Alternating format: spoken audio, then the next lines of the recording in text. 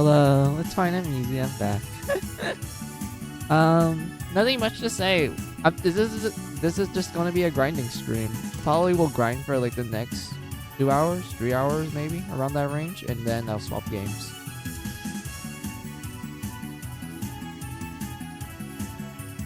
So yeah, I'm just gonna grind some levels and like try to progress further through the Dark Cathedral so we can like get some endgame stuff.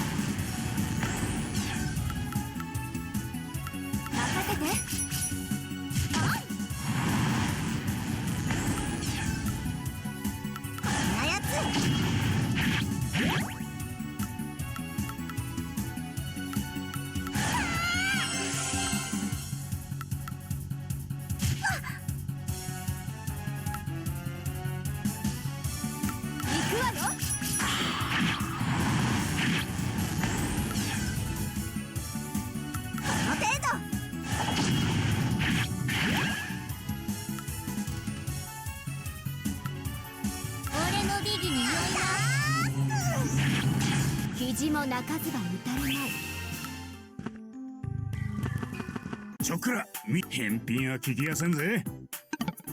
お嬢頼んますぜ。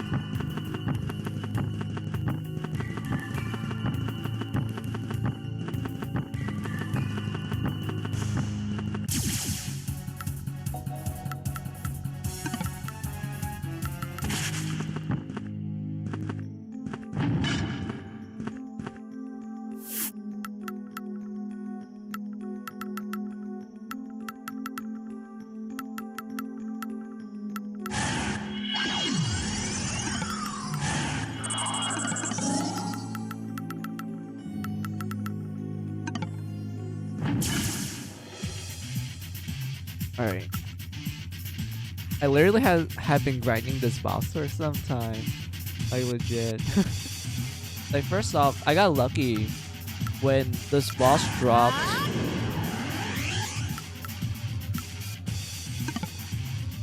I believe is the strongest strongest projectile. This one right here. This is the strongest projectile for Kunoichi. I'm pretty sure there's another one, but this is the strongest from what I gathered. I remember. I don't know what this is. I don't know what this. I think this one's like Killer Curry. So is elixirs essentially.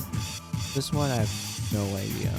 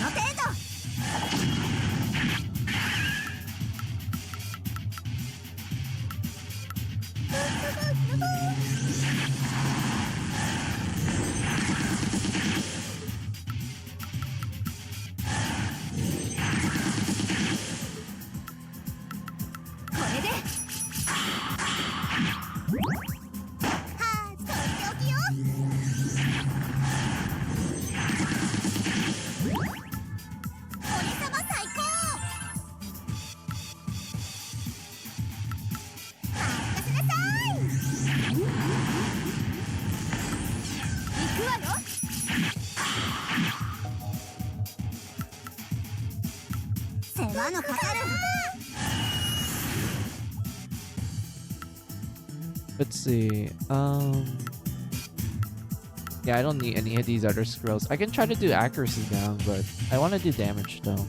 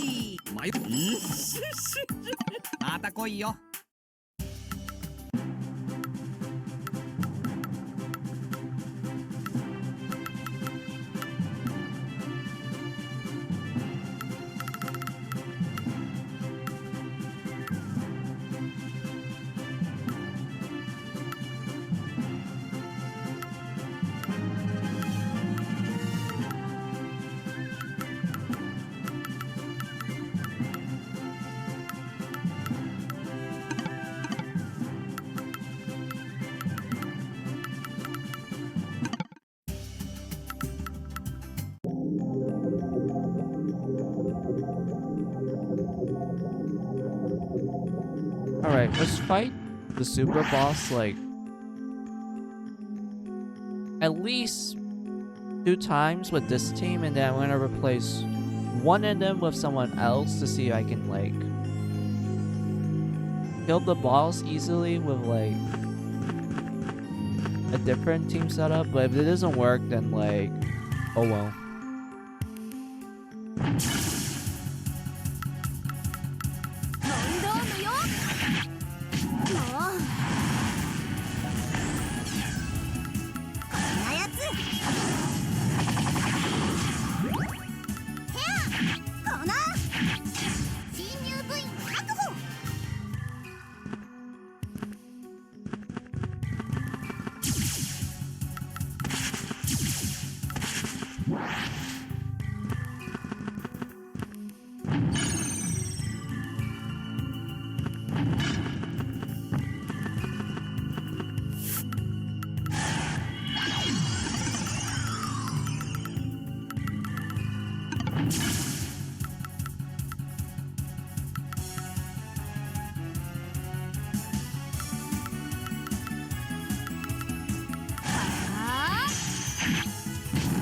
しょう。大丈夫よね。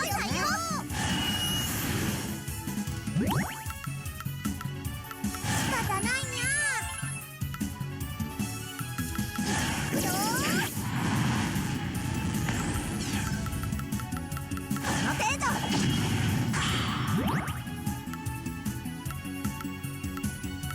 俺様最高。えい。ぼちぼちね。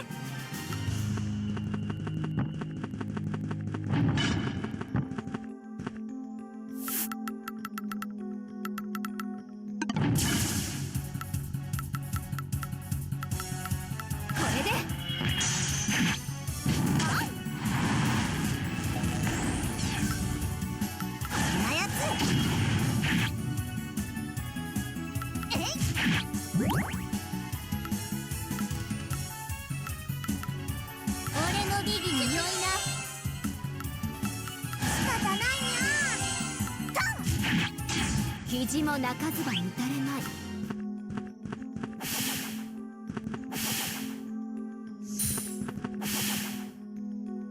またあったな。返品は聞きやせんぜ。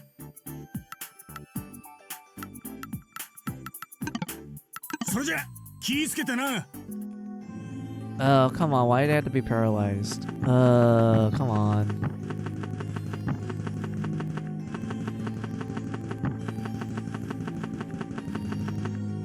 There.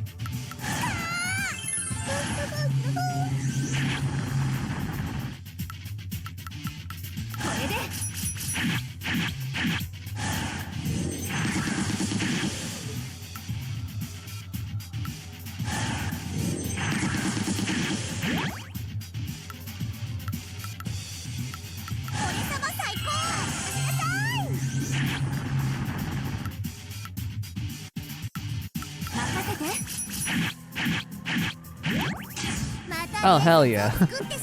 Easy one.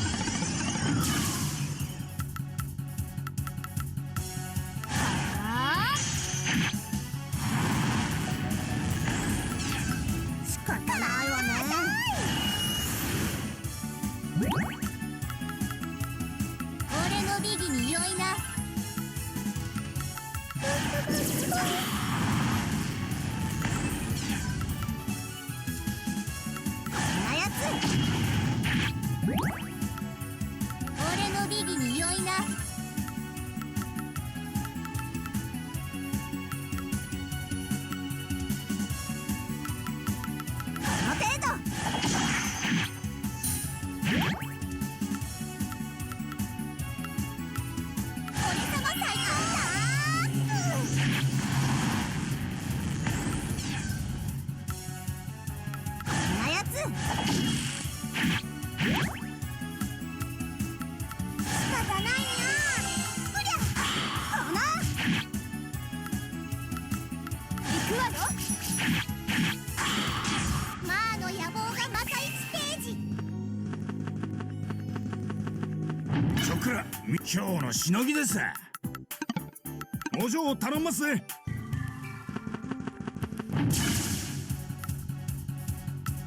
任せて。世話のかかる。 Come on, why are you making me fight the Nephilim? Come on, Nephilim? Nephilim? I don't know how you would pronounce that.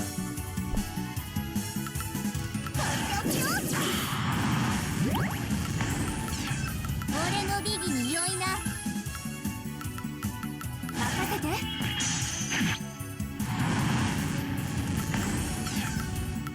こんなやつ。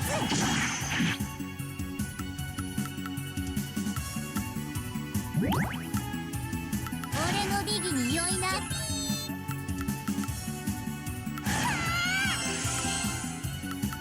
れで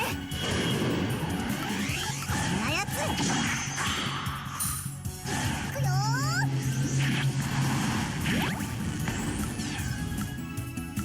仕方ないな。問答無用。楽勝。こんなやつ。えい。どんどん行くわよ。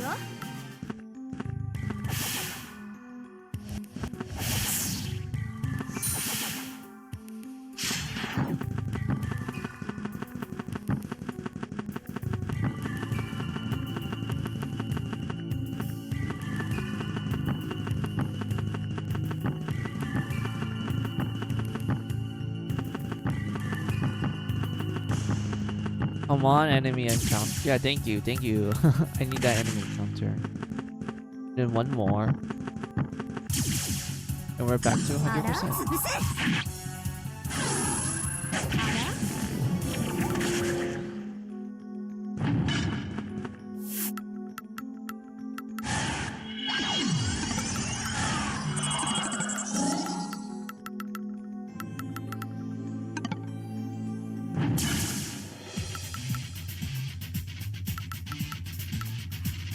問答無用。世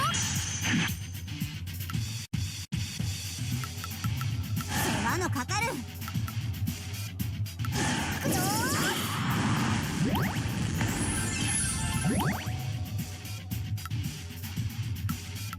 俺様最高。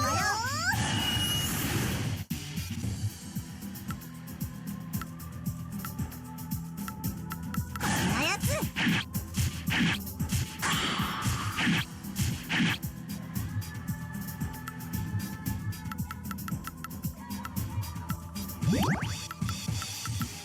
仕方ないにゃー。こんなやつ。い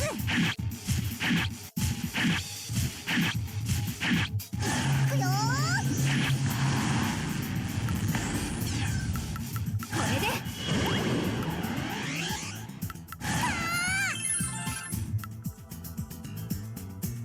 この程度。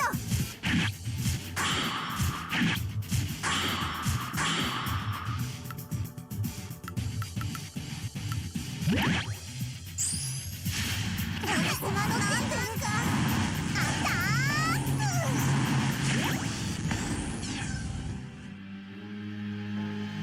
God damn it, I died. Of course this boss kills me if she gets her turn in. こ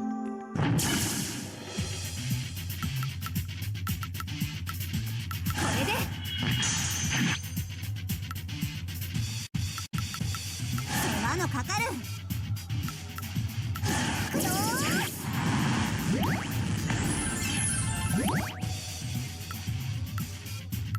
俺様最高よ。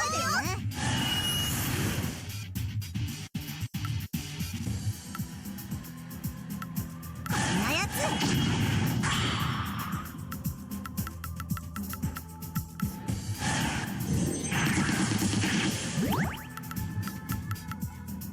俺様最高。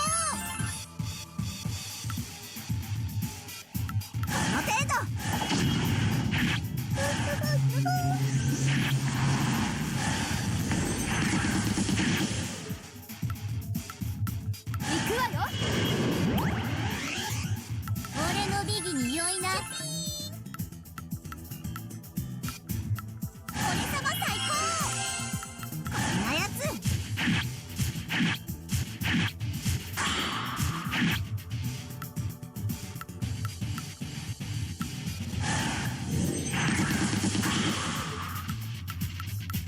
任せて。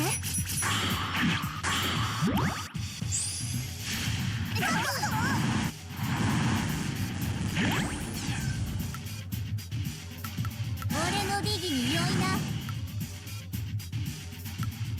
こんなやつ。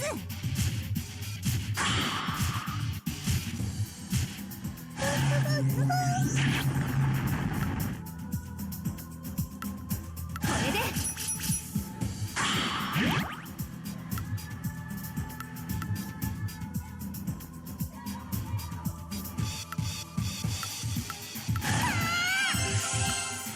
この程度。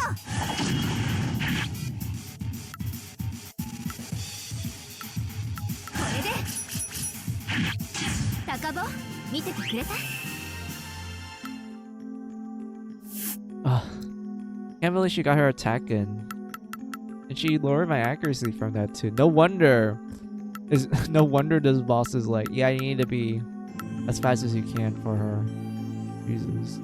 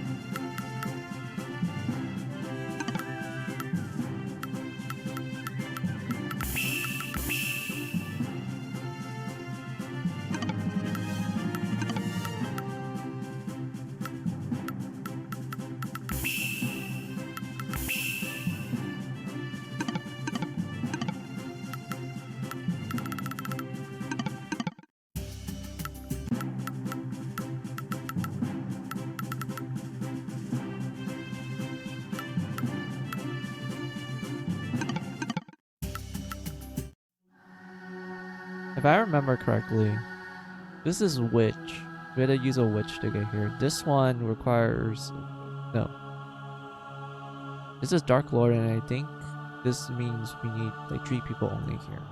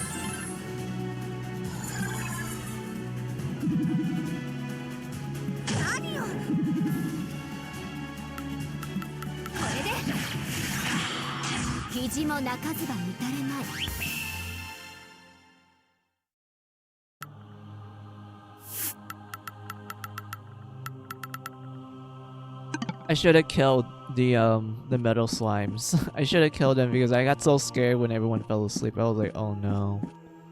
I'm gonna die, aren't I?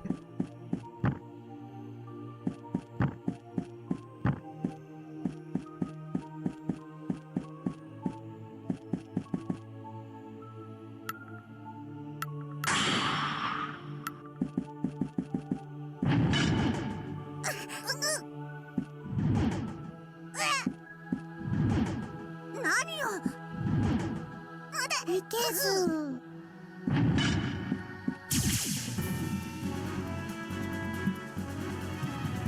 Wait. Sorry. Wait a minute. Yeah, she drops the best armor for Kunoichi. This girl. I think she drops... Yeah, she drops the best katana for Samurai. This girl's just... I just need to get another copy of this. This is all I need. Another copy of that. This, I don't mind.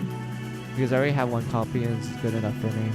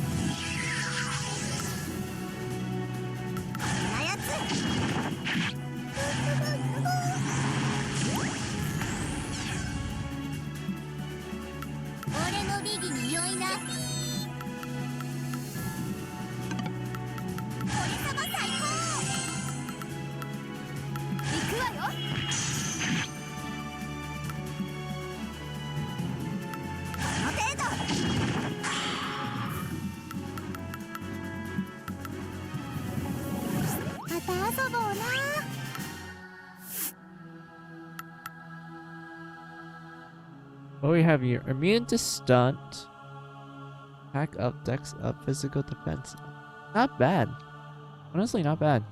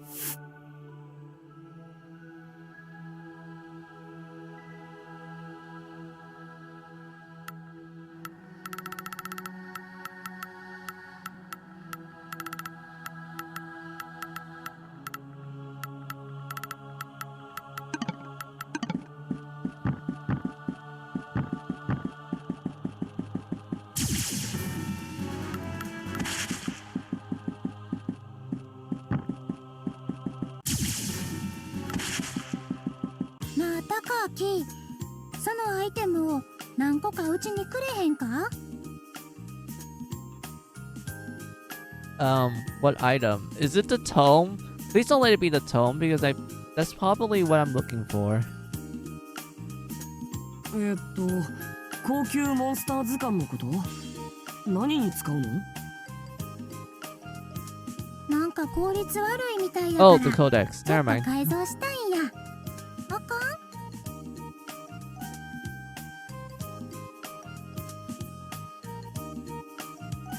I reasoned that Sango could probably turn them into something pretty special. Wait, reasoned, my bad. I reasoned that Sango could probably turn them into something pretty special. 別にいいよ。何個いるの？とりあえずここほどもろてええかな。じゃあこれね。ありがとう高明。それじゃあちょっと待っててな。できたー。それでだいぶ使いやすくなったはずやで。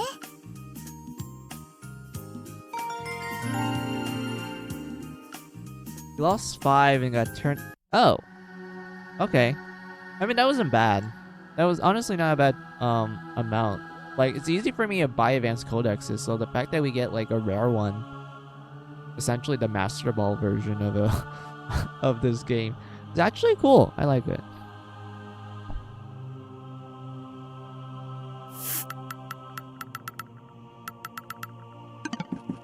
ちょくら今日のしのぎです新品それじゃ持ってきな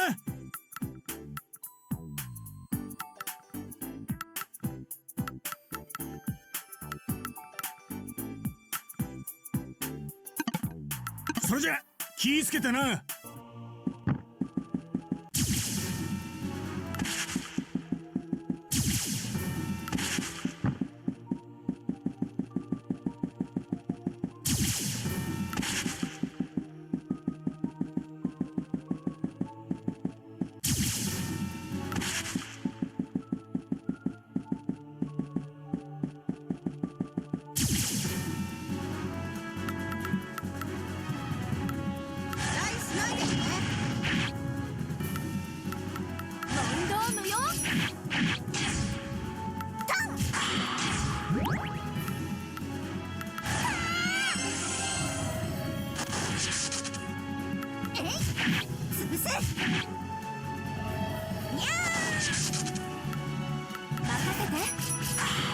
完璧や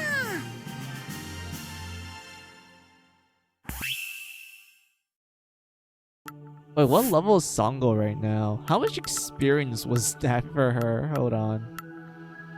So she went from 30 to 34 in the span of like a few battles here. Damn. Experience. Wow, I didn't expect her to get that much experience.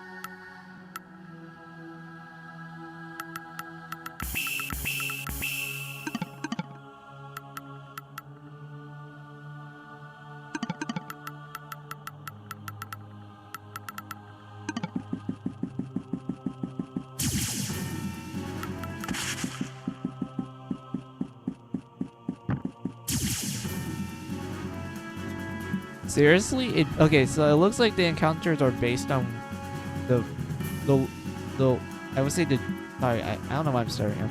The general location of where you're at of the Dark Cathedral.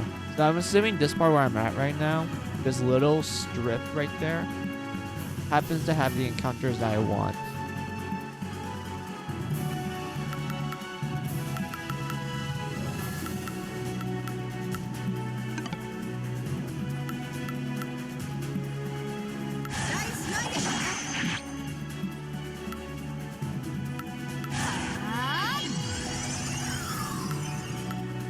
とっておきじゃないな。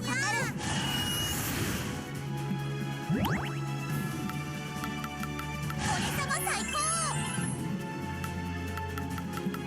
分かってるわよ。問答無用。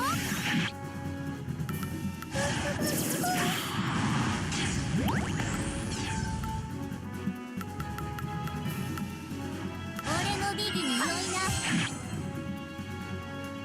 こんなやつ。はあ。タン。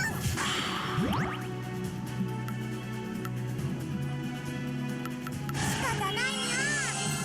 この程度。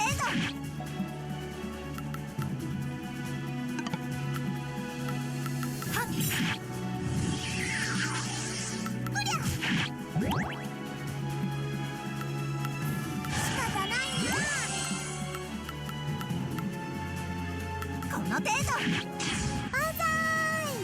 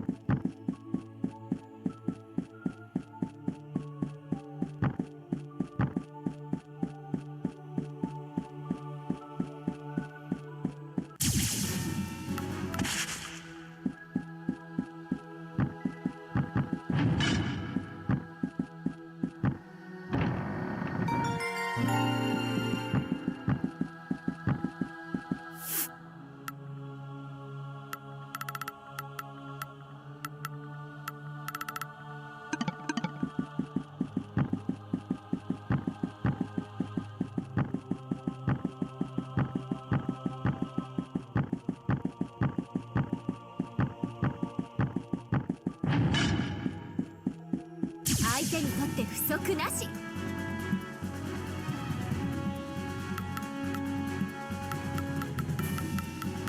方ないわね。 Oh, I can't freeze her. Oh fuck. This is gonna be hard. 任せて。仕方ないにゃ。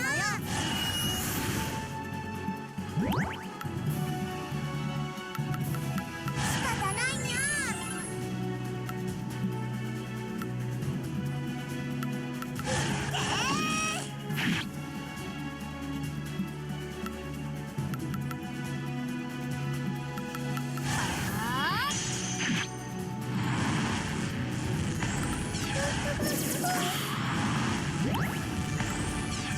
俺様最高。キュピーン。俺様最高。ああ、帰る。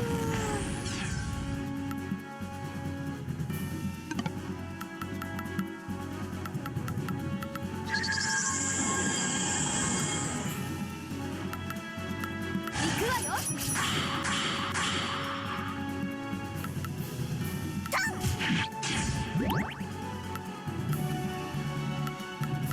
仕方ないにゃ。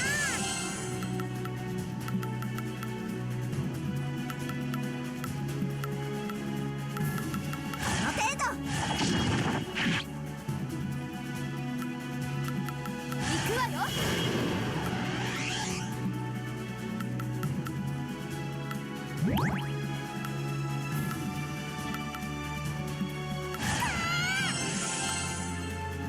こんなやつ。行くわよ。アタック。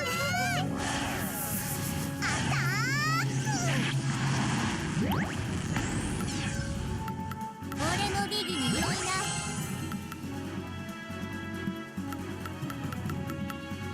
こんなやつ。せい。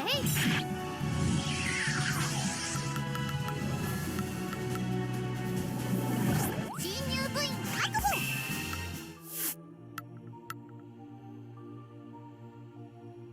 Azura. Speed up. Physical up. Oh, not bad. This isn't bad.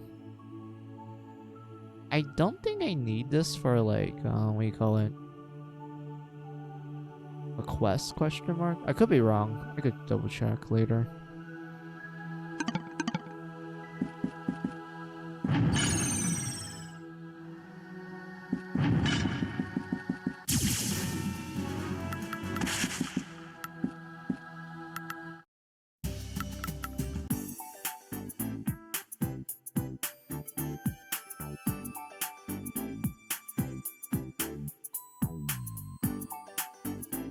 I entered the store to find town person A, Yuji, looking as bored as ever. This place probably doesn't have many patrons other than us.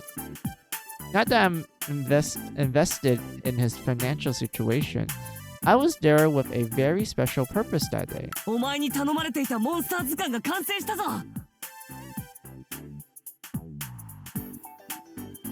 Wait. No. Wait a minute. No, I should have made a backup save. Fuck. This is a funny boss battle. Overall, really funny scene. God damn it. Wait. No. When did I last save? Wait. No, this is options. Hold on.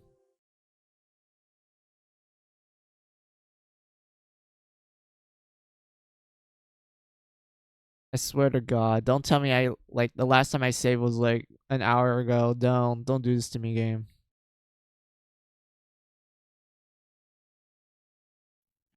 Need to pull you guys out. Fucking rude.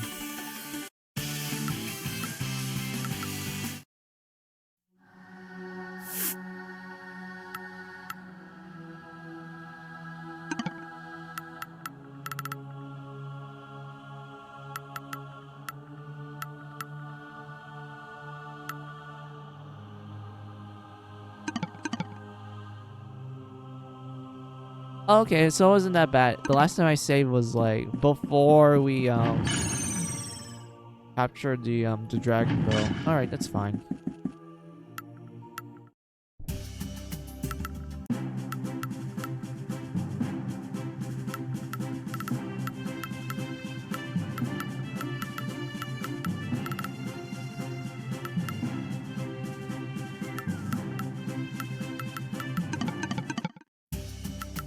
サービスするぜ。俺にそれでいいのか。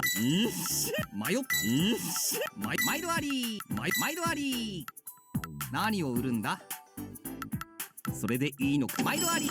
毎度あり。それでいいのか。毎度あり。じゃあな。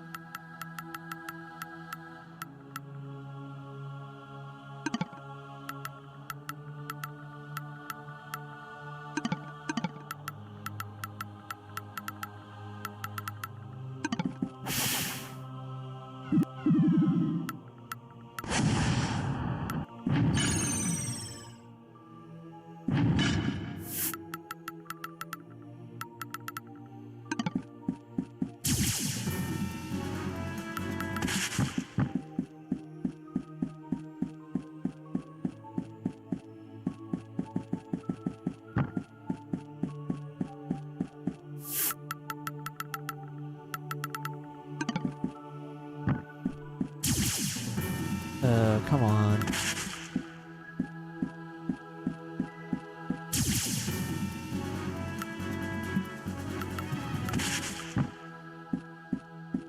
I don't know if I'm able to get the end game katana for my samurai. I highly doubt it because my luck has been not great.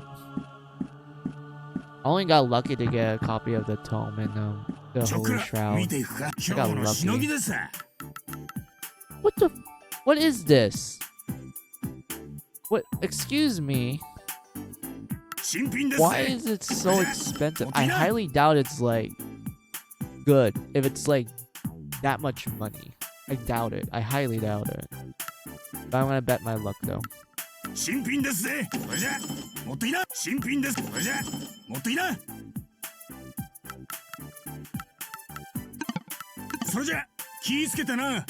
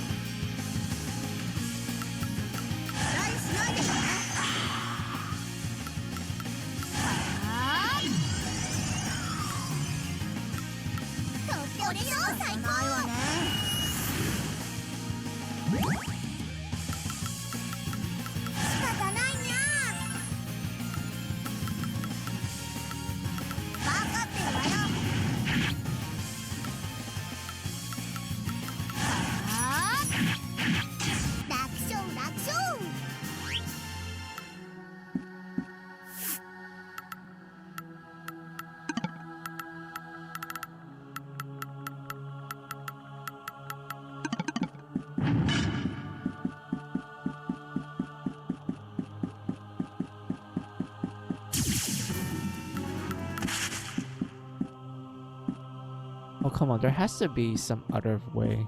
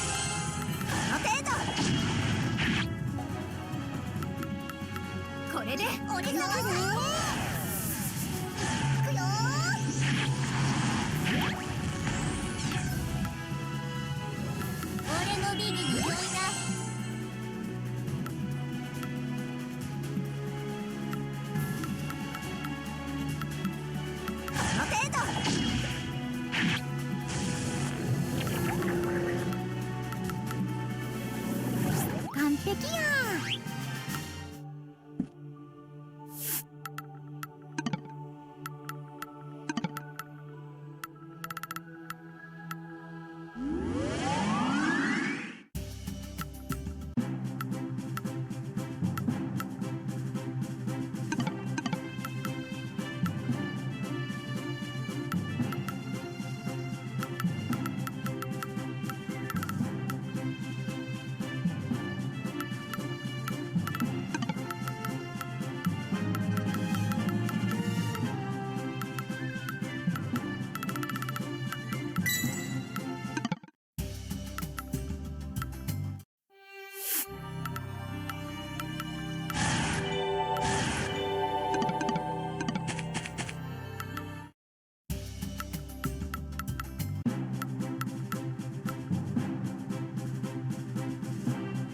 Oh, wait, is this the strongest mace in the game? I don't remember if it was or not, but we got the Mountaineer. That's one of the strong weapons. Who can you?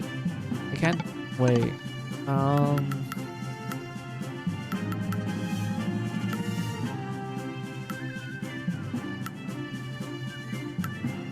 Bishop and JK. So this is like, I guess one of the strong weapons for a bishop, but the speed at C. I don't remember if there's like a faster mace in the game or not. But we got lucky there. Sweet. Also, I should give this to Sango since I took her out.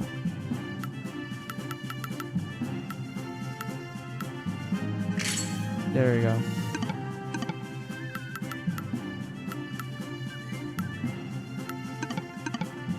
But yeah, who will use it? I'll give it to Karu, because I've been using her the most.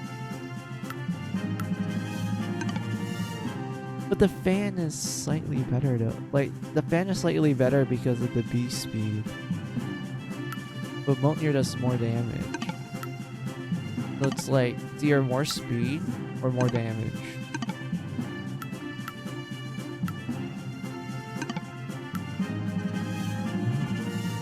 I can try her out for like other parts of the dungeon. She even has Holy Shroud, so like that's a-okay, I guess. I don't remember if she gets like, I don't remember if Bishop gets like good shields in this game or not. Maybe it's like later on.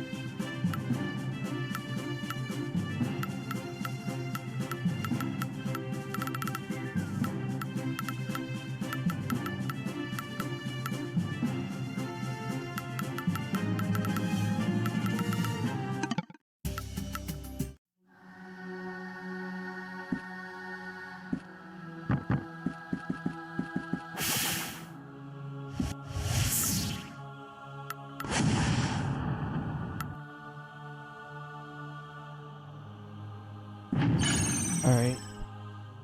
I don't know what this leads at. I honestly have no idea, so we just need to be careful.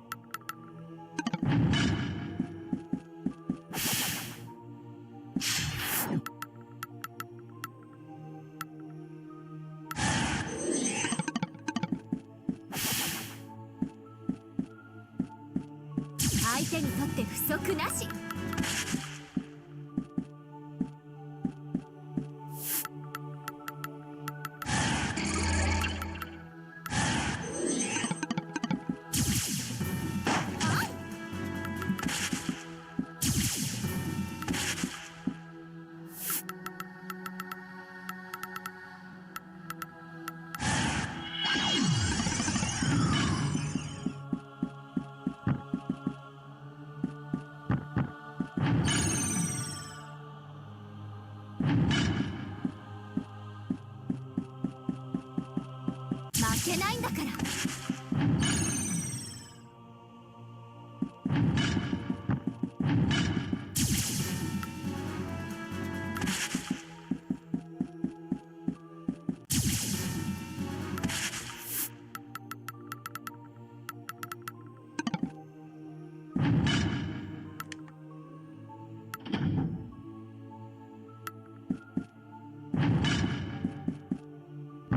またあったな。返品は聞きやせんぜ。それじゃ気ぃつけてな。 Yeah, we're good, dude. What items do I have on right now? So 1 elixir. I will try to find more of these. That probably means I need to fight the other super bosses, since I do know they drop killer curry and whatnot. Every other item I think I'm good with. Maybe I'll invest more in golden apples, because fairy apples I don't think will recover that much TP, so it's kind of like not enough.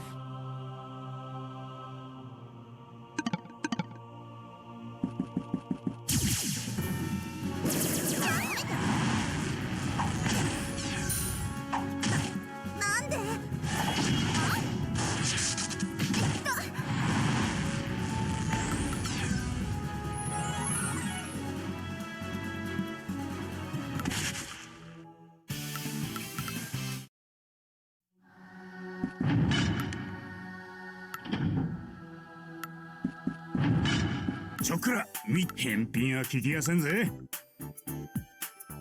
それじゃ持ってきな。それじゃ気ぃつけてな。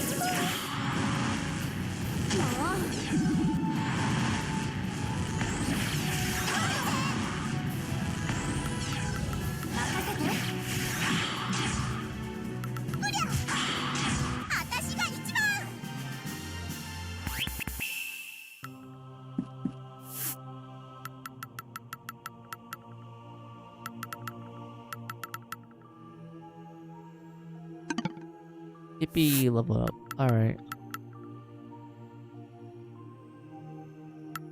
I think we're good for now with most of this. Caution. Yeah, I can max that out. There we go. Everything else is like okay for now. I mean, this is like a weaker version of Nurse. I don't think I need to use this at the moment. Lucky me. Nah, I already have a lot of money to begin with. I think aim is pretty good, technically. I think it's pretty good if I want to be more accurate, but my sniper's already dead accurate, so there's no need for me to invest more into it.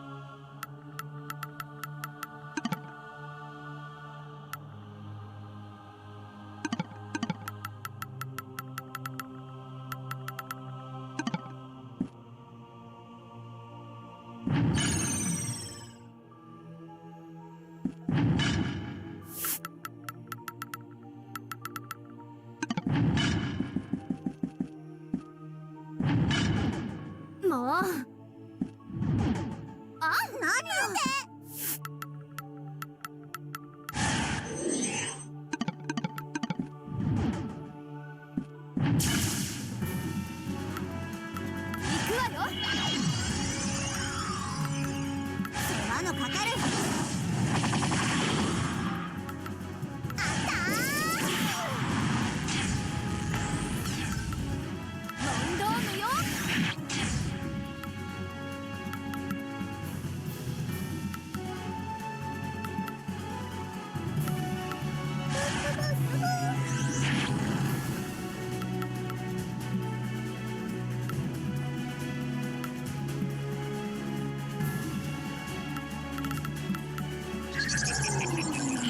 楽勝。こ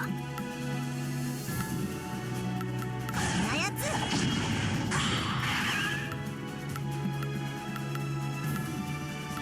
とっておきよ。あーうりゃ。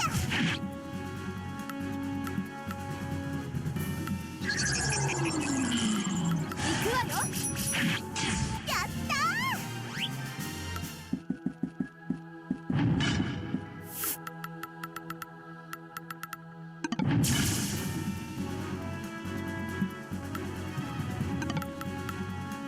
はっ。期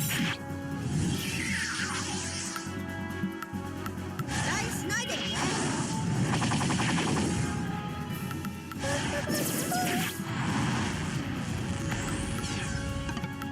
たっ。たん。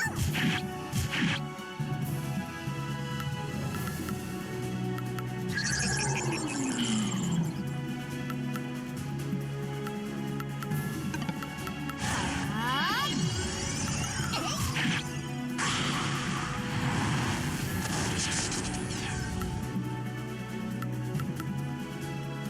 こんなやつ。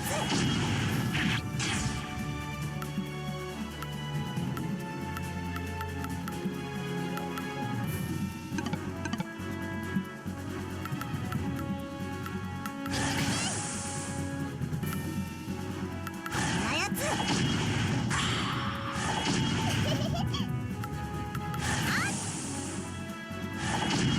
Seriously, I just took electric armor from it. I don't need こ it. んなやつ。 That's the thing, I don't こ need ん it. なやつ。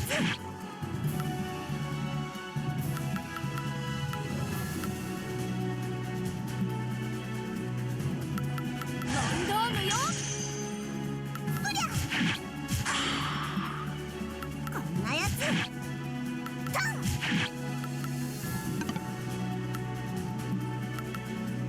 っ。こんなやつ。うりゃ。はっ。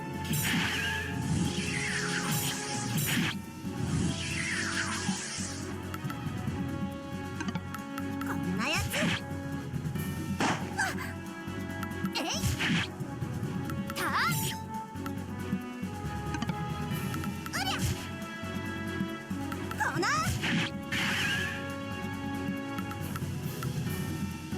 や。高坊、見ててくれた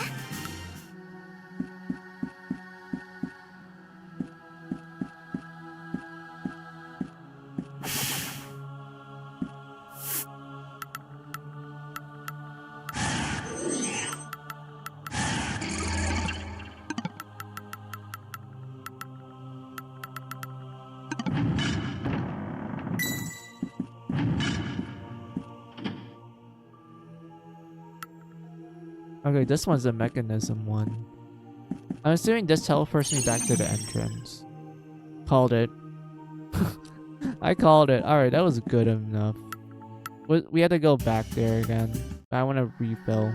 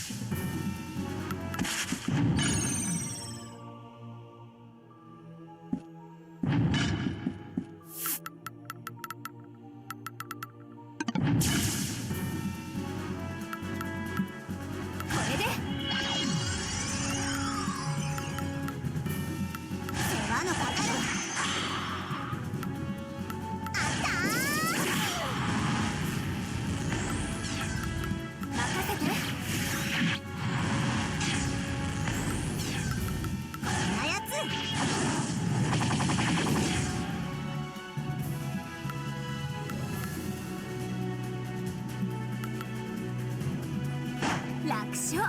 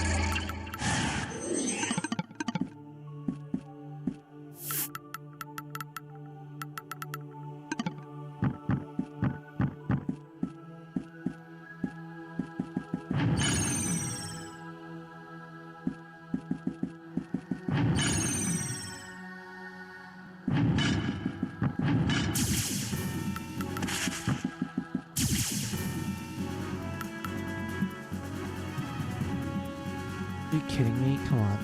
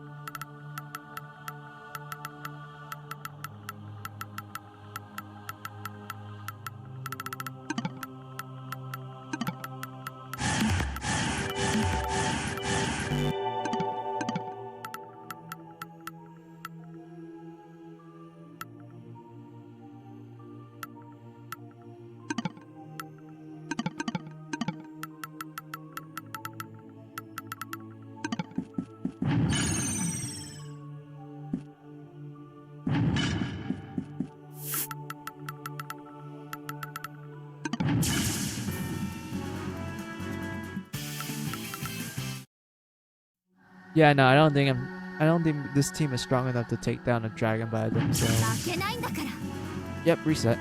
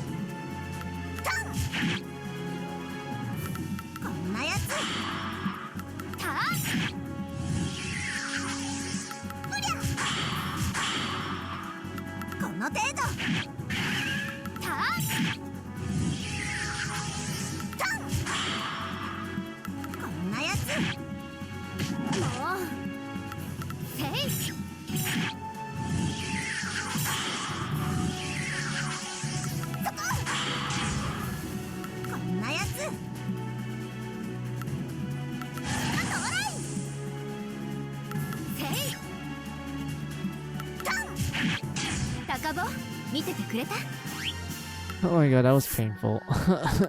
That was painful. What the hell?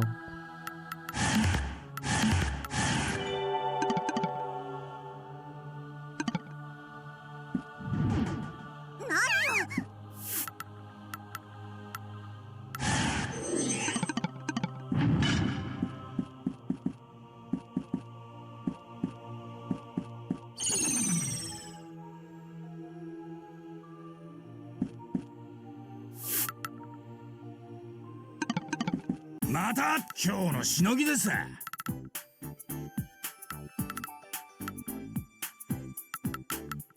それでいいのか。それじゃ持ってきな。それじゃ持ってきな。それじゃ気ぃつけてな。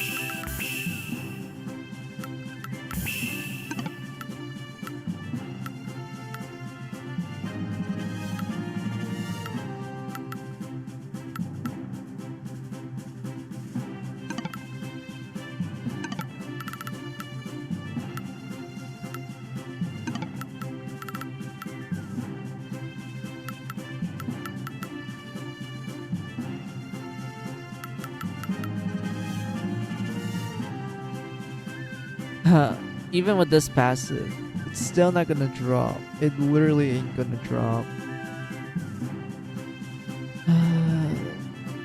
Stretch her back.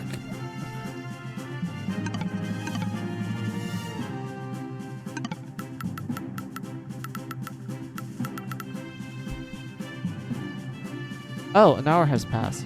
Alright. We're gonna do our BRB break. Hourly BRB break. Let me pull the screen up. Music, and then I'll BRB.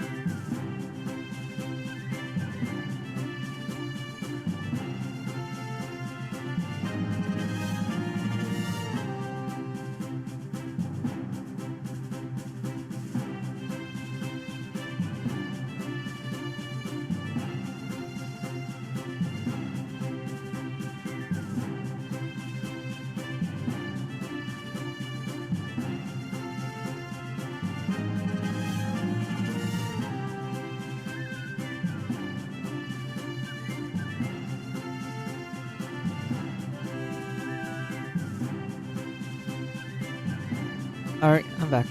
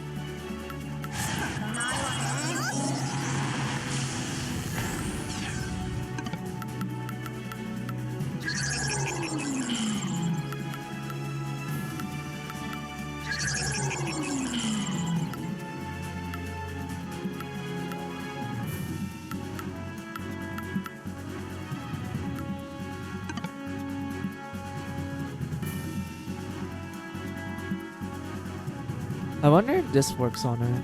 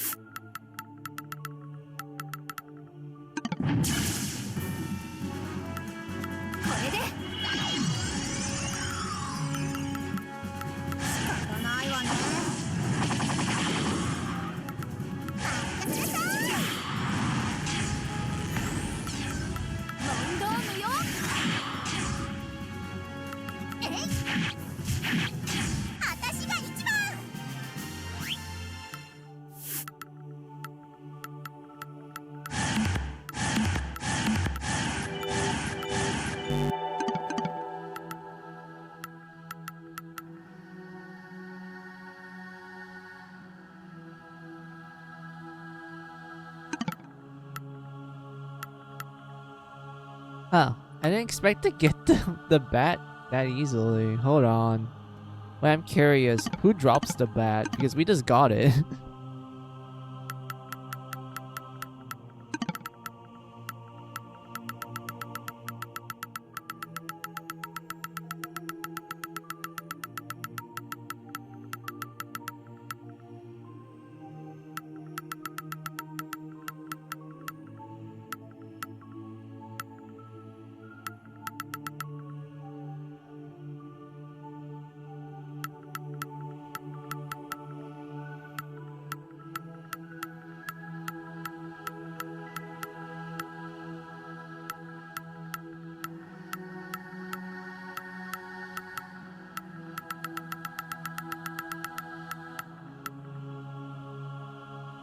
Wait, the golems drop the bat? That's actually interesting. Damn.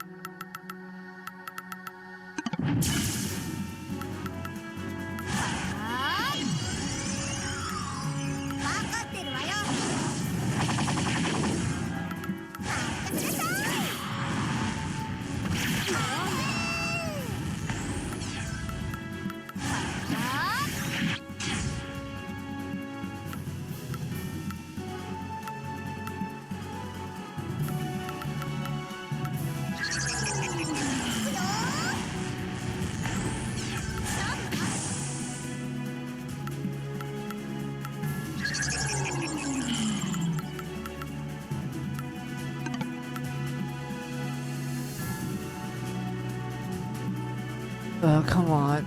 Let me steal. Let me steal the katana, please. Come on.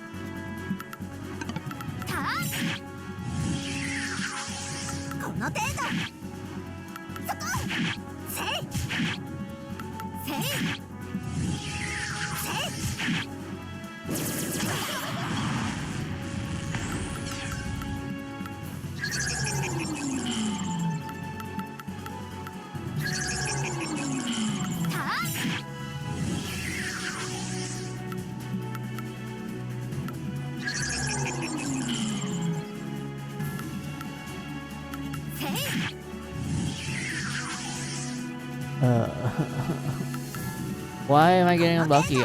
Why did you steal the the the full heal, the X potion? I don't need that. I need a katana.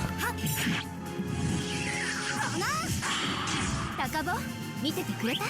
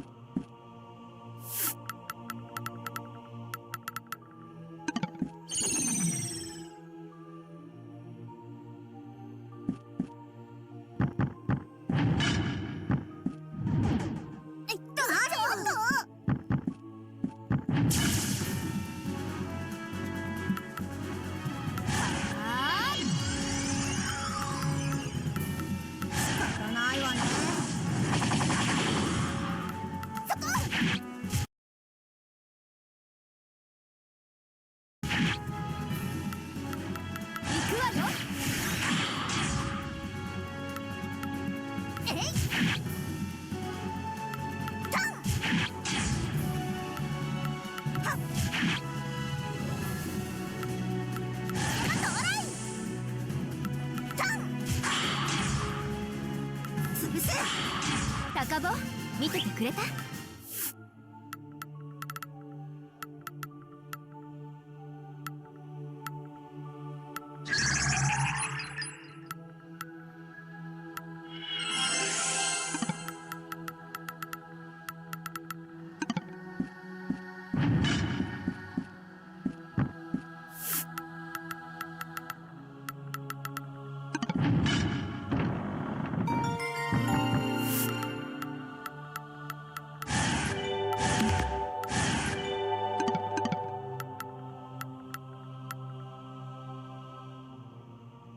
Oboro. It's not good. It's honestly not good. I would like an axe, to be honest.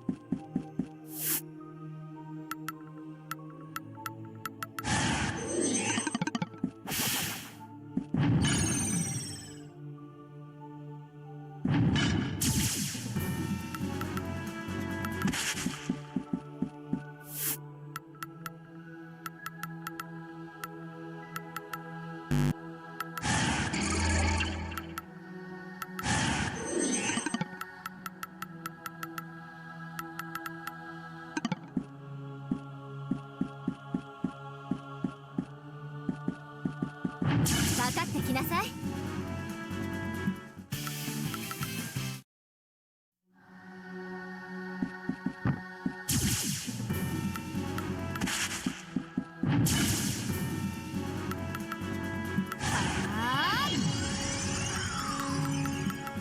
話のかかる。Why is this hard? Come on.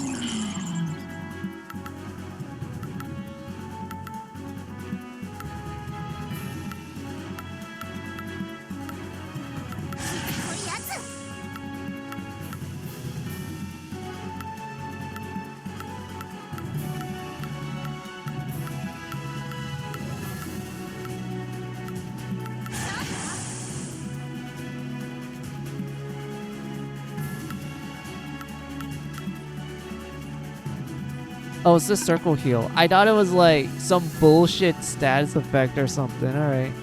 I don't mind waiting here. I'm just gonna wait here until we actually steal something.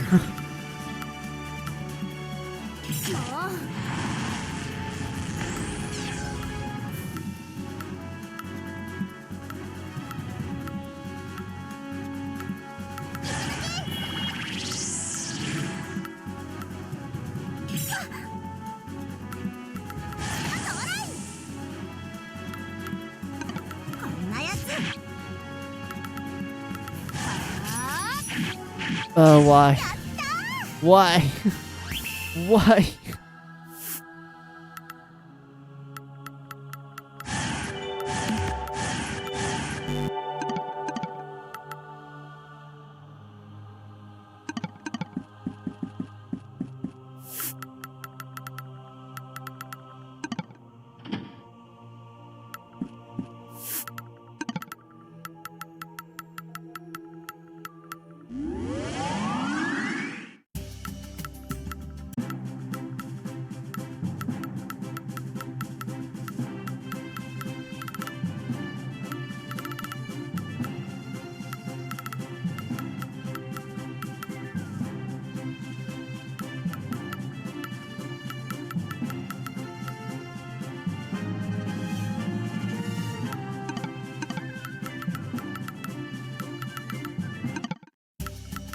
いらっしゃい。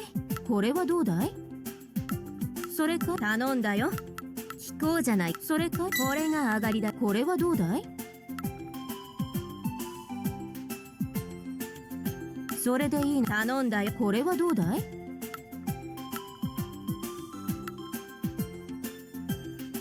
？This is one of the super bosses, and if I remember correctly, Sound of Destiny is great for Master Idol, so we should try doing this quest.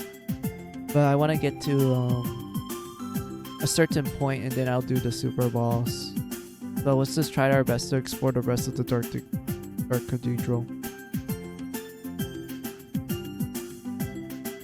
またおいで。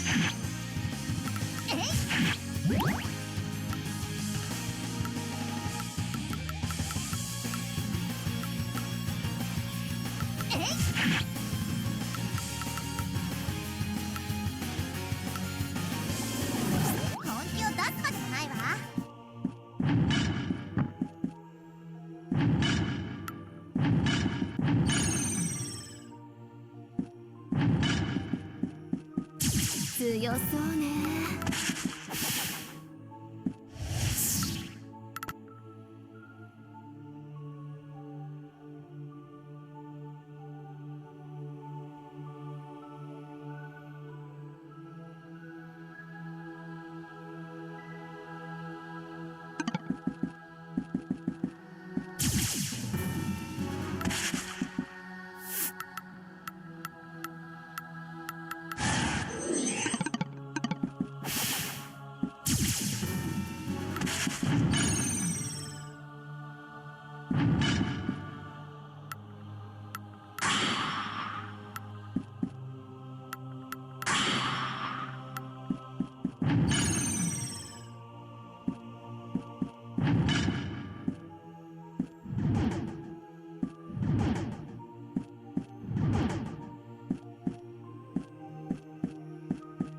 ちょっくら見ていくか。今日のしのぎです。新品だ。それじゃ持ってきな。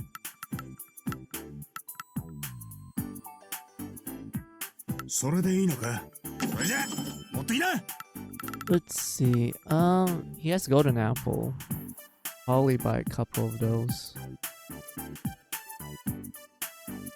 What else is there? Well, he has the strong codex, but I don't even know how this works. 新品。それじゃ持ってきな。工場を頼んますぜ。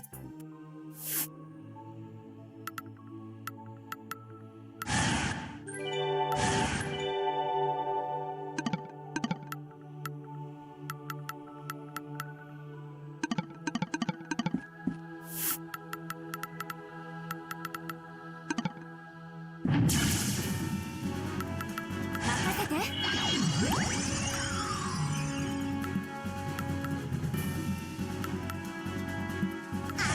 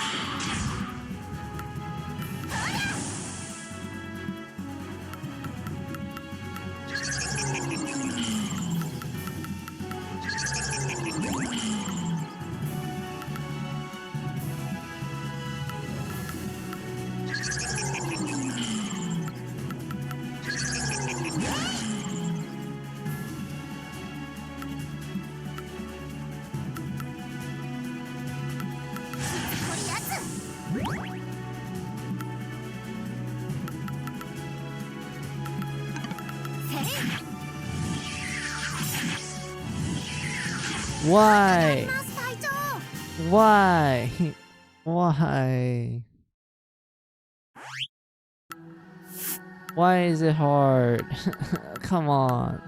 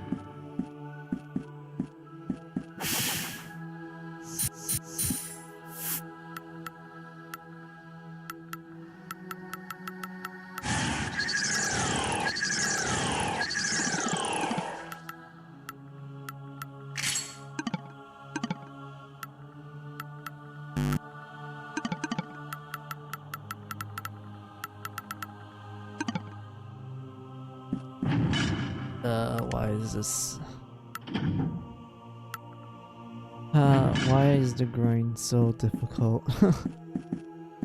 I just want my endgame equipment. I managed to get like a couple of Aegises, which is great. They're the best shield in the game. And we need the other ones.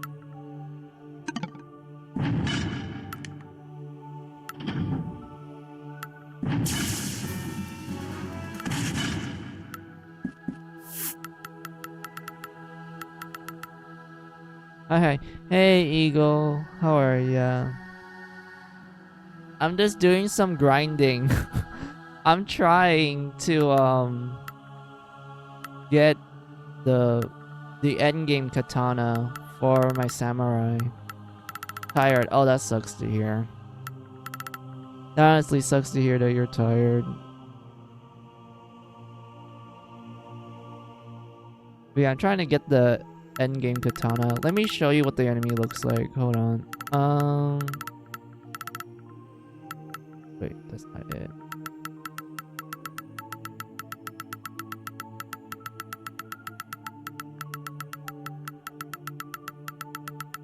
I've been up for about 8 hours now.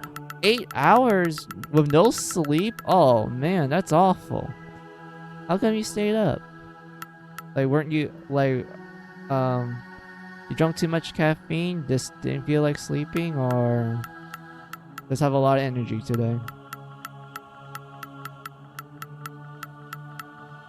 Yeah, I joined my guild for a union raid. Oh, okay.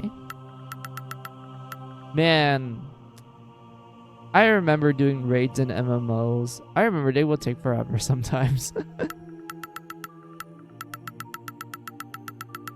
But yeah, where's this? Yeah, where's the samurai? Hold on. It's not the samurai. Oh, her.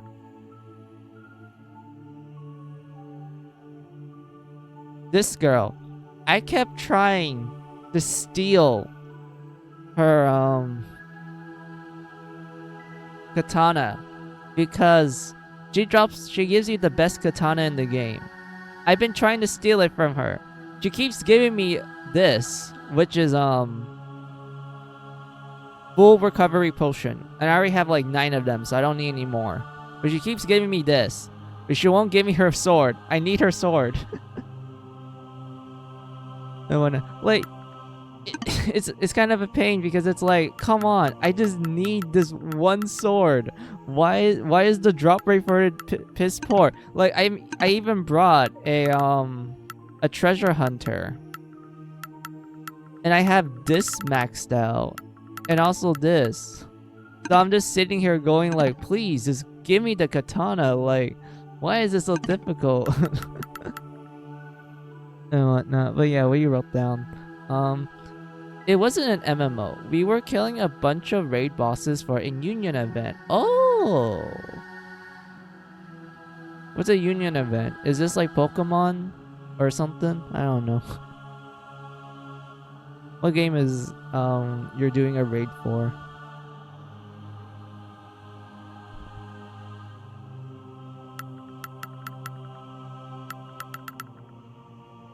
It's for a gacha game. Oh, okay. Alright, that makes more sense to me. Because I play Grand Blue Fantasy, and we also have raids too, and some of them can take a while. Especially the endgame ones. Like, oh my god. The endgame raids in Grand Blue is like crazy.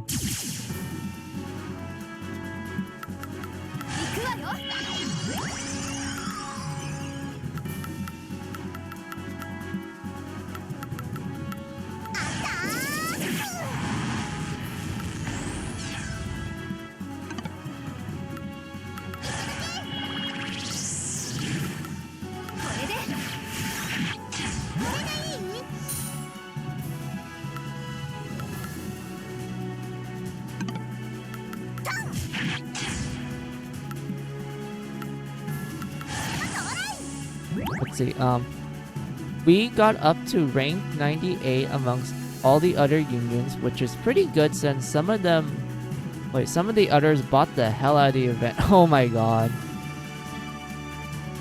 I mean, like, getting up to like 90 rank in a raid, like around that range, is actually pretty impressive because most of the time, like, most people would just be at like the 1000s range or maybe 2000 range depending on how big the gacha game is and whatnot. Getting to 98, that's actually pretty good. Not gonna lie, that's a pretty good rank.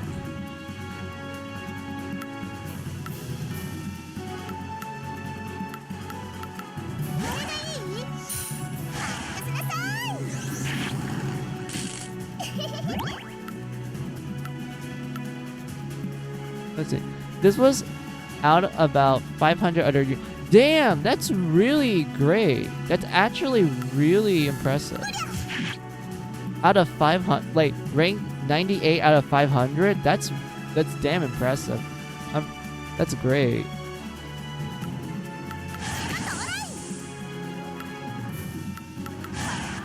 You definitely deserve a pat on the back.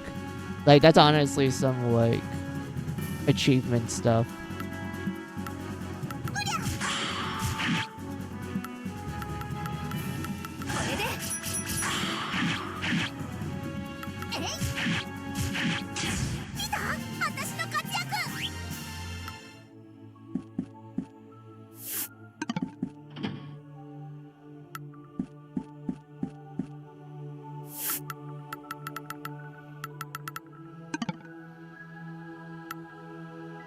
Only a bishop can open you.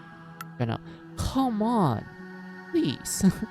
Let's see. Yeah, it ranges between the tryhards to the people who couldn't make friends. Oh, Oh, I see. Alright, that makes sense.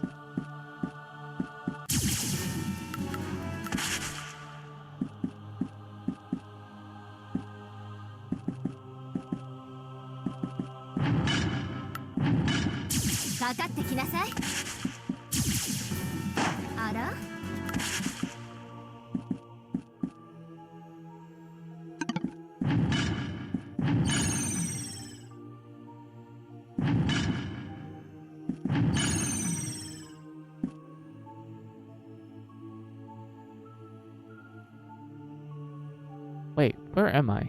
Hold on, where am I? That one goes to... Yeah, that one's the witch. What was this one?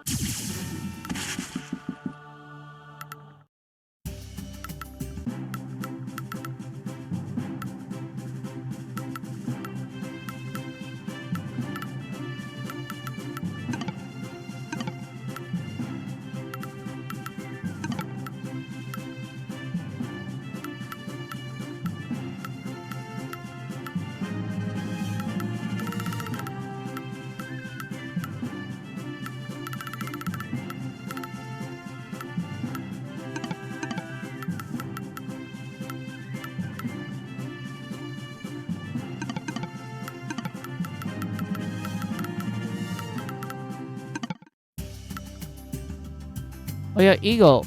I finally did it. We filled out the Pokedex. 100% Pokedex. We got every single monster girl that could be sealed. Granted, I'm still missing a few things, like the super bosses and whatnot, but like, I actually got 100% sealed. We capture all the monster girls. We filled out the Pokedex. That means we can get the true ending. And how can you tell you get the true ending? You have to go back to the shop for a special cutscene. Let's see. Oh wait, I misstood the ranks. I'm rank 98th place in high score. My union is 12th place in high score. Wait. So your union is actually 12th place rather than 98th place? Wow, that's even better. You're like almost to the top 10, and that's mad impressive.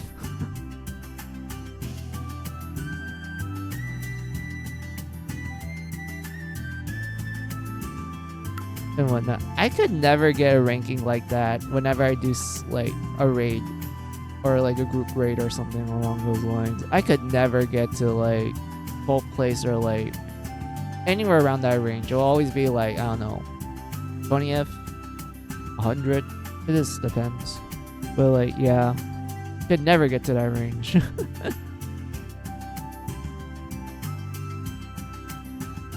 But yeah, we're gonna go to the shopkeeper to get proof that we are getting the true ending.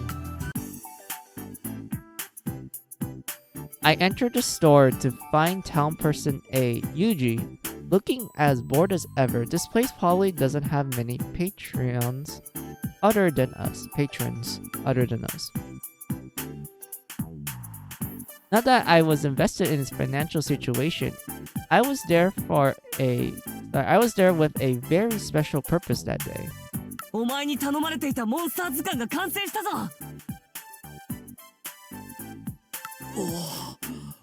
おお、ついに新世界のバイブルが完成したか。長かった、とても長かった。今日この日のことを俺はどれほど待ちわびたか。さすがは高明、俺の心の友、心の兄弟だ。全く嬉しくない発言だ。というか気持ち悪いから離れろよ。じゃあ少しの間その本を貸してくれ。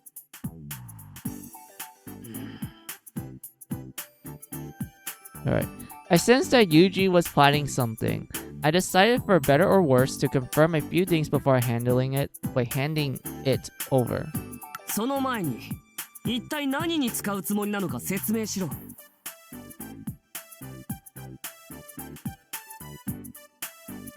Yuji's face had been filled with joy up until that moment. I didn't miss the twitch caused by my question.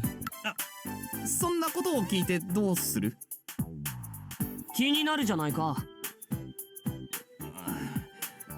お前には全く役に立たないことだが、それでも聞きたいのか？とりあえず話せ。姉貴やちびすけたちには言わないと誓えるか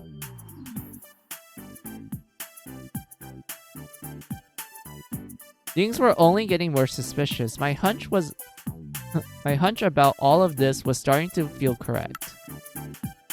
I could refuse to make such a promise, but that would be the end of the conversation. I kept my mouth shut and just nodded.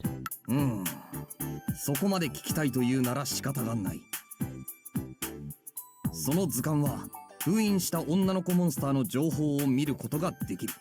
それは高明も知っての通りだが、それは図鑑に宿った能力のほんの一部なんだよ。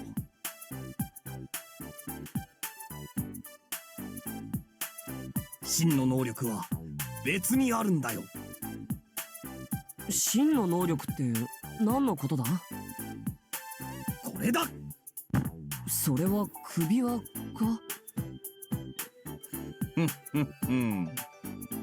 この首輪は俺がその図鑑を見つけた時に一緒に置いてあってな。名前は契約の首輪というらしくて、どうやら図鑑とセットになっているマジックアイテムらしいんだ。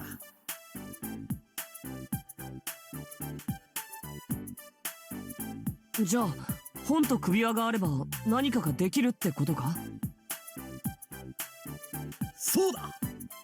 全ての女の子モンスターを封印することができたら、この首輪の魔力を使って絶対服従の命令を出すことができるらしい。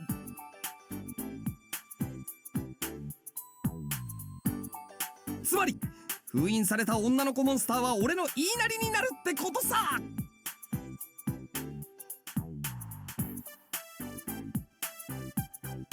I was shocked by this terrifying plan. Even worse, I had helped him to realize it unwillingly or otherwise. So in other words, the reason why we were filling up the Pokedex was because this guy had a color that essentially makes the monster girls listen to whatever he says. Okay. まあすでに女をいっぱい引き連れているお前には関係ない代物だが、どうしても興味があるってんならお前も一緒にパラダイスに連れて行ってやってもいいぜ。So all this time, this guy wanted a harem of monster girls. He's like, yo, my brother, you already have a harem of normal girls. I want a harem of monster girls. So I'm gonna make you do all the dirty work to gather them up. Like, dude, I mean, yes, I get the dream, but like, I think it's better for you to actually put in the effort. That's way better than like have someone else do it.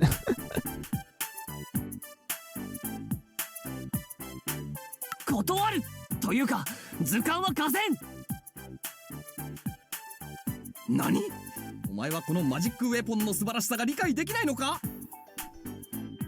That's the dream, マ yes. ジックウェポンよりお前の邪悪さが理解できたよ。やはりお前はろくでもないことしか考 Why え do ら it れないよう yourself だ when you な。 get someone else to do it for you? Look, Eagle, there's a difference between putting in the effort, which I think is more satisfying, than like someone else doing it for you, which is like, come on, what are you gonna get out of this? Like, what kind of payment is he gonna give the main guy? Like, half of the harem? Money? I highly doubt this guy has money to begin with, because he has a shabby shop. And I don't think he's gonna share either, so like, there's no point. There's no point in like helping this guy.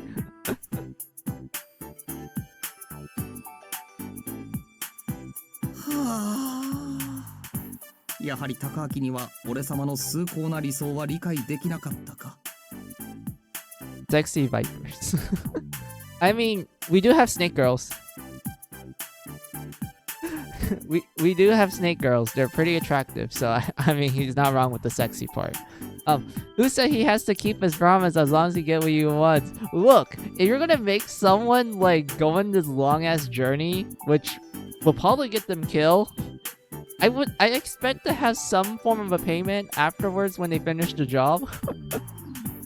Unless he's like, you know, the typical mob boss where they're like, oh, you did the deal? Good job. Here's your reward. Here's a bullet. I highly doubt he's that type of person. Can't pay someone who's dead. I guess so. I guess so.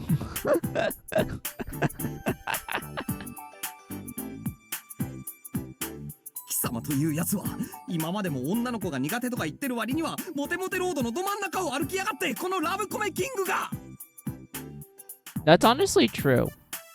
Like, when you play the visual novel, the main guy is shy. But most of the dialogue you get from the main guy makes zero sense. Like, most of his dialogue portrays him as more of like being willing to talk to people. Like, there's never a dialogue choice that I felt where he was like, you know, shy or like, oh, I want to avoid this person and whatnot due to shyness. No, a lot of his dialogue has him like engaged in the conversation. So it's kind of weird that when you look at his character bio, they're like, oh yeah, he's shy around girls. I'm like, but a lot of his dialogue choices don't reflect that though. So it's like, excuse me.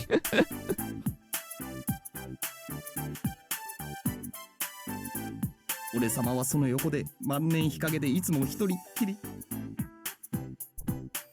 Well, yeah, that's what you get for being the MC's best friend.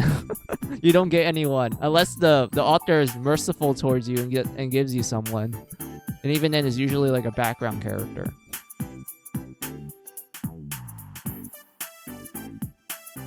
なぜだなぜ神はこんな仕打ちをルックスだって運動だって勉強だってさほど変わらないのになぜお前だけがモテ男なんだ不公平だ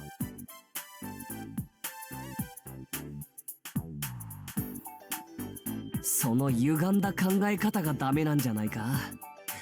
というか俺は別にモテたくてモテているんじゃない。今度こそ俺はこのフロンティアで全ての女を手に入れてやる Look, I get you, my man. Who doesn't want a harem of monster girls? Like, we all seen how cute they are. We even have the CGs to prove it. Like, I'm not gonna blame this guy for wanting a harem of these monster girls.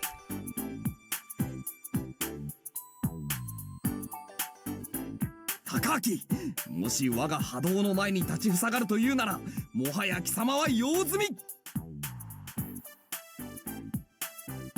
俺はお前を倒しこの世界の女の子モンスターを全て俺のものにしてやる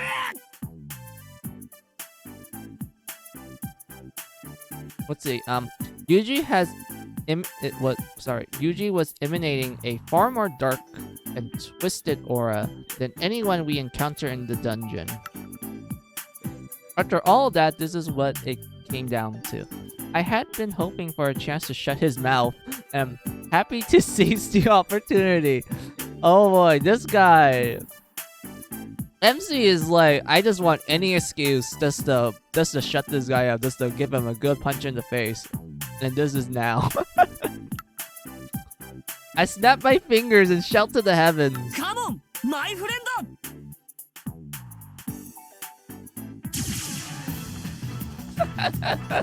Oh my god, I like how main guy just decides to use the power of friendship and summons his harems. He just snaps his fingers and his harem appears.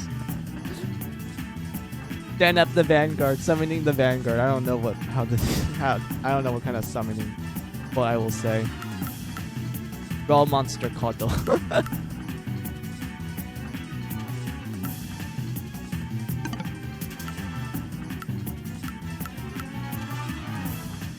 Oh, okay, let's see his stats.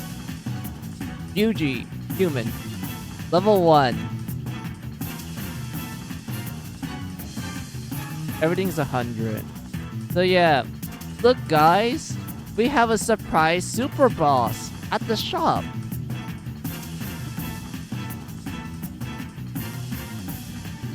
What happened? Did negotiations not go through? It's more like MC is just tired of Yuji. He's just like, this guy is just complaining about not having a harem and whatnot. I'm just gonna shut this guy's mouth. Like, I've been waiting for the opportunity to do so. And I'm taking the opportunity. And he just snaps his fingers and summons his harem. The main guy was just, snap, come my friends. And then his harem appears. And now we're gonna fight Yuji. And we're gonna use his older sister to beat his ass.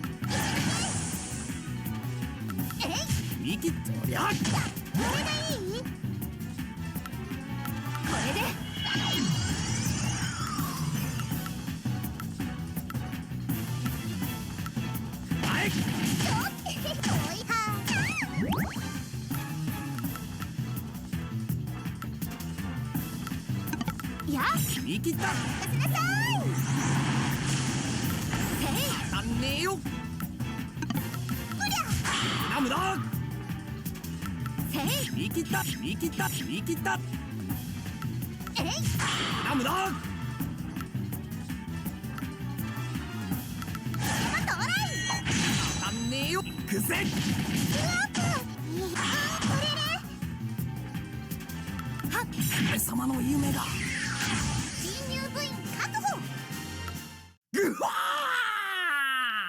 There we go. We beat the super boss. 世紀末ヘタレ伝説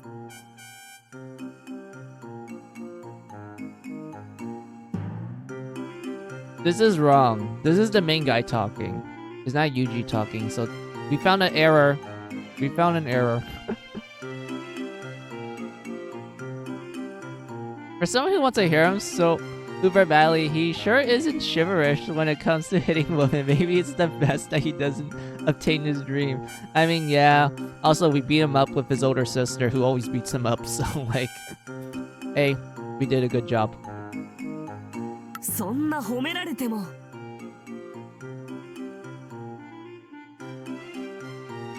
褒めてねえよしかしまだだまだ終わらんよ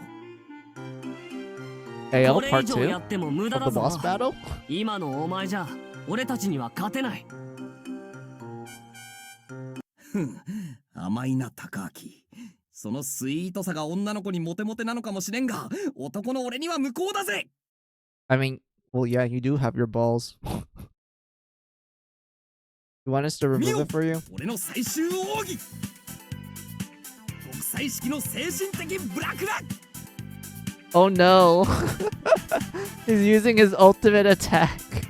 Okay, what is this called? Ultimate Rainbow Mental Browser Crasher. Wait. Browser Crasher. So he's gonna like make the computer blue screen. He's just gonna make my laptop shut down and then OBS is just gonna shut down along with it. Is that what it means?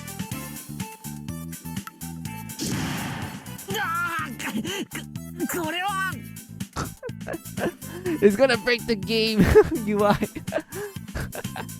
Alright, what do we have here? So, okay, so he does decide to cross dress. Wearing the uniform that all the girls wear, you have a nice ab window. You also see that he's wearing the striped panties. Of course, it's gonna be striped panties. That's the classic. Also, there's a heart. Overall, I don't know. Not bad. Could have done better. Maybe put some makeup. Make your hair a little longer, my man. At least put more effort in your cross-dressing.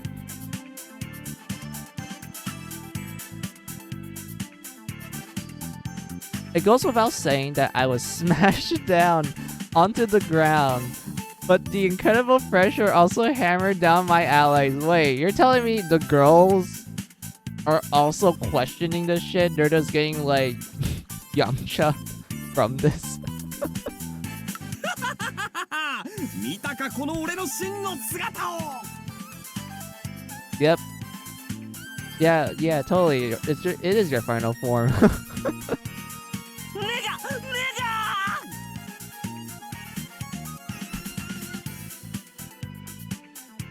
The pain felt like my eyes were going to explode. Like ripping them out might actually give me some relief.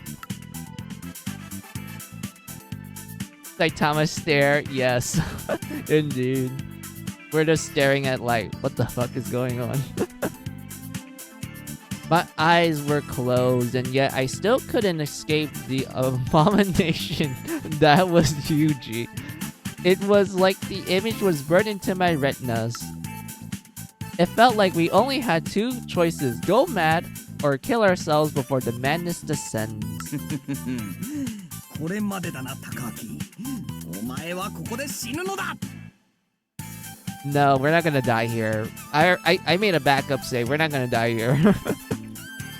そうすれば全世界の女の子の攻略対象キャラはこの俺一人すなわちこの俺が新たなラブコメキングとなるのだ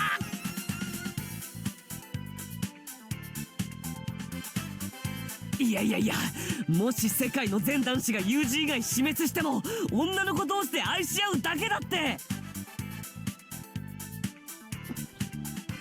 Wait, so you're telling me that Yuji is such a bad option to the point that girls rather just be lesbians than end up with Yuji if he's the only guy left?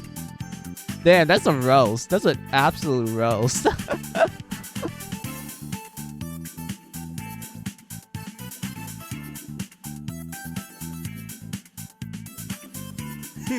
なんとでも言え力こそ正義力なき正義は無力 I've seen worse cosplays. Yeah, there's worser ones out there where they don't even put in the effort in it. なんだなんで図鑑が光を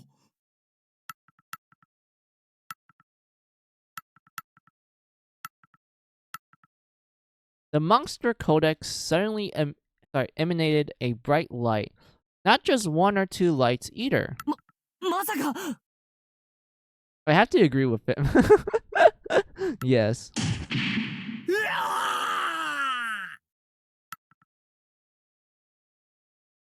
The monster girls who were supposedly sealed in the codex start pouring out. Caught by the surprise, Yuji had no chance to fight back.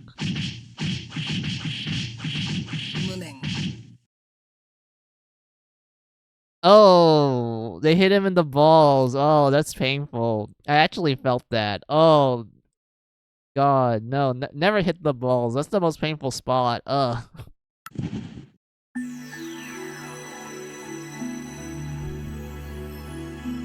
You reap what you sow. Yuji was beaten down for a second time. The contract collar clutched in his fingers to the end was smashed to bits. Oh, look at that. It's the monster girls. We have the juggler, snake girl, and mermaid.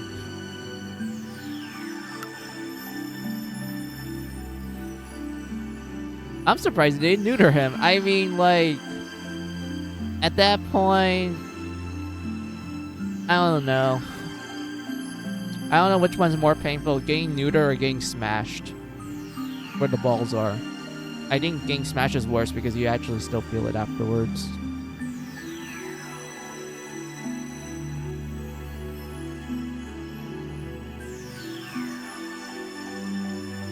As a result, we managed to escape his mental browser crasher, but we were left facing the same horde of monsters. So, is this going to be like a boss rush? We just fight every single monster girl?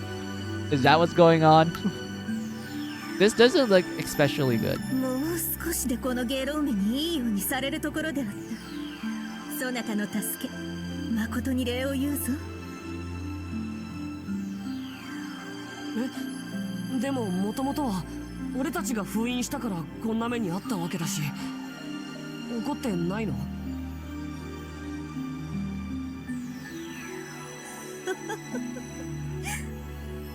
わらわたちの世界では力ある者が力なき者を支配する。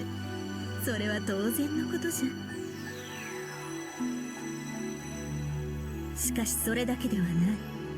支配するということは同時に力なき者を守るということでもあるのじゃ。 This is a typo. It's not without strength. It's those with strength. So, another typo we found in this game. It's so late in the game. So, it's either A, no one who played, like the people who playtest this didn't got to this point, or B, they just forgot about it.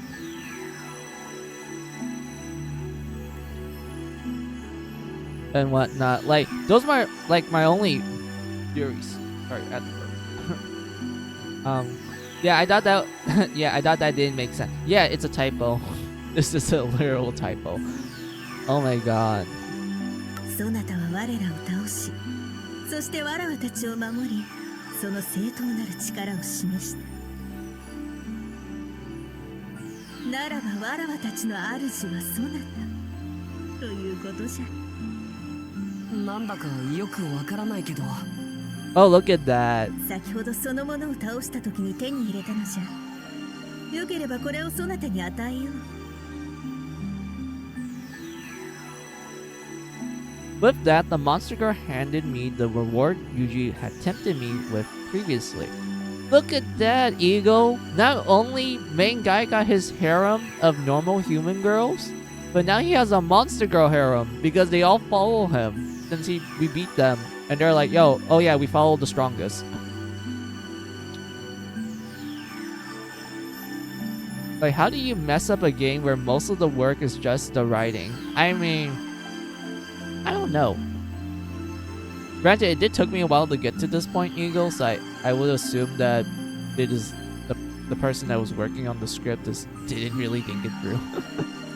The English script, I mean. I don't know. Like, for the most part, the game,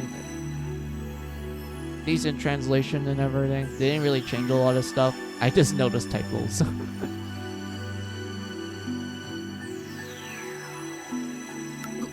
これはノートパソコンのバッテリー。あいつは一体どこでこんなものを拾ったんだ。 Wait. You're telling me the guy had a laptop battery this entire time? Doesn't even work anymore. Like, we don't even know how long we've been here. It could have been like a few months, maybe a year at best. That laptop battery probably had zero like juice in it, or maybe he's like, and I don't think there's a way for him to to preserve the battery that well. So that battery's probably damaged to an extent if he like messed around with it.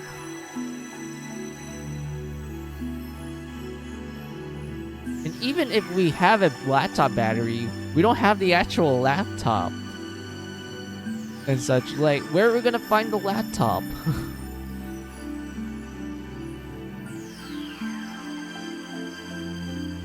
それではこれからも日々精進しやんせ。わらわたちは図鑑の中からいつも見ておるぞ。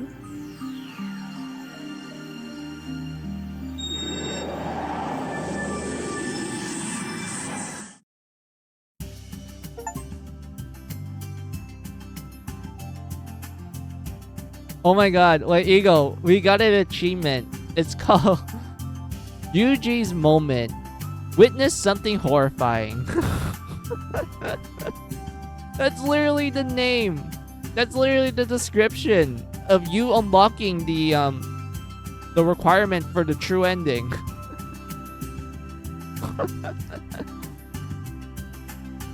Oh my god.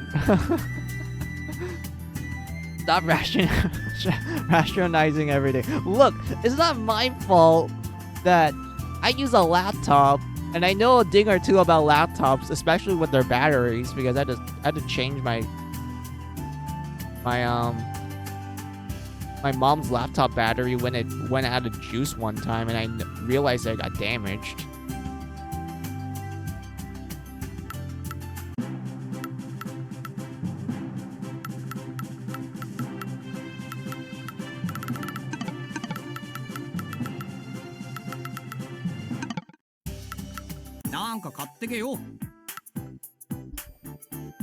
I mean, at least he's still alive. I need to buy codexes from him. I'd be laughing if they replace him with, like, a bear. Because in Dungeon Travelers 2 and onwards, the shopkeepers are like animals. Like, we have a bear shopkeeper, we have a penguin ice cream vendor, and we have a ram who works the quest log. 迷った時ははい毎度あり。何を売るんだ。また来いよ。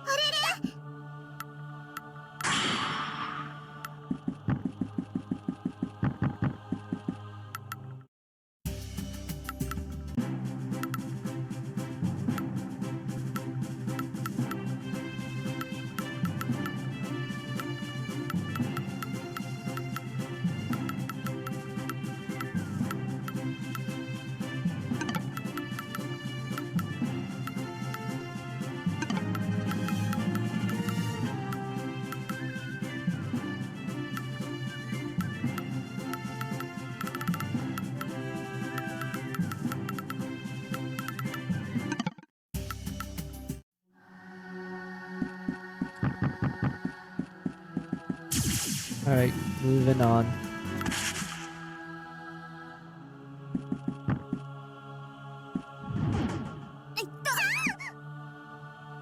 Oh, is it, you need a Valkyrie? Yeah, we have a Valkyrie.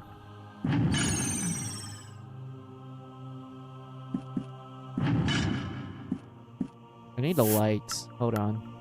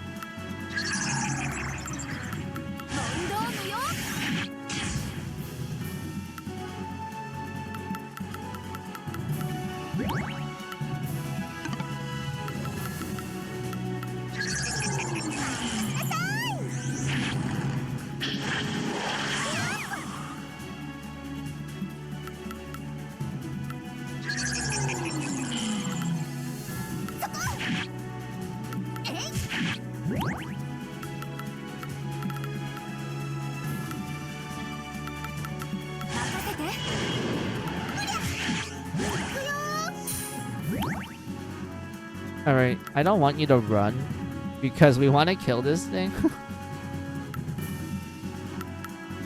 Heal up.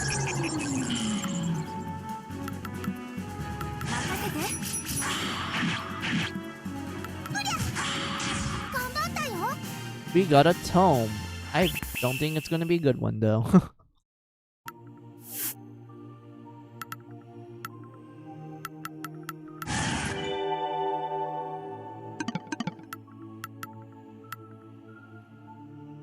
Yeah, it's not good.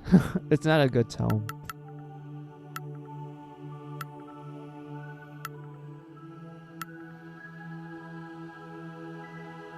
Let's see. Tama figure. A beautiful black bikini really sets off this figure. Wait. I think this is a reference to real life merch of this series. Because there is figures for the girls of 2 heart. And I know that Tamaki, this girl here, she gets the most figurines because, like, well, she's the most likable character in the series.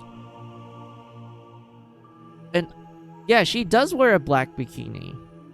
So I guess this item is a reference to that figurine. Oh, that's neat. That's like a 4th wall break.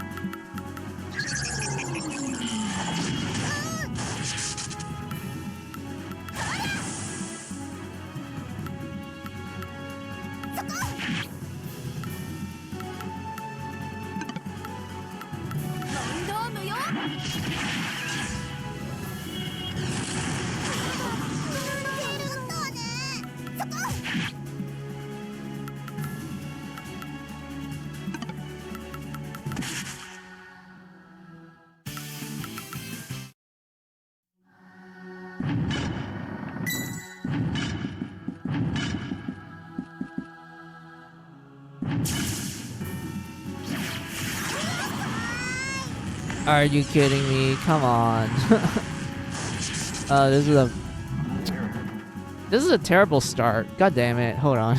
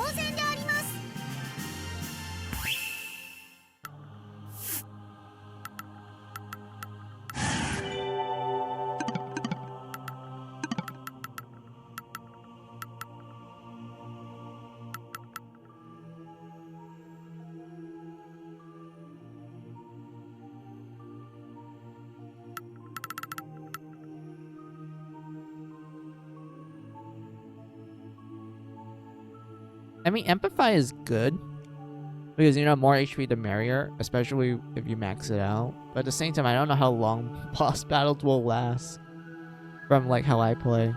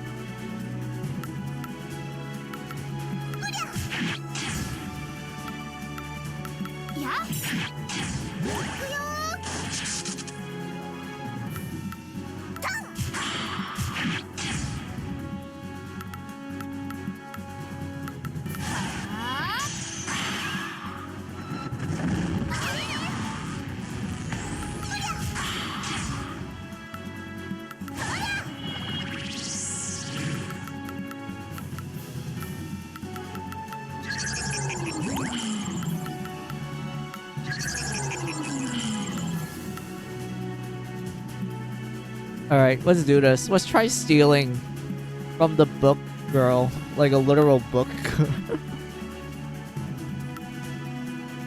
I just find this design to be funny to me. Because it's like, yeah, open a book. There you go. Cute anime girl comes out. If I remember correctly, according to the lore, if you were to pull the girl fully out of the book, that will actually take away almost all of her magical powers. So in other words, she has to be like in this position in order for her magic to work. So that's like a funny like lore tidbit.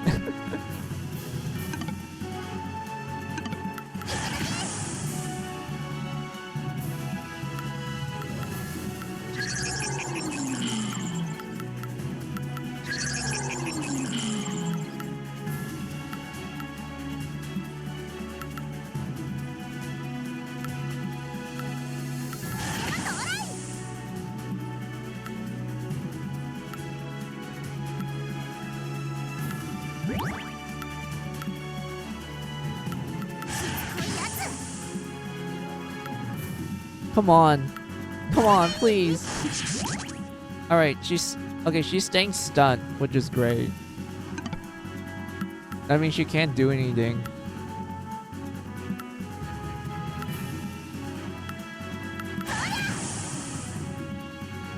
Come on.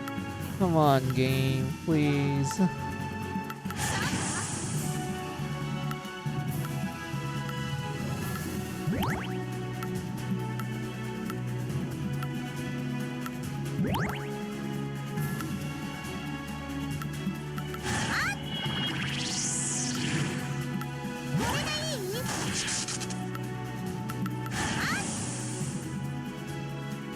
That's not what I want.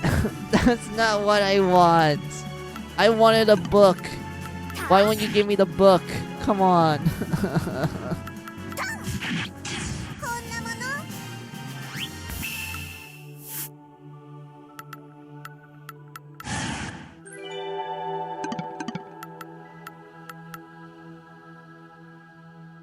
This is not what I'm looking for. This is not what I'm looking for. Come on, game. Please.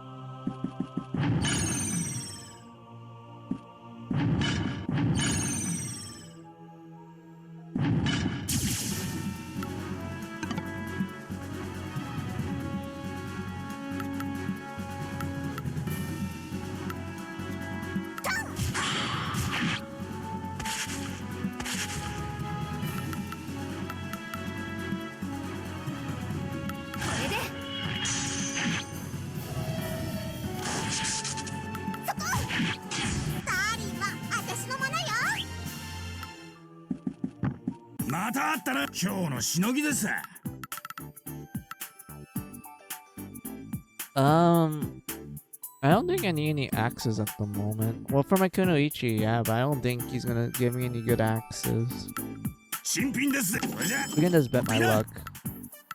それ、これじゃ。持ってきな。それ、これじゃ。持ってきな。工場を頼んますぜ。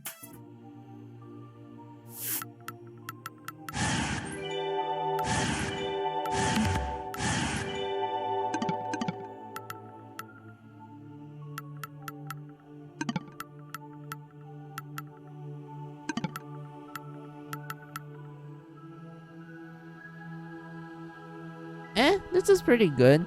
Accuracy up, pretty great. I mean, we can't do freezing, which sucks because like they actually changed how second-hand weapons work in this version compared to PSP Town. But I like the accuracy up. That's really good.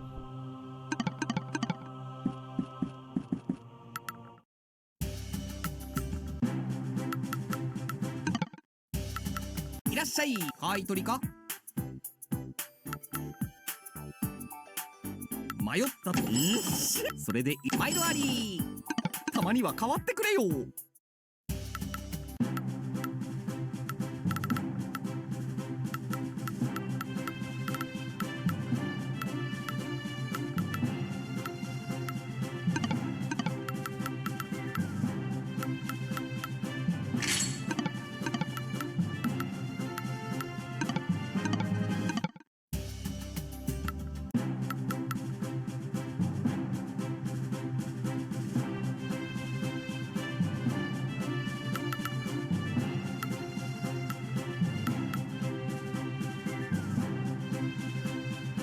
Wait, I need to check the map again. Hold on.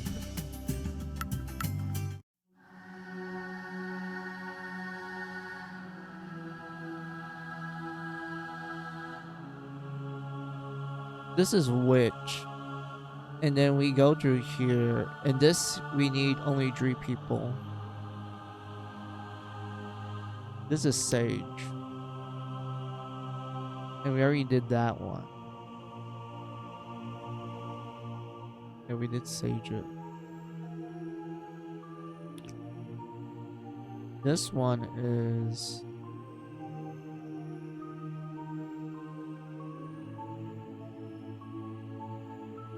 This one's only 4, I think. And then you go through here and you need treasure. Yeah, you need no. This is treasure hunter. Then you go through here. Takes you up north. I already did that switch. This one requires 3 people. This I do not remember, but we're gonna check this one.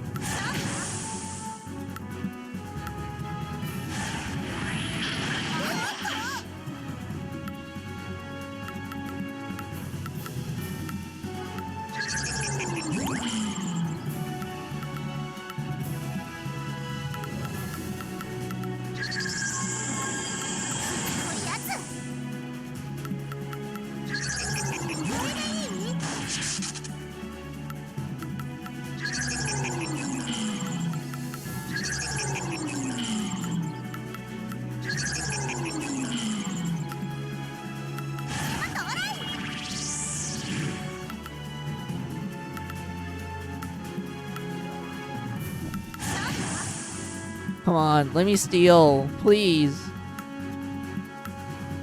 I beg of you, game. Mercy on me. Come on.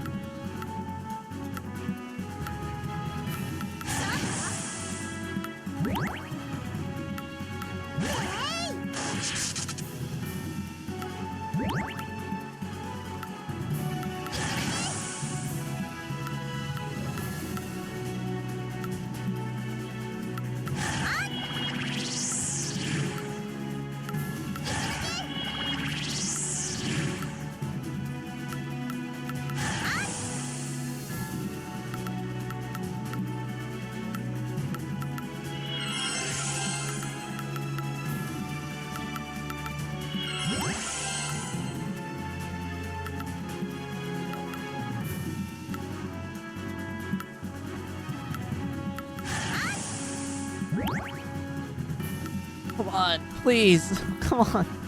Come on.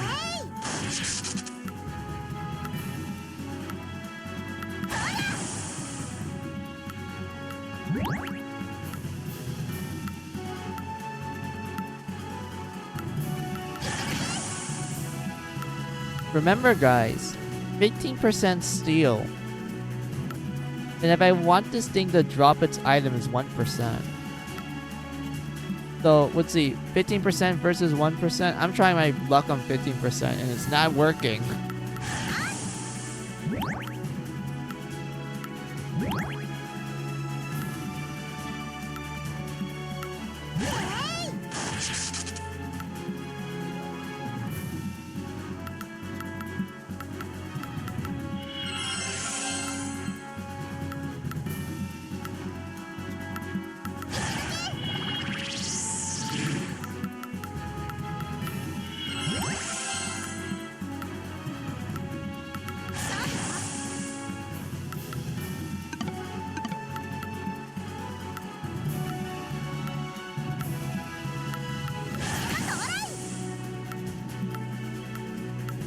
Come on, come on, come on!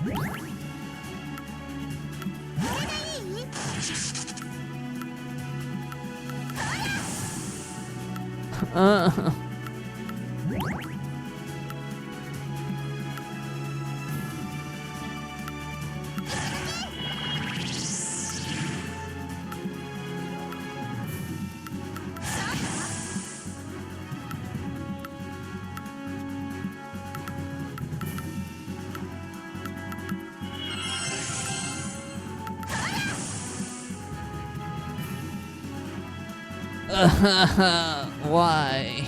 It's not what I want.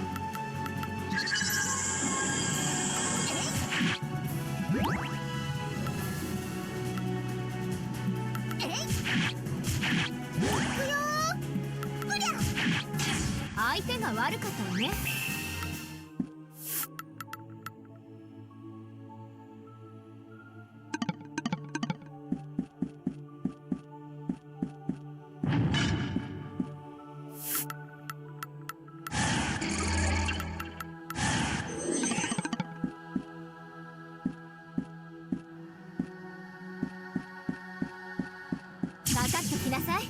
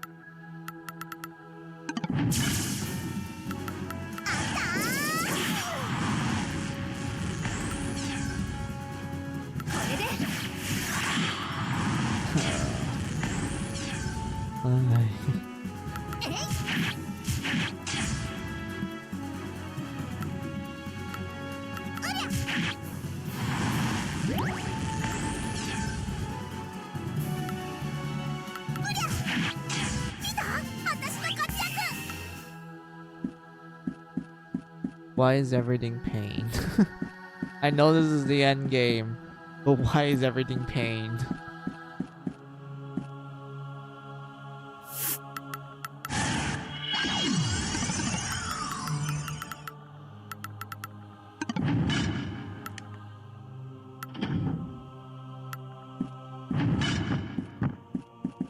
Mata, 今日のしのぎです。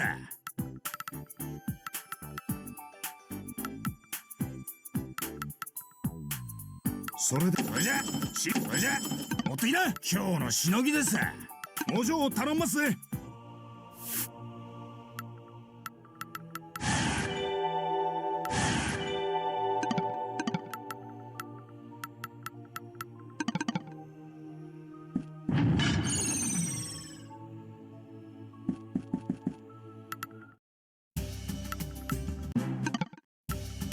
なんか何を売るんだ。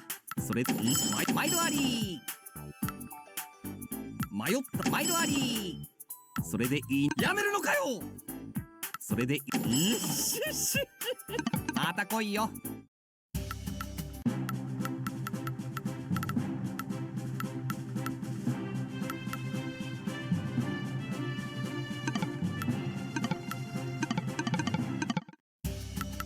サービスするぜ。何を売るんだ。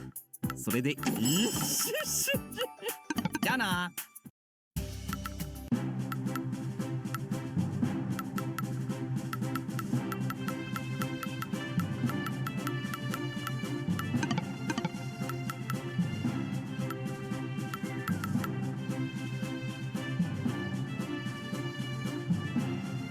I remember one door requires a bishop, so let's put a bishop in the party.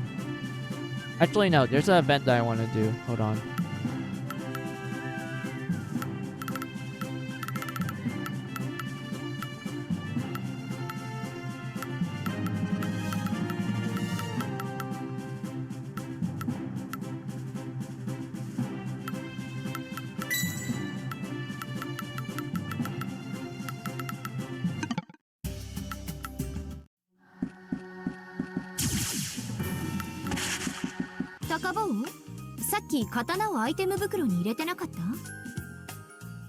This is the event I want to do. I just remember I accidentally got this event off stream. I'm like, oh no, I need to go reload a save so I can like show it to you guys.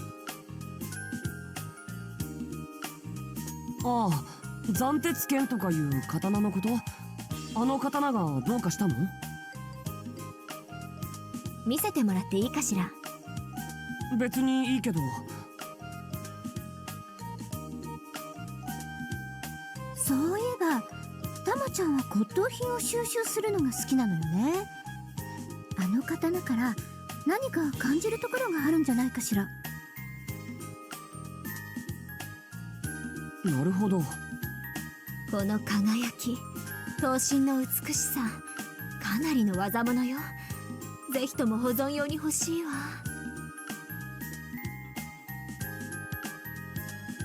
ねえ高坊、この刀ちょうだい。Oh yeah, she likes collecting antiques. That applies to katanas because she actually has a これ collection か of らの戦 katanas い in で her 活用 house. しようと思ってるんだけど。使って刀身に傷がついたらもったいないわよ。 I mean, we have a spare. でも That's fine. ギルドに床の間を作って飾っとくわけにはいかないと思うけど。じゃあこうしない？私が拾ったお面と交換しましょう。それならいいでしょ？まあ玉ねえがそんなに気に入っているならいいけど。本当？ありがとう高坊。 The mask I swapped the sword for was a very bizarre looking piece. I hope I wouldn't quit being human by putting it on. You gave the Dan Tensuken to Tamaki. You got the Hoku Oro mask to Tamaki. I don't remember what this mask does. Hold on.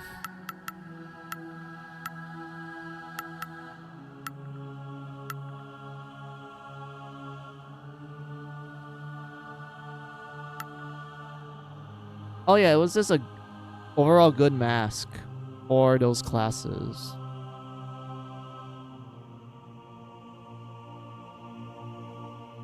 I think it's better to give it to your mainstream idol because there's a boss later on in the game where mainstream idol needs all the HP she can just to survive it. So I think this is better for us to give it to our master idol.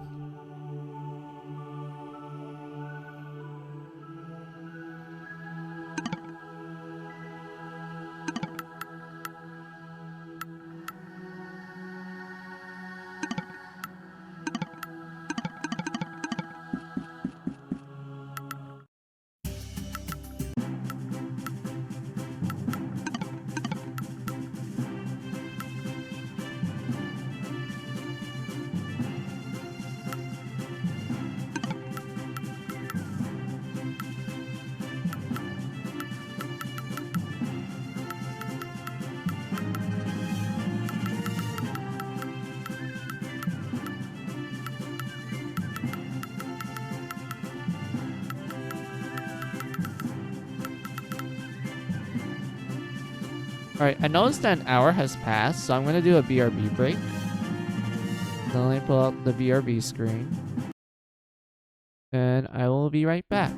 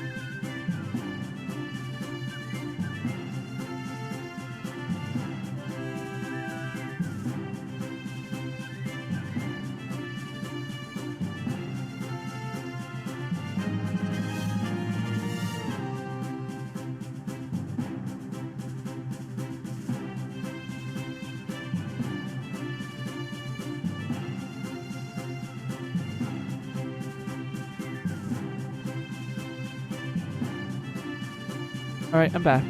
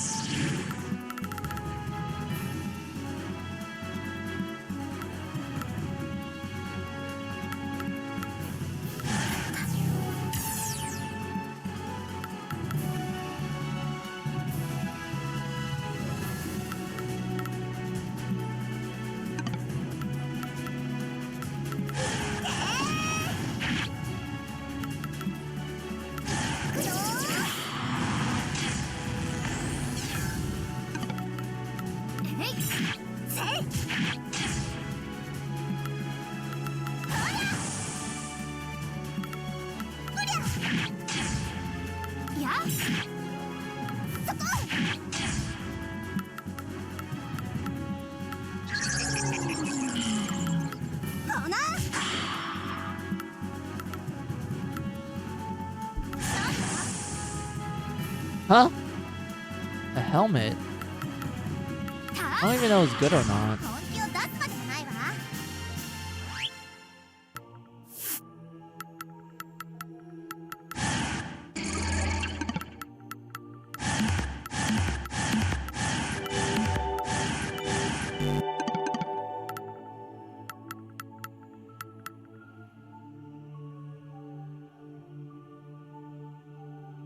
It was just a random item? Are you kidding me? Come on.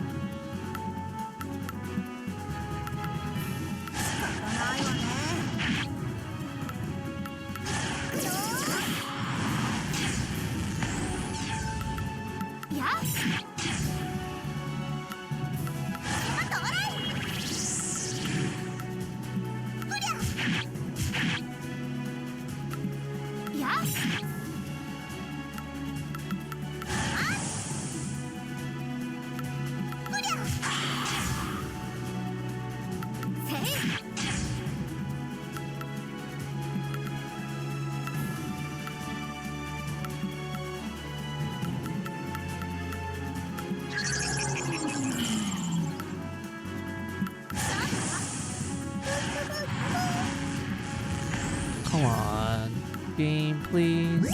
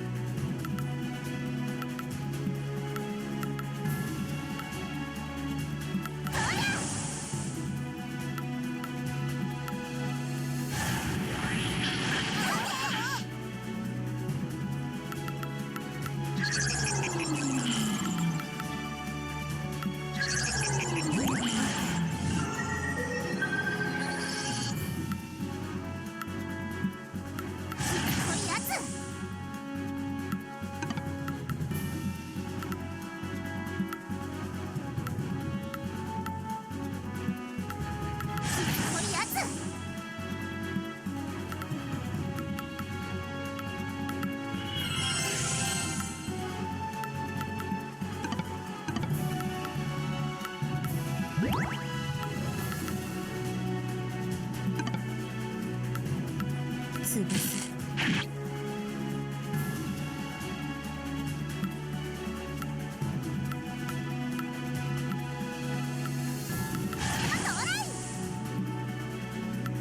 この程度。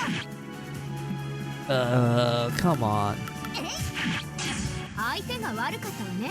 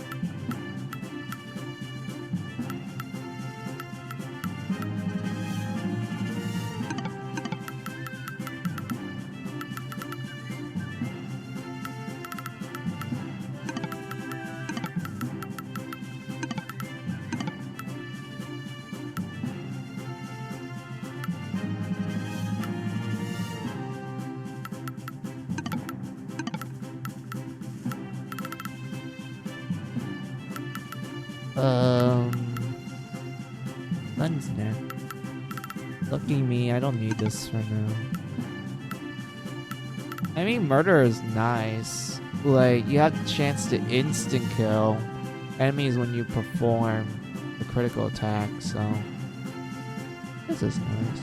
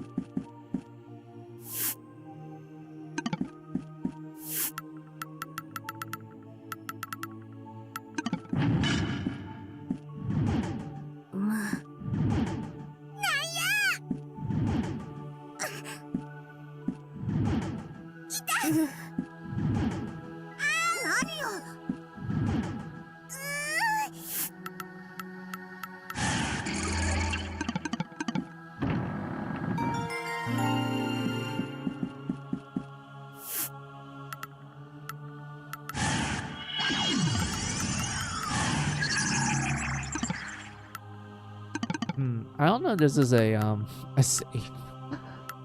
I don't know if this is like an enemy encounter or not. But if it is, I don't think I'm able to beat it with 3 people.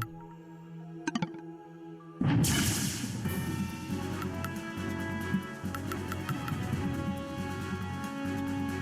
話のかかる潰せ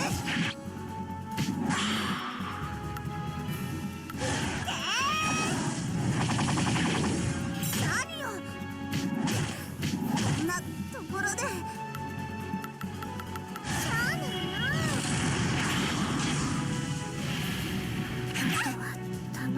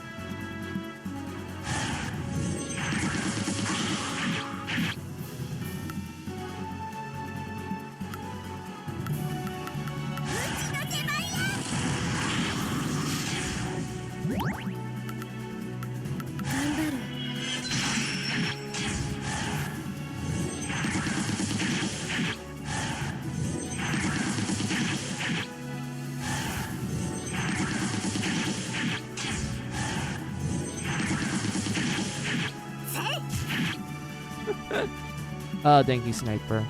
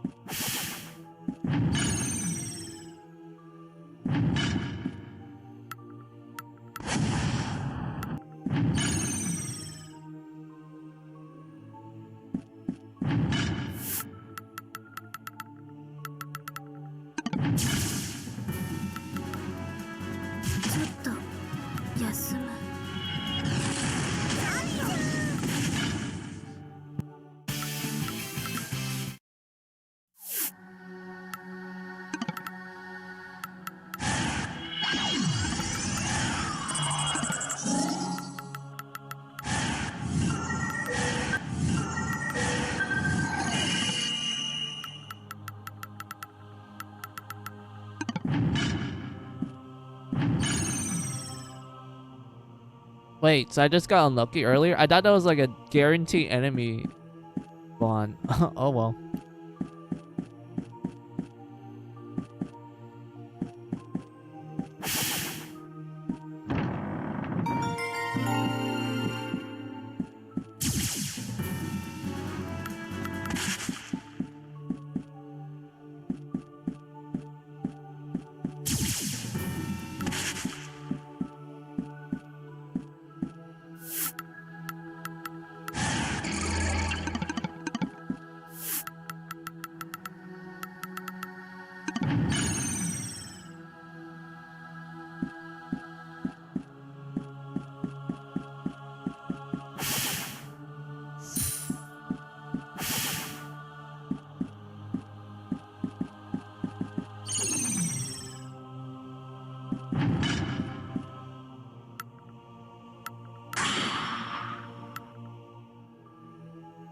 So this one's only one lady. Gotcha. Alright.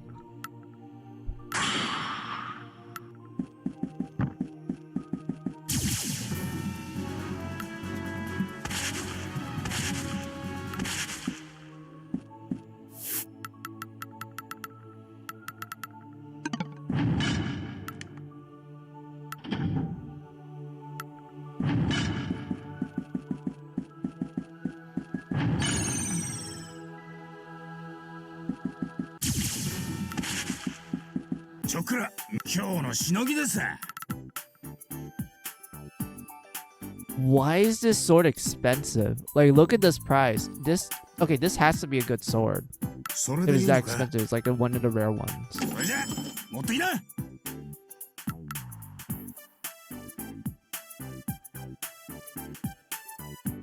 神秘、それじゃ持っていな。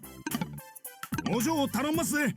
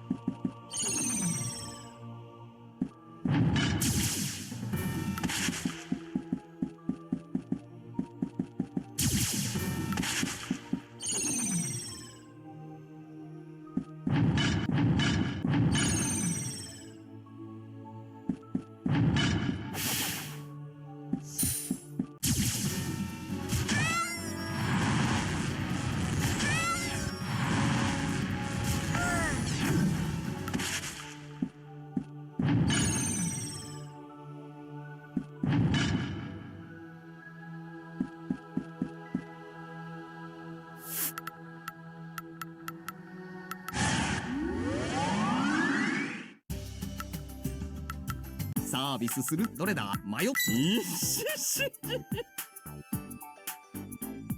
Oh, this is good. I need this book. 迷った時ははいだ。毎度あり。それでいい。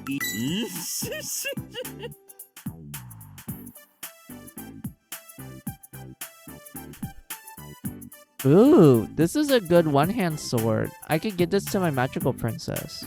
She will benefit greatly from this. 迷った時ははいだ。毎度あり。何を売るんだ。迷っ。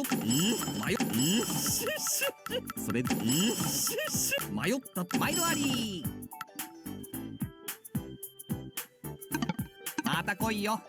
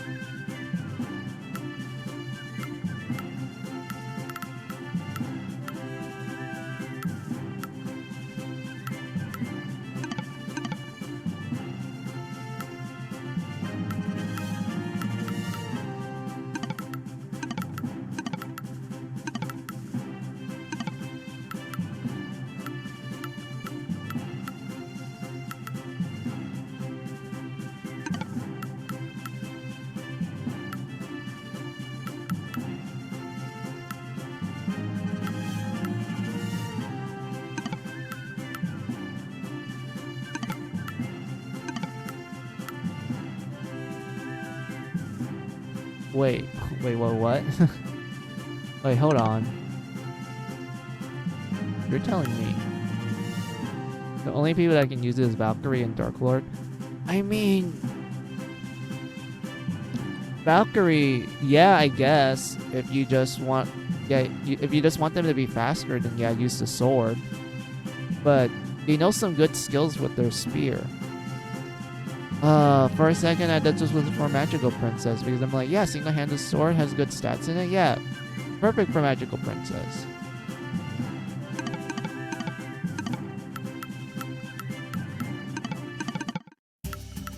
Cake, これはどうだい？それか頼んだよ。断るのかい？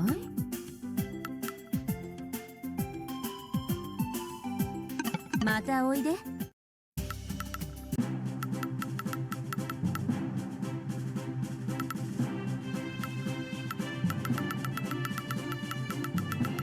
What's Kagemaru? I don't remember this enemy. Hold on. Can I find this?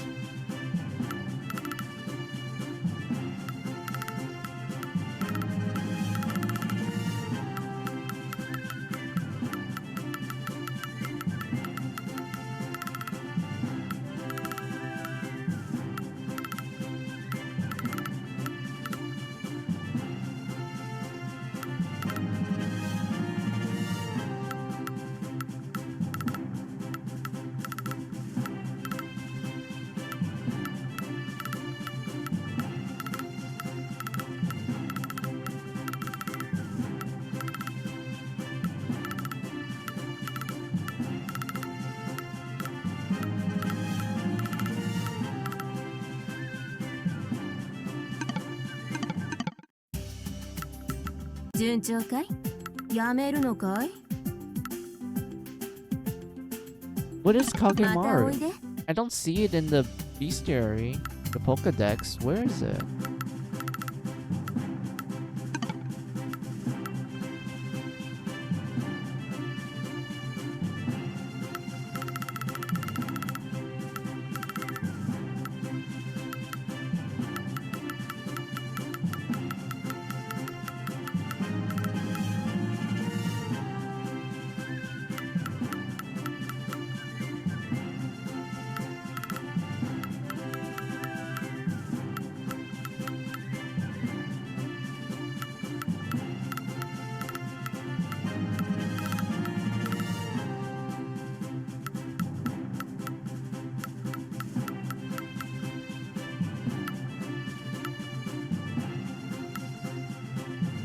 Oh, it's the ninja girls. Okay. Oh, that's easy for me then. I was like scratching my head like what enemy is that?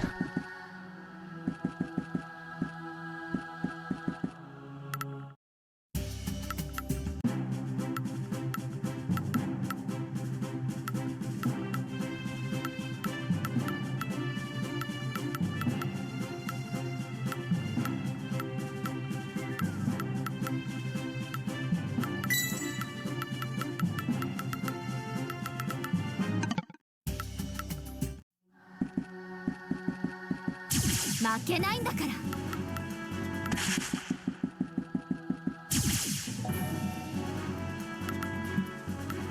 仕方ないね。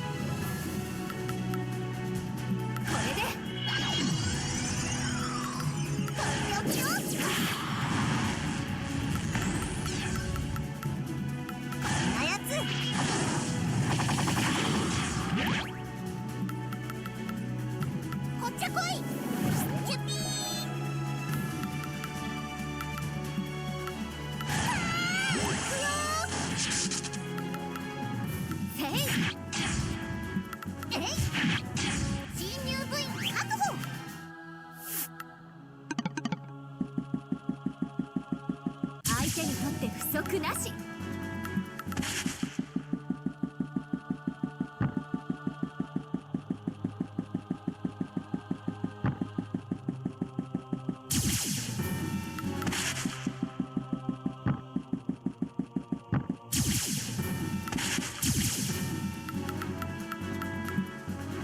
行くわよ。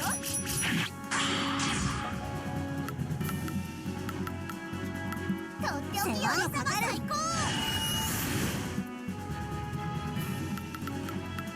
仕方ないわね。ぶっ飛ばすぞ。潰せ。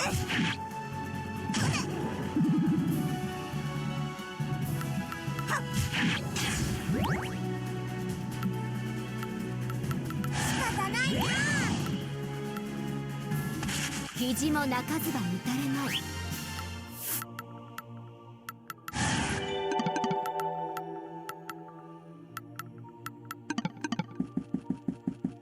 ちょくら今日のしのぎです。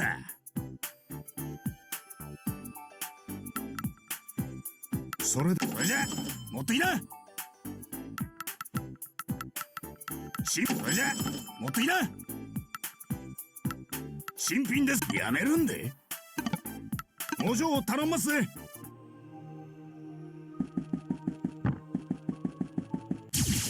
Right, just need to capture one more, I think, because I already have one like already in my storage, so I just need to get one more.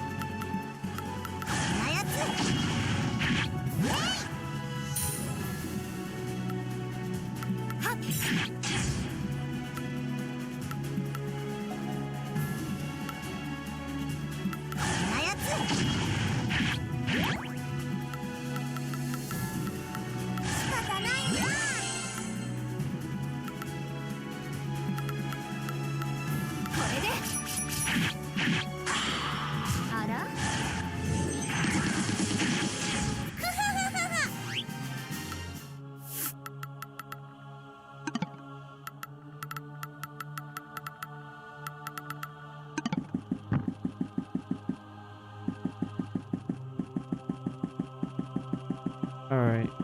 Come on. One more ninja and then another Morgan. And we can turn those two in.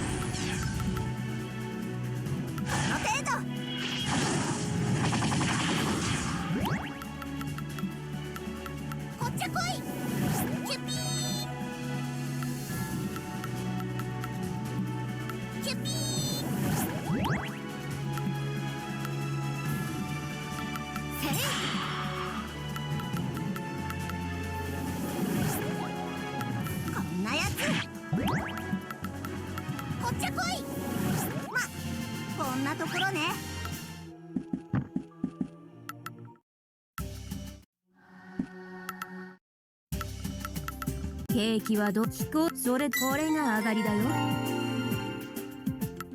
いろいろ揃ってるよ。 Oh yay, I can finally carry dirty items. Sweet. What do we need to get? I already have 2 copies of this. So I can turn that in right away. This, I could do. Technically, I could do this. Powder Snow, I think that's a weapon, but those are dropped by the Alice enemies. それかい？しっかりね。無事それでさすがだね。今頼めるのはお嬢ちゃまによろしくね。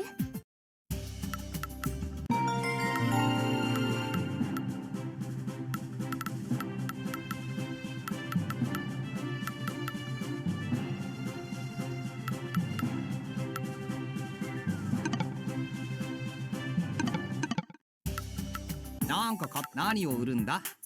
マイルアリーいっぱい買えよ。それでマイルアリーそれでマイルアリーたまには変わってくれよ。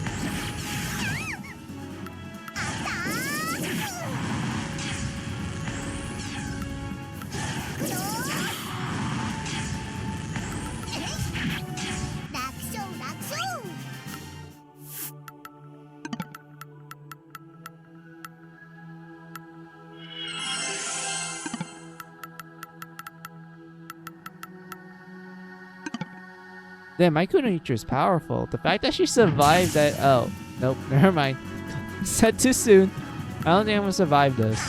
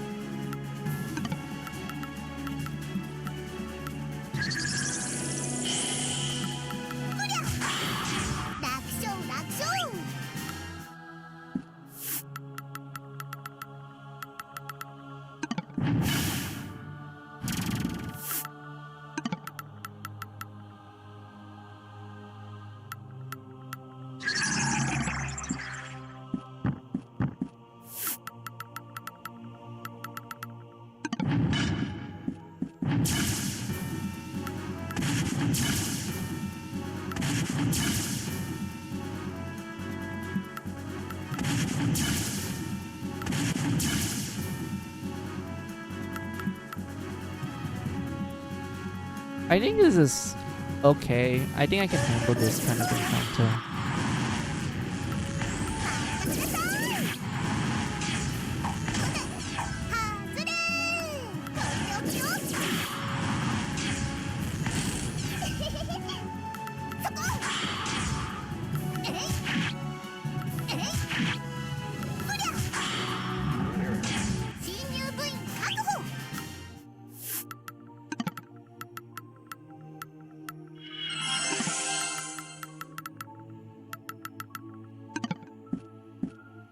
また返品は聞きやせんぜ。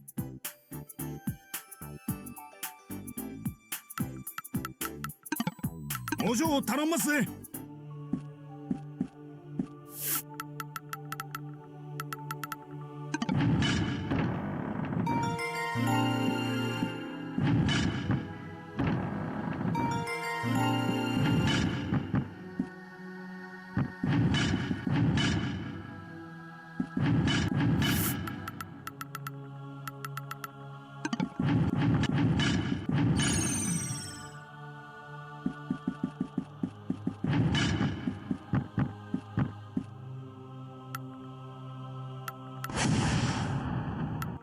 I know that the rat skin robe we need it for the best armor in the game. We need to turn it into the quest lady. It will lead us to where we can get the best armor in the game.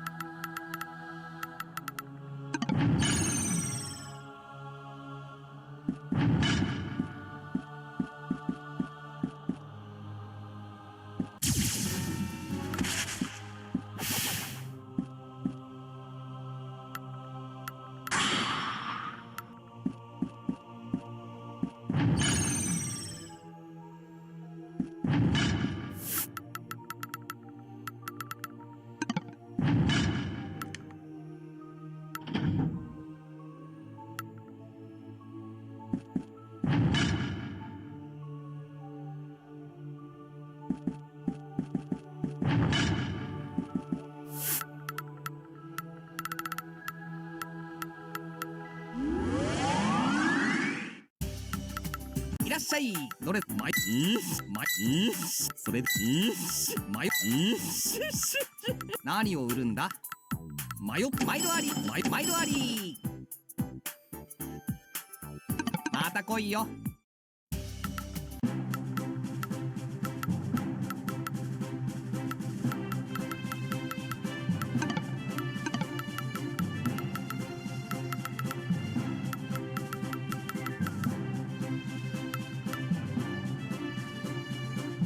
Let's see, you're almost max leveled, which is great. You're almost max leveled as well. You have all the best gears so far. Everyone else is like all over the place in terms of levels. I still want to get you the strong katana so you have an easy time killing the super boss by yourself.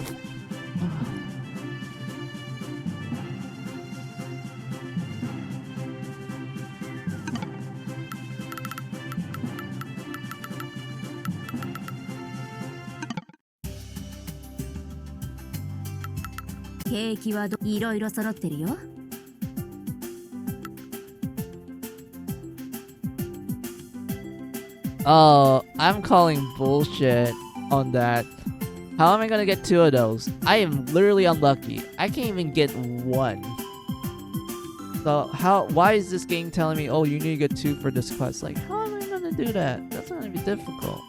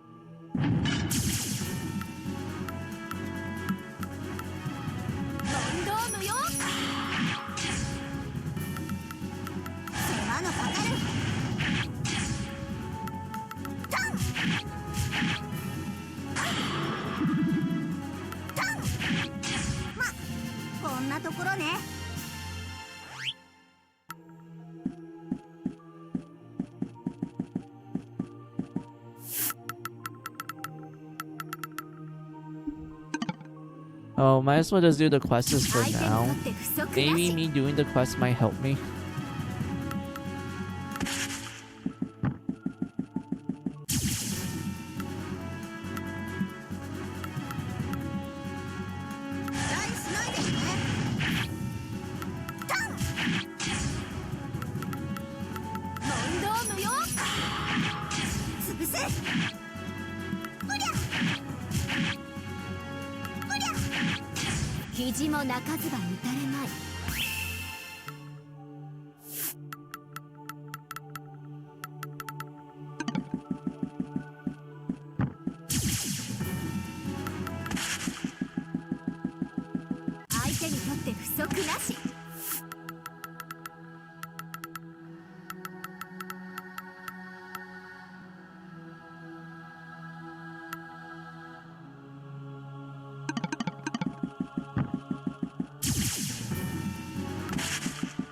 ちょくら今日のしのぎです。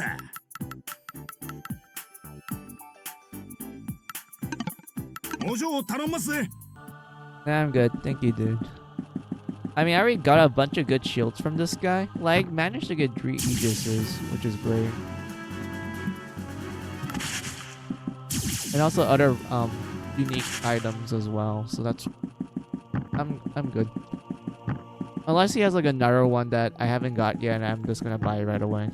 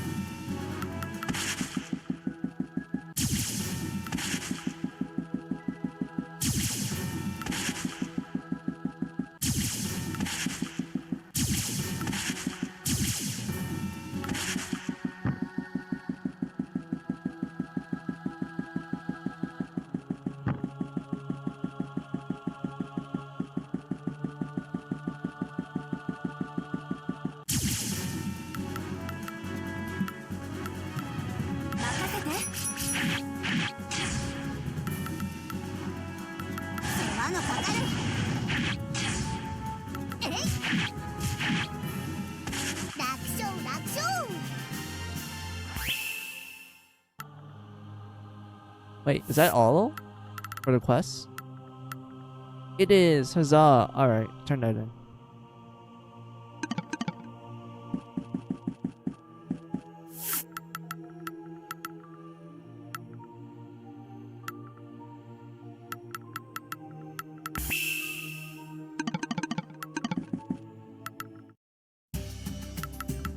順調か。飛行それさすがだね。いろいろ揃ってるよ。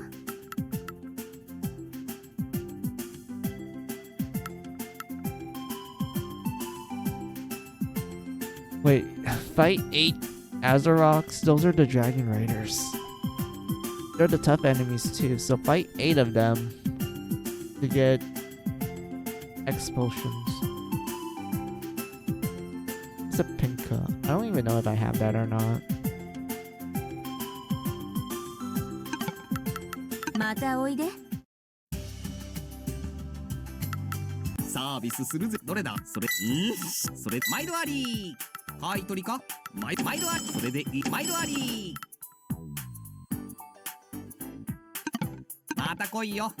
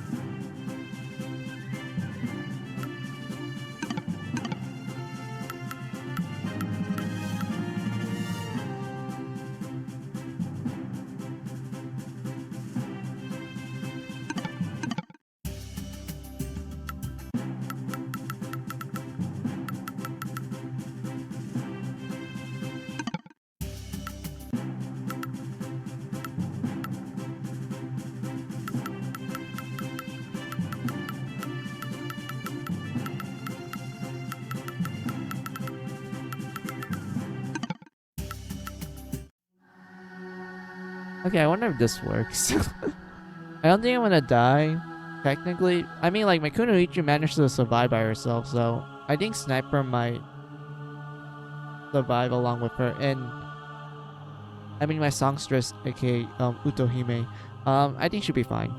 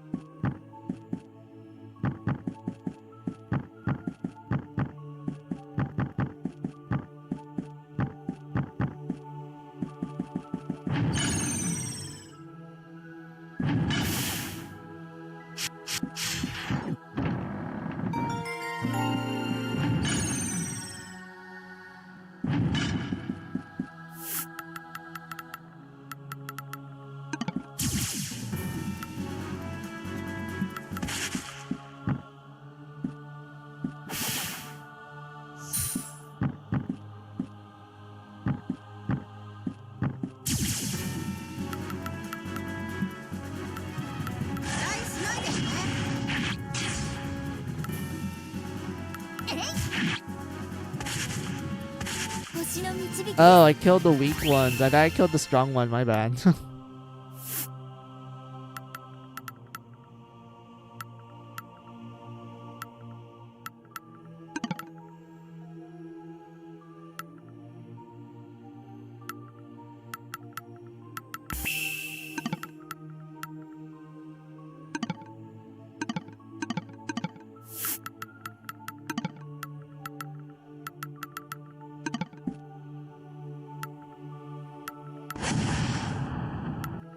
Oh wow, I actually have the actual like class setup for this. I do have like the actual like girls for it. Sweet, I got lucky.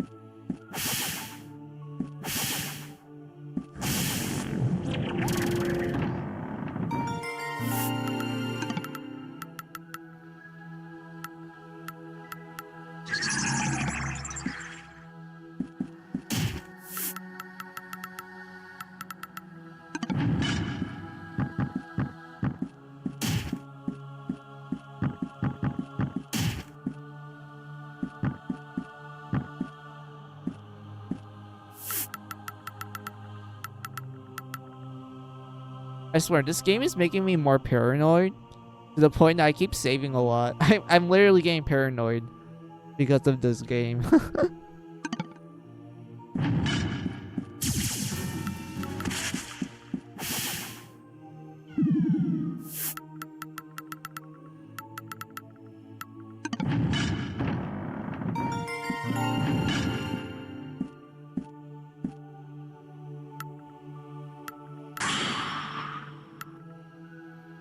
Wait, how's... Oh, it's because we unlocked the shortcut, so Magical Princess goes here.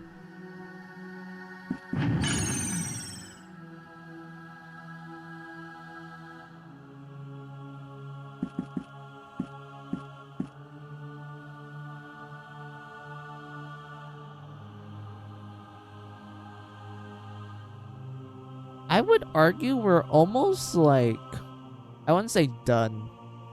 This isn't technically done. I would say we're like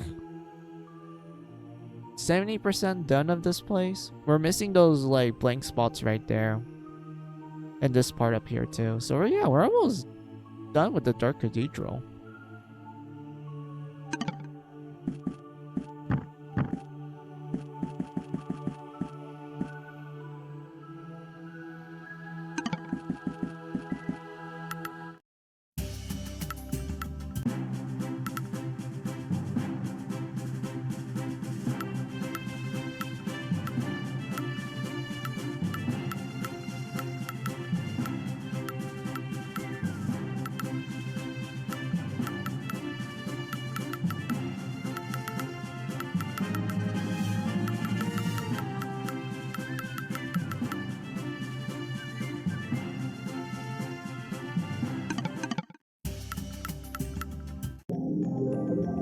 Let's fight the super boss twice and then I'll swap games.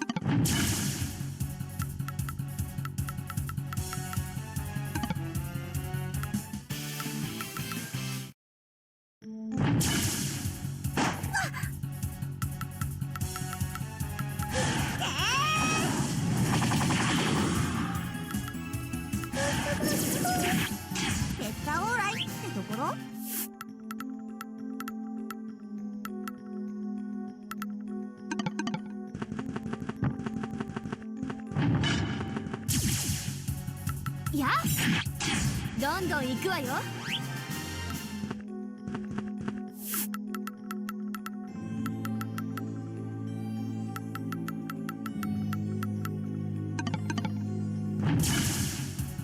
潰す。タン。侵入部員確保。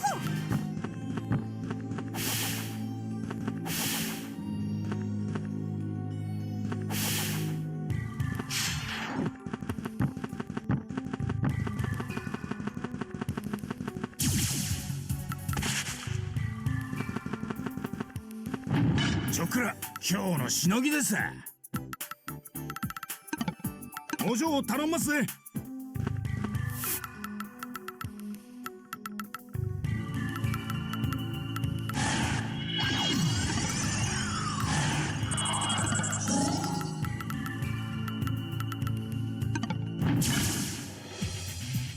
Alright, time to wait, why is Tamaki slow?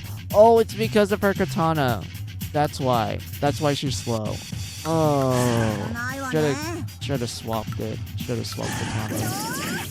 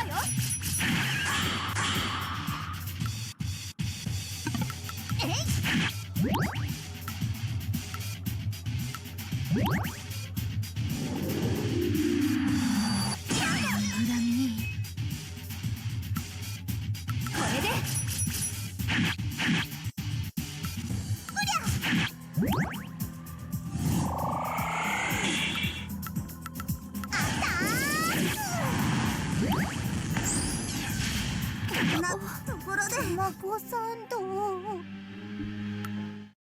Are you kidding me? Alright, let's try that again.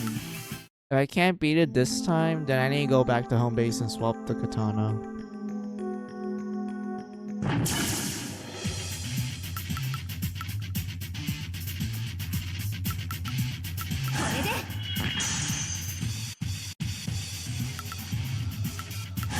かかる。任せなさい。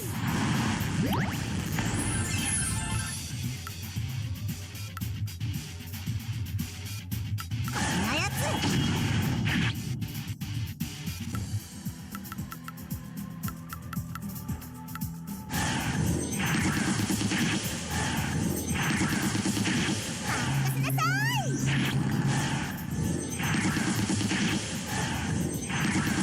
任せなさい。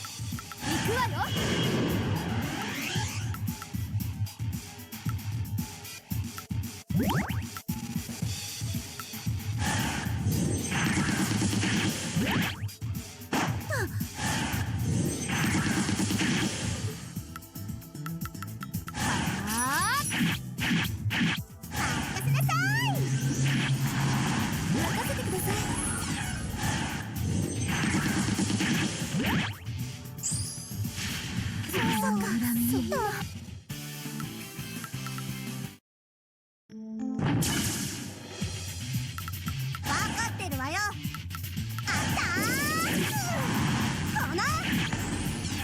Oh, come on.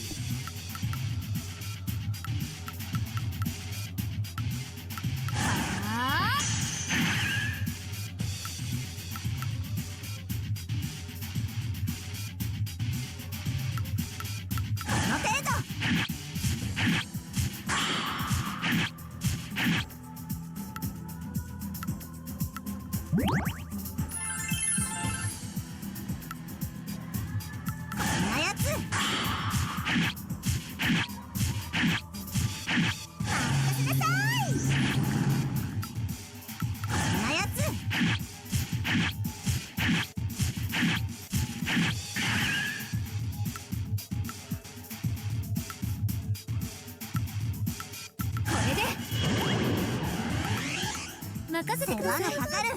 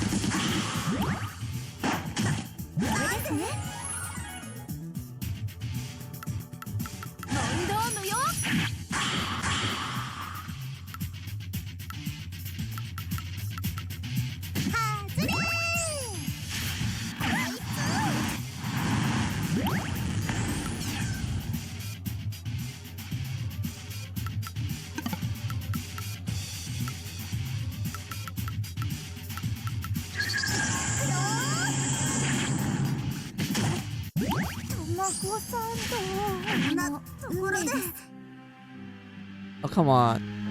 I was doing so well. 任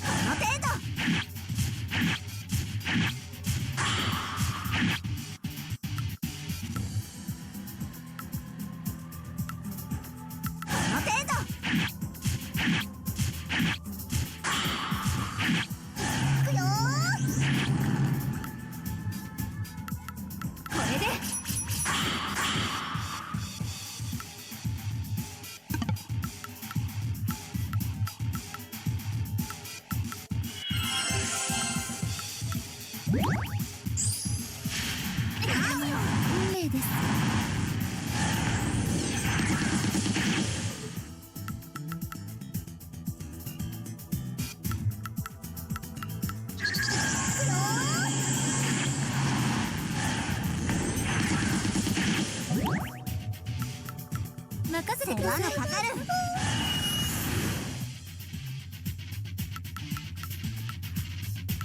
この程度。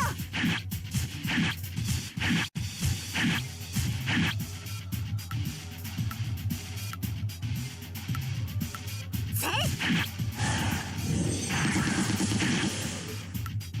これで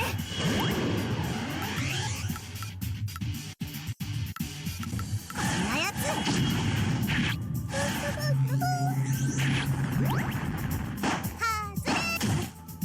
卵サンド行くわよ。任せてください。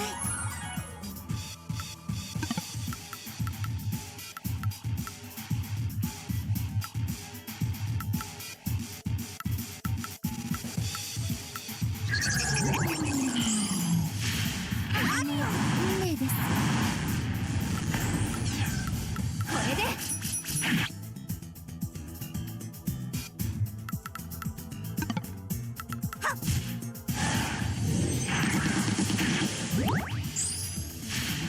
まさか。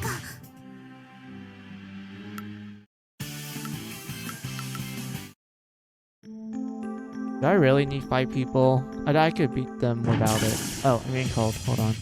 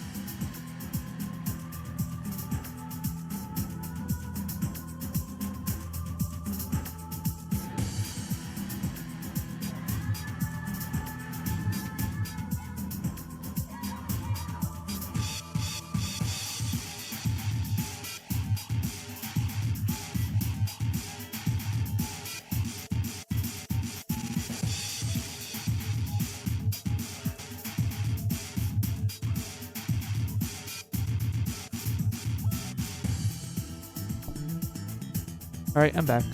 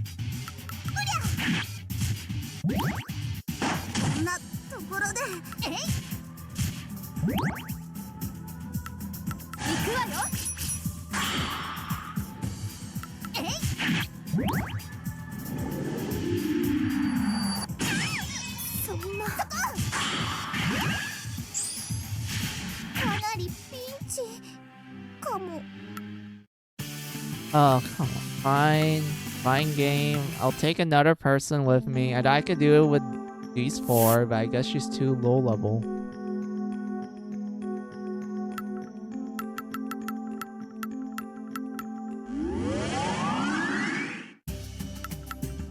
ビス俺にそれ毎度あり毎度あり毎度あり毎度あり毎度あり何を売るんだそれでいい毎度ありたまには変わってくれよ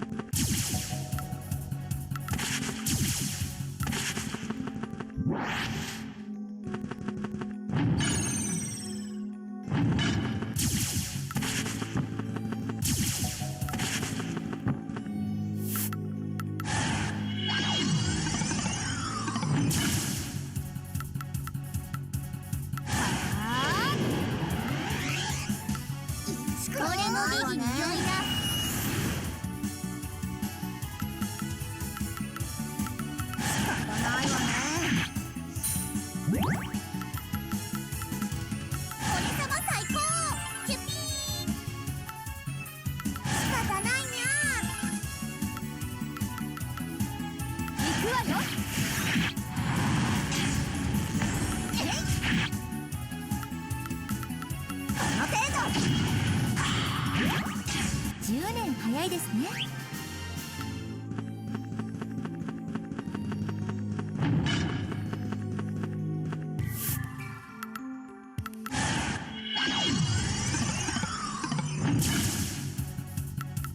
行くわよ。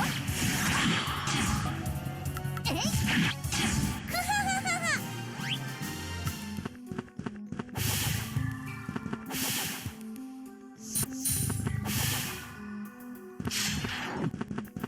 ちょくら返品は聞きやせんぜ。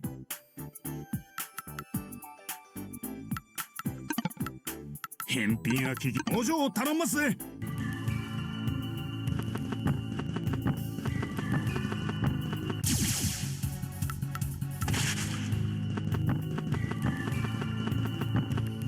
Alright, everything's filled up.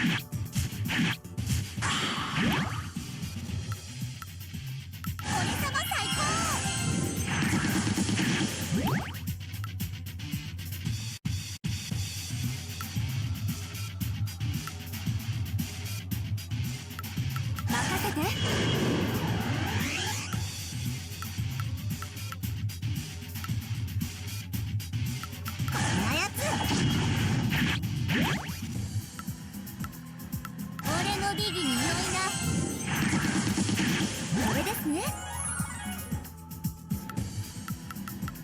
任せて。いくよー。こんなやつ。星の導きです。 Oh, we got a lot of experience for our troubles. All right, that's a lot.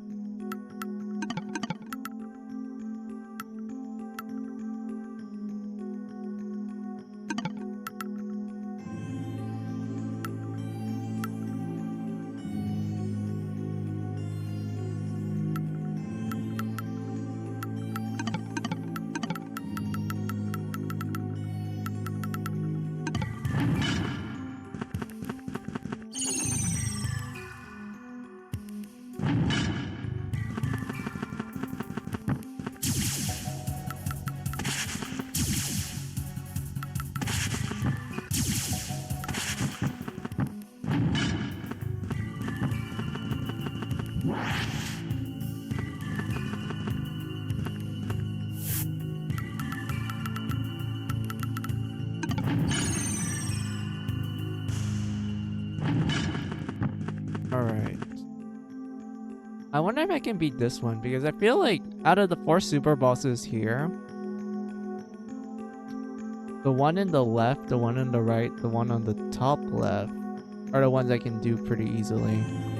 This one, not so much.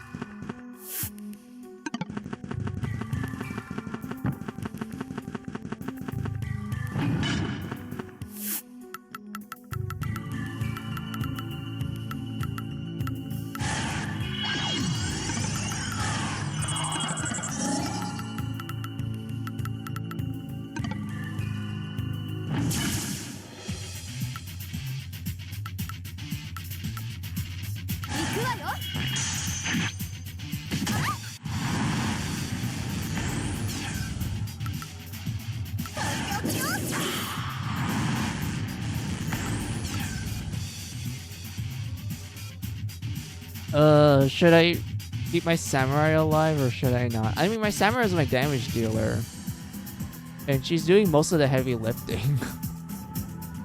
I guess.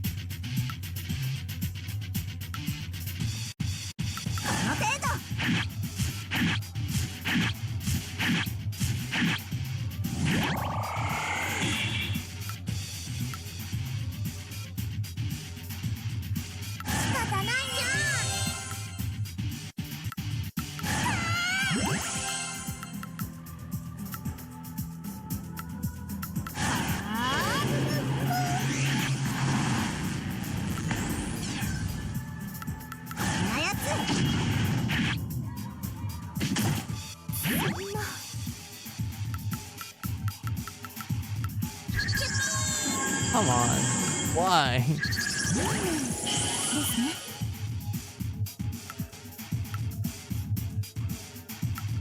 これで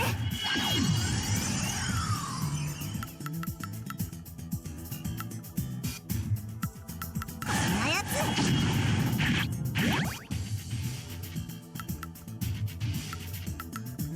俺のビギに良いな。俺のビギに良いな。行くわよ。待ってください。この程度。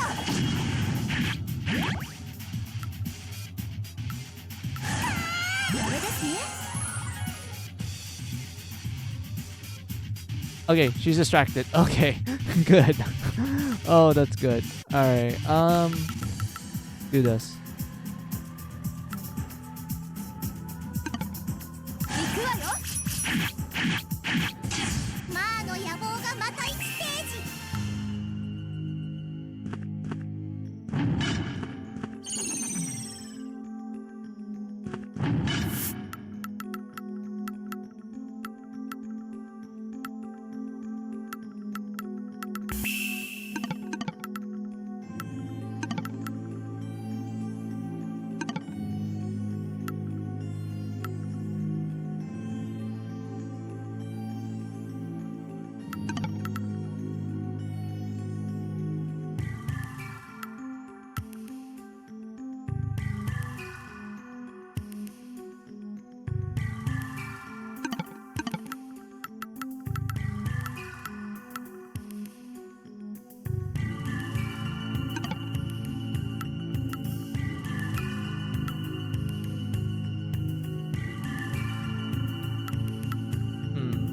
Guided shot?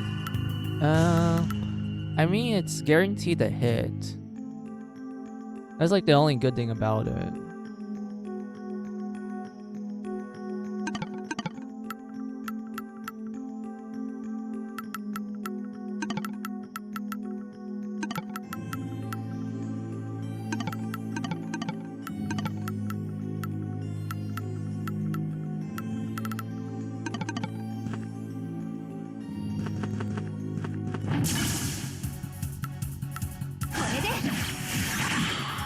Go どんどん行くわよ。モン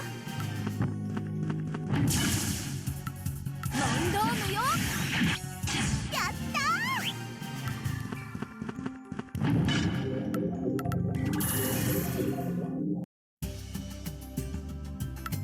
ー。なんかどれだそれ毎度ありそれ毎度ありそれ毎度ありそれ毎度あり毎度ありそれはい鳥か迷ったときそれ毎度あり毎度あり迷ったときは毎度ありじゃあな。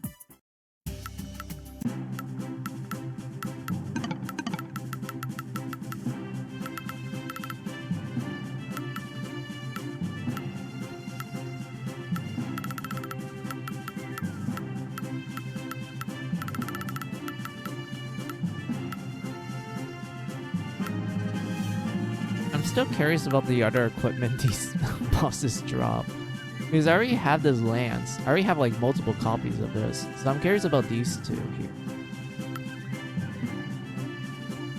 These two I'm curious about. Same thing with this. I already have like a lot of hyper bloomers, so that's okay. This I already have. I already got like multiple copies of this weapon here, so I don't need any more. What's the last one though?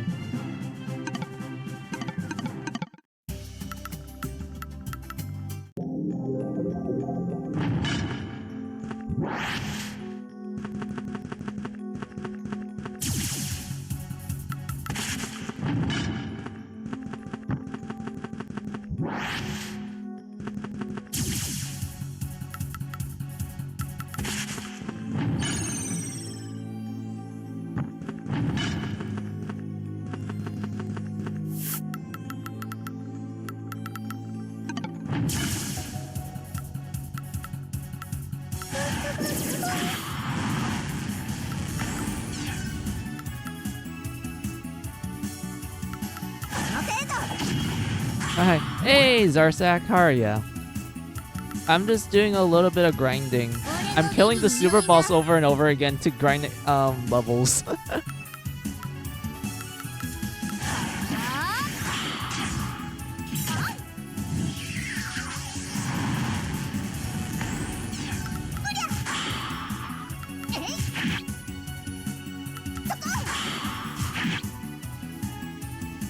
Hi, Final. I'm doing okay. How are you? I'm doing fine.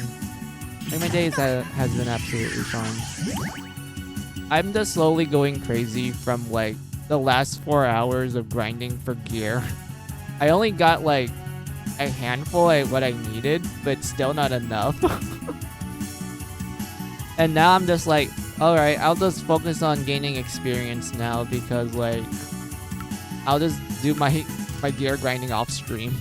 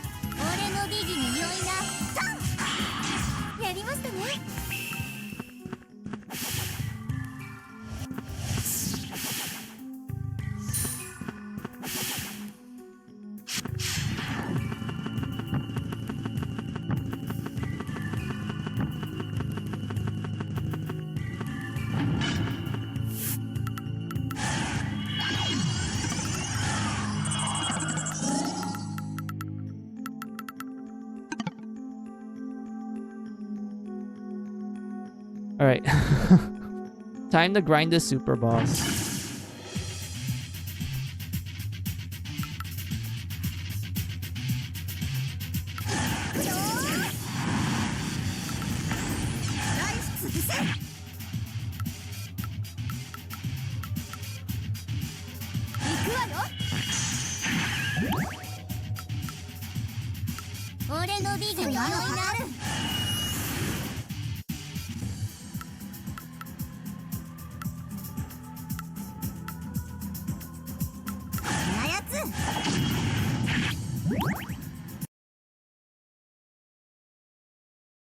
Oh, oops. Game froze. Hold on.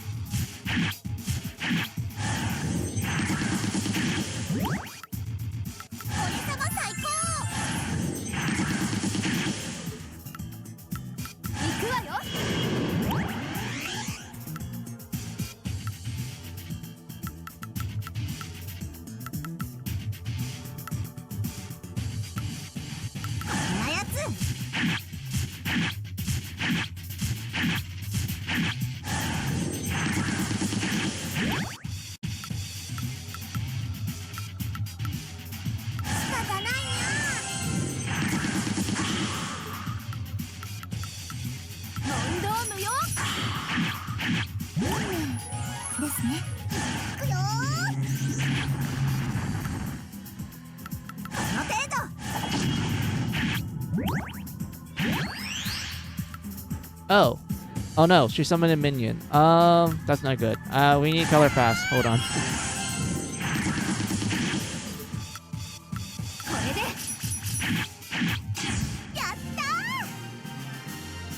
And there we go. We killed the boss and we got a lot of experience from it. Now I'm gonna see if I can beat the super boss over here. And then maybe after like one more level, like after I fight these two again, maybe I'll start fighting her again. This one I'm avoiding because she's super fast. This super boss here is super fast, so I don't want to deal with her again. Like fighting her one time was enough.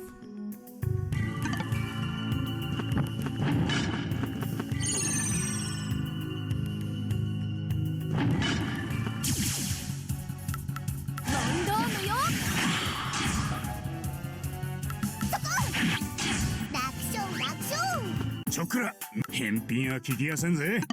お嬢を頼んますぜ。これで侵入部員確保。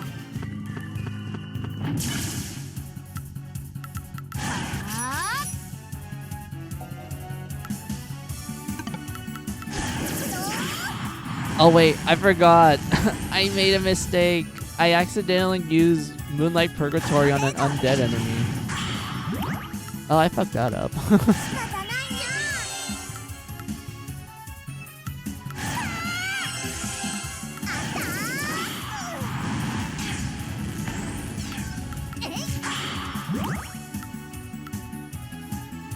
Because the way how Moonlight Purgatory works is that oops. Attacks enemy 3 times. Usable against enemies that possess life. So if you use this skill on an undead enemy like the vampire here, it will not work. It will straight up not work. So I fucked that up. So we need to use something else.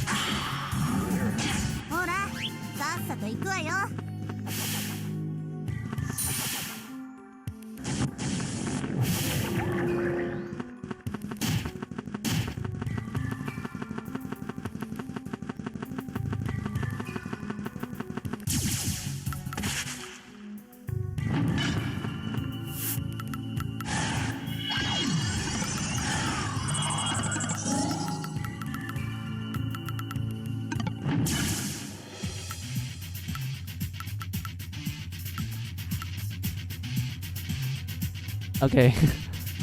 As long as she does not hit my samurai, all's good in the world.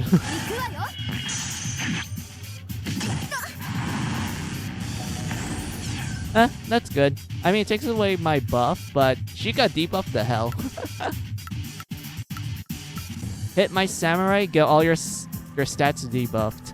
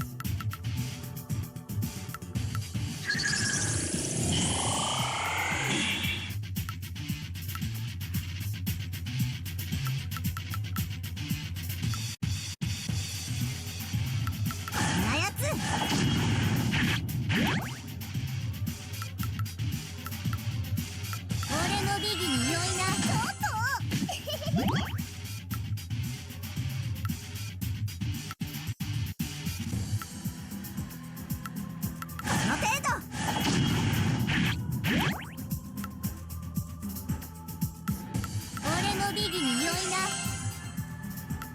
これでですね。任せなさい。こんなやつ。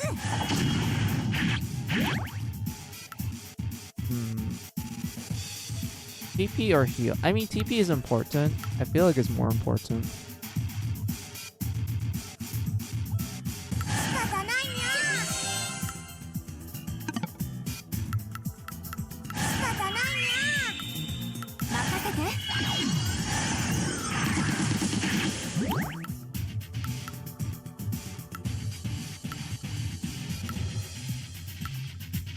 こんなやつ。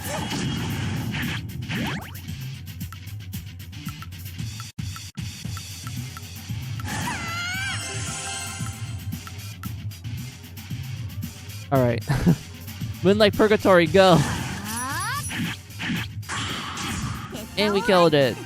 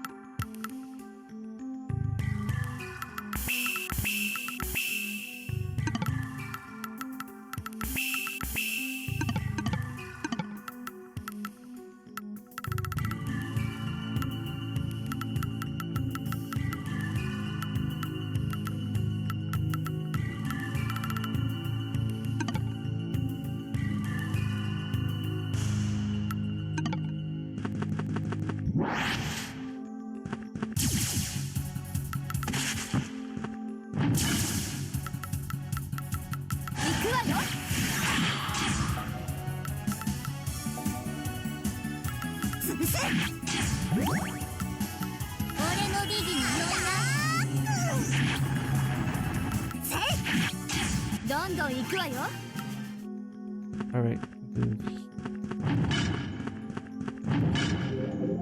Kinda wish I had an emergency exit. So I just go in and out easily. サービスするぜ。俺に迷ったそれそれでそれ毎度ありそれ毎度ありそれ毎度あり毎度ありそれ毎度あり買い取りかそれ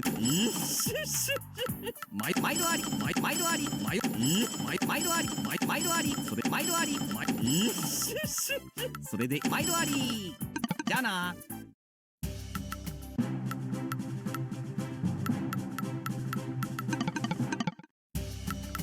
いらっしゃい。断るのかWait, what quests い do ろい we ろ揃 have ってる here? よ。Oh, I can do this. I think I have 7 of these. No, I don't have 7. I don't have 7 of them already. Alright, looks like I need to farm them. またおいで。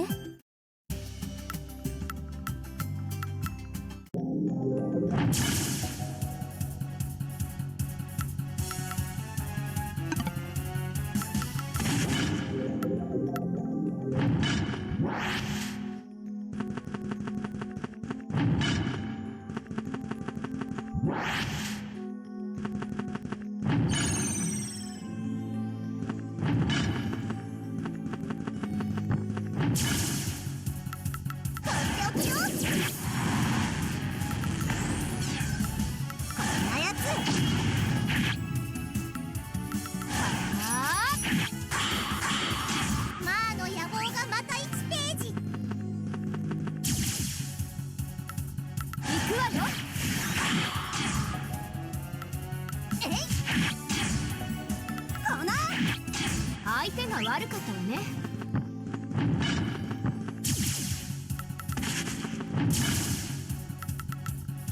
これで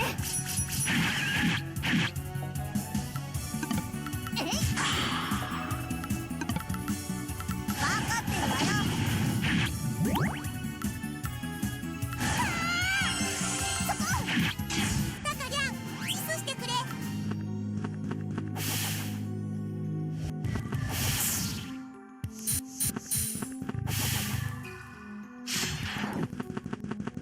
ちょくら返品は聞きやせんぜ。 I don't think you. Yeah, you don't sell anything good.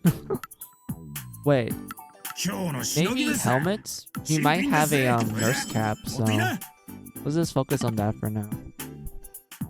工場を頼んますぜ。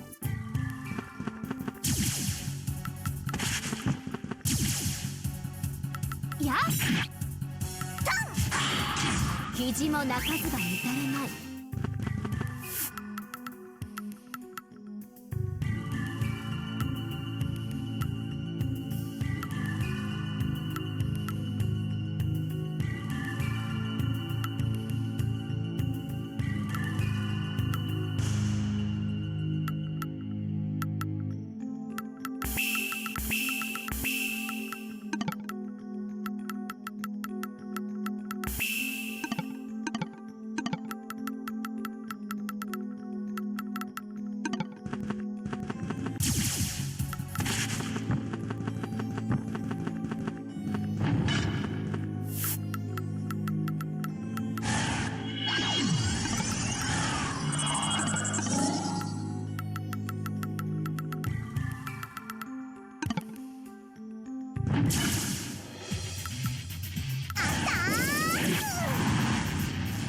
Alright, just time to go into the rhythm, the routine. I have been fighting this boss for like the last day or two, because this boss is one of the easiest super bosses in the game, and she also drops a lot of experience as well.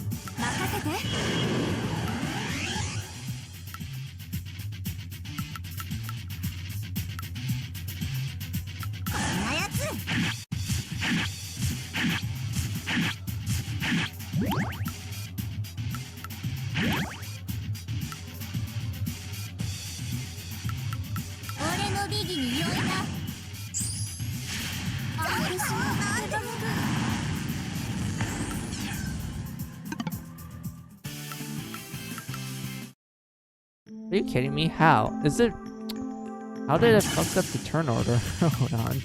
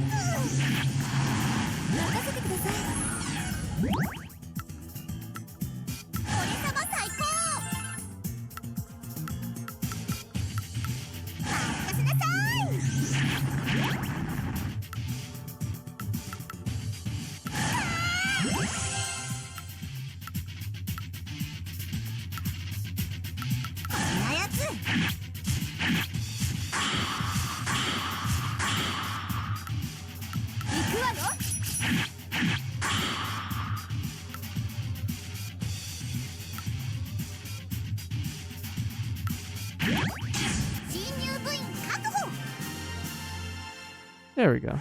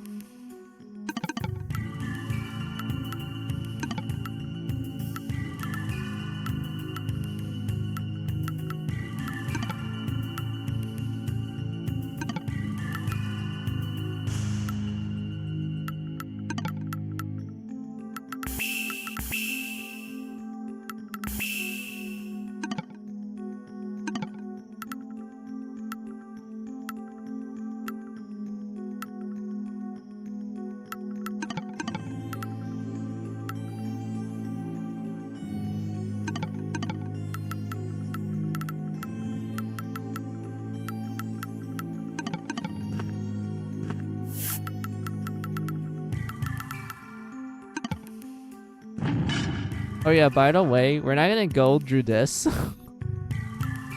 This is one of the super bosses. Well, funny enough, this boss here was originally the final super boss in the I believe it was like the PSP version of this game. And then the PS Vita added like new content and whatnot.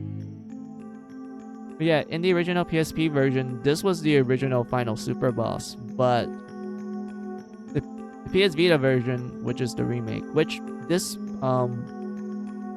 what the Steam version is based on. That one had more content. There was more dungeons. There was also more super bosses that came with said dungeons. And oh boy, it's gonna they wreck shit. I'm just gonna put it like that.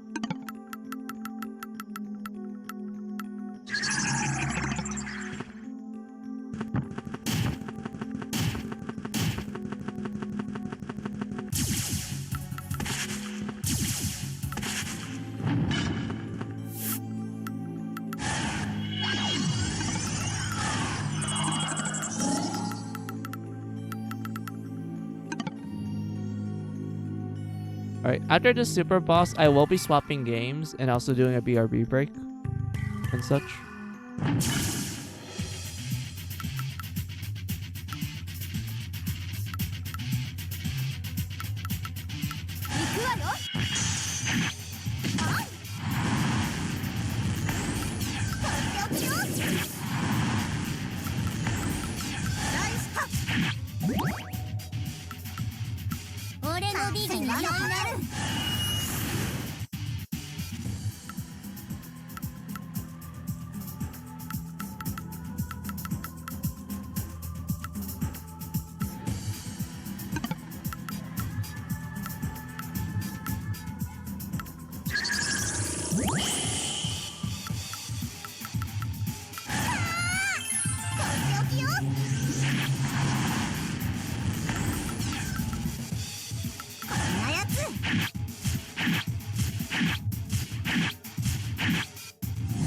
Damn it, I thought it interrupted her chant. Oh well.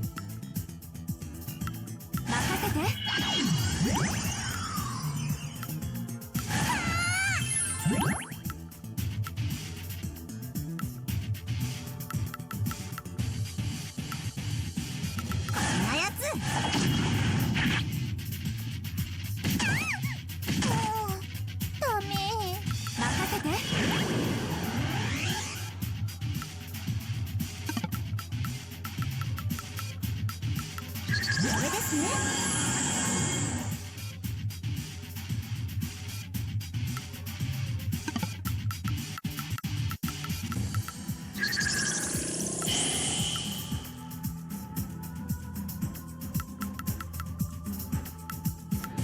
行くわよ。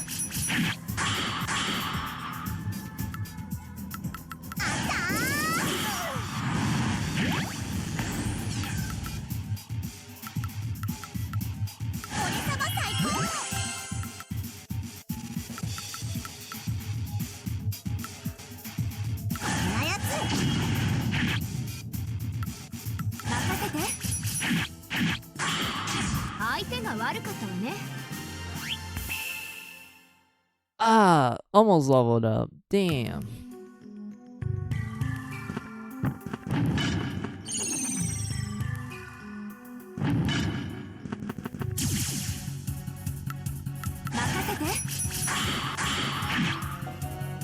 Hey! どんどん行くわよ。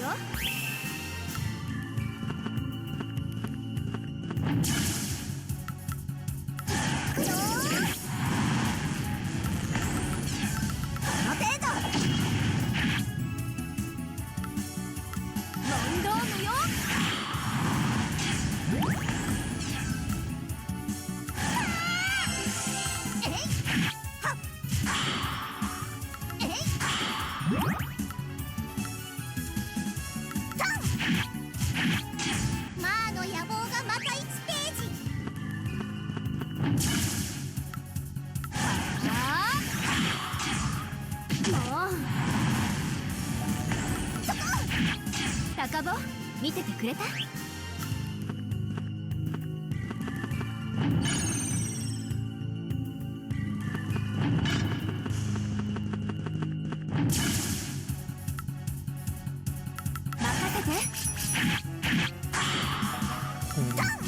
？You know what? I'm feeling somewhat ballsy. I'm feeling confident. Let's fight this dirt one.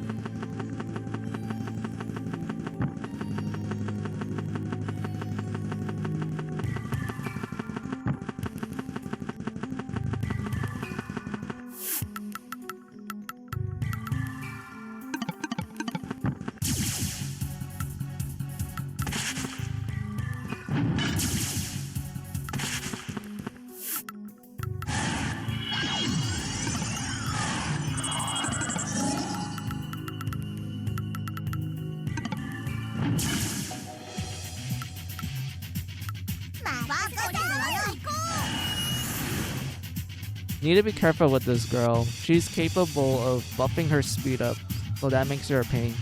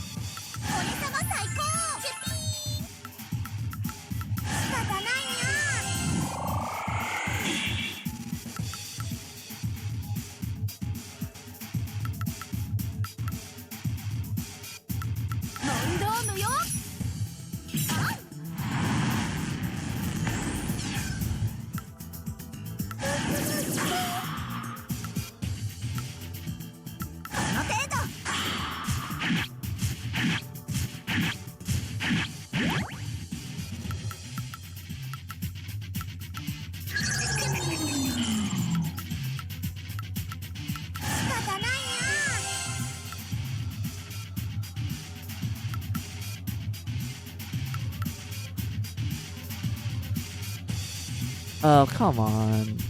Her speed is up. 行くわよ。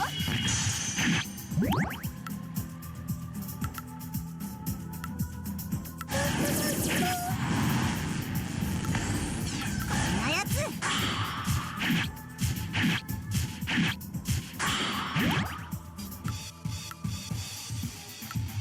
方ないよ。仕方ないよ。問答無用。はっ。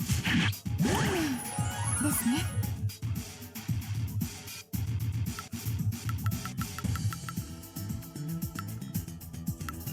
こんなやつ。仕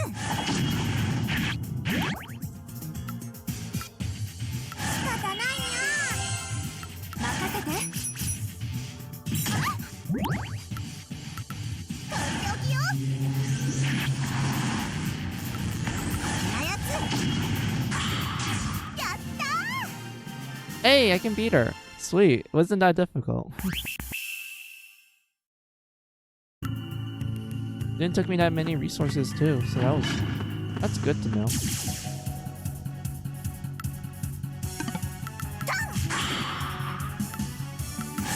ないわね。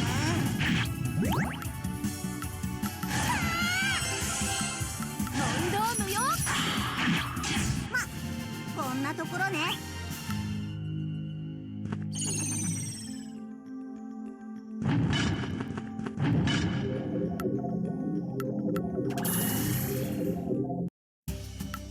なんかどれだまいそれ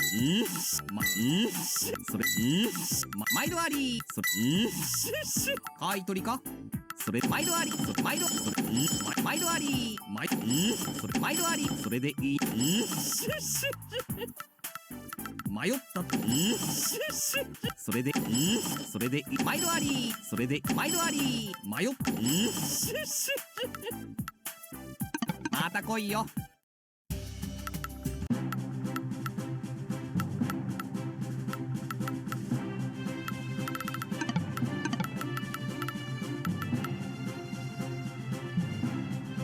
Yay! I'm back. He's max leveled. Level 99. I mean, I could try crowning her, but I'll just say that for off-stream stuff. I don't look forward to crowning characters in this game. It was easier to do crowning in like the later games, like Dungeon Travelers 2 and 2-2, because in those games they give you items to increase experience gain. And also they found other ways of making it easier to grind levels in that one as well. This one is a pain because the most effective way to grind levels in this game, especially if you want to crown someone, is like you need to be in the post game and you need to be strong enough to at least beat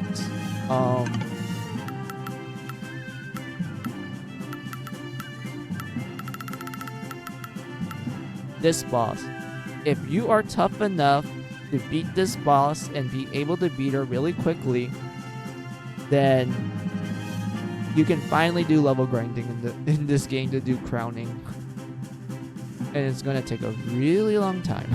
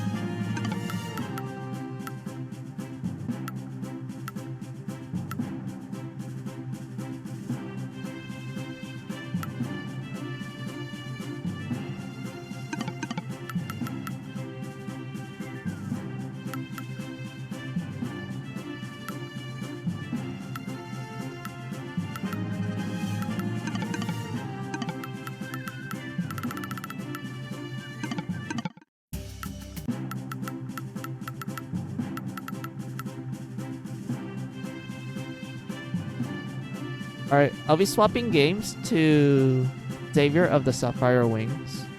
So let me pull out the Actually, no, I won't pull out the BRB screen because I actually need this to be on for me to actually do it.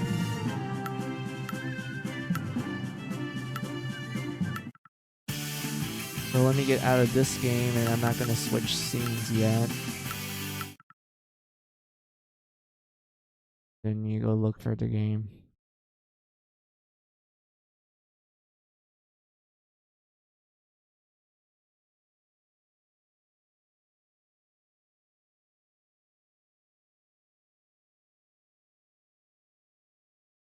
Alright, where is my desktop shortcut? Where is it?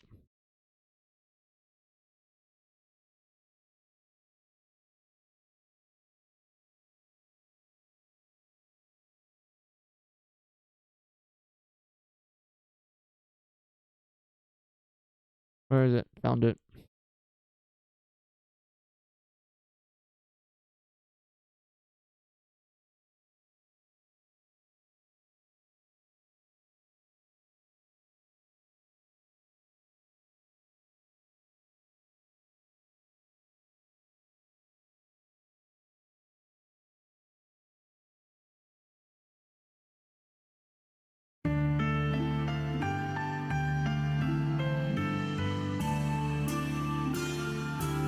There we go.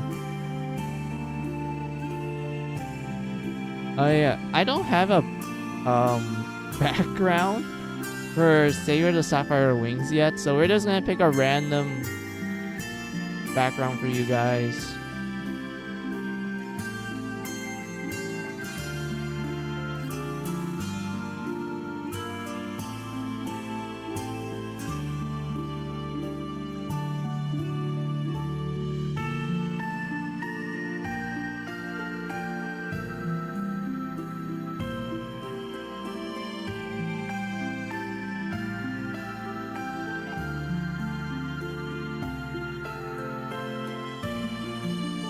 There you go. Oh, I just realized it's easier for me to see you guys on chat because of the background being darker colored and lighter color. Oh, that's hilarious. All right. BRB.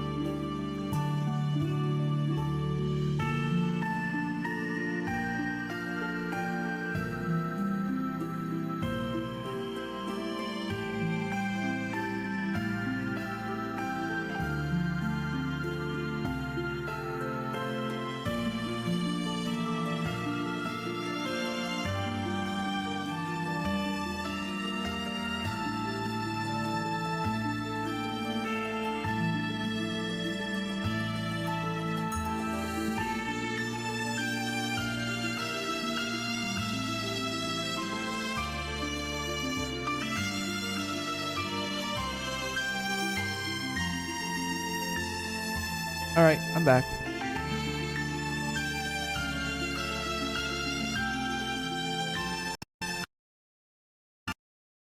Oh, right. Why did it crash on me? Hold on.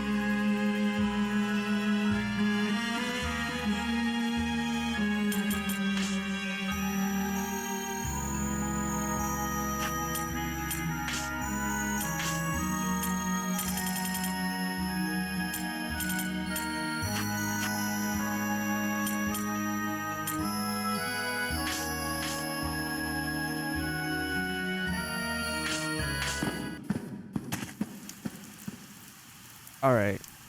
Wait, I just remembered. There's auto walk. We have an auto walk button. Let's go. I don't have to like press the keys. Alright. Take me to my destination. It's even moving fast! What the hell? Wait, I need to pause this. How do I pause? Wait. Excuse me, game. You're telling me my walking speed is a little bit on the slow side of things.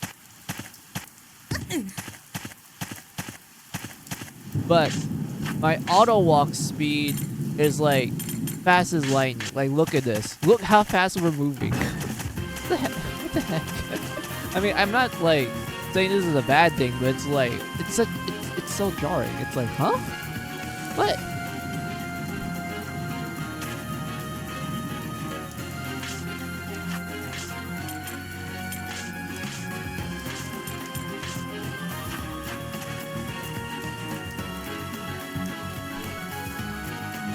The path ahead of you is blocked by a giant gate. With all your strength, it doesn't move. Damn it, it won't budge. There's no way we can get through. You must search for an alternative.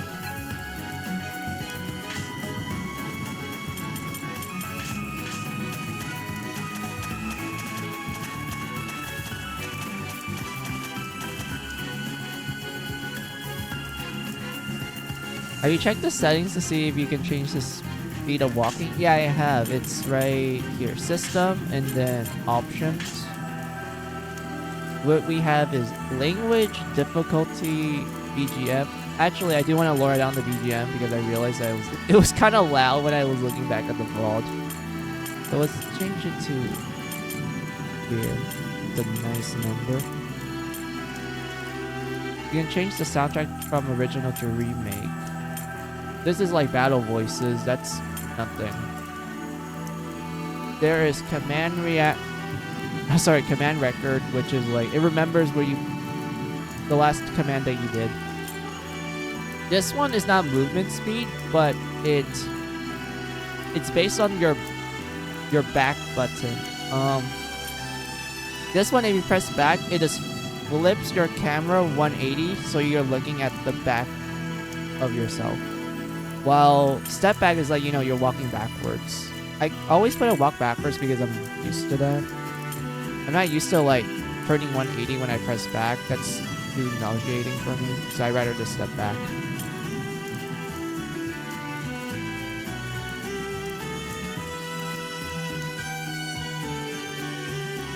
Minimap, we can hide. Base results. Yeah, we can hide that. We can also hide this. There's resolution, my bad. And then windows. But yeah, there's no setting for walking speed. So it's so weird for like auto walk to what do you call it? It's so weird for auto walk to be faster. Why would you hide the minimap? It's because of how the minimap is positioned. Like, honestly, I feel like this minimap would have been a little better if it's like right here, or maybe right here, maybe like yeah, on the sides. I don't know why they put it in the top middle, so it's kind of weird. But I wish they gave you the option to change the position of the minimap. I'm assuming that people who turn off the minimap, they prefer like pulling up the actual map like this. You know, like classic, you know, dungeon crawler people. Like, oh, we don't need a minimap. I can remember the layout with my own brain sort of thing. Or I have to draw it. And whatnot. That sort of mentality. I always keep the minimap on just in case I like forget something. I always check my surroundings because, you know, dungeon crawler is always like hiding little small details in the layout.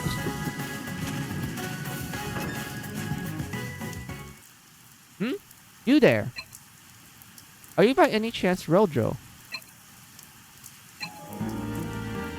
Hey, are you okay? You'll be eaten alive by goblins if you stay here, you know. Who is this? He looks very fancy. Really? Alright, so that just hides the text box. I kind of wish there's an option to hide this, because I want to see like the full body portrait. Alright, he looks like a bandit. It's because of the mask.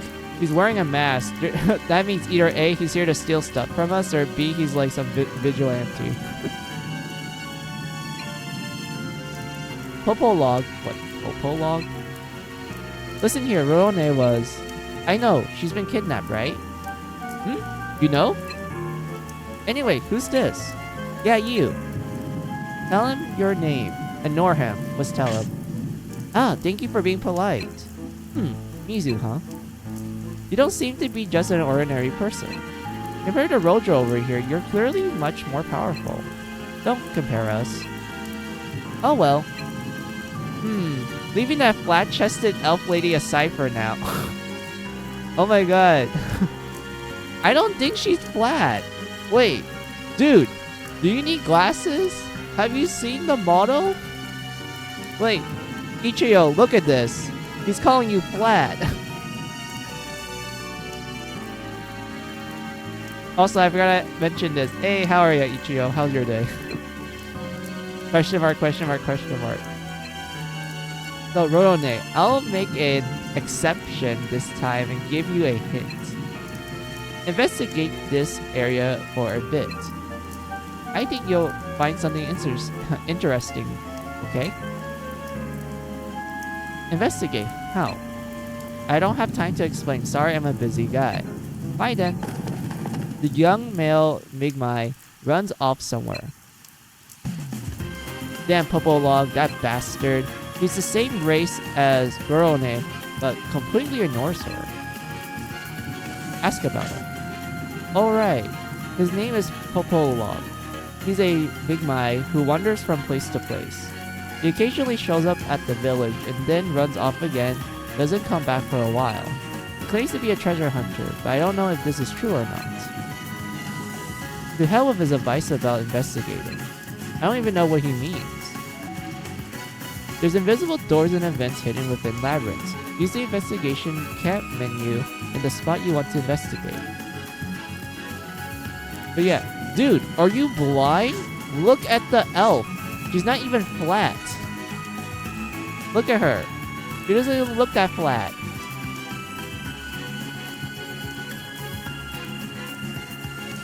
How dare you? What is justice, Kappa? I'm more of a medium-ist premium guy. I mean, flat is cool, and having big boobs are awesome, but I prefer the middle ground. I like medium.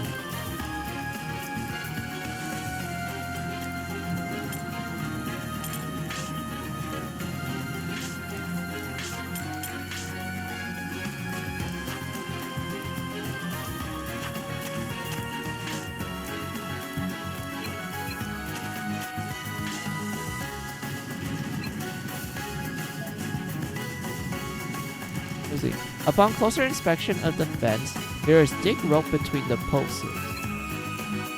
It has a stone weight at one end and appears to be pulling something. What's up with this rope? It may be the mechanism for the door.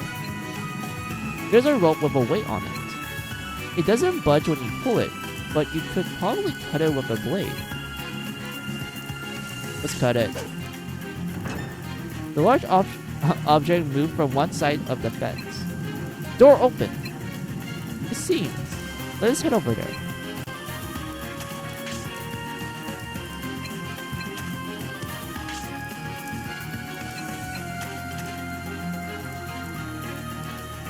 Oh yeah, Ichigo, I have a question.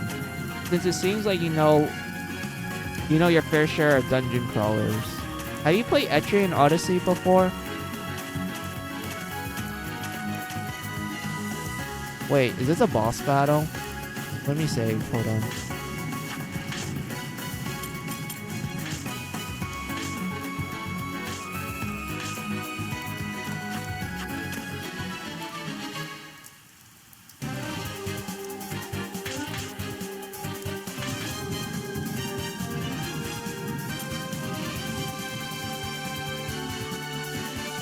I love Etrian Odyssey nowadays, but I didn't used to. Oh, okay. Hey, Pauls, how are ya? Long time no see. I don't know much about dungeon crawlers, actually. Oh, okay, so you're relatively new. Ooh, God, I don't know what to say because I was like, oh man, if Ichigo knows a little bit of Etrian Odyssey, I want to like tell you about like, oh, I want to stream those games one day. More specifically, I want to start with the DS ones and then play the HD remaster afterwards, so I can like show off like the new portraits and everything. So yeah, how are ya, Pauls? Earlier, for the last 5 hours, I would say, I was playing Dungeon Travelers 1. I was so happy that the game finally got an English release and was available on Steam. And I've been playing the hell out of it ever since it came out on Valentine's Day.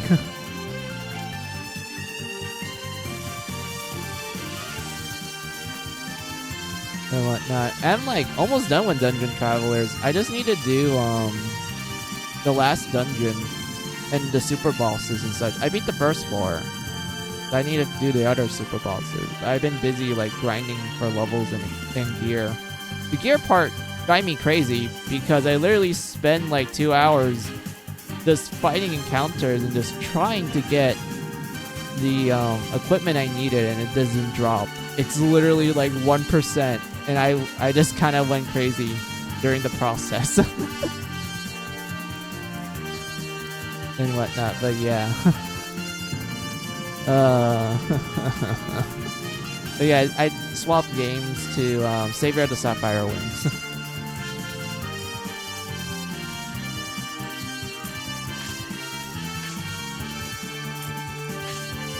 Yeah, skip the OGs if you want to play the older versions. Go with Untold remakes. Yeah, I know about the Untold games. I played them as well. I didn't like Untold 1. I honestly thought Untold 1 wasn't that great of a remake. Untold 2 was actually good. I actually like Untold 2. I thought that was like a solid remake.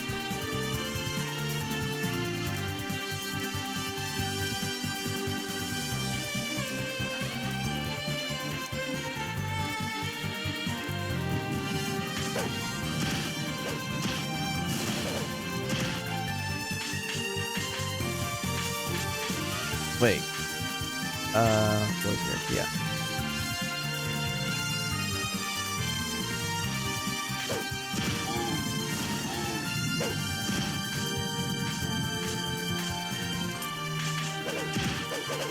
I didn't like original Etrian Odyssey and barely finished it. Then I really didn't like Etrian Odyssey 2 and DNF.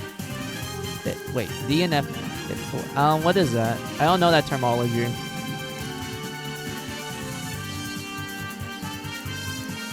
Did not finish. Gotcha.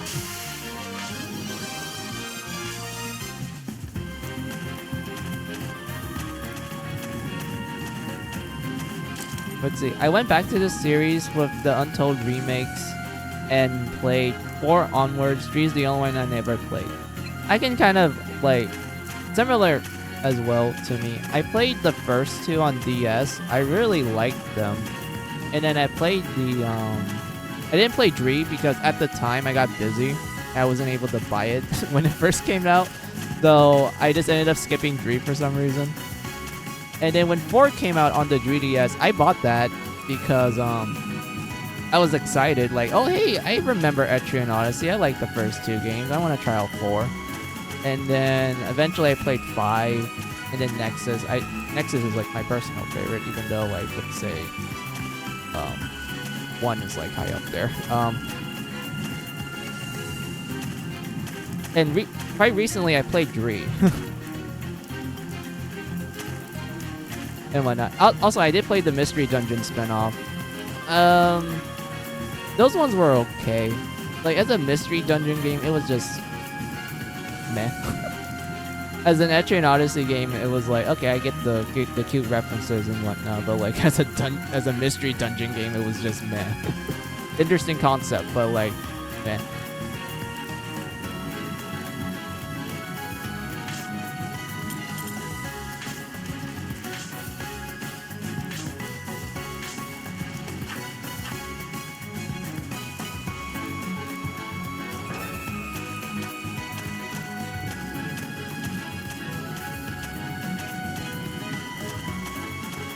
And whatnot. But yeah, I am gonna stream those games one day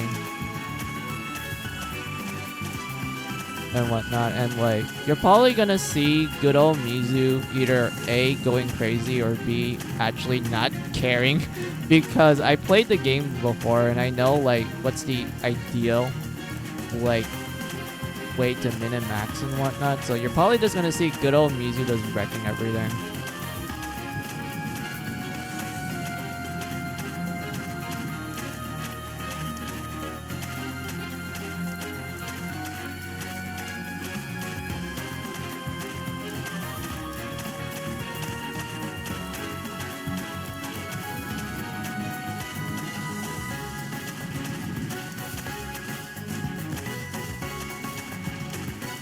Let's see. That's probably a story event, so we're gonna ignore that. We're going to, yeah, fight this.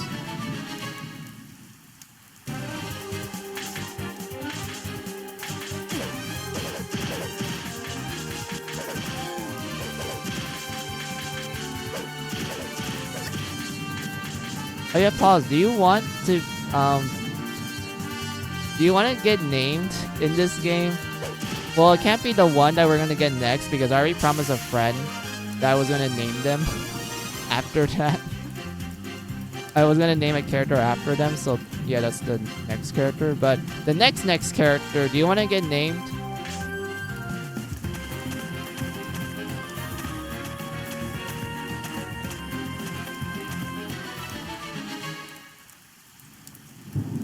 Heart. Alright, I take that as a yes.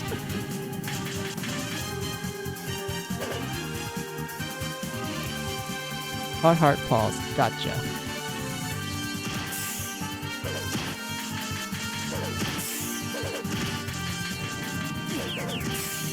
Wait, let me read this. Alright. Heart, all, love. Alright. I'm as subtle as a hammer. Mm-hmm.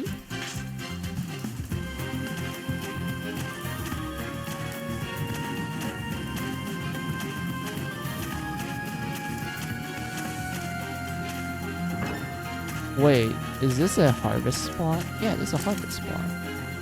Dry monster... Wait. Dry monster milk. I need to... Wait, I'm not gonna investigate. We need to, where is the item check? item, yes. Use. Sour monster milk. Dry monster milk. Wait, how do you dry monster milk? Like, it's not like beef jerky. It's literally like milk. I guess like, I don't know, like, how? Technically, yeah, you could argue it's like cheese, but like, what does dry milk means? It's like boneless pizza. Like, what does that even mean?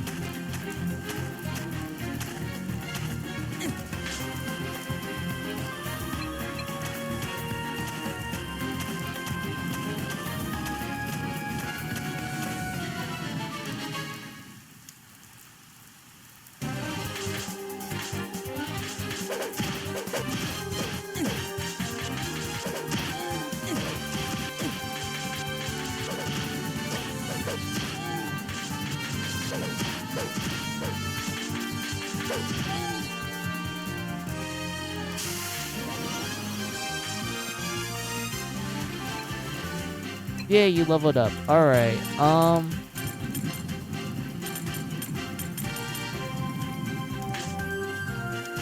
I know technically I should just focus on vid. That's literally the guts stat for Paladin. Like, there's no other reason to put any point in other stats, just focus on vid. But I know for a fact that, like, it's ideal to have both vid and strength to be pretty high. And then the next one you want to be somewhat okay with is agility. Because there's a skill in the game that actually uses the agility stat for paladins. So yeah, that's like something I want to point out. I would say for now, let's try to get strength and vid to like maybe 17. Like that range, and then I'll put 2 points here. And then the next levels will be like, you know, this will get to 20, and then 2 points here for it to be at 10, and then I'll put the rest to these two for now until I reach the cap, and then the rest will go to agility. Luck is practically useless. I don't know what luck does in this game. I think luck is like crit rate, but I don't think you need crits in this game. And I know luck is like status effect chance. So if I have a class that relies on the luck stat, then like, yeah, it's no brainer. I'm gonna put all my points of luck in there. But like for a paladin, it's useless. Like there's no need for them to use it.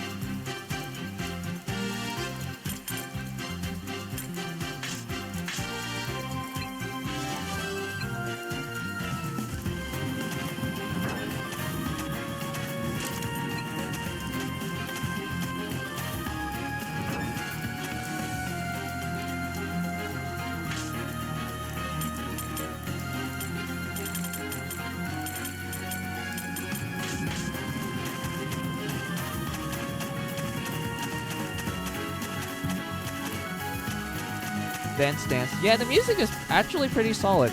I didn't expect this game to have solid music. I mean, I loved Demon Gaze's music, which was made by the same people, Experience Game. I think it's because of Vocaloid. I actually do like Vocaloid tracks.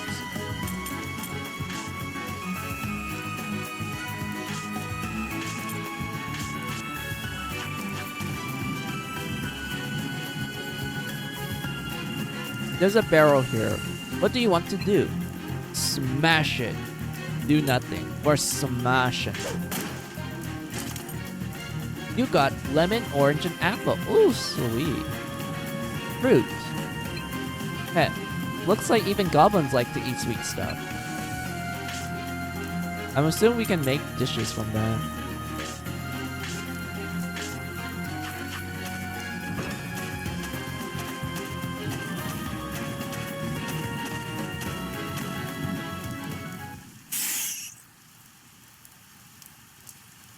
You see Makabu standing there.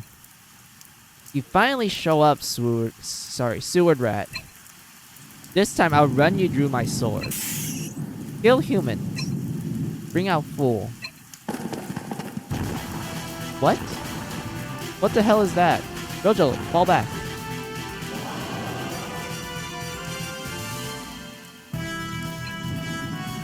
A Cyclops, wait. Wait, that's a Cyclops? This is sick as fuck. Like, look at this Western looking Cyclops. Like, this looks like something straight from like D&D. Like, look at all the veins coming out of him. He has like a wolf. Why does he have a monkey tail? His eyeballs where his his eyeball is in his mouth. That looks cool. He has like a nice headset as well. Not bad. I like this Cyclops design. We can't. We don't stand a chance against this. Rojo, Master, we gotta hurry. Run. Gotta run. What are you talking about? Are you a swordman? You are a swordsman, are you not? I'm just a son of a traveling merchant. Please, Master. Retreat. Advance.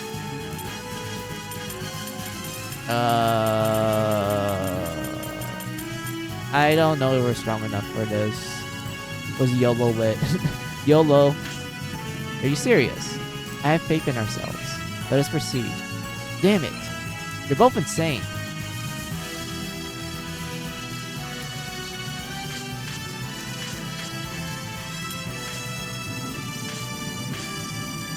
Wait. What's it called?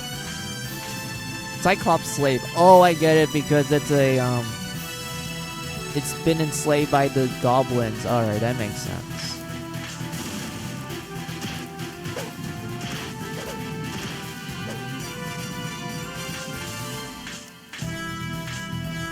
I don't think it has any elements. So let's try wind next to see if it's like truly non-elemental or maybe it has a different element.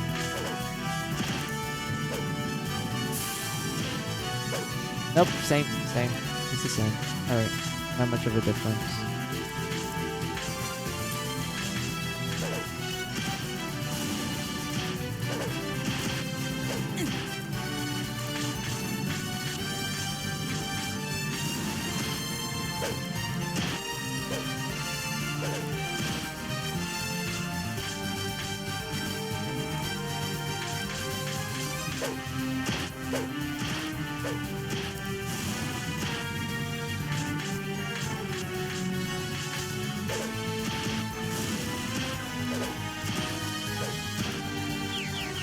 Wait, I got knocked out? No, I was the main damage dealer. Fuck.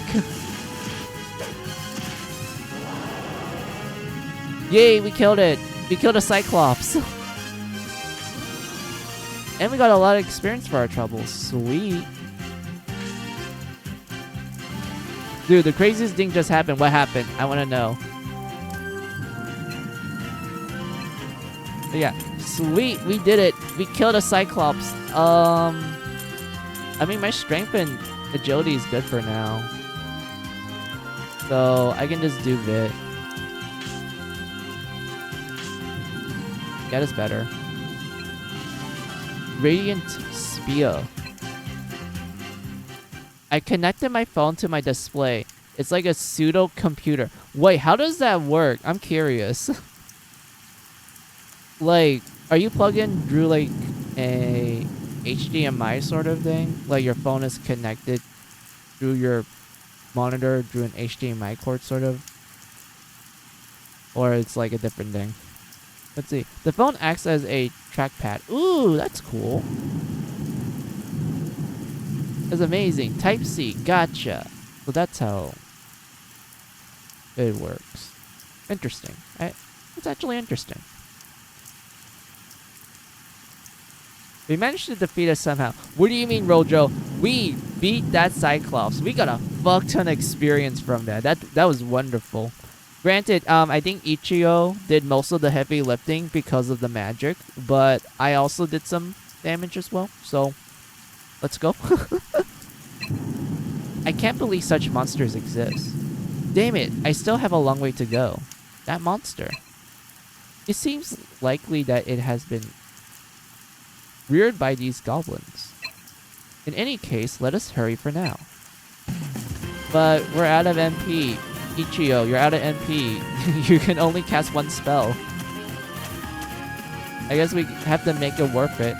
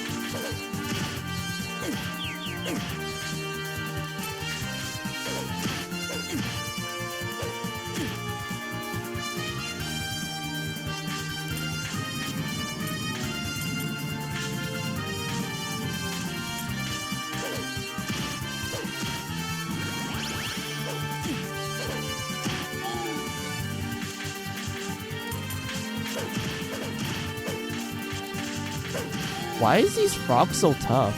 Excuse me.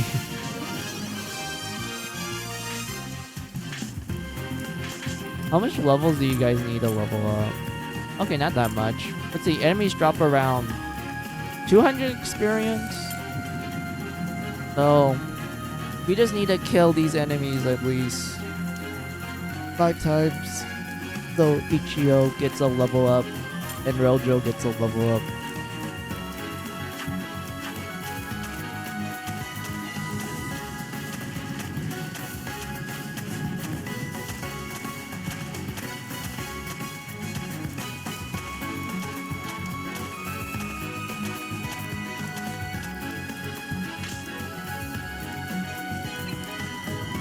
A chasm is spread on the ground where you stand. Alright, move up here, up, left. That's a boss. Look, that this is a boss. Look at that. Look at this. It has a skull and everything. That's a boss battle right there.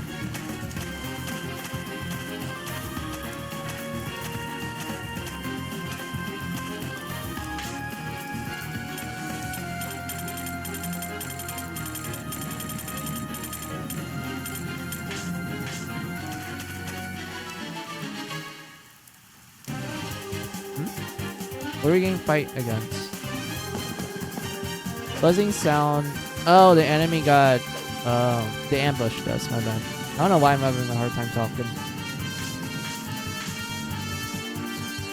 Bubat. Oh, bunny rat. Barbat. Gotcha. So, bunny rat. I got it.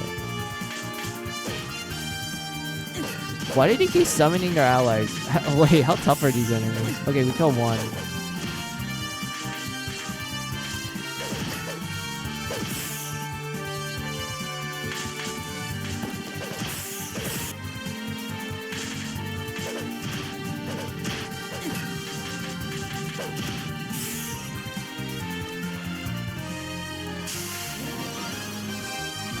Ooh, that's a good amount of experience. I just realized this game is following, like... I don't know which game logic. I know that most of their, I know most of Experience Inc. games, you earn money by selling items you get from the dungeons, rather than, like, you get money from the monsters. I think Wizardry did the same thing, where you earn most of your money from, like, selling stuff you get from the dungeons.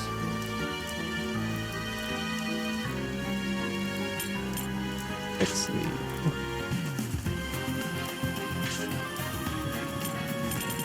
The only downside was it didn't charge my phone when plugged in. Oh man, that sucks. I mean, it's cool that you get essentially like a proto touchpad or trackpad. But at the same time, the fact that you can't charge it, damn.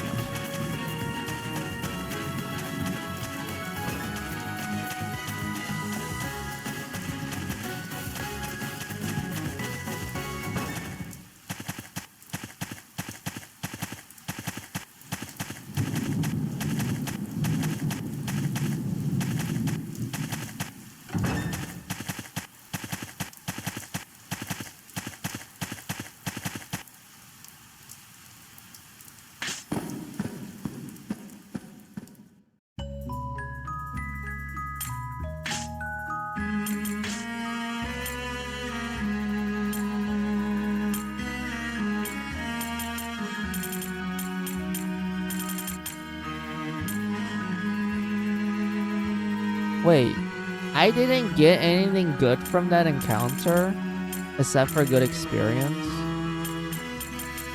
I can't really sell any of this.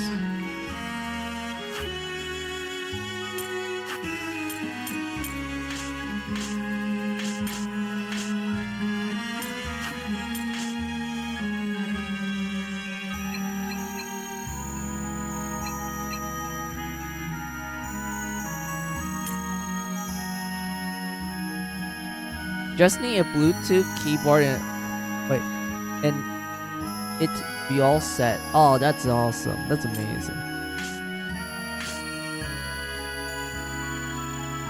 Need to stretch my back real quick, guys. Hold on.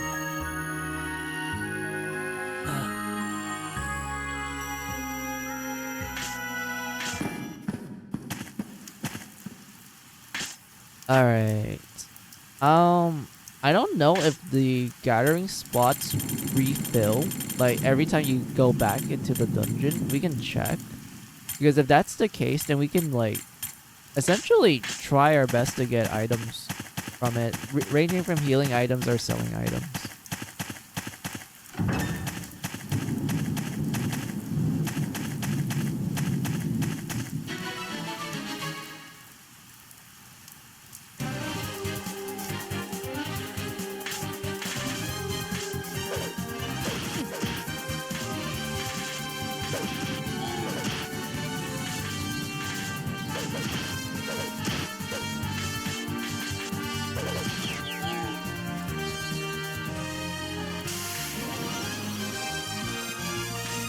Comfortable fur. Oh, that's a treasure. We can sell that.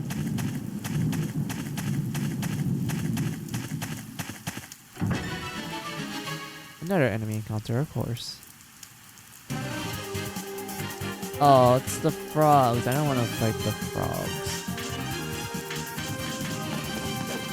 Oh, he ran away. One of them ran away. Alright, we can kill this one then.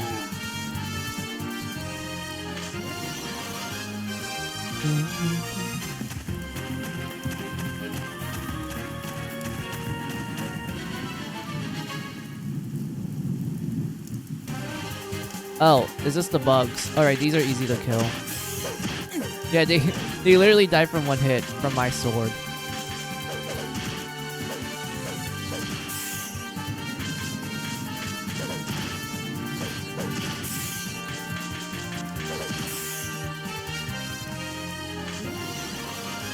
What we got? Shining shell. Oh, we can sell that for money. Alright, that's good. Alchemy, apple, lemon, sweet root vegetable. Okay, not bad. Not bad. I wonder, does this game have scaling? Like, experience scales with your level? If that's the case, that is cool. But at the same time, it's like, oh, that means I need to, like, figure out how to grind levels later on then.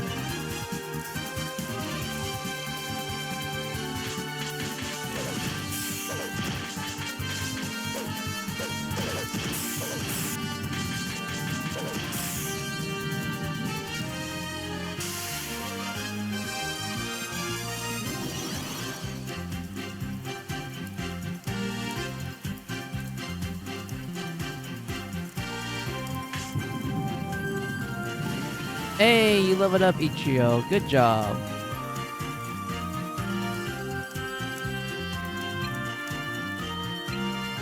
We're gonna increase your VIT because I really want you to level up your HP. You really need HP. You learn Ice Bolt.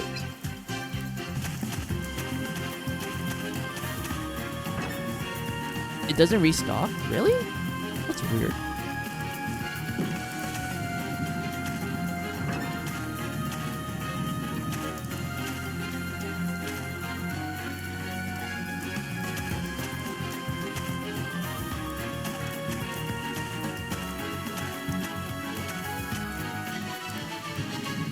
Unironically, I'm grinding levels right now in Dungeon Traveler's level. Oh, that's great. I did the same thing at the start of stream. But yeah, I hope your grinding goes well. Like, you're actually having an easy time with it.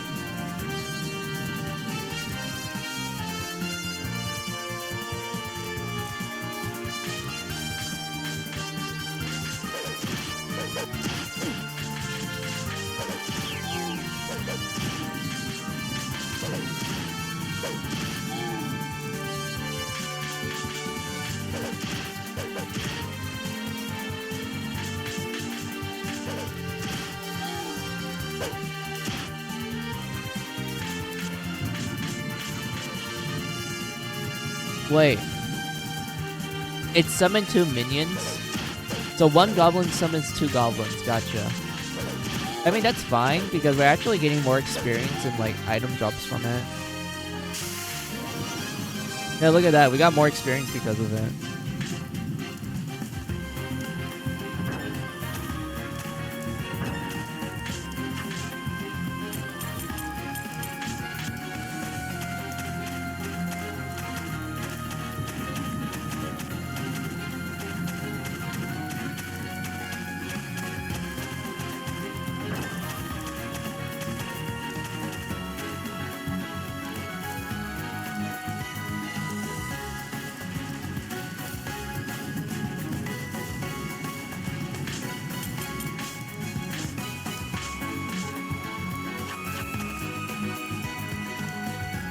Alright.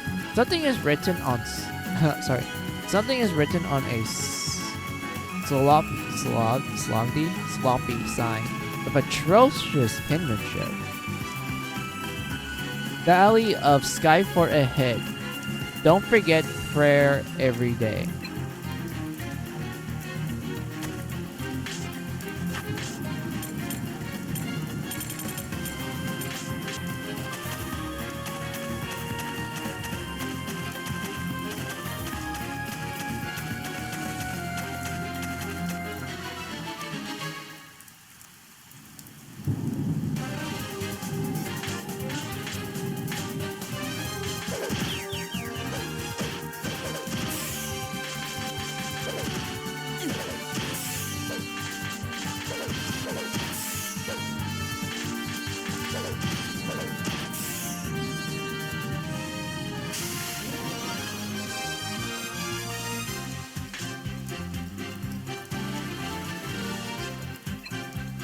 Hey, good job, Rodro.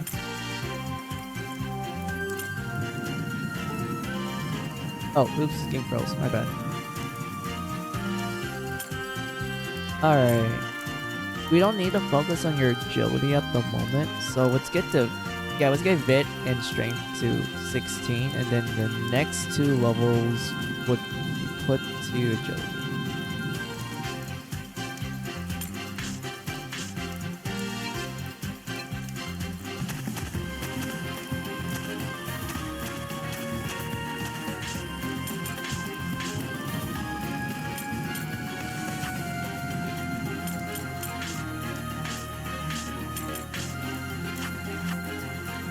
Alright, let's do this. Boss time.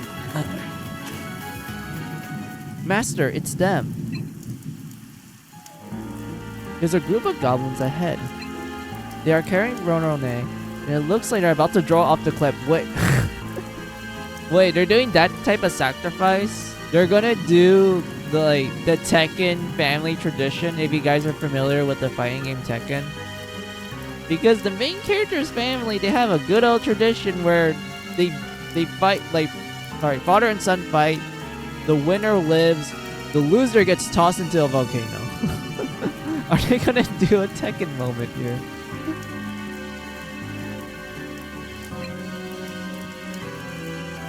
Ronone, O great spirit gods who reside in the heavens, I shall soon join you at your side, Mumble. That idiot, she's already giving up already. E. Why? Bull dead? You're next. Just release that girl. Silently point your sword at him. You're next. Gee. You sewer rat, let go of Ronone. This one sacrifice. The goblins raise Ronone up once again. This is bad. But just then, flames rise and spread out in front of the goblins. The goblins let go of Ronone and start to panic. Half is open. Now, run this way. Ronone, run! Okay. GG, sacrifice. I'm back.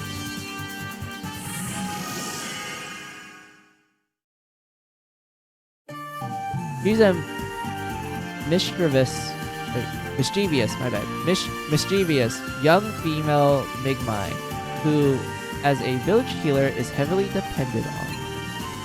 In meeting with you, they shall forge the path of a new destiny. Please create their... Yeah, I get it. Oh yeah, I promised my friend to name the character after them. Hold on.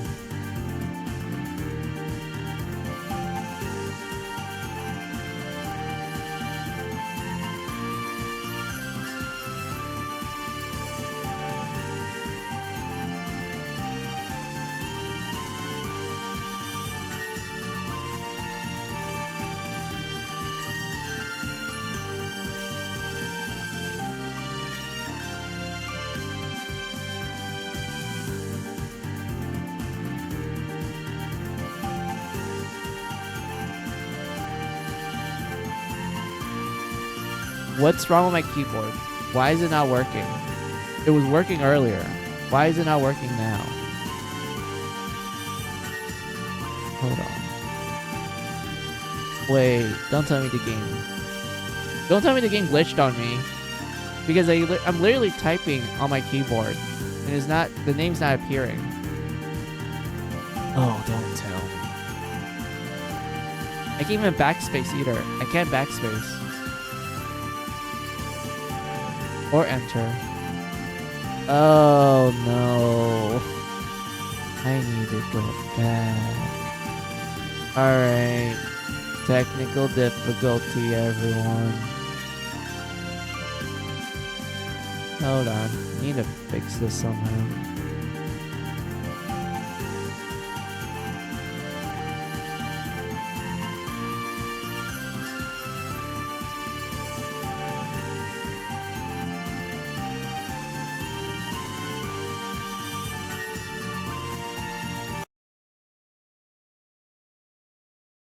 Oh, why?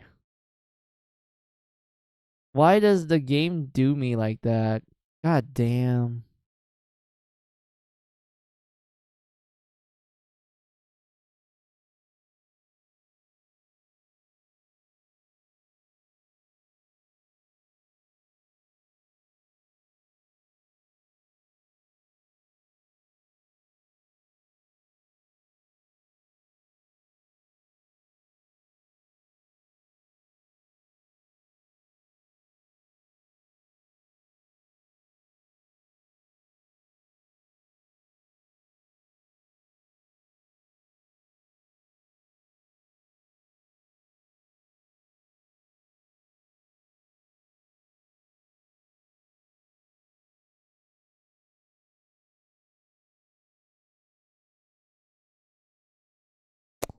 Are you kidding me? Come on. Why is the game shutting off and on? What's wrong? I do apologize, guys, for the technical difficulties. I don't know why he's acting up right now.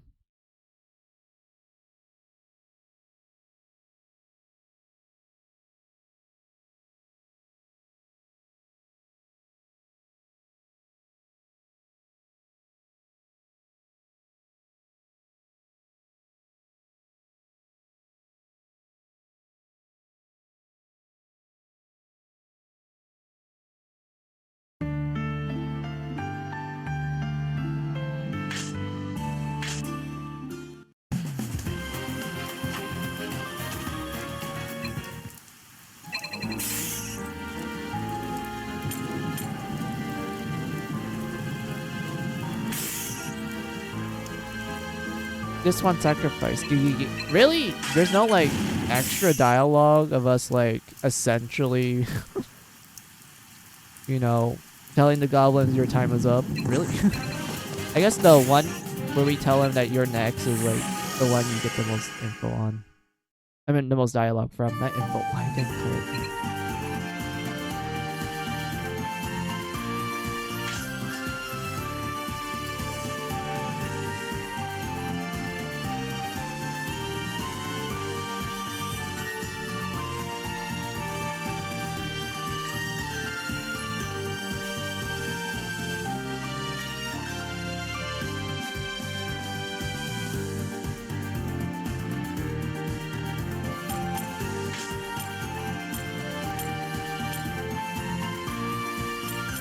Wait, what's the difference? I mean, yeah, color and whatnot, but like... Okay, I'm assuming this is meant to represent healers. And this is probably like... Wait, she has a sword in her back. So that means either A is supposed to represent like... I think there's a deep class in this game. Yeah, there's a deep class in this game. It's either deep or druid. I would say, I would say deep. I don't think this looks like something a druid would wear. Yeah, we have this, and then we have this. Oh, wait, so the Migmais, they're dog people. Oh, that's why they have like the big fluffy ears, and they have the whole like water one. Wait. What do you call it? Like water tank. Yeah, water tank. Where the color is like a reference to those giant dogs that you see on like in the winter. They carry like liquid in it. And when I always thought it was like a beer bar. I thought it was like a beer barrel, but it's like water actually, or like medical stuff. Oh, okay, that makes sense. I didn't like piece together that the Mi'kmais are dog people. I didn't realize it. I just thought like, okay, they're just hobbits. They're like the little folk. But I didn't like piece together that, oh, they're like small dog people. Okay.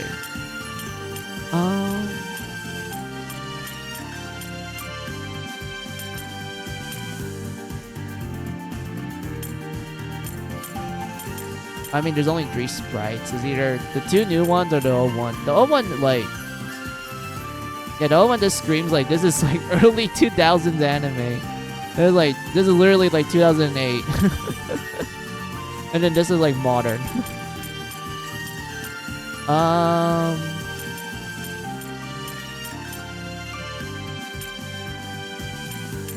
mean, the default is already cute though.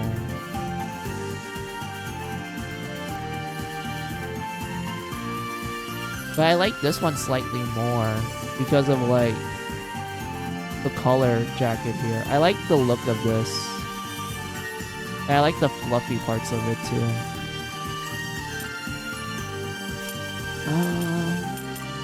I guess this. Alright, you will be a healer.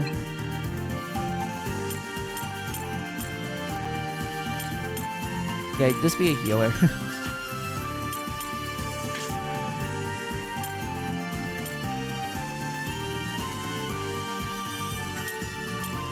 I'm so tempted to go like, oh, let's make her a fairy because like fairy has really high agility.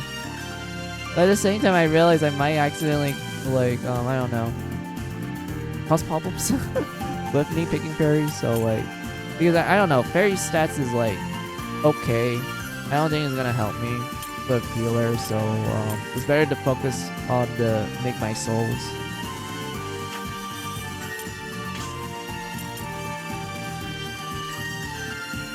I kind of want to add those 2 points into Vit because I really want her to like get more HP from our level ups. But at the same time, like, you know what? Let's put 2 here, and then the next 2 will go here, and then the next 2 go here, and then the rest we just focus on that and just that. Yeah, that works.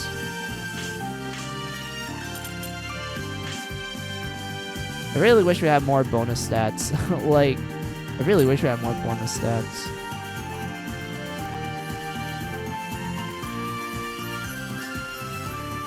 Let's see. Yep. Alright, we got our healer. We got Mickey. Alright. After Mickey, the next character will be named after Paul's.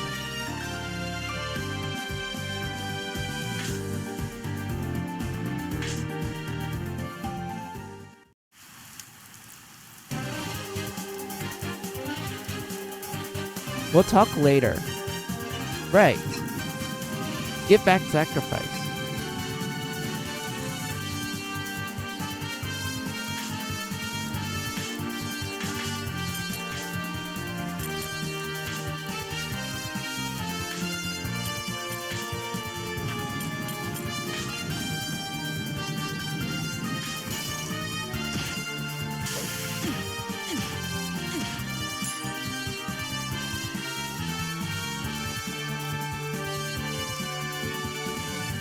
Wait, what?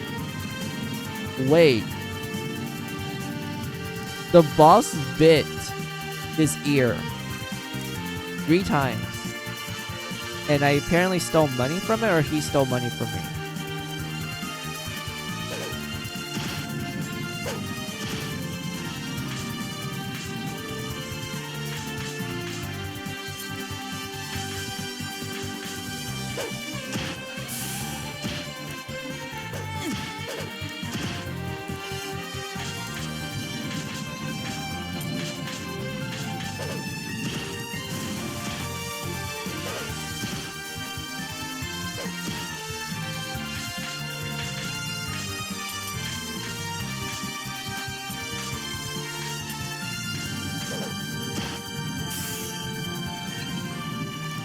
Gah, I flee.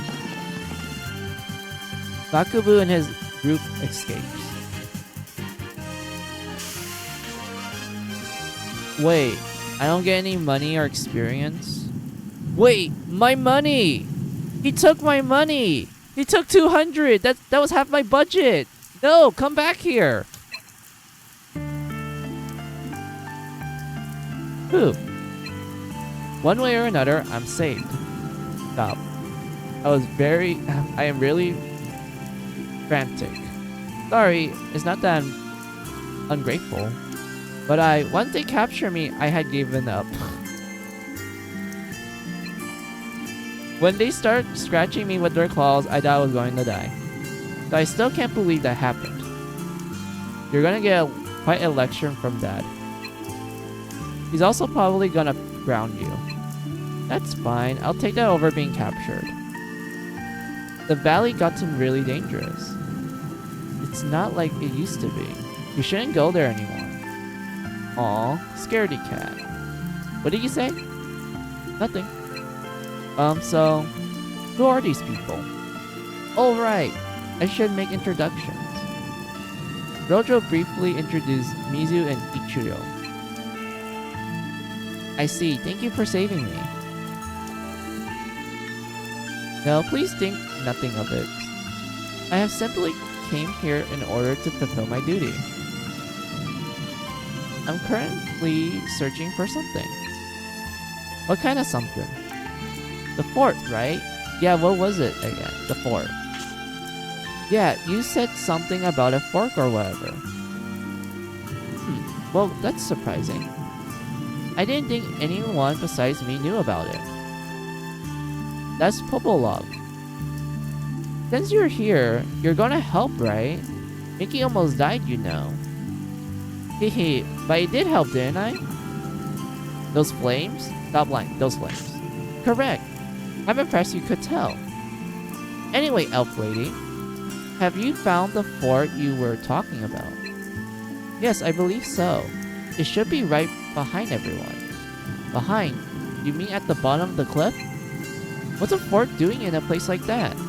No, it is not something that was created by mortal hands. What lies dormant in this land is a floating fortress known as Ramdar. 100 years ago, it was the resident of the... Oh, sorry, I had to sneeze. Sneeze too hard. Ow. Anyway, 100 years ago, it was the residence of the Knights of the Round, who challenged Overlord Oma. The Knights of the Round? It can't be. Is that really true? Master Mizu, do you remember anything? Only vaguely. I see. Just then, you hear a whispering voice call out to you within your head. However, before you can register it, it melts away among the sound of rain. Master, what is wrong? Gah, those footsteps. Kill humans. Ah, it's back. Gigi, fools came. Kill all humans. Damn, even that huge thing's here. You can't possibly fight in a place like this. Go, fool. Human sacred. E? Is it an earthquake? No, it's not. But the ground beneath us is shaking. Skyfort, angry.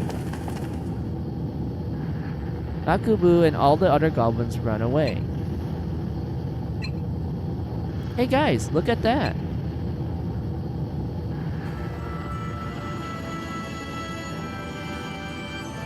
That ship is huge. Oh, look at that. We got a giant ship. Is it the airship in the title screen? Not title screen, like the box art of this game. Is it that ship? Wait, it's a floating... Sorry. Wait, it's a floating fortress. It can't be. That's amazing. I mean, seriously.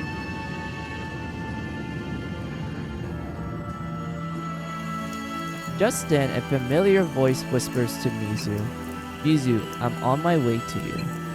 Please wait in Humai Valley. That voice.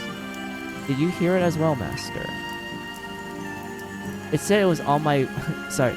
It said it was on its way to me. It told us all to jump off. I didn't quite catch it.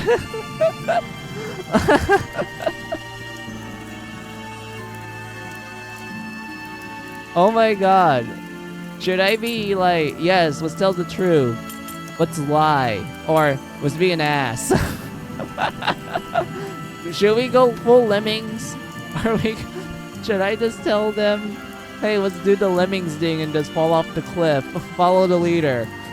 Oh my god, I need to make a save file. I need a save file separate so you can like look at the dialogue choices.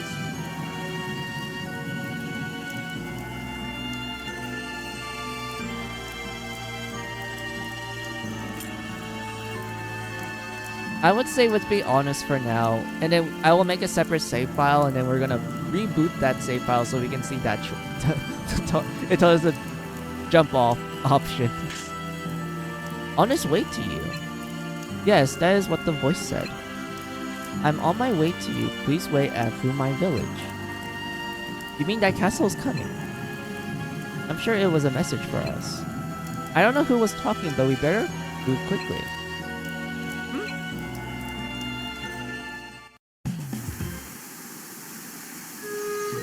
The rain. It stopped. Yes. I'm certain that even the skies are celebrating the return of the Night of Light. Heh, isn't that great? Anyway, let's go back to the village. Hey, Pobolog, wake up. Master, we should get going too. The goblins, scared away by the floating fortress, all retreated together. Mizu and the others brought Mickey with them as they head back to Humai Village.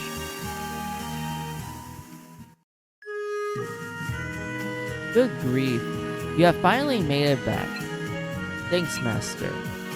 You did well. You still have ways to go. Oh, thank you. It boosted my confidence a bit. Well, you did pretty good considering it's you. Despite having Master Mizu here, you still show some guts. Don't act so snobby while you're the one at fault. Hey, wait a minute. Where'd the fort go? Here I was hoping we'd fly away from the village in style. You can't be so conspicuous. It would only serve to disturb the residents. Well, don't sneak up on me like that. And just who are you, Missy? Wait, you got a girl back to the village? Oh, Polog! You're not a Phantom Thief. Hey, Rudo, how are ya? I am streaming Savior of Sapphire Wings right now. Like, 5 hours ago, I was playing Dungeon Travelers. I was grinding for the end game, and I killed, like, the first 4 super bosses over and over again just to grind experience and levels. I'm doing fine, sick, but fine otherwise. Oh, you're sick? That's terrible, Ruto. I hope you get better soon. I hope you don't mind me asking, like, is it just like a simple cold or like a fever? If it's those two, I hope you recover quickly from them. I hope it's not like something major like COVID and whatnot. That one's awful.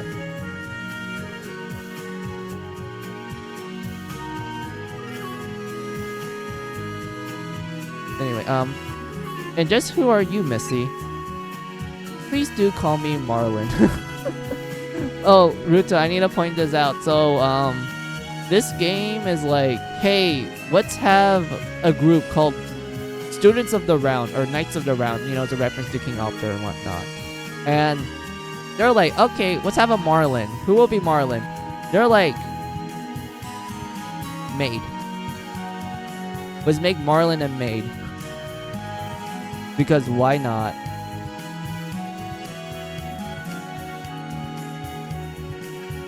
She even has different color eyes. Teal and purple. Marlin as the maid. LMAO, yep. Let's see. You have a cold, sore throat, sometimes a fever or a cough. Oh, that's terrible to have. I hope you recover quickly and everything. My name alone will suffice for now. As we speak, Roldeer is on standby outside of the village. I will guide you there shortly, but first please head to Master Bolnon's residence.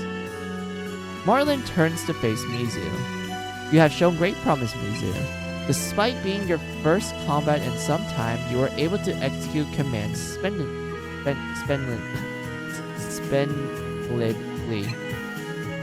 It's certainly a relief to some extent. I shall see you later. And poof, she's gone. She's a little distant, but she seems nice. Hey, Master, what's Marlin like? Can't say for sure. Extremely serious, surprisingly amusing. I mean, she's a maid, the serious type maid, so that makes her amusing. I don't think picking these two will like lower affection for Marlin. So like, let's just do this. Huh? Really? You got my attention now. Master, I believe it's time for us to return to Master Bolnon's residence. Marlin mentioned something she wanted to share with all of us. Oh, if you're going to see that old man, you can't go ahead and count me out.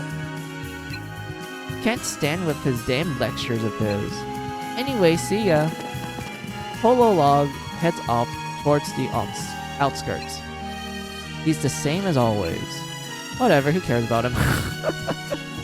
Oh my god, why is the healer so sassy? Why is our healer so sassy? This is the opposite of Mickey.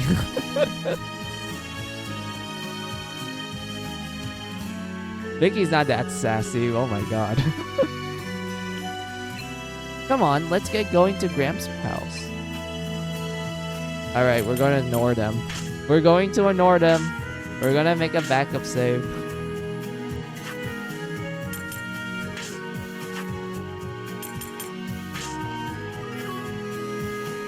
And whatnot. But yeah, Ruto, if you want, I could name a character after you, but it has to happen after Paul's. Because Paul's calls first dibs for like the next character that's gonna join us.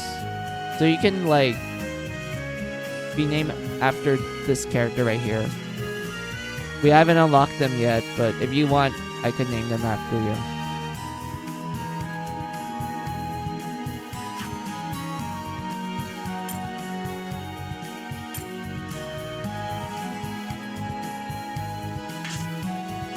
Alright. I'm back, Pops. Mickey is safe. Rojo, Mickey. Oh, goodness. The spirit god was able to protect both of you. Sorry, Gramps. I went to gather some of that plant we used to treat your illness as usual. But when I got to the valley, I realized goblins were much closer to the village than I expected. By the time I knew it, I'd been kidnapped. Hee. No, you do not... You don't go Teehee. You don't go Paimon like Tehe Denandayo.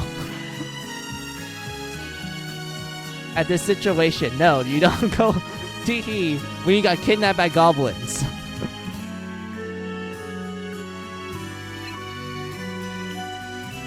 There's no laughing matter, you dimwit. Exactly, I agree with Gramps here.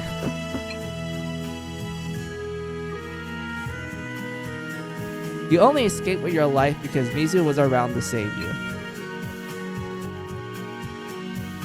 Don't you enter that valley again. I doubt you might say that. Are you sure? What about your medicine? I'll take joint pain over losing you. Reflect on your actions for a while, would you? Tip. You're stubborn old fart. Enough out of you, you tomboy.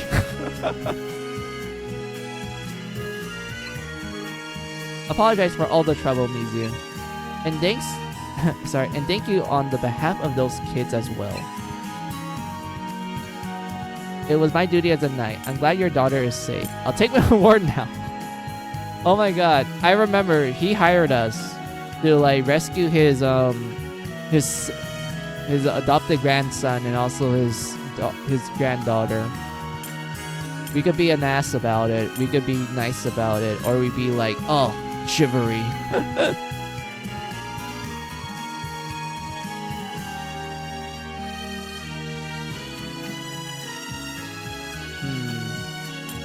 Must be nice. Oh no, Mickey isn't my daughter. Her parents have passed away. I just have been making sure she's fed. At least until she's a full-fledged healer. ... What is it, Marlon? Have you finished? Yes, we are done, but... Very good. Then, sorry, please, if you could follow me. Is she taking us to that fort? Yes, most likely. Let's go, Master.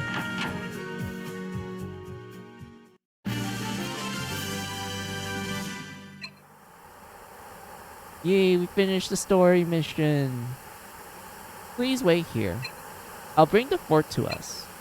But if we wait here, where exactly is Roldir? Please take a look. Over there. Marlon points skyward.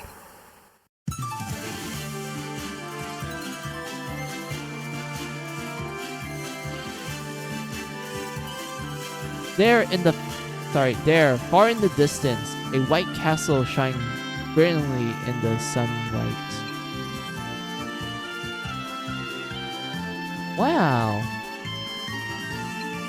So it can float like that? Yes, we have gotten our airship, a literal flying castle.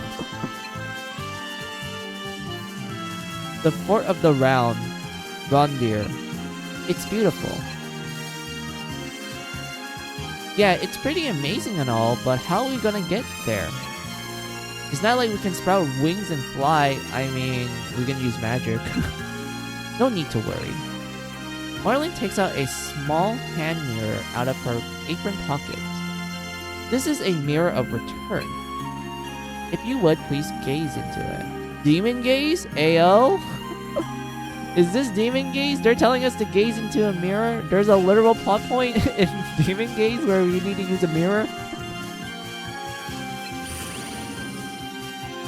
We have arrived within the fortress.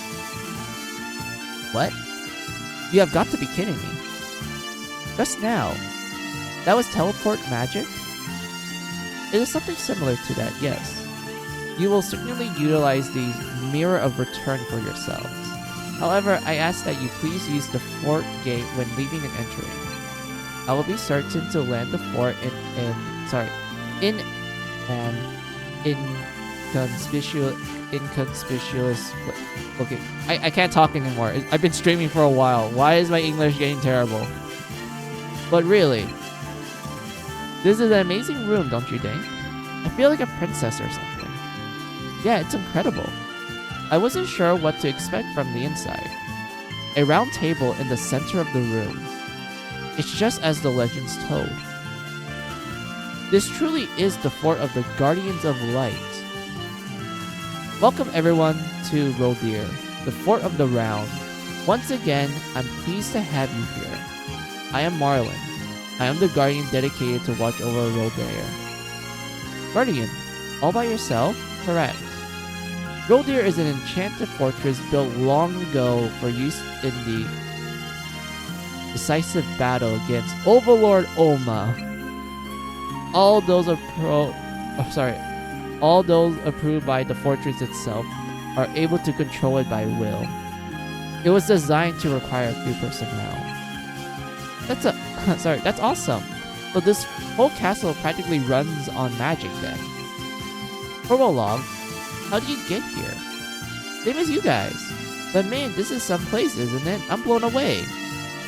Is he okay being here? It's not like he had permission. It is no problem. Hehe, how hospital. Alright, time to explore. Alright, time to start exploring. Before you go, there's something I must explain. Explain what? It is most viral. This is the fortress of the Round Road. Here, the fortress for those who stand against Overlord Oma. Why could it be that you were brought to such a place? Well, now that you say that,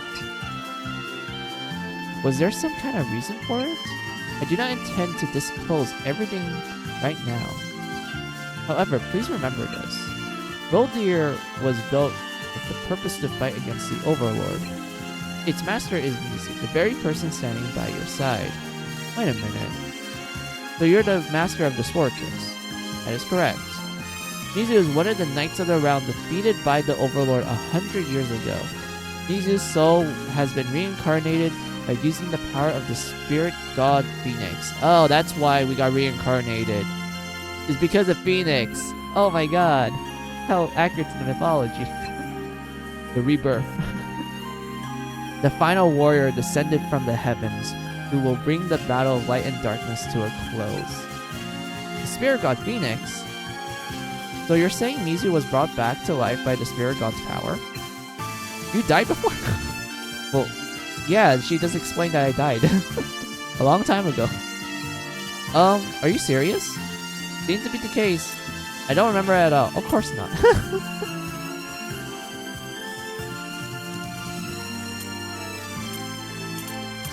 Seems to be the case. You're really saying like that it's no big deal. Yeah, it's not no big deal. We always get reincarnated in video games. It's no big deal. When someone dies, they just come back to life. People die when they're killed. Not really. They get isekai to another world. That only makes me believe you more, honestly. So then,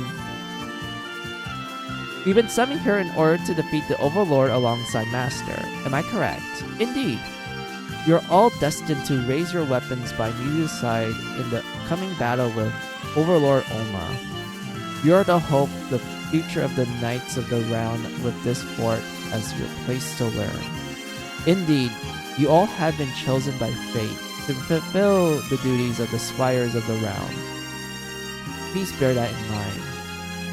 We're chosen ones fighting against the Overlord? You gotta be joking, right? I'm just a son of a traveling merchant. Rojo, ponder this fact. You're currently standing within the halls of Rodir. You're not someone else. Sorry, you, not someone else, are here within the Fortress of the Realm. Consider why that would be. You must not ridicule your own destiny. Yeah, I'll do it. Phoenix God Phoenix, sorry, the Spirit God Phoenix was the one who gave Master new life, right? If that's the case, I don't doubt the Spirit God guided me here too. I'll be in your care, Master Mizu. Yes, I'll do the same. It is my role in life to fulfill my duties as the Elven Priestess. Please, I ask you to guide me until the very end. I already beat this style. Hey, Carly, how are ya? Long time no see. Wait a minute. Have you all lost your marbles? Well, what is it you will do? No way I'm having any part of this. Fate this, fate that, yada yada. Listen here, everything in this world is a coincidence. This is no different. We only happen to be around by chance. Can't trick me into believing that messed up logic.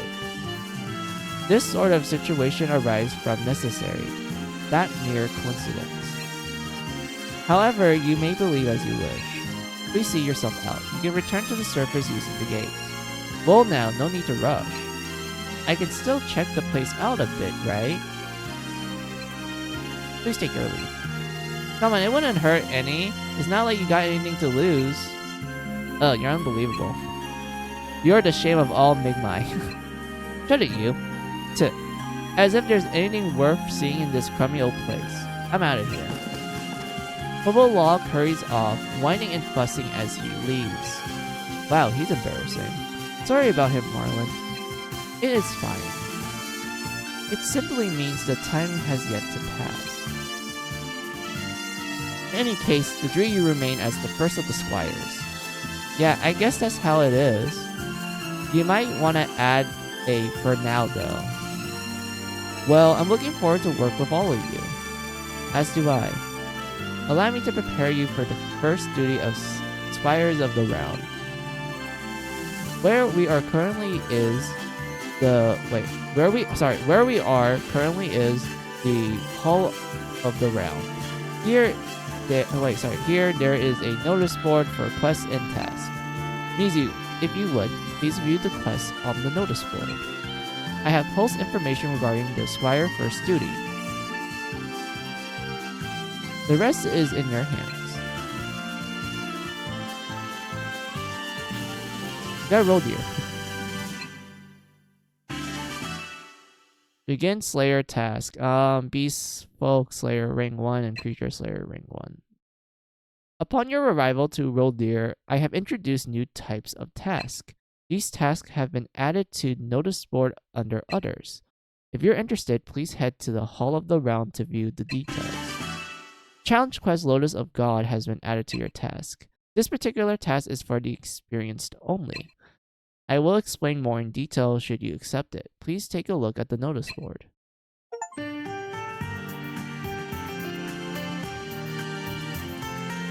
Wait.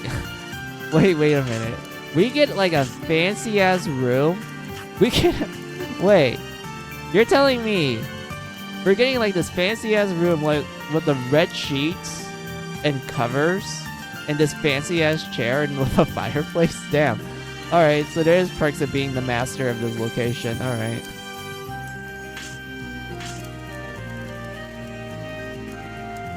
Let's see. Mizu. I was defeated by the Overlord in my previous life, and all of that remained was my soul. I reincarnated into my current form, though the price of reincarnation was the loss of my previous life's memories. Defeat the Overlord, discover my true self.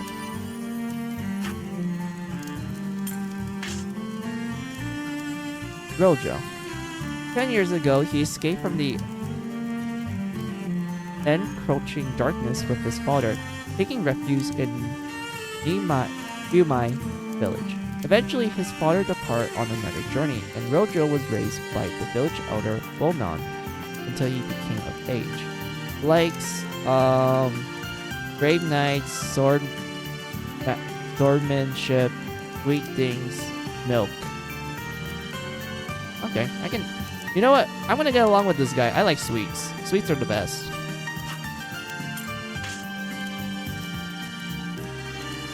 Let's see. Ichio. Elf priestess. Female. Adopted daughter of the elven chief Vendor, Ichio was chosen to become a priestess and eventually succeed him as chief. She is an adult despite her youthful appearance and behavior. Likes fountains and horses, praying, vegetable dishes, and sweets. Alright, I can get along with the sweets part. Alright, what do we have for Mickey? A diminutive healer who worships the spirit god Phoenix. She looks young, but she's a fully grown Mi'kmaq woman. She grew up with Rojo, and they remain friends to this day. She likes Phoenix, healing people, alcohol, bread, and sweets. Wait. Alcohol. Oh, okay, that's why they mentioned that she's actually a grown woman. She's actually old enough to purchase and drink alcohol.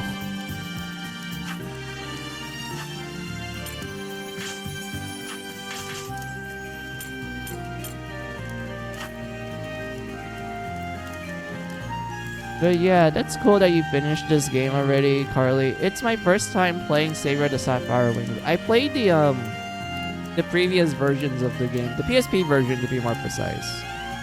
It was my first time playing Sapphire Wings, you know, the remake of Students of the Round. So I'm excited what kind of changes they did with this game.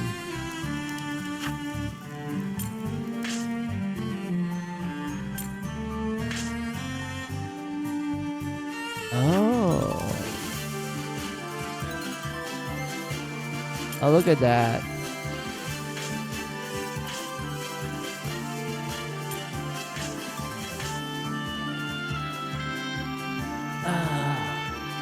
I'll probably play for 1 more hour, but right now I want to do a BRB break.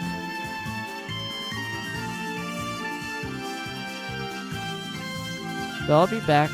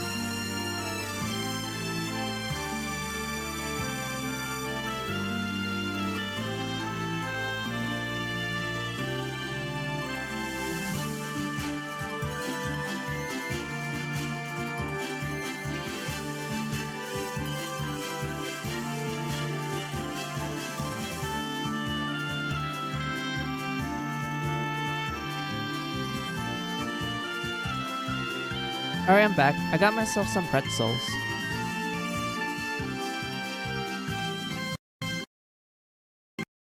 Oh. Fuck, why did the game crash? Hold on.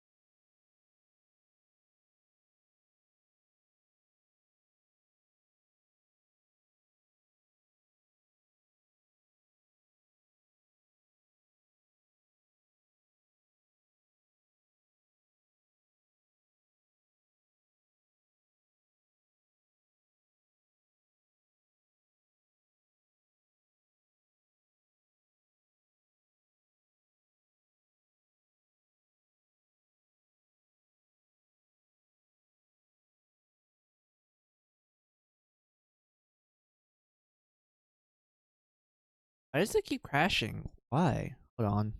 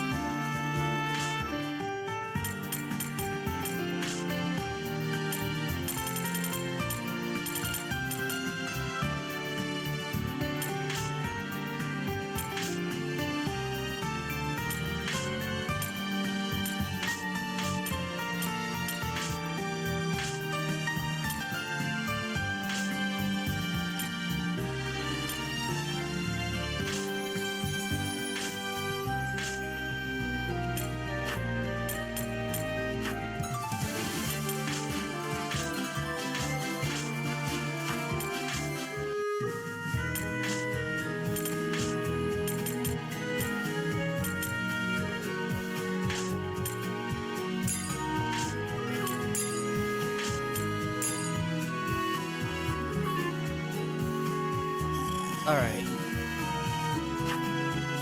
What does it do this? Hmm? Oh hey, we got a raid. Hey Hotchun, how are ya? Oh my god, I just realized it didn't notify me that you came to raid. Ah, you can fix that later. Hi Mizu, you're tired. Oh, that's... I mean, granted, you did stream for a while, so yeah, I understand why you'd be tired. But yeah, if you just want to like raid and dip and like, you know, rest up and whatnot, I don't mind.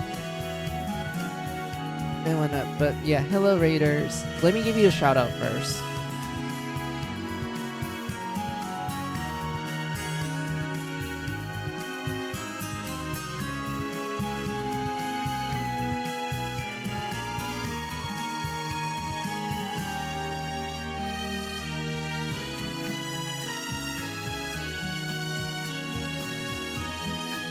I'll rest in a bit. Animation is exhausting, LMAO. Yeah, I get ya.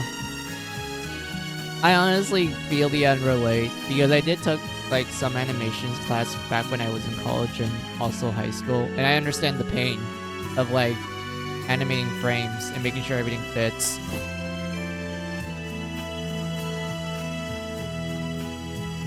So yeah, I can relate to the exhaustion.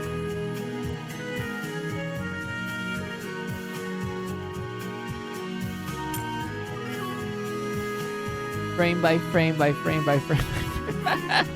Yep. Oh yeah, since he just rated in Hutchin, I'm playing Savior of the Sapphire Wings. Because the last 5 hours I was like essentially grinding in Dungeon Travelers. And I was slowly going crazy because the fucking drop rate is 1%. And I went like, oh wait, I have a like an item steal skill. Will that increase my chances? Yeah. It's 15%. Even at the max level, it's 15.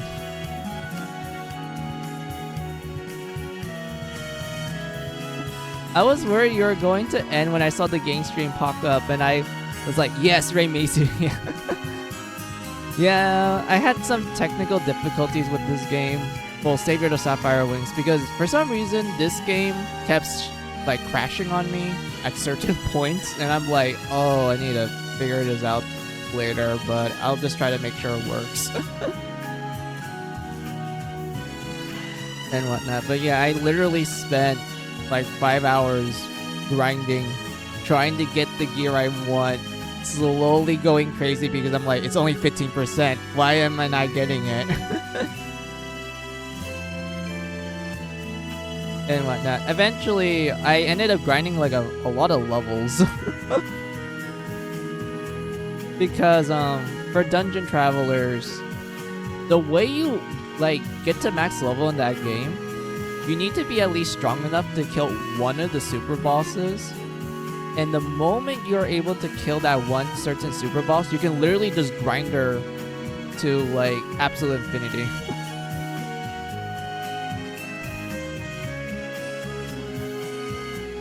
Honestly, that's my luck too. Yeah. Yes. Yes, I found a companion, a comrade when it comes to this type of luck. Also, I think I'm gonna change more for animation depending on if the emote can be done in live 2D or not, because oh my god, or oh my fuck, shading every frame makes me wanna die. Yeah. Oh dear. To be honest, I love the feeling of finding a super boss and use them to grind like crazy, because I am almighty powerful. Yes, indeed. But in the context of Dungeon Travelers, it's actually how you will grind to max level.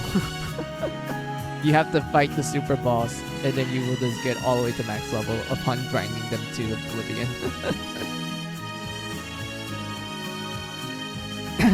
And whatnot.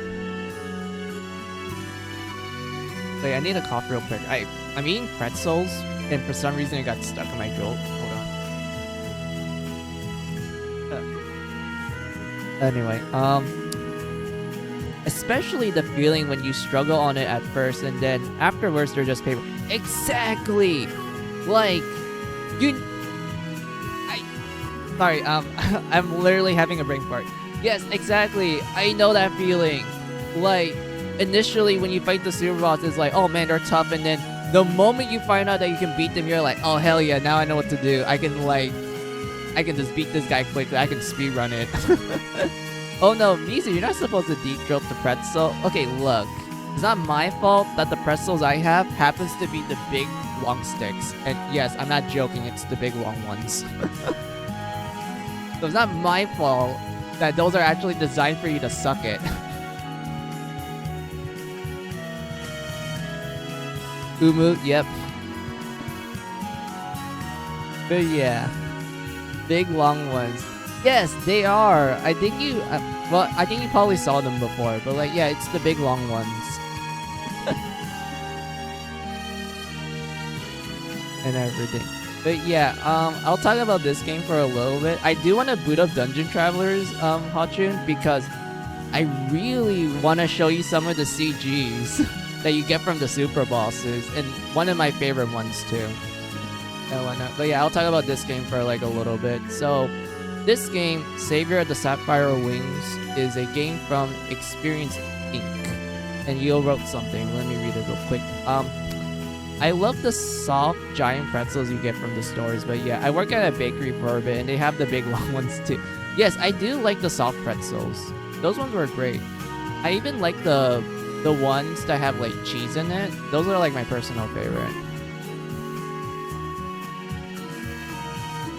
And whatnot. But yeah, so yeah, this game was made by Experience Inc. They're known for making dungeon crawler games, but in the vein of wizardry. And if you're like, oh, I never played a wizardry game, how would you describe it? I'm like, very old school logic.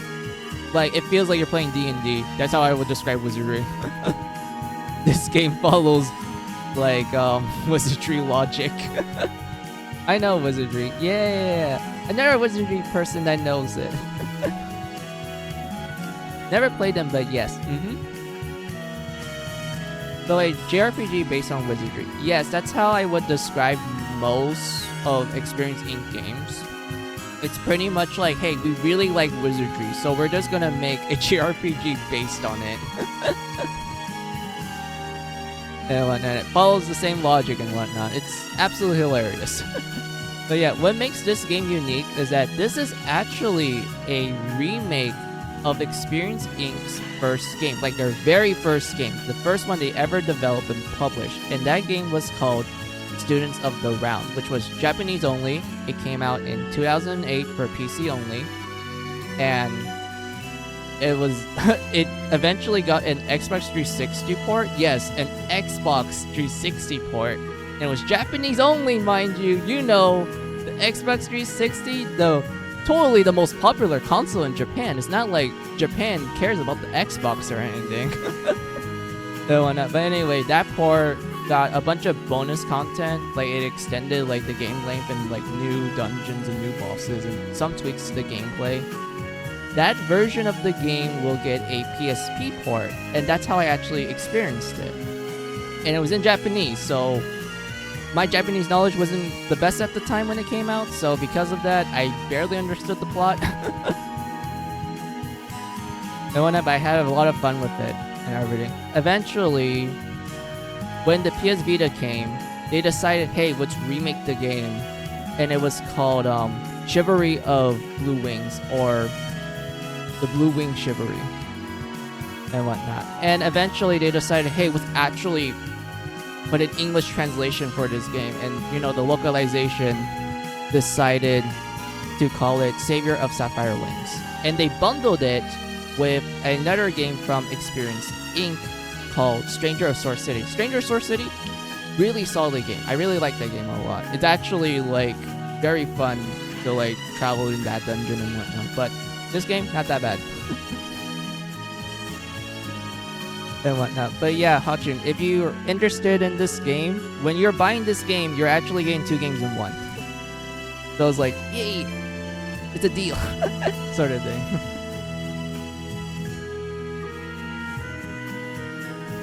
It's okay, because I do too. Yeah, let me see what you wrote down real quick, and then I'll finish the rest of what you wrote. I always cry at the thought that all the JRPGs that will never meet the light of English, I should study Japanese more so I can play them. Yes, I absolutely feel you, Hachun. Like, the reason why I picked up Japanese was because there were so many games that were Japanese exclusive that I really want to play. Like Fate Extra CCC, which you're like, oh, it's just a Fate game, right? Why would you want to play a game called Fate Extra CCC?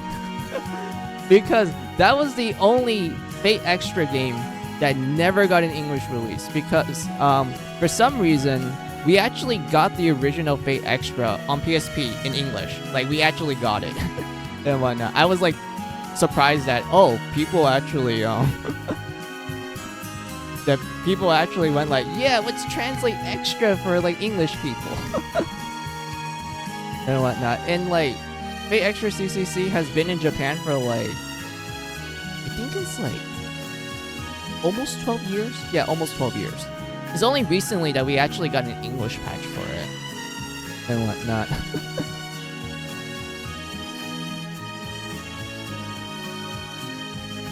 What do you wrote down real quick? It feels like you have a dungeon crawler bias. Yeah, I have a bit of a bias towards them. I mean, I do like my other JRPGs like Final Fantasy, the Tales games, like, you know, Tales of Symphonia, Tales of Hysteria, those games. I also play like Star Ocean and everything, but I always enjoy my dungeon crawlers. It's very therapeutic for some reason. Like, I just find exploring in the first-person view just absolutely amazing. There's too much fate for me, MLO. I'll stick with the mainline visual novel. So, fun fact, the original visual novel that started it all... wait, I lost my place, hold on.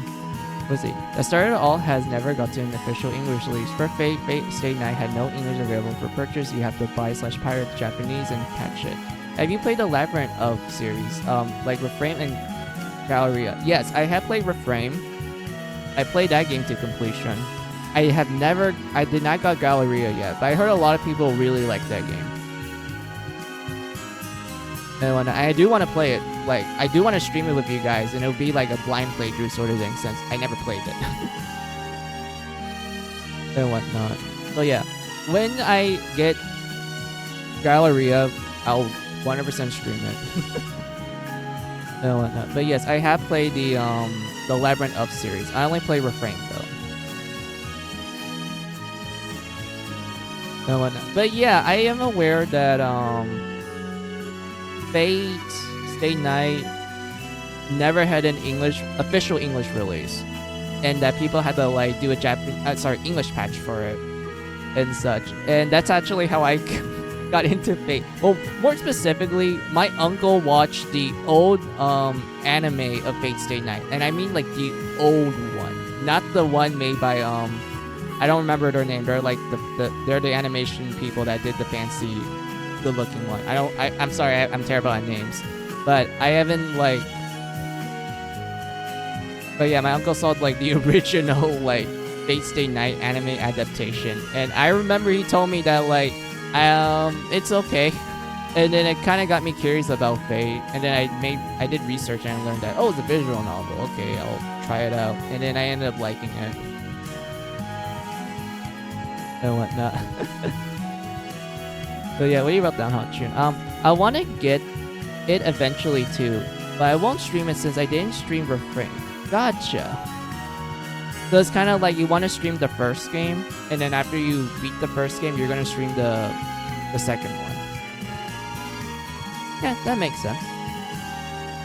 Studio Dean did the original 2006 anime. Yes. Yeah, Studio Dean. I forgot their names. Like, it's been I have terrible memory when it comes to remembering names, so because of that, I had to be like, okay, like I remember there was like an old anime adaptation for Fate. It was like 2000, like it was like around the early 2000s range and whatnot, and everything. But yeah, I do like the mainline visual novels for Fate. I mean, Fate Stay Night is like a classic. I know a lot of people really like Fate Stay Night. Its sequel was like interesting.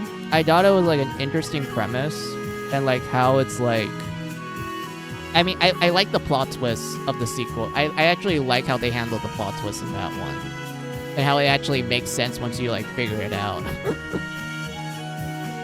It was really fun to play. It is like, I always like how well in depth the world building is for Fate. Like it applies to all the series, but I do feel like Fate Stay Night really hammer it quite well, especially in the original visual novel and everything. No one, Atresia was interesting, but I never finished it. Yeah, I know like a lot of people tend to like not finish Alexia, because I remember there was like some wacky choices you have to do to get like certain endings and whatnot, so I can understand why most people wouldn't really finish it right away. Also, I never played Zero, but yeah, it's very well in depth. There's a lot of choices, and some of those choices will get you killed. Yep. classic visual novels. Like classic visual novels back then, there's always like a bunch of choices that just leads to an early game over. And whatnot. But yeah. I wish more visual novels did that. Yeah, like it's weird that it's weird like when you play visual novels from like a long time ago and you compare them to the current ones, you notice that the current ones, they don't have like a lot of like game over moments. There's only like a select few that I remember having it, but it's like very rare because most of the time they want the player to like save and reload and like, you know, hey, try to get your good ending right away. Or like they make it kind of obvious sort of thing. Well, the older ones, they're a lot more like, hey, you're gonna die a lot, so good luck, buddy. I think a good contender is Dies Lear and 11 Eyes. I have heard of 11 Eyes.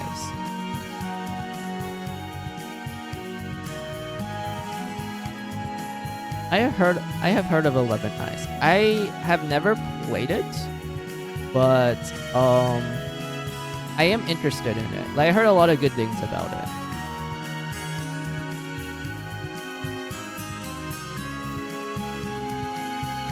Let's see.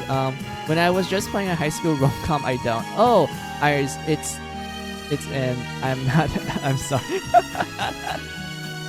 All right. Both have anime. 11 Eyes is a lot older though. Okay, so it's like a lot. Okay, I get it. So it's like old visual novels. They both have anime adaptations. 11 Eyes is the slightly older one compared to the two. Gotcha.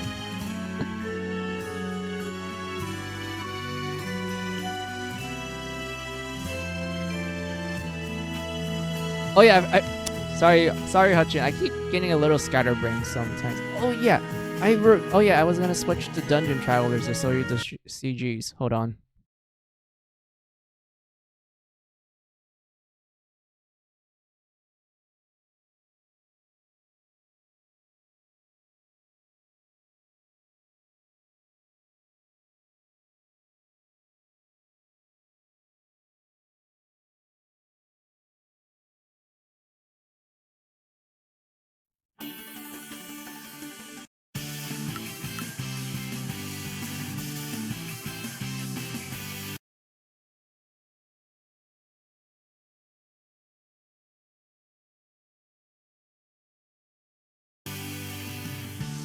Let's see. Dice Eerie is the same series as Paradise Lost apparently. Wait, Paradise Lost, like the fanfic, the Bible fanfic, or are you talking about like a visual novel called Paradise Lost? Was it Paradise Lost didn't got in English though? Oh, so you're talking about a VN. Gotcha. Because, like, Hachi, when you wrote down Paradise Lost, my brain went to, like, two different things. One is the Bible fanfic that some Christian made called Paradise Lost. The second one is a special move used by Lucifer in Grand Blue Fantasy. Like, when you summon Lucifer, yes, you can unlock Lucifer as a summon and whatnot. He uses an attack called Paradise Lost. And the best way I would describe it is that he just essentially summons a bunch of lights from his wings. Like he has 8 wings. So he summons a bunch of lights from them and he just rains down. He's essentially doing a bunch of nukes. And whatnot. Just covers the entire screen and whatnot. And the funny thing about it is that there's other angel characters that would use Lucifer's powers and they will scream Paradise Lost as well. Like, there's this character named Seraphon who has a closer relationship with Lucifer in Grand Blue Fantasy to the point that their story like their relationship together is like borderline gay, and I do mean like in a positive way. Like, it's literally borderline gay. Like, hell, the way how, like, there's even a song called Paradise Lost, where it's essentially about Seraphon talking about his relationship with Lucifer and, like, how he felt about him, especially after Lucifer dies in this story.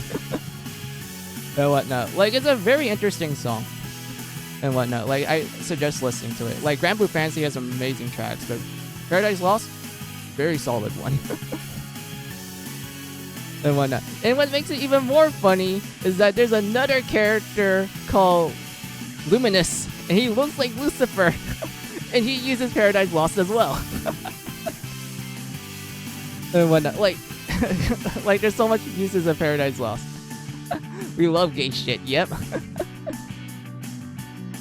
And whatnot. But yeah, let's get to the CGs. So many similarities, LMAO. Yep. It says Grand Blue Fantasy in a nutshell. Where is... Oh yeah, Super Bosses. So we have the first one.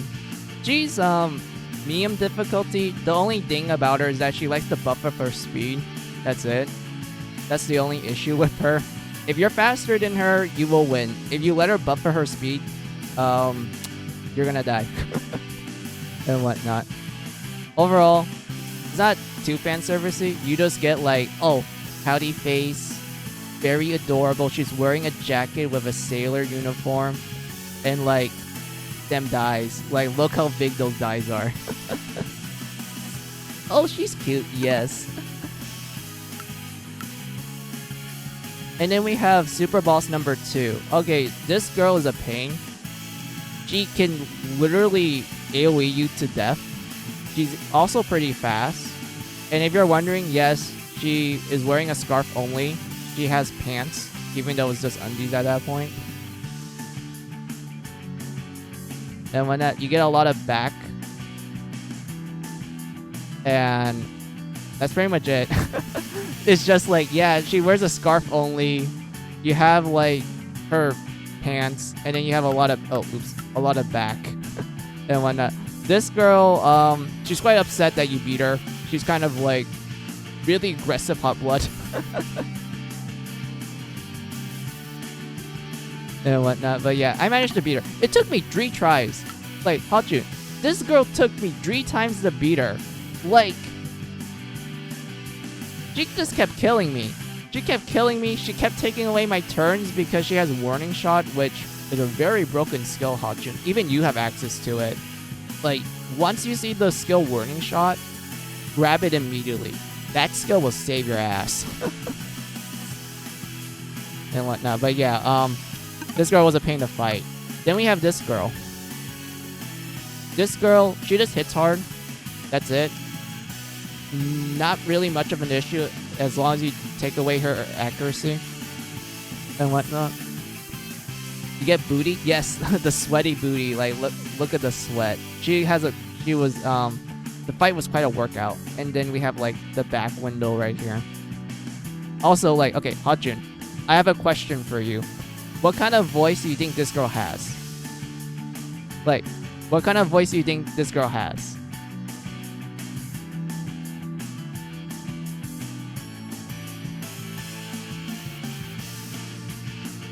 I can see why Steam is kind of sus about it.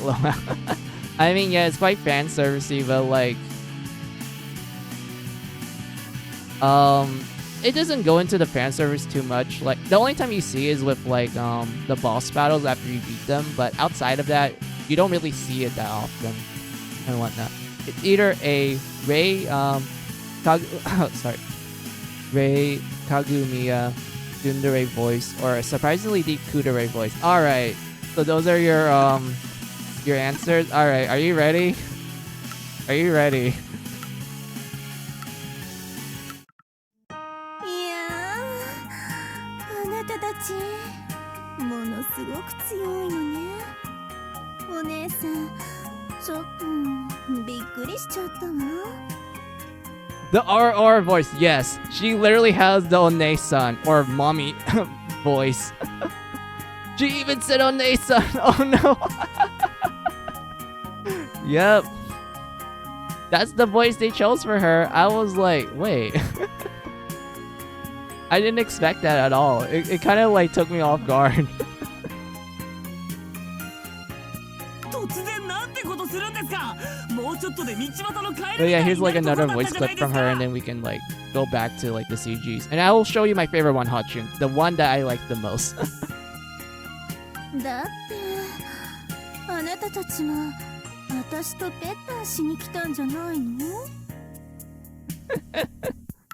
But yeah, skip.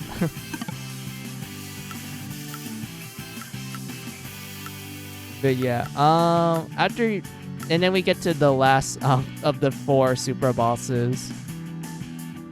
A robot girl. So this girl here is the easiest out of the 4 super bosses that I showed you. She's the easiest one.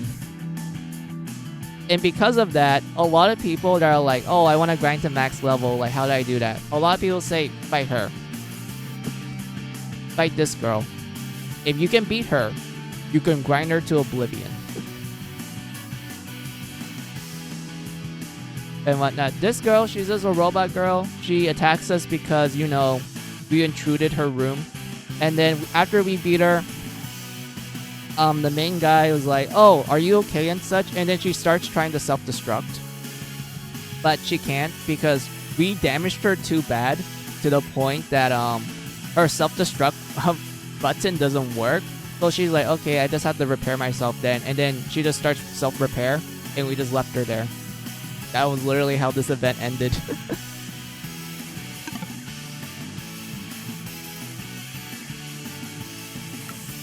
And whatnot. But yeah, let me show you like my favorite one. Right here. So this is a revolver girl. She wears a kimono. She uses a revolver. Ah, nipple.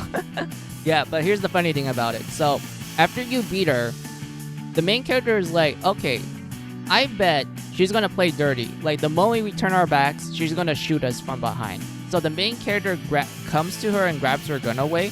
But while he's doing that, he accidentally grabs her sleeve and it undoes her kimono. And it reveals that she had another gun hidden in her boobs along with the bullets. In other words, this girl has a literal gun rack. She has a literal gun rack. Even the main character is like, wait.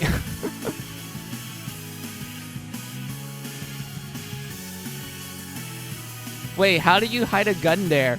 And then she gets kind of embarrassed and then runs away. At least it's not like the bunny girl from Queensway who spits acid milk from her nips. I didn't really watch any more of the show after that. That was enough for me. So, yes, I remember that, Hachun. I did watch Queensway to completion. But yeah, I did remember the bunny girl. I always thought that scene was kind of odd. I was like, wait, really? Acid milk? Really? Out of all the things? I mean, I know, like, they're lethal weapons, but I didn't expect them to put it literally. And whatnot. But yeah, you gotta have big old badunkadonks to hide them. Yep. I know, right? Yep. Indeed. And whatnot. But yeah. Oh yeah, I wanna show this thing real quick. Hold on.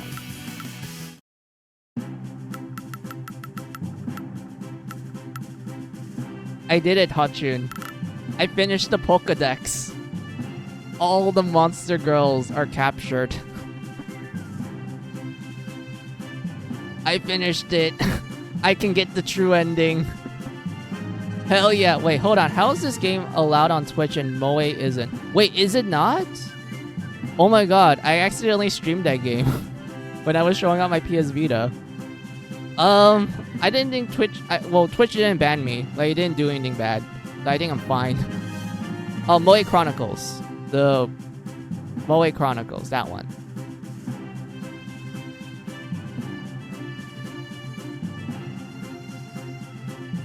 Let me double check. Yeah, there's Moe Chronicles and Crystal 1 isn't allowed, I think. Okay, so Chronicles is okay. Crystal isn't. That kind of sucks. I like Crystal. Crystal was fun. I mean, Chronicles was like good. I did enjoy that game, but like I honestly like Crystal a little more. I lied. Oh, come on, Hachi. Why you have to lie to me? You literally made me panic a little bit because I was like, wait a minute. I was like, wait a minute. I accidentally streamed Chronicles. Crystal's allowed. Chronicle isn't. I didn't know. Look. Look. Look. Is this payback for what I did on your stream? Like, was this payback for, like, the previous stream where you were having a bit of a panic attack? Was this payback?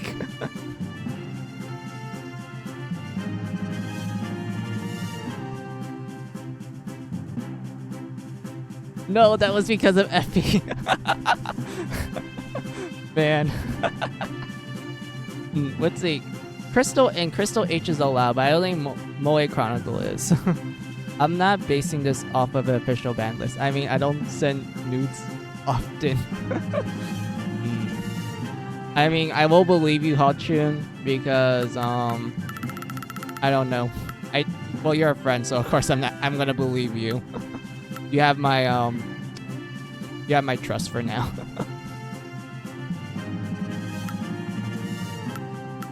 And whatnot. But yeah. Wait, did I ever show you the Wait, I think I already showed you the octopus girl. I think I did. I'm not sure if I did, but yeah. Thank you for your benevolence. But yeah, I like Octopus Girl. She's my favorite. I'm pretty sure I showed it to you already, but oh well. Kraken Hentai. Yes. I like her bodysuit.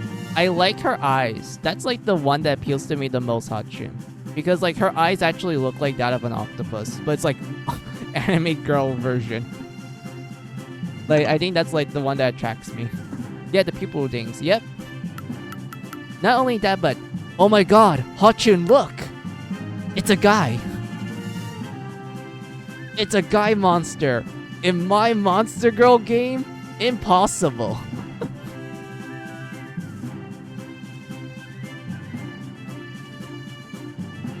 It's a plant. Well, yeah, but look, male. It's a male. It's a guy.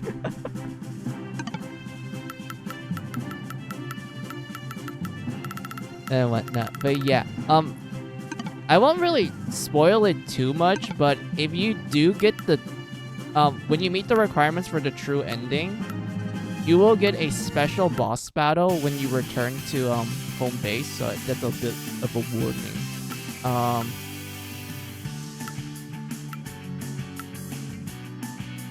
And after said boss battle, you get this with your best friend.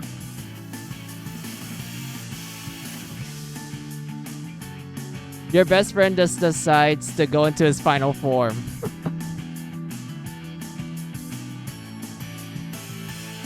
I have to give him like 7 out of 10 because I don't know, you could make himself look a little bit more cuter.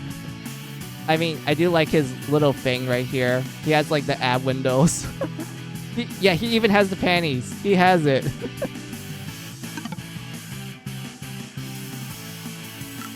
Let's see. One time I was at a friend's place and she had flowers. She drew a bunch of the plant stem at me and said, "Clan gangbang."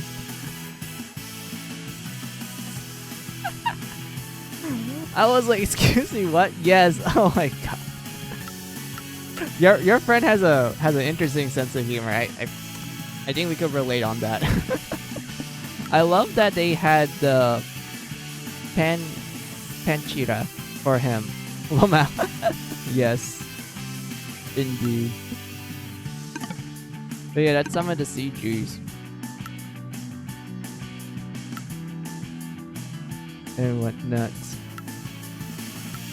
There's not really much for me to show at the moment. I only got like one character to max level, which is Disco right here. And whatnot. I was actually surprised that she got to max level. And such, but yeah. This is the same friend who broke Skyrim, by the way, with all the naked mods and sex mods she added in it. Wait, that friend? I remember you talk about her in one of your streams. Oh my god, I want to meet her now. She sounds like someone I would get along with.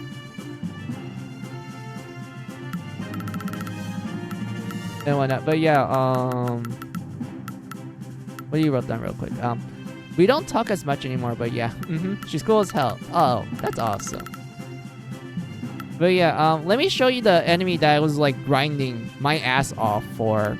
And I still can't get her to drop it. Let me see if I can find her. Here. This girl. This enemy here. I've been grinding this girl for a very long time. Because she drops the best katana in the game.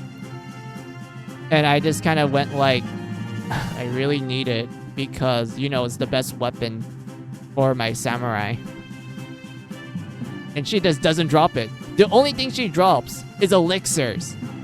That's the only thing she drops, Hachun. She only drops elixirs for me. I don't get her sword. I need the sword. I need the powerful weapon so I can like have an easier time in the game.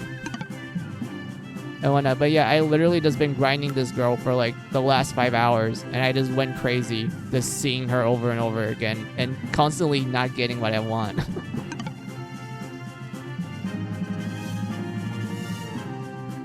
And everything. But like, yeah.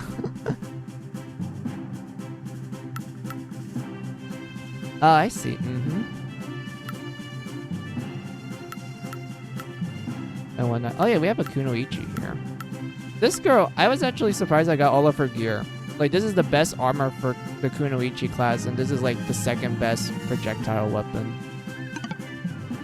And whatnot. But yeah, where's the super boss's aisle?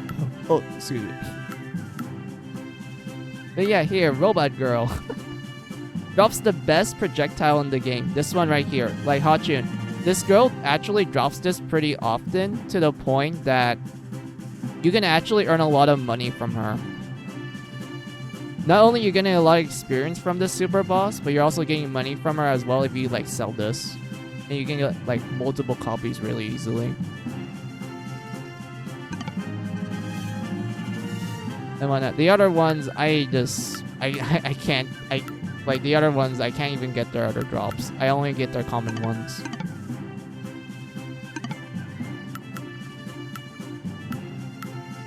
And everything.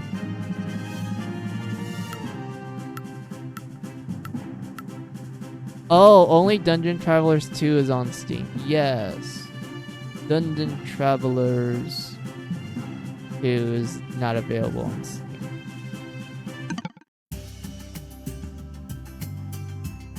But yeah, I'm almost done, Hachun. Like, I finished all 24s of this. I just need to fight the super bosses.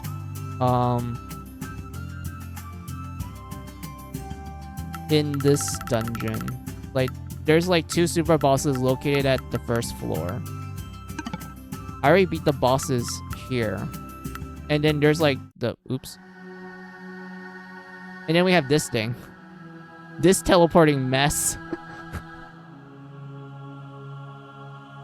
All those X's are traps, mind you. So yeah, you have to like enter these teleporters. And not only that, but some of the doors only open if you have a specific class. Like, for example, this one only opens if you have a witch. While this one only opens if you have a dark lord.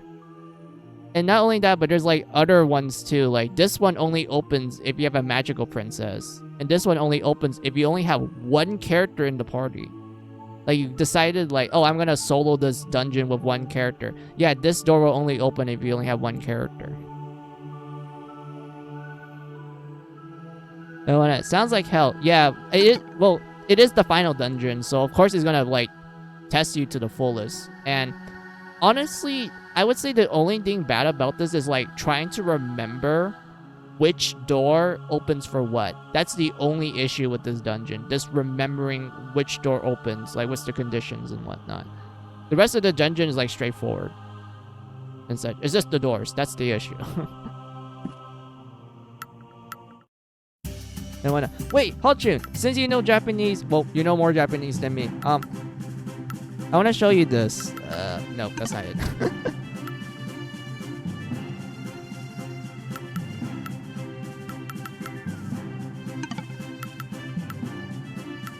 Yeah, it is. We have a class that was not spelled correctly. Joshikose. They didn't spell this correctly. Because it's meant to be like the Japanese word for a high schooler girl. But they didn't. They didn't spell it correctly.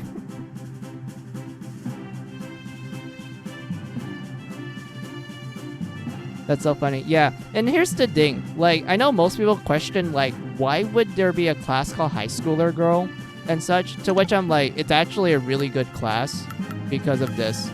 Where is the character I have as it? So, here's some context. Maid class. 7 skills. Alright, that's cool. Bard. 6. Alright, that's awesome. High schooler girl.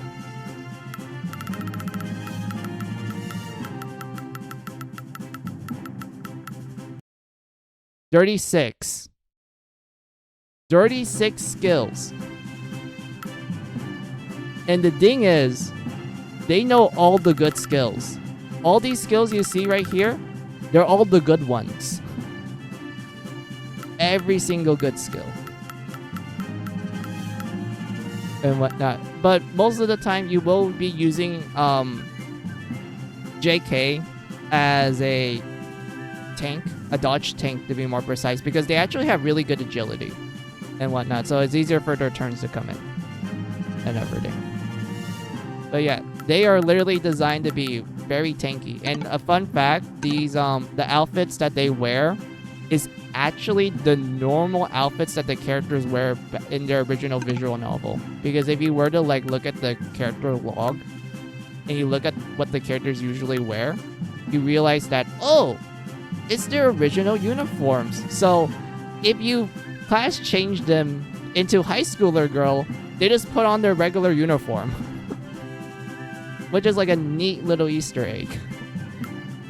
And whatnot.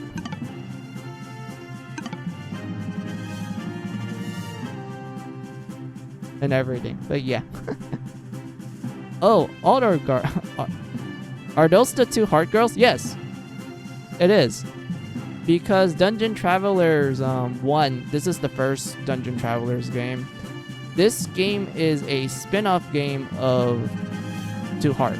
And like you can tell, the characters from the visual novel are in this game. And they're the main leads and everything. They got isekai to another world.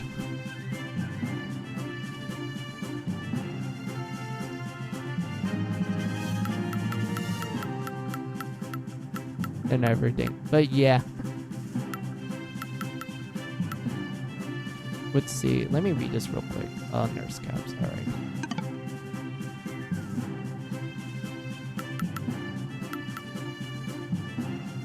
But yeah, I'm like slowly getting to the point where I'm like, yeah, I can do like the endgame content. Well, the later parts of the endgame content. And whatnot.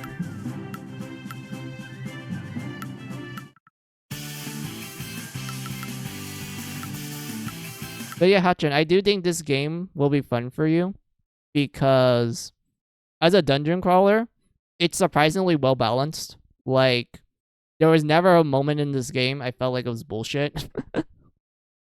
Like, it's actually well balanced to the point that the classes don't overshadow each other. There's not like one class that's like the god class. Like, no, every class has this pros and cons, and you can like find great ways to synergize them well.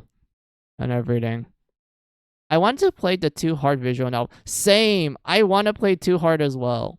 Because, like, I actually heard a lot of, like, good things about it. And I know that some people point out that a lot of tropes we tend to associate with the modern visual novel can, like, be led back to 2 Hard and whatnot.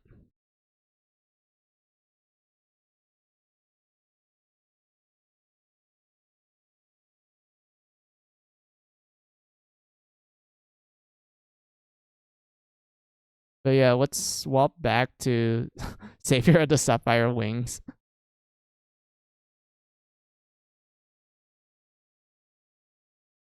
Wait, need to move.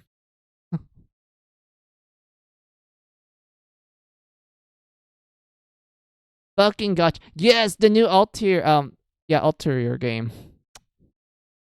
Yeah, the gotcha game. I remember a lot of people complain about it because it was literally like the main like here's the thing. The gotcha game is literally the mainline game. They made a gotcha game a mainline game. I remember people were complaining about that.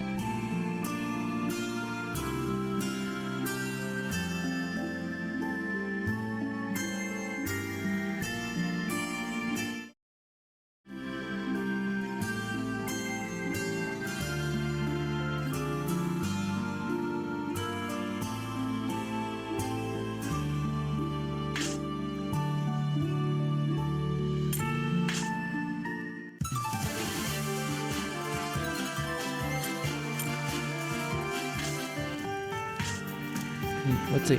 Apparently, it just has the same gameplay loop as every other gacha. Oh, that sucks. I hope they do something more unique. Since I know a lot of people really like the Ulterior series. Like, I do like the games too. I'm a fan of the older games. Like Iris and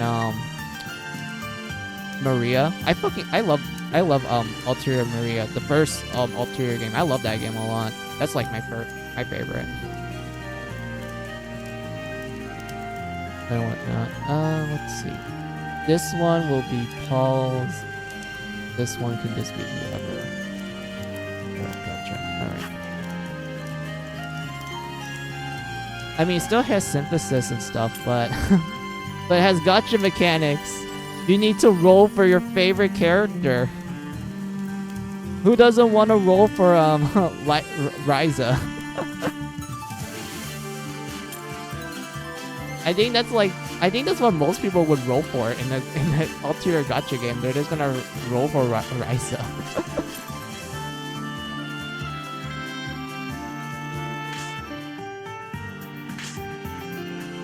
Let's see, we finished that. Lotus of God. Head to the place where the gods reside. What's this?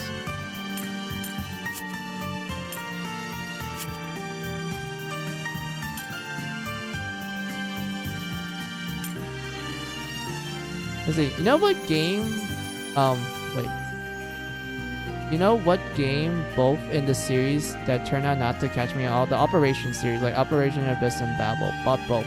Yeah, you told me about it. Like, you told me that you played Abyss and Babel and you tried it out and it just didn't catch your attention. Yeah, I know those games. I played it. No, no. I mean, like, I do have some gripes with the Operation game. One of them being like something that happened later on in the game that actually ruined the balancing for me. But I mean, for the most part, yeah, it didn't do anything like great or special. Like, it was very basic in terms of as a dungeon crawler and everything. Like, it had the bare minimum. Let's see. Mind Zero, aka the PSP Persona ripoff, feature Tomokazu Sugita. Oh, Otan, yeah? Also, yeah, I played Mind Zero. I actually have a physical copy, Hachun, on my PS Vita. I actually have the physical copy and everything. Ooh, nice. Yes. Because I bought it like back when the game was announced for English speakers and whatnot. I was like, oh, it's a dungeon crawler, sweet. It reminds me of like old school Persona, and then I realized that yeah, it's trying to copy from it. It was literally a Persona 3 ripoff. Yeah, I mean, hey, they might as well rip off from the best Persona game if you ask me. I think 3 is the best. I know some people will be like, oh, 4 is the best, or 5. I honestly feel 3 is. 4 is like, I do like the improvements 4 have, but I honestly don't like how it changes the the tone quickly in 4. Like, here's the thing. I like 4's themes. I like how 4 handled its topics. But the one thing I didn't like about it was it constantly swapped the tone. Like, the start of the game, I felt like it did a good job building the atmosphere and everything. And then after you finish Kanji's part in the main story, it just went to like slice of life moments and it stays like that for quite a while. And it just constantly flipped back and forth and it just got me a headache. That's why I didn't like 4 at all. I found 4 to be my least favorite of the Persona games. But still a good game. I actually had fun with the gameplay and whatnot. 5 was a bit of a step up, even though there was like some gripes I had with the pacing of the story, but like, fine. How do you feel about Reloaded? How would I word it? How would I word Reloaded? I would say this. It is a solid remake from what I've seen. I haven't played the game yet. And from the footage I saw, I was like, okay, it's like not bad. Like, it's essentially like an updated version of like how you explore dungeons in Persona 5, but with a Persona 3 skin. I mean, like, the movement is almost similar, but still quite different enough that I can, like, you know, say, yeah, it's different. No, but outside of that, I would say Reloaded, not that bad. It's not that bad. I do like how they added additional scenes to kind of fleshed out specific character moments that I honestly felt, even back when I played Persona 3, needed a little more time to cook in the oven. So I appreciate that Reloaded actually, you know, expand upon it a little more. So that was fine. I would say Reloaded, solid remake. Like, there's still some things I don't like about it. One of them being, like, the remix tracks. I honestly thought the remix tracks in Reloaded was not that great. And I was not a huge fan of the opening either, because I thought it was just too bright and it hurts my eyes and whatnot. But yeah, what do you wrote that? 4 is the only mainline Persona I played. It's not bad. Yeah, that's the thing, Hachun. I don't think Persona 4 is bad. I just didn't like how it handled like the tone. The tone and how it swaps between it. That was the only thing that ruined 4 for me. I wanna also, like, okay, Hachun, I'm gonna be honest with you. Like, I'm gonna be completely honest with you. I actually hated the idea that you have to do your party member social link to get their ultimate persona. I actually thought that was PP garbage. And whatnot. Like, I just didn't like how you can only unlock the ultimate persona of your party members through the social link, because Dree actually incorporated it into the main story, and that was like some of the most memorable things about Dree of the story and whatnot. Like, the thing of Dree is that your party members are developing with you. Like, yes, you can do their social links to get to know them better, but it feels more like you're getting, like, here's the thing, their social links in Persona 3, it's more like you're seeing the aftermath of their character development. Like, there's actually certain points in the social link that actually differs depending on when you do it. Like, if you do it before they're unlocking their ultimate persona, you're just like, okay, it's like kind of the same them, but you get to like see a little bit of themselves. While if you do it after they unlock their ultimate persona, you're actually seeing like a big change in them, and you're like, oh, like they're actually interacting with you differently in the social link because, you know, they went through a big moment in their life and whatnot. So like, it's so cool. Like, I always thought that was like a neat little detail of Persona 3 and whatnot. And the fact that 4 just like chucks into the social link and just doesn't include it in the main story was like, really? Like, you could have developed the characters like more into the story and whatnot. I thought that would be cool, or like incorporate like some moments you have in the social link into the main story, but they didn't do that. Like, they didn't do that at all, and I didn't like it. And whatnot. But yeah, let's see what you wrote down. You play Persona Q. Yo, Persona Q, I fucking love Persona Q. Q1, best game if you ask me, Hachun. Q1 is the best one. 2, I didn't like it. I didn't like Q2. and whatnot. Like, all the cool things that make Q1 great, they just ripped it off in Q2. Like, I just didn't like how Q2 handled, like, exploration. And also the, like, difficulty scaling.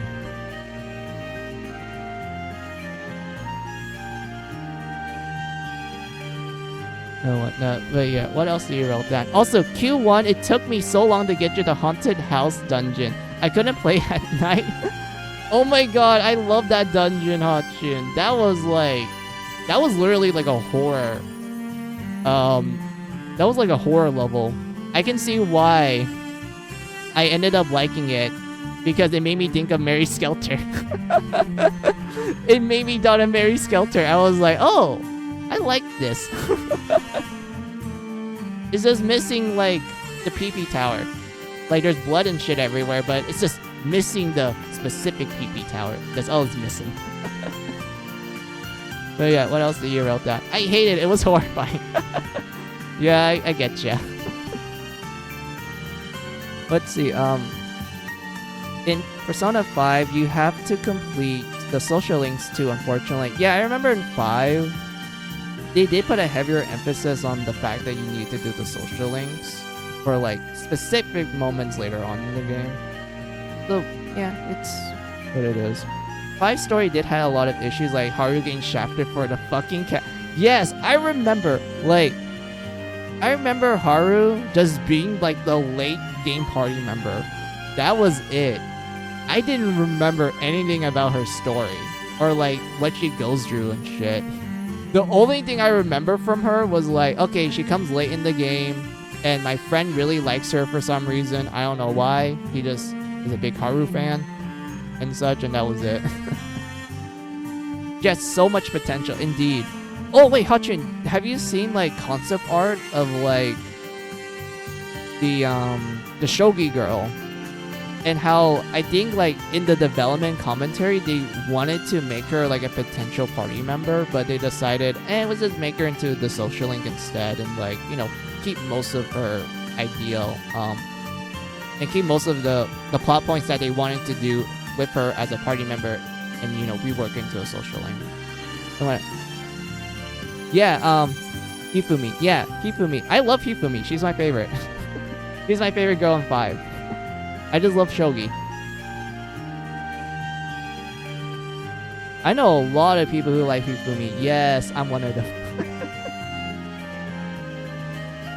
Anyway, what else do you wrote down? Like, at the same time, Atlas doesn't handle a lot of topics as well. Like, if you look at Catherine, the representation of trans is really not Kisha. Erica? I thought Erica was fine. I actually liked her as a character and everything.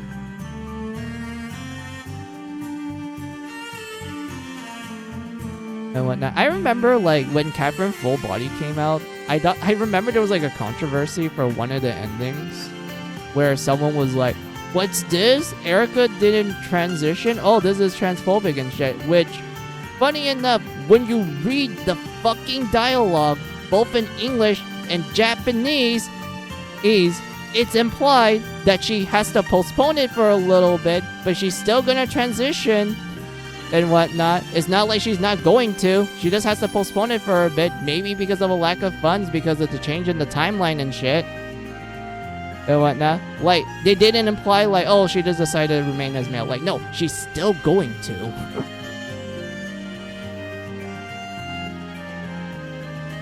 And whatnot. But, like, yeah, I remember that headache. I honestly went like, eh. But yeah, but the way the characters interact in Misgender just doesn't treat them well. The main director of Atlas also probably said a lot of homophobic and misogynistic shit too. I remember there was like a controversy on that as well. And whatnot. And when making Persona 3 R, he states that he's not adding a female protagonist because he thinks women are unimportant. Well, it's weird he said that, but he also did Persona 3 Horrible. And whatnot. I remember some people said, like, for 4, he thought that... Well, actually, he did comment about people wanting, like, a female protagonist for 4 and 5. I remember for 4, he said, like, he wasn't sure how to work the story in the context of 4. Same thing with 5, because if he were to add a female protagonist for 5, he has to actually rewrite how the intro act of 5 plays out, because we all know like what happens in the beginning of Persona 5 and whatnot, and like if we were to have a female protagonist, there will definitely be huge rewrites, and he wasn't sure how to handle that one. But I didn't know about the Persona 3 Reloaded one.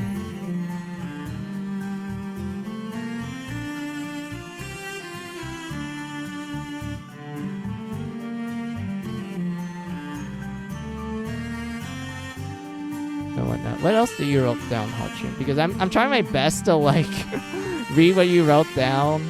Because I also, like, you know, I tend to talk and then I notice you wrote down something, but I had to, like, finish the talk in order for me to, like, address it and whatnot. So I do apologize for that. Oh, you're all good. Thank you.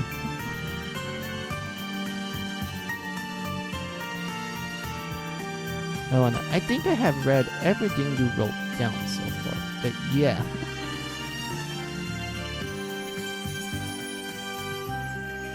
It's nice to like talk about this stuff, Hotchun, because I don't really have a lot of people to talk about certain topics. Like I have like someone to talk about Persona with, or like I have someone to talk about other random stuff.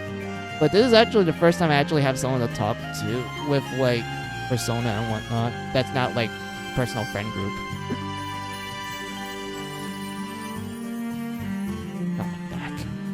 Oh yeah, also you're like one of the few people that play Compile Heart games. I was gonna mention that. You're one of the few people that play Compile Heart games. Like, out of all my friend groups, only one person plays it.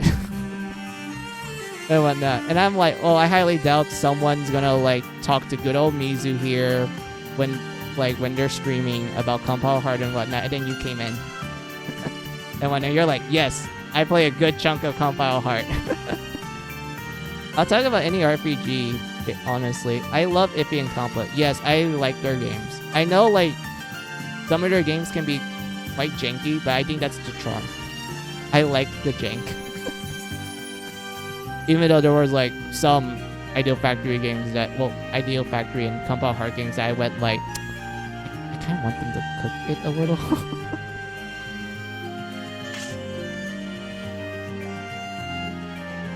And whatnot.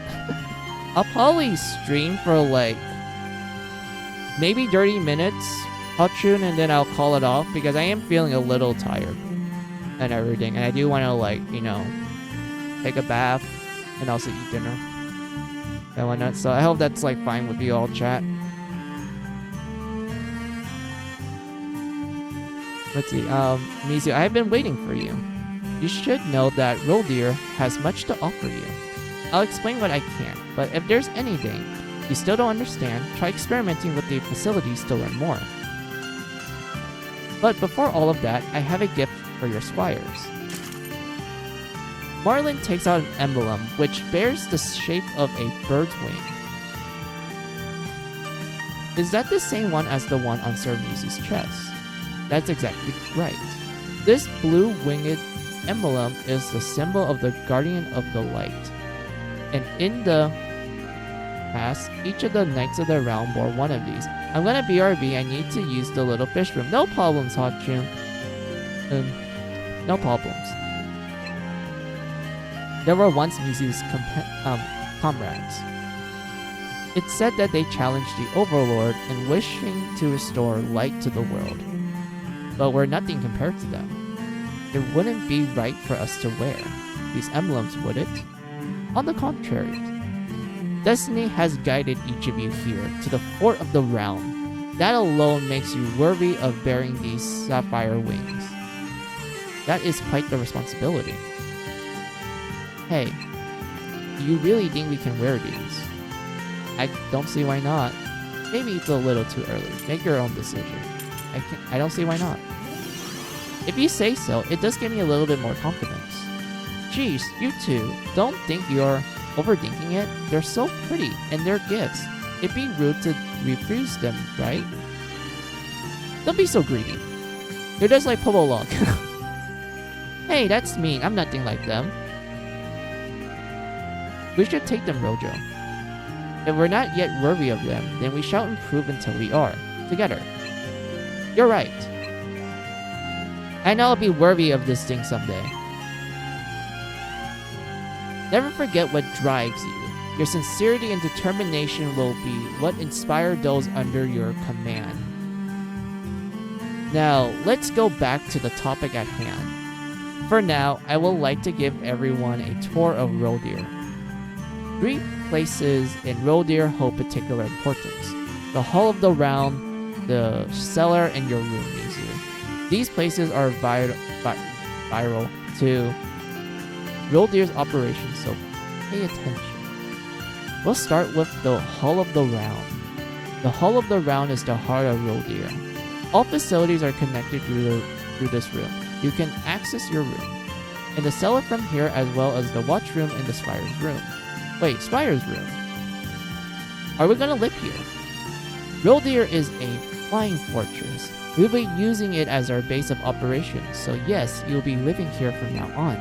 Will that be a problem? No, not really. But if we're doing this, I gotta tell Pops. You're not kidding anymore. You want me to go with you?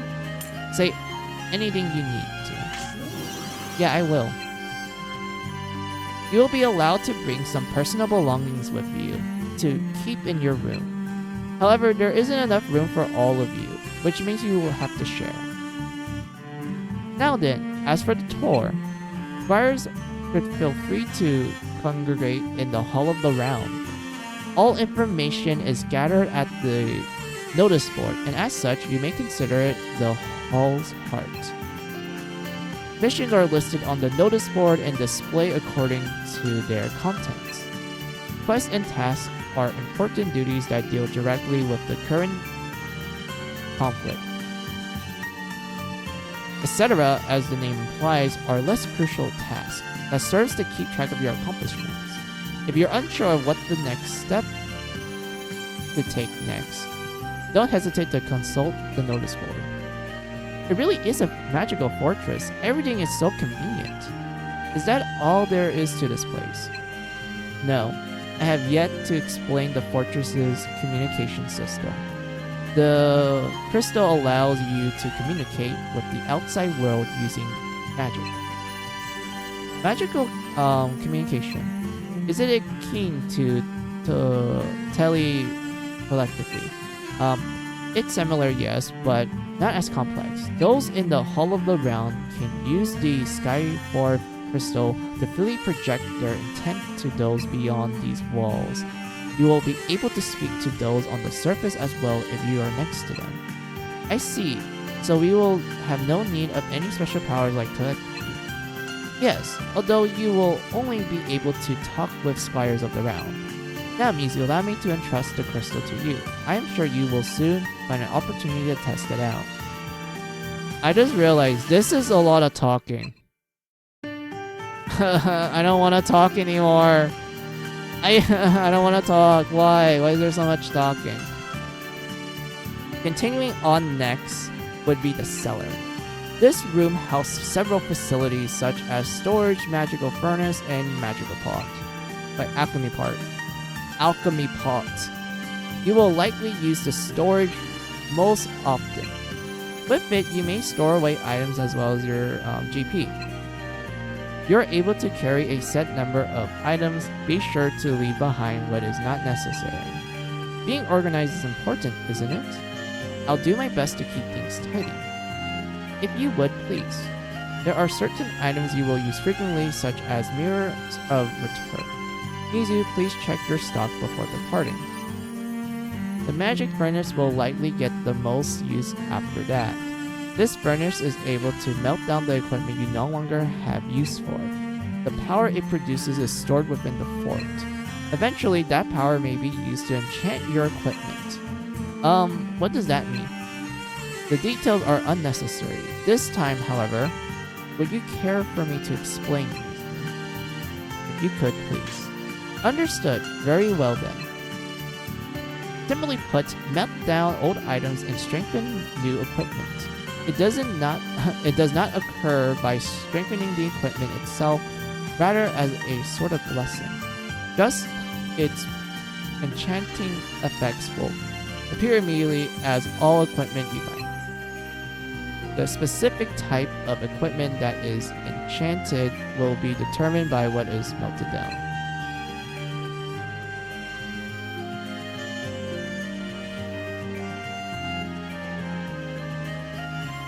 Sword enchants swords, armor enchants armor, and so on for each character. Oh, this art is nice. Yes, I do like the art. Also, honestly, I wish I could play Marriage. Wait, you're still playing it? I thought you finished it.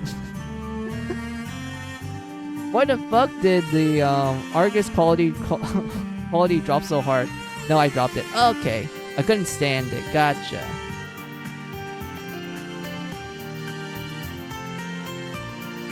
Yeah, I don't know why the game does just drop the ball compared to like the other Argus games. I don't know. Like, Marriage is such a weird spin-off.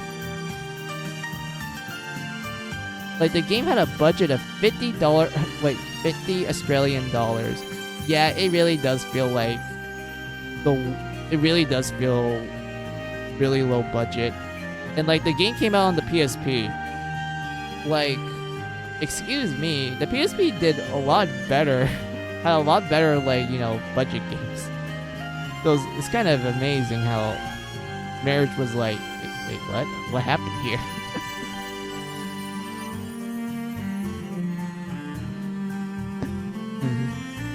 But yeah, let's see. I already read that part, so let's continue on here. I believe that explanation should be suffice.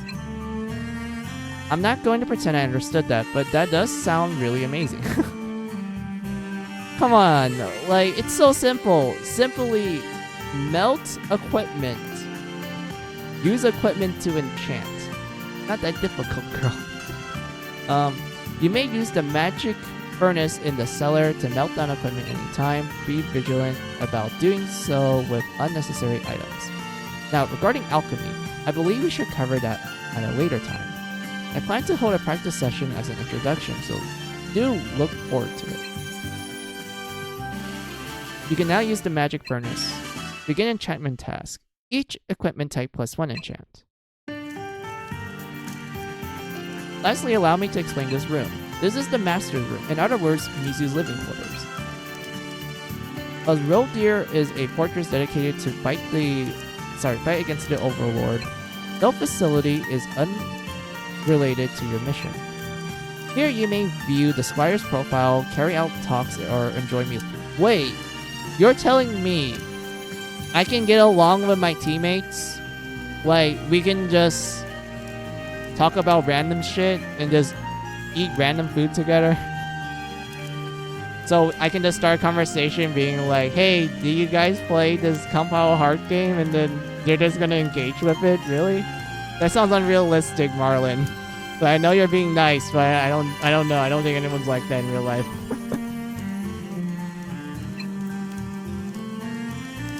Your talks and meals are quite important, so I will discuss them separately at a later time. It is quite simple, but the specifics may wait. Allow me to explain the fortress, noticeable locations, and amenities to you. Thank you for listening. It's gonna be tough to remember. Dude, it's not that tough. I play a visual novel before. It's easy to remember this shit. I think I managed to catch most of it. Yeah, I guess we all got to do now is get used to it. I don't think it will be a problem. It will it will happen naturally, just by living our lives here at Roe Deer. Learn by doing, isn't that what they say? Indeed, that is true. Now, while you are likely exhausted, I have taken the initiative to prepare a number of tasks for you to handle. What, already? Don't you think we should ease into it? That seems perfectly normal to me. If you can't handle it, then quit. Maybe you're right. Wait, you're telling me I can be like, oh, this is normal, or be an ass, or be nice.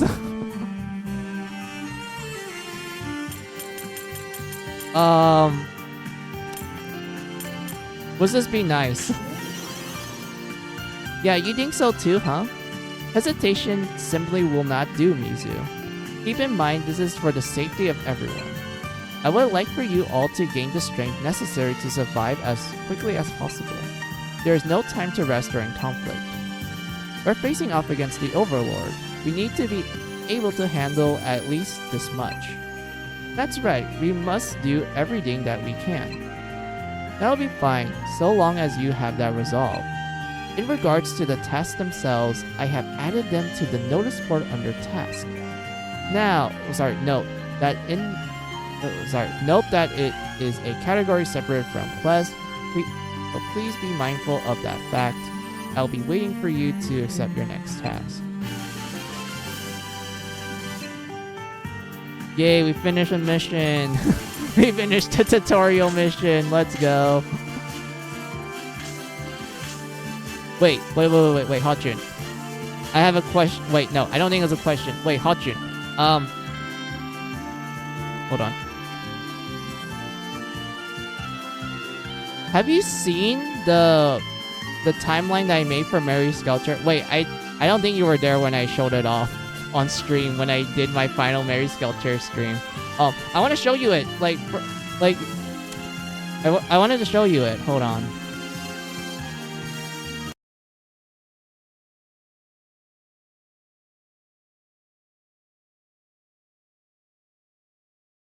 Where is the found it. But yeah, I wanted to show you it because like I showed it on with chat and only like a few people like commented because like is either A, I streamed way too long and that most of my usual Mary Sculpture fans either like A, they have to leave because of, you know, it's the end of the day for them, or B, they were lurking and whatnot. So like yeah, not a lot of people commented, but where is it? Found it. Found it. So I made like a lot of paper to explain the timeline. And we're gonna zoom it right in. Hold on. I even have a key terms thing. By the way, this isn't like concrete because there's still some details that I'm missing, or maybe there's details that I forgot about. But this is like this is me trying my best to like make it make sense, and I will explain it and whatnot. So yeah, I made key terms. We have Blood Maiden. We have Genocide Pink, the surface term for Blood Maiden. We have Genocide Pink, name of the group that you face in finale. Jail, underground name for the DOP plant. Mayhem, underground name for the monsters. Nightmare, the bosses of the series. Contaminated being, surface term for the monsters. And whatnot. If you're wondering why I wrote down first timeline, okay, this will make sense, Hotchun. I will try my best not to sound crazy like that meme guy. You know, the guy with the clip, like with the board with the lines everywhere. I want to try my best not to sound crazy. Because this is like my fan theory of how the timeline worked.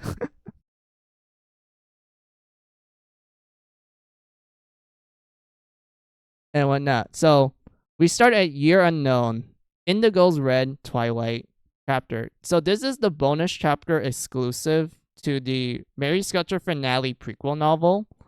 Like if you bought the limited edition of Mary Sculpture finale, when you get to the prequel novel that goes over like, you know, events that happens before finale, you will get a bonus chapter called Indigo Red Twilight. And in this chapter, it goes over the backstory of the aliens of the series. You know, Snark, Haru, Snark's wife, and Jabberwock. That's what the chapter covers. Their home planet and how it got destroyed, and their relationship and everything. And the reason why I wrote down Year Unknown is because I don't know when it takes place. I would assume that it just takes place throughout, like, I would say like Snark met his wife as like a young adult, so maybe in his 20s or something. Like they're both researchers, so I would say like in their 20s. And then they got married later on, and like they're probably in their 40s or something when they decide to leave the planet because it, it's gonna blow up.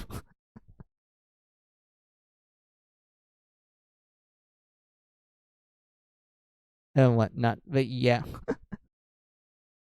So we have year 10. So this is where Mary Sculptor Nightmares prequel novel and finale prequel novel happens. And I kind of try my best to condense it, so I will explain it thoroughly. So, alien planet dies. 4 survivors take the seeds of the jail.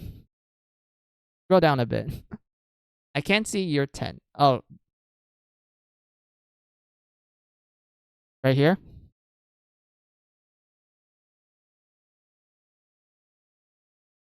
Yeah, thank you. Yep. And whatnot. But yeah. This part right here, the Gato and the merchant, I wasn't sure when they got the female parts of the jail and such, so I thought like, okay, it has to be before Red, because they explained that the Devouring Amada Tower got up one day, like roughly a decade ago, or maybe almost a decade or two, and whatnot, and it just got up and just start eating everything. And whatnot. So I just put it right there as like maybe. There's a maybe part. And at this part here, I thought about like, okay, how old is Rapunzel? Because I went like, okay, she's probably the same age as Pyre/Rachel, because they're both described as like being like around the same age and whatnot. So I went like, okay, she has to be born around the time that Rachel got kidnapped and got turned into Pyre. And whatnot. And while that's happening, the Order of the Sun was formed. I wrote down unsure because like information we learned from Mary Sculptor 2. I know Mary Sculptor 2 isn't part of the OG timeline, but some information from 2 does make the timeline make sense, if you ask me. One of them being that they explained that the Order of the Sun was not formed that too long ago. Like, it wasn't formed at the start of the jail creation. It was formed like probably a decade after it was made. And when so I went like, okay, so it's still like a relatively new organization, like it's a new religion, so it wasn't too long ago that I placed the Order of the Sun was formed here. And whatnot. Then we get to year 20. All right.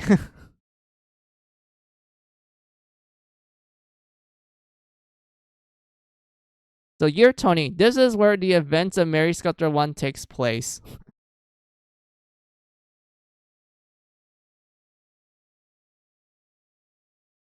And also the side story novel that fuck. wait. Fuck, I'm losing my train of thought. My bad. Okay, so year 20 is where Mary Sculptor 1 takes place, including its side story novel. Not the prequel novel, the side story novel. The one that was Japanese exclusive, and it goes over the events of the first game through the point of view of Mamoru and Hikari. And whatnot. But yeah. So in this timeline that I made, the canon route is the good ending route. You know, you beat the jail tower, you beat the pee-pee tower, and Hikari becomes an angel and just decides to take everyone back to the surface and whatnot. And everything. We got Hamlin. We didn't explore the post-game dungeon, however, in this timeline. And chapter 9 and 10 in the other bonus chapter from the finale prequel novel happens as everyone's getting ready to go to the surface. That's why I added it right here, so it makes sense continuity-wise. And then we have this, Mary Sculptor 2 prototype. So why did I write Mary Sculptor 2 prototype? Well, this is because when you look at the development process of Mary Sculptor 2, it is revealed that story-wise, it was actually going to take place directly after 1 instead of, being its own thing.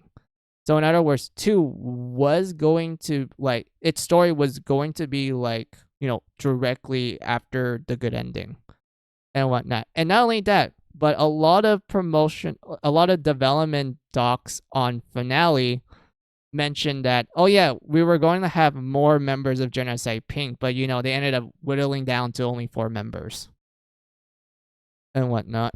And we also learned about like why the time loop happens and whatnot from Gato going crazy.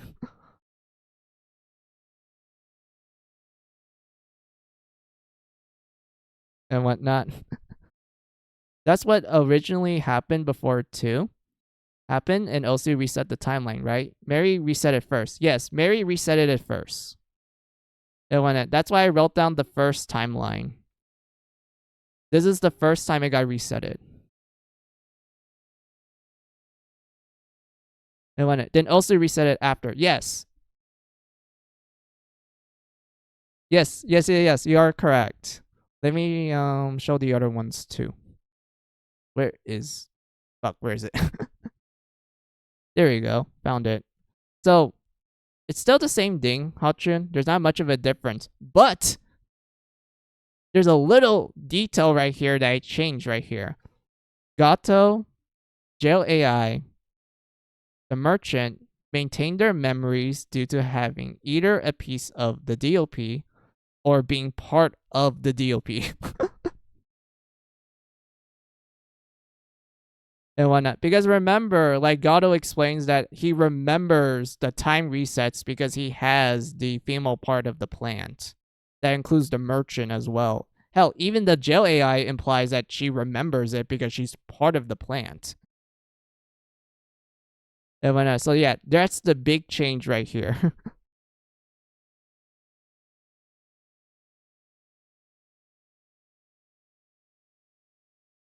And whatnot. And then everything else just remains the same until we get to this split right here. And this is a little big, so let me make this a little smaller so you guys can see it.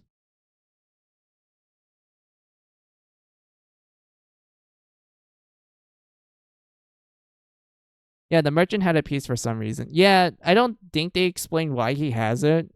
They just imply that he just happened to got a piece as well. I don't know where he found it. He probably, like, digged around in the PP tower, and then it decided to get up after both brothers stole a piece of it. Oh, wait, I'm getting called. Hold on.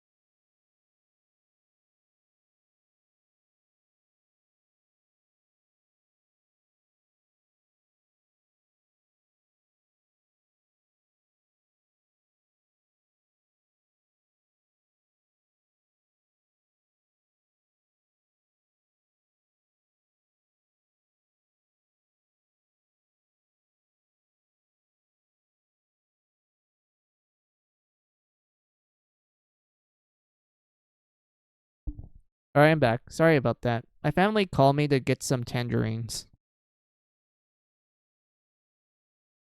All good. Thank you. But yeah.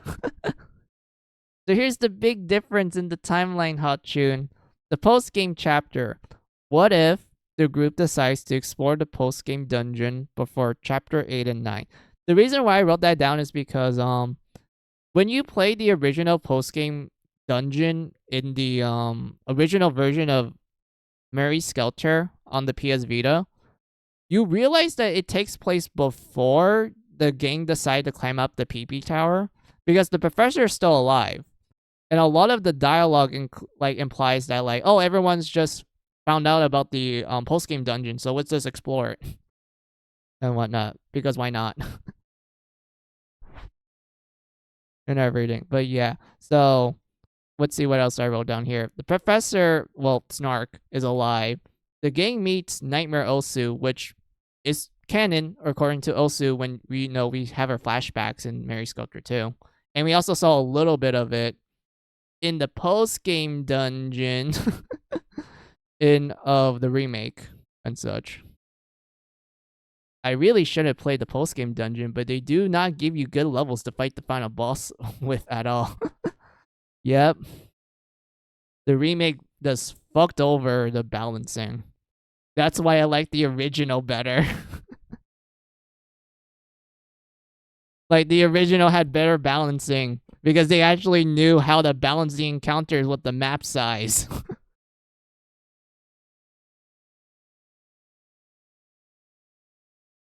And whatnot. I didn't want to grind again. They just gave you base level 5 in his ass. Yeah, it was absolutely terrible. I also didn't like how stairs changed. Yeah, the shortcuts. I didn't like how the shortcuts were handled in the remake. I thought in 2 it was fine. Like, I thought the placement for their shortcuts were just okay. But the remake, it's like, why? I like having the warp points next to the 4 right at the beginning. Exactly. I always like that too. And everything. I felt like Finale, its shortcuts were not that bad. I mean, granted, Finale was like a literal, like, yeah, Hellhole would be like the best way to describe it because, like, man, I remember the pain of going through the dungeons with 3 teams. There was also one team in the hospital tower in Finale that just didn't get a shortcut on one floor, and we had to go through the whole floor again. I struggled hard on that. Yes, I remember that. It was on, I think it was Jack's team. Yeah, it was Jack's team that got that floor. I remember that floor. Oh my god. Like, it's weird because, like, Jack's team, they have all the best skills and whatnot, but, like, that floor was a pain. That floor was a literal pain to deal with. And whatnot. Yeah, I hated that floor. That the whole dungeon was ass. Yeah, the hospital really, like, tests your patience. Like, it really does. Especially with the nurses. I fucking hate the, yeah, the man, sorry, Mandonas. Yeah, the Mandonas. Yeah, the nurse dolls, like, the skeleton dragons, I remember being scared of. The nurse dolls, I thought they were annoying. Well, the earlier variations. The later variations, I thought they were a pain. And whatnot. And then we get to, like, the final dungeon with the robot enemies, and I actually thought they were easy. I was like... and whatnot. Like, I don't know. It's weird. Like, the nurse dolls I remember the most was kind of struggling with. But when it came to the robot enemies, at that point, I was like, fuck it. I already know how to deal a lot of damage, so I'm just gonna nuke them. And when Skelly Dragons were just a sign, was just a warning of what's gonna come. Yeah, they really were. I remember getting my ass whooped by them. I was like, damn, these skeleton dragons are tough. I wonder why. And then the nurse comes in and they just AoE you to death. And everything. But yeah, let me continue reading off what I wrote down. Let's see. You meet Nightmare Osu. You learn about the existence of the Metropolitan Jail Tower. Osu learns about Mermaid's death. Osu uses witchcraft to prevent Mermaid's death. Witchcraft grants the wish by sending Osu back in time as a blood maiden to save Mermaid. Timeline resets to create Mary Sculptor 2.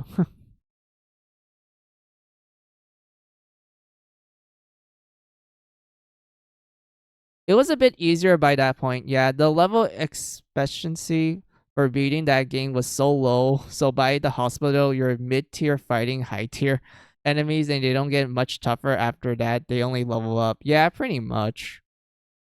Like, I always found it funny that the level you'll be at to finish finale is like the level 40s range. That's the funniest thing I remember when I was playing finale.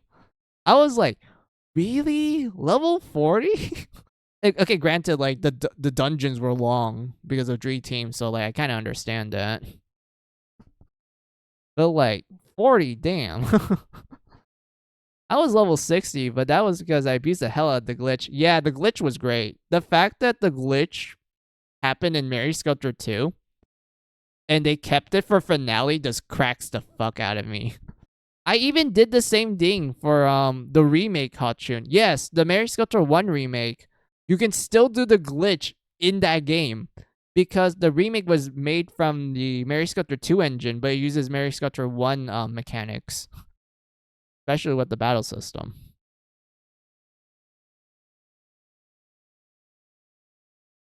And whatnot. So yeah, I learned about that and it cracked me up. But yeah, let's get to Mary Sculptor 2.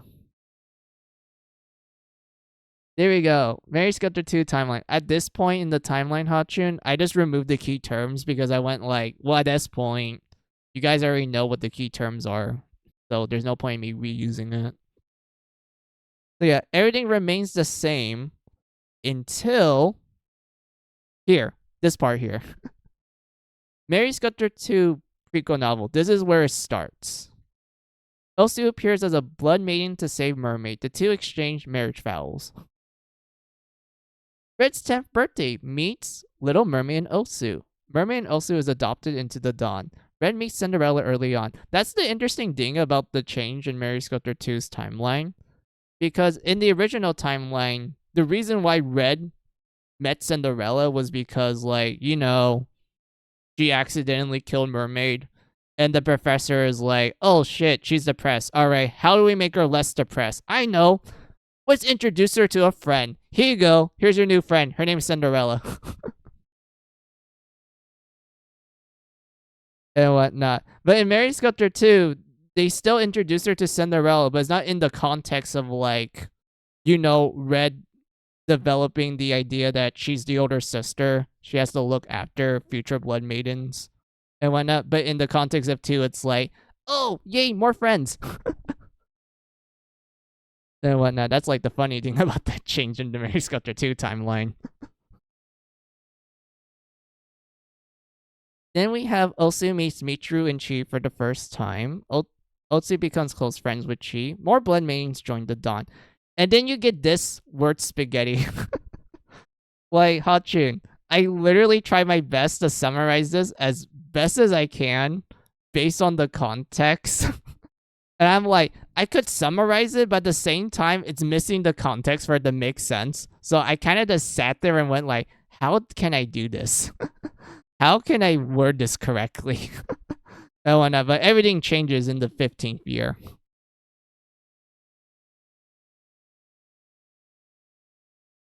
And whatnot. So yeah, we have Cinderella's whole arc. That's the reason why the timeline was radically different in 2. So let's go here. Cinderella's self-esteem goes super low as usual due to how well the other blood maidens do on tests. She decided to investigate the Dawn and hold interviews with each blood maiden. During Cinderella's interview, Chi mentioned, why does the professor want 7 blood maidens? Also, he wrote down, yeah, it was so different. It was.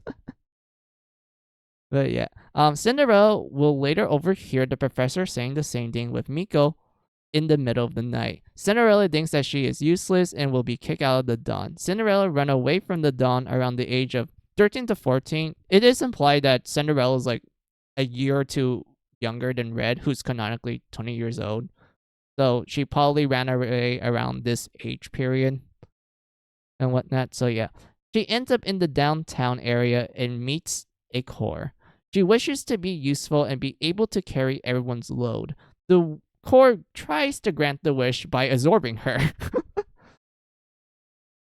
Cinderella enters Blood Skelter and runs away. The Corps creates Cinderella clones, but they don't have memories or personality of the original. She and a group of the Order goes to the downtown looking for survivors. The group meets a clone. The clone kills Chi. This causes the Dummy Sisters to leave the Dawn for the Order. That's like the best way I could summarize it. I mean, I managed to get all the key points down, so that works. And whatnot. And then we have Mary Sculptor 2. Look at that, Hachun. We're finally at Mary Sculptor 2. It's year 20. Mary Sculptor 2. The true ending. Everyone dies. Yep, everyone dies. Elsu and Mermaid uses witchcraft to undo the timeline. The timeline resets to create Mary Sculptor remake. That's basically what happened, yeah. And then everyone dies, the end. Honestly, the ending made me so mad, because if they let me fight it... Wait. If they let me fight it in-game, I would have won easily. The Tower Nightmare wasn't shit. Yes, the Upper Tower Nightmare was piss easy. Like, I don't know why they won't let us fight it. I mean, I think story-wise is because everyone's tired from fighting Jack and Alice. And they do have a lot of HP. Let's be real. Like, Jack and Alice was literally an endurance test.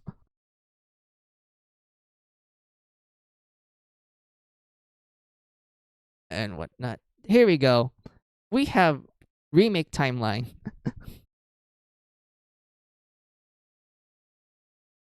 So everything is the same. And whatnot. There's not much of a difference. But we get to this important part here.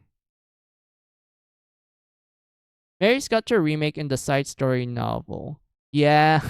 yeah. Yeah, the final boss of 2 was literally an endurance test. Like, I remember playing it for the first time and I went like, yep, this is gonna take a while, isn't it?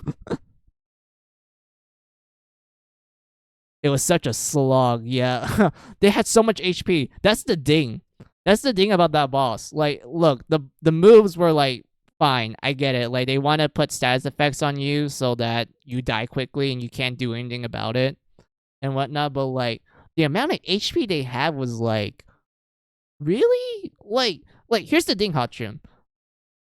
The boss survived 2 hits from me, and I was doing the max damage cap, which was, 9,999. It survived 2 of those. The door one killed it, and I was playing it on fear mode, mind you. I was playing it on the hardest difficulty. And it made me go like, oh my god, how much HP does this thing have if it can survive 2 attacks that were like the damage cap? And it took like a third hit to kill it. Still better than Toya's PP Tower fight. Yes, I remember that, Hachu. I remember Toya going a little nuts with it. I remember that. At least PP Tower didn't take as long as Love Nightmare is right now. Poor man was going on 2 months trying to beat her. The man has resilience like no other. Indeed. But yeah, we have the remake. We have the golden ending, Hachun. Look at that. It's the golden ending. Everyone's alive. And when let's see, Elizabeth was not a fight I would bother with. That is true. Objects from Mary Sculptor 2 appears in the dungeons due to Osu and Mermaid's desire to live. The group explores the post-game dungeon after the final chapter. So in other words, you know, Snark isn't alive. We killed the PP Tower. We cut down the PP Tower. Therefore, the PP Tower is dead. We explored the post-game dungeon afterwards. We meet Nightmare Osu. She learns about Mermaid's death. Jack remembers the events of Mary Sculptor 2 because of the microphone that Osu drops that, you know, has Mermaid singing in it. And he was able to stop Osu from creating the Mary Sculptor 2 timeline. The group was able to revive Mermaid by using witchcraft, and it turned Osu back into a Blood Maiden. And then we have this slog. Hold on. Hold on. I need to like adjust this so it's easier for you to see it. I do apologize if the text is too small. I was literally trying my best to write all of this as much as I can.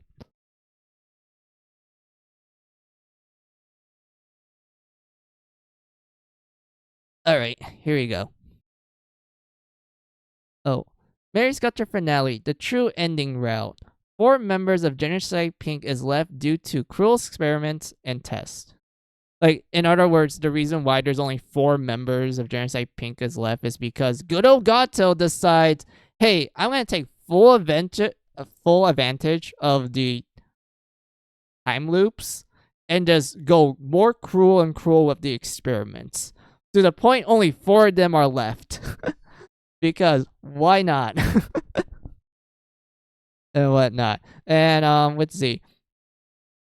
Ju was able to figure out that his wife was the JAI and passes on with her. Jack wishes for nothing. The devouring Armada Tower was touched by his wish.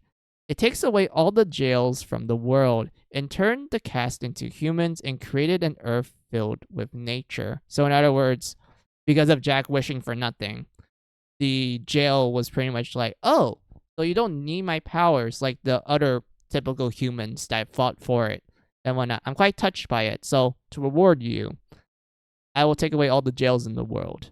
I will reset the earth back to 0. And I will make sure you guys will live as well.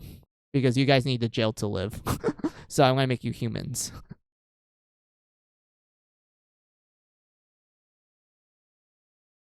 Hi, I'm boring. Oh my god, I love that. Here, have a normal life. Yes.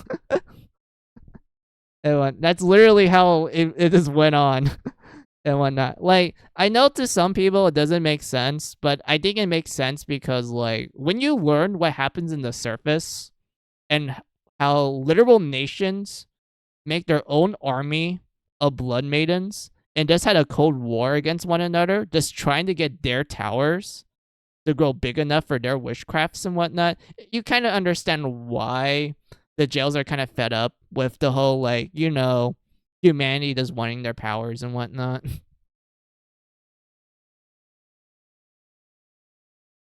Also, they turn humans, but why is Jack's nightmares? Did they not want to make sprites? I think they just want to be funny for comedic purposes because, like, let's be real. Like, I don't know what Jack's parents will look like, you know, humans and whatnot. I really don't know what they will look like. They probably just put, like, a blank portrait like they did in Neptunia. There's a blank portrait. There you go. That's his parents. And when it worked. Yeah, it was funny. Like, it was honestly funny to see the nightmares be his parents. Like, the City Streets nightmare and the Graveyard nightmare. And the fact that they have some decent voice acting with it makes me go like, yep, I like this. This is hilarious. And whatnot. But yeah, so yeah, this splits into 2 parts, Harchun, because of, like, you know, the decisions you make at the end of the game. You know, oh, Ju remembers that his wife is a computer AI, or you think that your wife is the giant man-eating tower that ate everything, and Ju ends up getting eaten by it.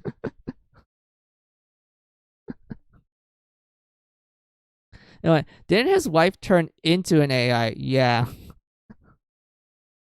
And whatnot. That is true. She got turned into an AI. But remember, when you are doing the final choices in the game, you have the choice of saying, like, oh, my wife is the AI, or my wife is the jail tower. Of course, that's the incorrect one, which leads to the bad ending route. In this one, Jack had very little time left and wishes for a world without no suffering. It creates the world of Lock Up in Love. And then, you know, Lock Up in Love is essentially, it's Jack's birthday! Huzzah! He's getting older now. He's gonna confess his love to 10 potential girls under the jail tower tree. Oh my god, there's a rumor that if you confess under the creepy pee-pee tower, you're gonna be forever soulmates. still better than the than the nightmares. I mean, that is true, but the reason why it's a bad ending is because the jails are still there, and since the jails still have their abilities and whatnot, humanity will also still want to use them. You know, it's human greed essentially, is what causes this to be a bad ending and whatnot. Yeah. Humans suck. Yeah, we humans suck so bad. And I wish I could become a crab or maybe a fish. I wish I could become one of those two. They don't have many issues compared to humans. Maybe a skunkfish, like a Pokemon. I'm a fish, but I can't swim. Wait, Hachin, if you're a fish and you can't swim, what are you then? I'm weak to water. Dying.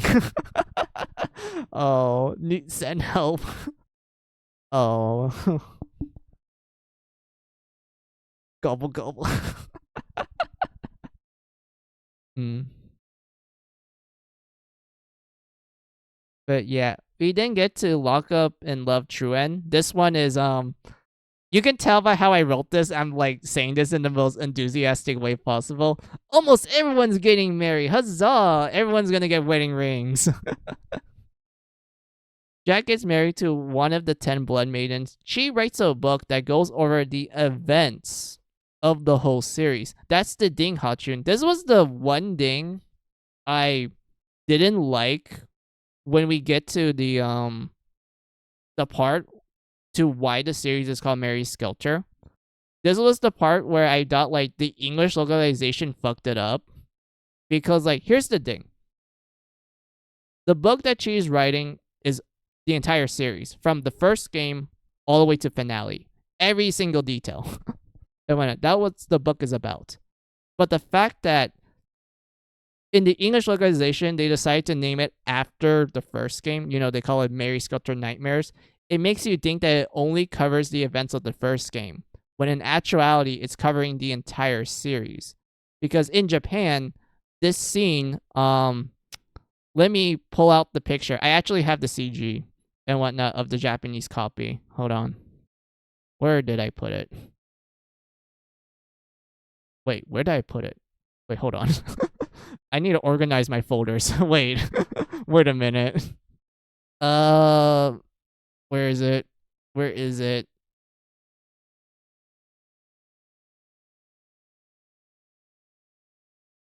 Let's see what you wrote down. Harem ending.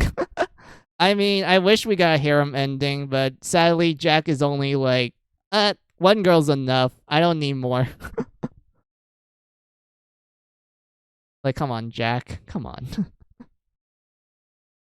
Where is it? Dang.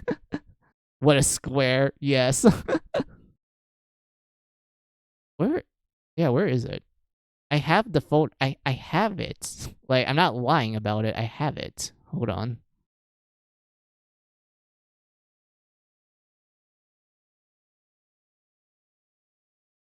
Is it in here? No, it's not in here. Where did I put it? Because it can't be like... Oh, I found it. I found it. All right, I found it.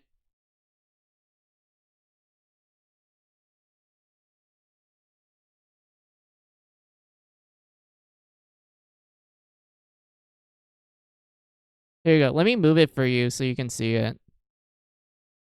Here you go.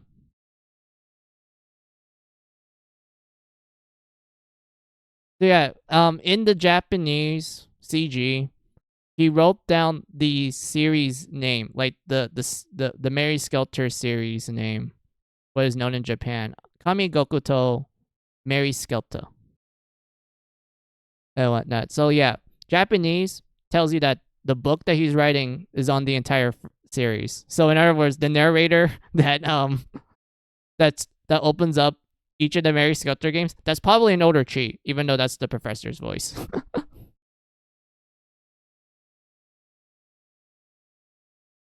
And whatnot. So you know, like, hey, fourth wall break.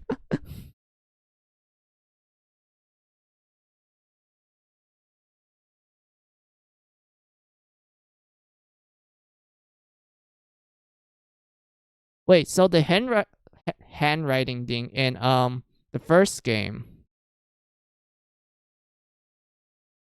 Yeah, the handwriting when you play the Japanese version, the handwriting is actually apparently different. Like you can actually tell there's a difference between the newer notes and the older ones. That was the professor. Nachi, yes, the professor was the one who wrote the notes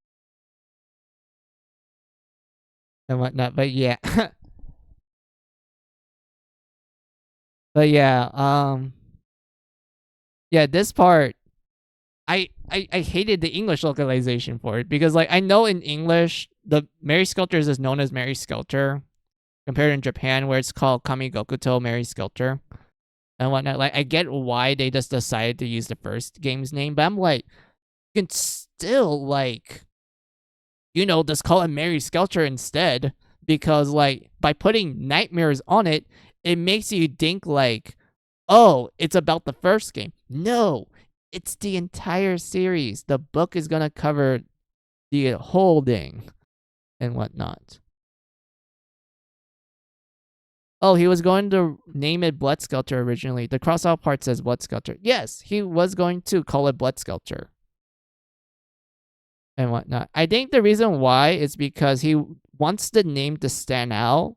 So he thought like, hey, why not name it after Blood Skelter? When the girls go batshit crazy and start saying yandere shit and just decides to kill everyone.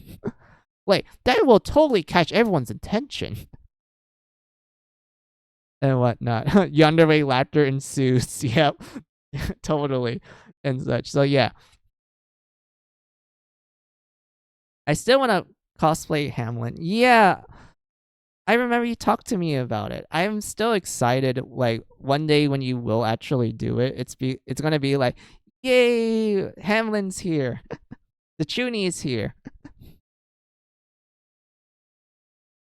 And whatnot. But I won't pressure you because like, cosplay is quite time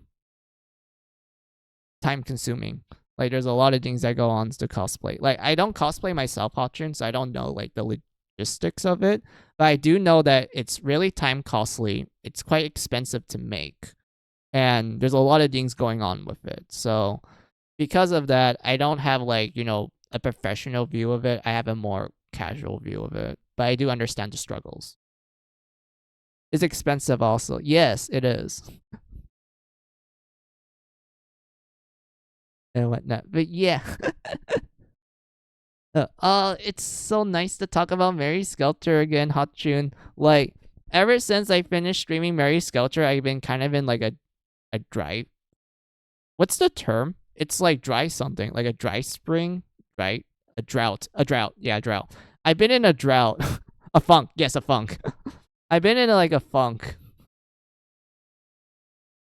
Because ever since I finished Mary Skelter, and like, yes, I do like the other games I stream and whatnot, but ever since I finished it, I've been in a drought of sorts. I'm like, I don't have anyone to talk to about Mary Skelter because, like, most people will either be like, I don't know what it is, or B, like, you guys already got to my streams and we were able to talk about it in greater detail, and because of that, it's like, I don't have anything new to talk about. And such. So yeah, I just kind of got into a drought where I'm just missing my Mary Skelter opium. I'm just missing it. But it's nice for me to like actually talk about it with you, Hotchun. And yeah, I get that too, LMAO. And whatnot. But yeah, that was it. That was my timeline. And whatnot. Granted, not a lot of details are complete. It's like missing pieces because of like how vague everything is. So because of that, I had to try my very best to like explain it and everything. Thanks for the timeline. It summed up a lot of stuff, especially because I didn't fully play all of it. I didn't do the Metro Tower. I didn't do Lockup. I watched Toya do it. Yes. Yeah, I remember you told me about like you didn't do the tower because of how bullshit the remake is. I will never forgive the remake for fucking over the balancing. That's the one sin I will say about like Mary Skelter. I hated how the remake handled the difficulty balancing and the fact of like, hey, did you beat the first game already? All right, you want to skip all the way to the end game? Okay, here you go. 50 levels. Everyone has zero affection. You know, the thing you need for massacre skills that actually helps out in the game and whatnot. Like, yeah, it's such a pain. I don't know why they thought it was a good idea and whatnot. Oh yeah, I need to go change this background to what it was originally. Hold on. There you go.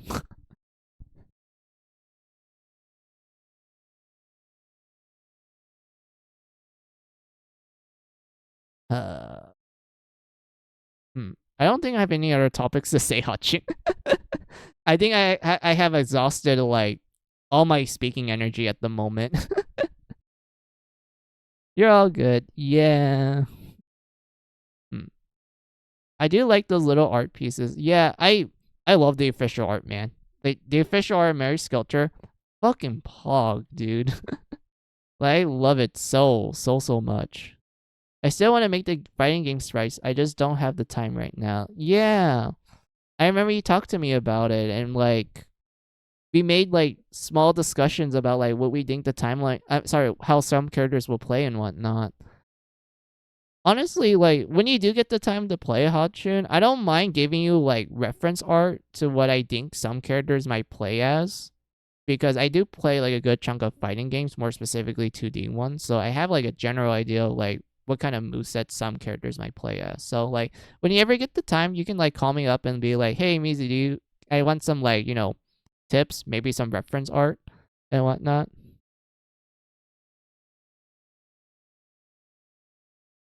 Reference art would be awesome, especially when I cosplay, but that's minimal a year or two from now. Will do. I don't mind sharing it to you because, like, hey, you're quite passionate with the same things I like too. So, like, hey, we're fellow comrades. Insert the Soviet memes and whatnot.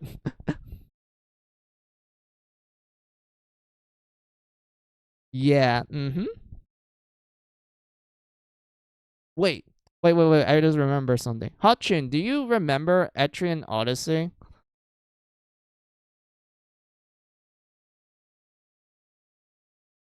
Yes. Okay. Have you seen the sprites for the remaster for 1 to 3?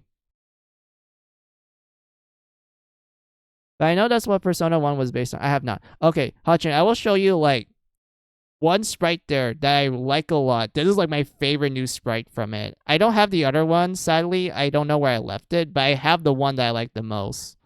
And I'm going to show you it. So this is the new sprite for the pirate class of Etrian Odyssey 3. Oh my gosh, she's cute. Yes! She is absolutely adorable. I love the under boob. If you ask me, that's the best part of boobs, the under boob. She has a scar across her face. I think that's just cute. And when she's like, you know, fiery redhead. And that's just part of the charm. And I really like that sprite. I was like, damn, I really want to play Dree right now.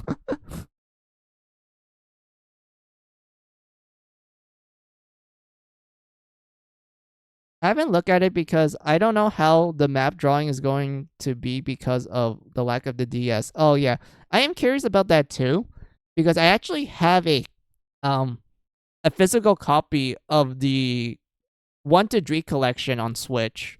And if you're like, wait, there's a physical copy? Where can I get it? Simple. You have to buy in Asia, because that's the only place they sell a physical copy of that collection. And whatnot. I managed to like got mines through Play Asia. I don't know if that's like a good source for people, but I got it through Play Asia and I got my copy, had no issues and whatnot. But yeah, I got it from them. And it had English support, so I was able to play the game in English. and whatnot. But yeah. Let's see. Yeah, physical media is dying. I miss physical media. Like, physical media has always been with me, and I will never replace it. And whatnot. But I understand the appeal of online because, you know, it's easier for you to download and, like, install your games. And, like, you know, it's in a Steam cloud, so it's not that difficult. And whatnot. So, like, yeah, I understand the convenience of it and whatnot. But, man, I just miss my physical band. Like, I like reading the manuals. I like actually touching the cartridge in the disc. It feels like I legit have it.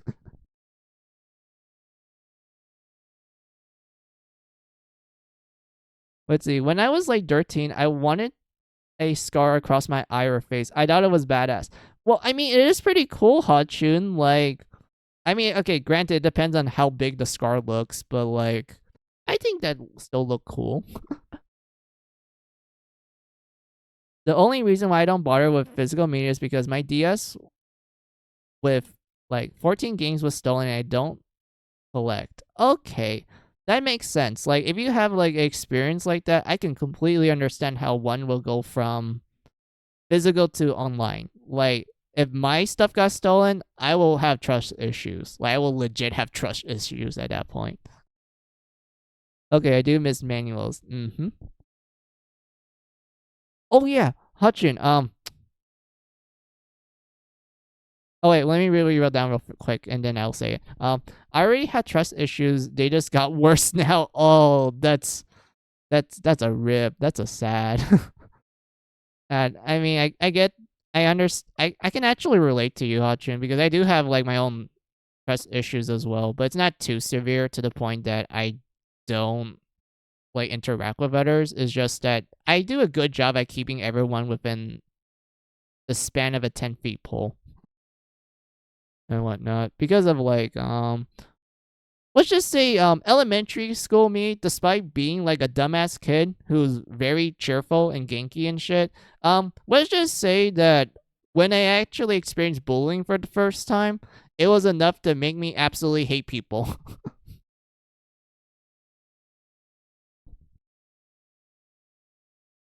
Oh yeah. And whatnot. I do advertise myself as emo. Oh yeah, fuck people, they suck. Yep. Yeah. What was to say? Like, elementary school me was kind of the cause of me having trust issues. Children are snot-nosed brats, and adults are just gross. Yeah, I remember when I was younger, I just thought adults were either gross or they're just there. And when granted, because I'm an adult now, I'm like, man, I'm gross as well. So yeah, what was the topic I was thinking of? Oh yeah, okay, Hotchin. I thought of this like a while ago as like a shower dot and whatnot. Like, it's just something I thought of when I was like taking a shower and shit. But I thought about like, if I were to be a VTuber, I'd probably base my model on concepts from Mary Skelter, where I have 3 different models. We have the initial form that's essentially like, you know, that's the normal form. The second form is if you splash mayhem blood on me, and that's like, you know, genocide mode. And then the third form is like Blood Skelter. Like, I thought about that. You could have a fancy animation for that too. Yeah, it was something that I thought about. And the concept I wanted to do it with, Hotchin, is, are you ready for it? So, the initial form is a water cup. There's a regular water cup. It just has like squiggly faces, like a kid draw it and whatnot. So you just have a water cup with a face that looks like a children's drawing. And then you splash blood on it. It goes into genocide mode where it starts growing human limbs and like human parts.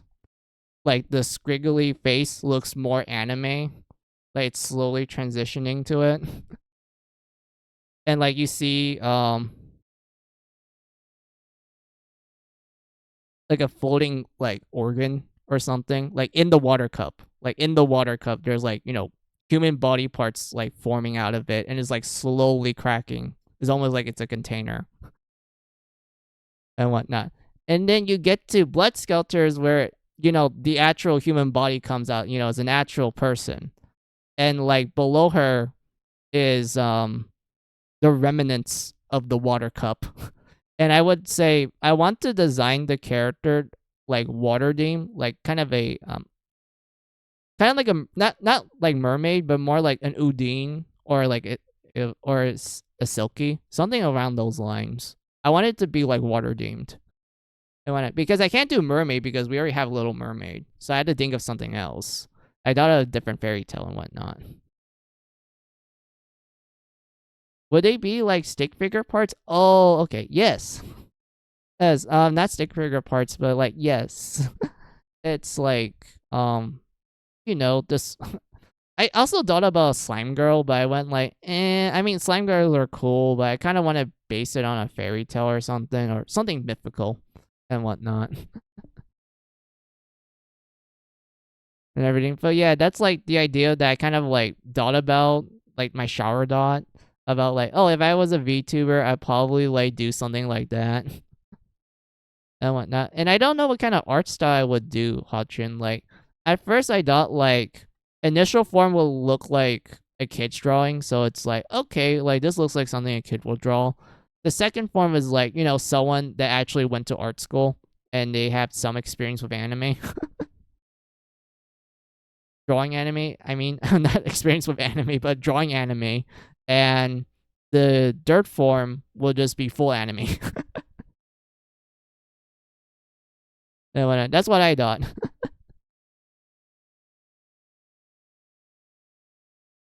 But granted, I don't know how to like explain it completely well because it's like a shower dot. I didn't really put too much of a fore effort in it. I could probably like what do you call it? I would probably make reference sheets. Like I just gather up my dots and just like make reference sheets for this like OC that I'm gonna make and whatnot. I mean, I could do that if I'm like actually invested in it, and then eventually I had to find like an artist to commission and whatnot. But right now, I don't really have the money, Hotchin, so I'm not gonna do that. And also, I don't think I'm gonna fully invest in the idea. But if I do someday in the future, I will definitely try it out and everything. I mean, something close to Compa style would be good for the girl. Yes, I thought about that. Like, I thought about making it similar to the art style of Compa Heart and whatnot. But at the same time, I don't know if it's like copyright shit. Unless it's like based on the art. Well, if you not based, inspired by the art style, then I think that's like A-okay, right? It's not like AI shit where most people are like, AI is blah blah blah and like is actually inspired by. I'm like, not really. There's like different factors to AI art and whatnot, and I don't think it's like inspired by it compared to like a regular artist and whatnot. But yeah, I get it. I mean, don't you want affiliate either, right? Yeah, affiliate. I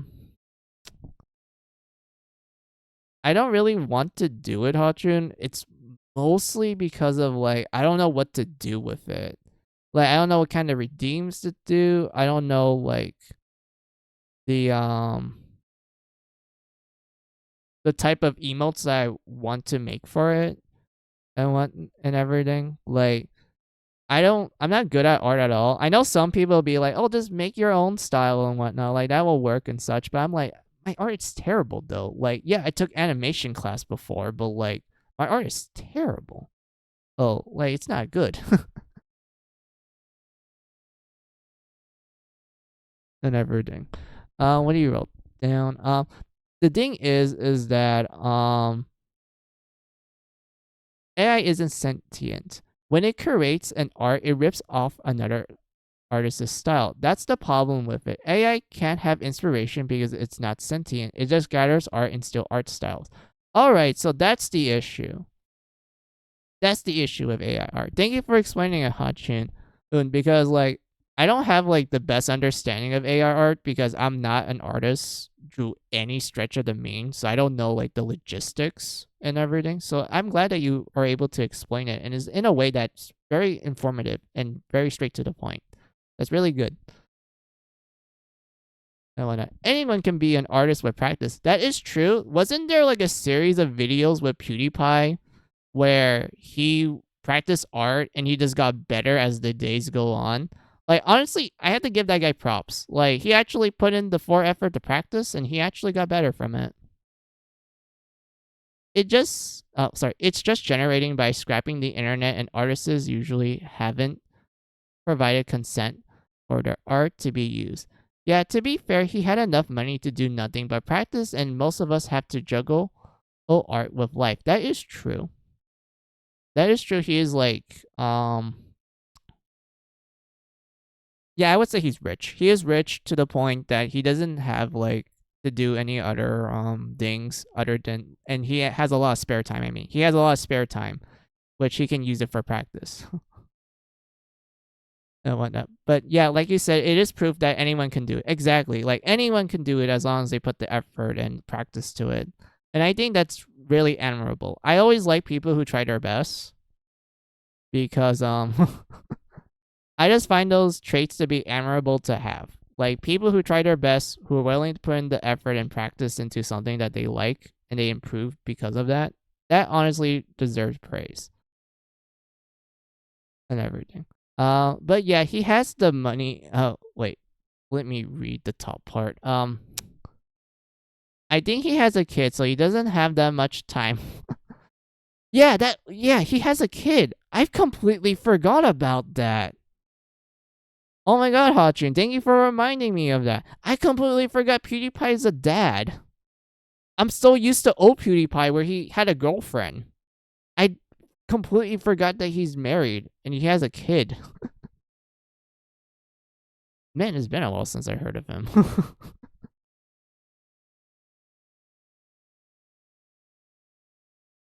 Yeah, he's married, living in Japan, has a kid. Yeah. Wait, he's living in Japan? Dude. Oh my god. That's awesome. I want to live in Japan. I mean, granted, I only want to live in Japan because like I like the culture. And you know, we have good old anime merch and whatnot. But I do like Japan's like countryside. Like I like the temples. I thought like the way how Japanese temples look, it reminds me of like the temples in Vietnam when I visit Vietnam sometimes. It makes me go like, yeah, I like this. This looks cool. I want to visit these. And I'm pretty sure, yeah, and whatnot. So the unspoken part of the culture is that politics cater to older people because their biggest population age bracket is like 50 plus. So is this a bunch of boomers, essentially? Is this a bunch of boomers? Yep. I mean, how is that any different from like other country politics? Most of the politicians are boomers.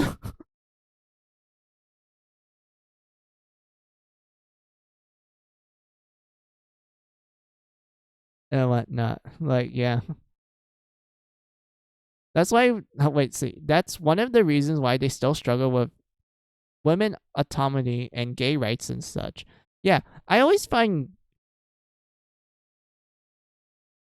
wait, what you wrote down real quick? Not that the U.S. is any better, but we not gonna get super political about. Yeah, that's true. I'd rather not talk about too much of politics, especially in real life and whatnot. But I will talk about this part about Japan. I always find the representation of the LGBT to be, well, the history of it to be interesting, because I remember like some people argue like, oh, they're very conservative, which is true, they are, but at the same time they seem to be kind of open to it to an extent. Like, yes, I know about the whole gay marriage thing isn't a thing in Japan, like I'm aware of that, but like for some reason when I look at the history of it, I'm like, wait, so you're telling me like Japan was fine with like the red light district where LGBT does hang out there and they weren't really treated that badly? Okay, granted there were some discrimination back then, but like they weren't treated as badly than I was expecting and whatnot. And I was like, huh, that's interesting. And then I know about the whole gay marriage thing and whatnot. I not like, come on, give them a bone. Like, let gay marriage, let it be a thing. And whatnot. But yeah, it's just an example of why Japan isn't the best place to be right now, especially if you're LGBT. And if you're not Japanese, you never be a citizen. That is true. Japan is really strict at the fact that like if you don't have any Japanese blood in you, you're not considered a citizen and whatnot. You know what changed them? Christianity and prudence brought by the West. Yes. Oh my God. I don't. Yeah, Hachin. Because of them, they're the reasons why porn and eroge in Japan are censored. It's because of the good old Christians. Because of like stuff that happens in World War II and like when they were rebuilding Japan, there was this guy that's like, hey, let's add censorship laws for porn because we Americans want to be the #1 greatest in the porn industry. We can't have any other country take that title. And that was literally the reason. That was literally the reason when you look at the history. That was literally the reason for writing it. And whatnot. Like, that's the funny thing about it. I was like, really, America? You just want to be #1 in every category?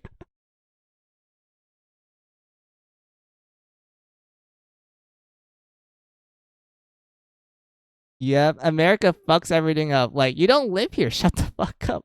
Exactly. That's the funny thing about it. That's the funny thing about America. They just fuck everything up.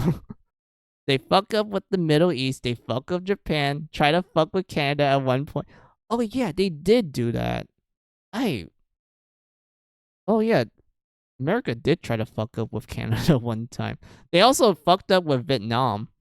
Because I'm not gonna forgive the fact that like there are some Americans out there that believe the Vietnam War was a US victory. No man, it's a fucking loss. It was a victory. Give back my great grandfather.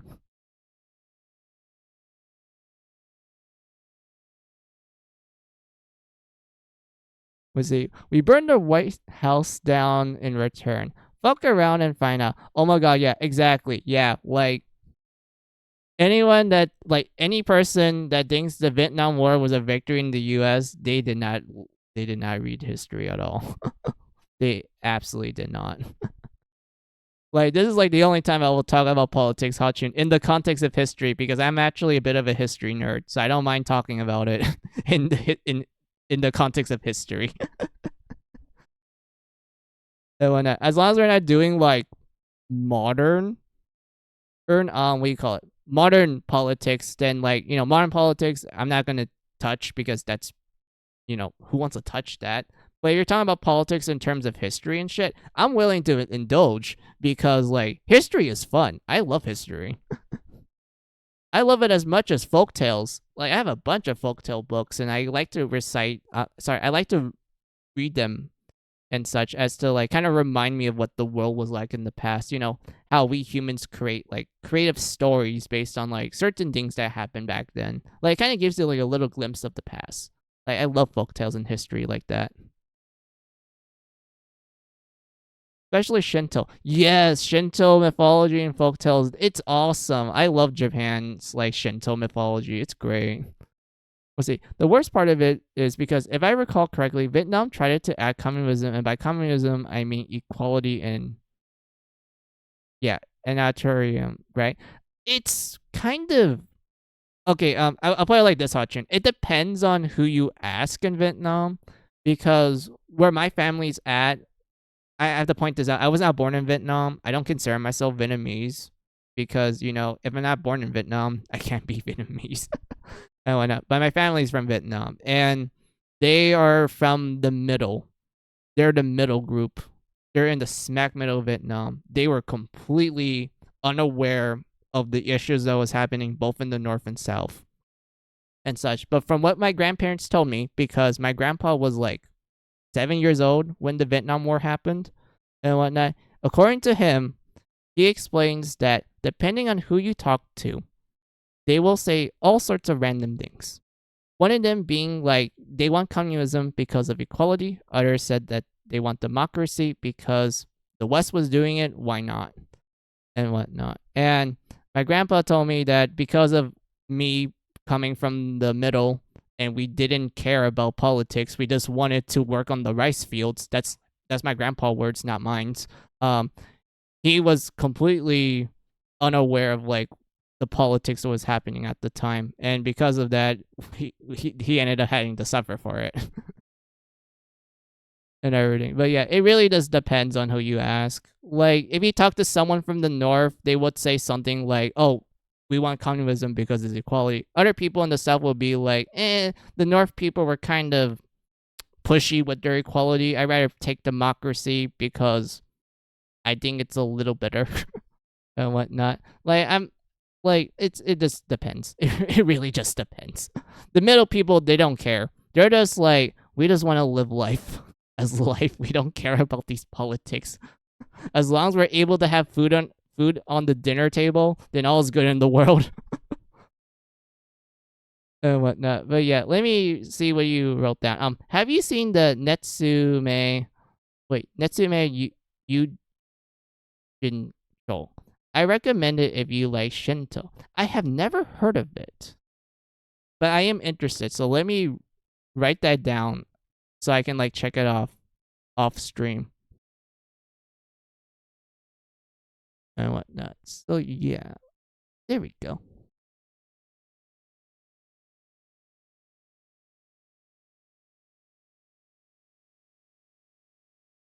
And whatnot. The thing about communism was that it was supposed to be about community inequality, and Russia had it for a while. Things were good, and then some shitty people got into power and turned into authoritarianism, which is bad.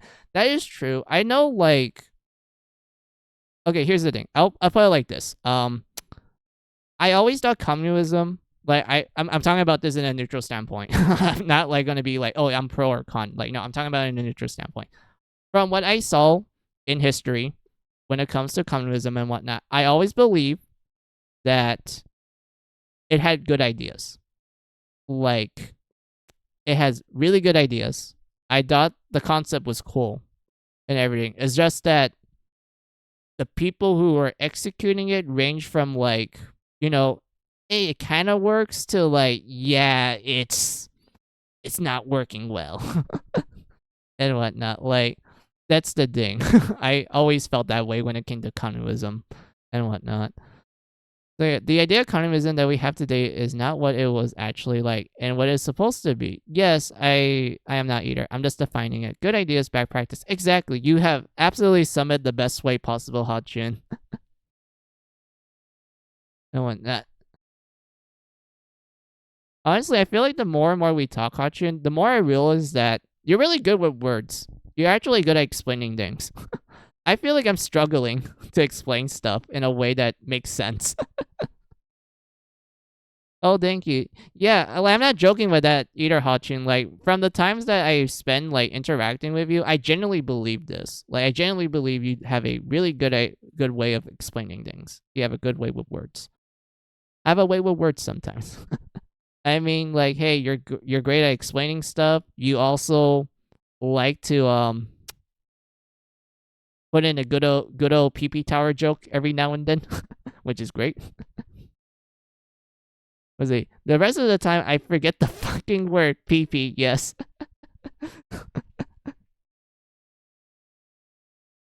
Eh.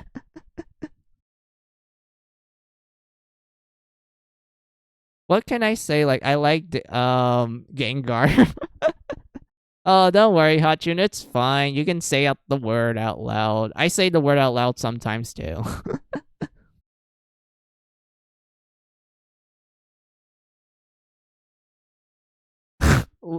Six, yes.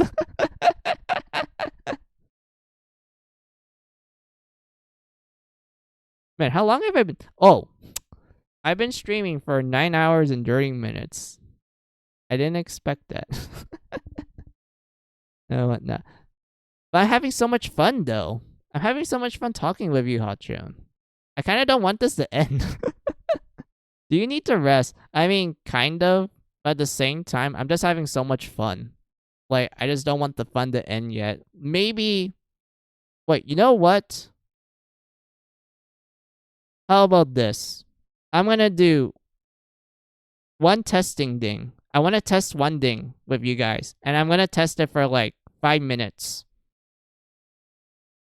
and such. And if it works, that will open up big borders. That will open up so many things for me and whatnot. So I want to test this out. And once this works and shit, then I will sign off. All right, pop quiz. All right, technical test. Yes. And whatnot. Because, oh, oops, I accidentally hide you guys. I actually need to see you guys. Yes, so I really want this to work, Hachun. Like, I'm going to tell you this. If this works, this means I could technically do certain game streams a lot more easier now because my good old potato laptop can handle it. Yes, I am still using my laptop that I got from 2019 to stream with you guys to this very day. This laptop has been with me for a while, and it's just struggling to stay alive because I can literally hear the fans blowing hard because of good old OBS. And whatnot. I'm surprised this thing didn't blow up on me. And whatnot. But yeah, there is something I want to test. So let me find it. My ex has a PS3 that would scream. Oh my god, same. My PS3 would do the same thing if I were to play a game that's like digital only. Like if I use a regular CD for the PS3, it just doesn't make any sounds. But if it's digital only, that thing is loud. And whatnot. What do you wrote that? Like you have to turn the TV up to hear the game screen. But he uses smoke, cigars, and weed in the same room. Smoke is not good for technology. Like, takes whatever your PS3 screaming is and turn it up, trust me. Oh my god. I kind of want to see what that sounds like, but I'm not going to do that because I treasure my consoles. I don't want to do any harm to them. Yeah, it was bad. Oh, wait. Family called me for something. Hold on. I'll be...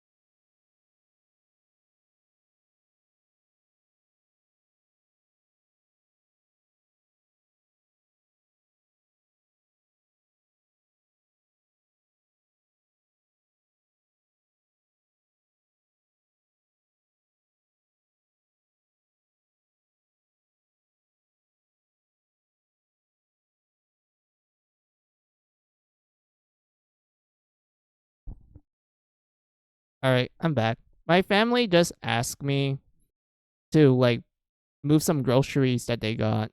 All right. Late night shopping. But anyway, let's see. My PS3 did scream too, but it wasn't that bad. Oh dear. Gotta go? No, I already finished helping them carry it in. And when it wasn't that much, it was just like a few bags.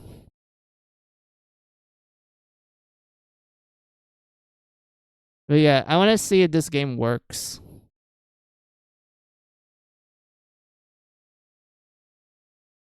Oh, okay, all right. I'm gonna see if this game works because, okay, here's the thing, Hutchin. I already have this game on PS Vita, and at first I thought about streaming it just through the Vita, but I also have it on PC. So I'm like, okay, if it works on PC, I'll stream it through PC.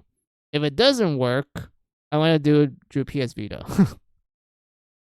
And you're probably wondering, oh, what is this mythical game that Mizi is gonna stream that initially was on the PS Vita? I wonder what it is. Oh, you will see.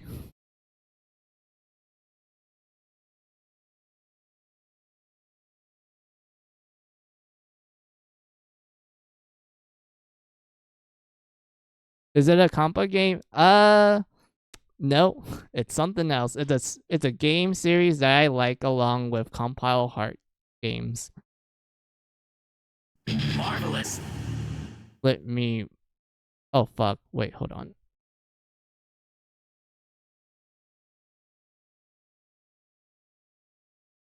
Marvelous. Yep. Let me see if I... Come on, I want to...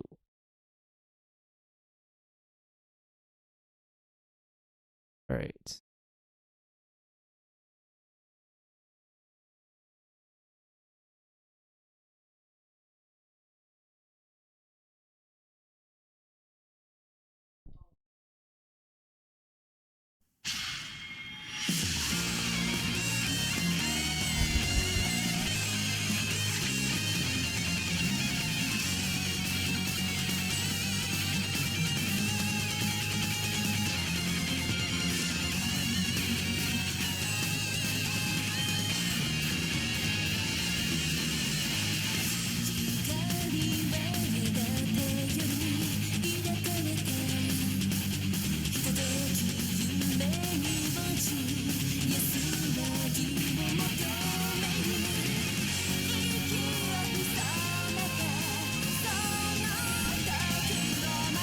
Oh, Kagura. Yes, Senran Kagura.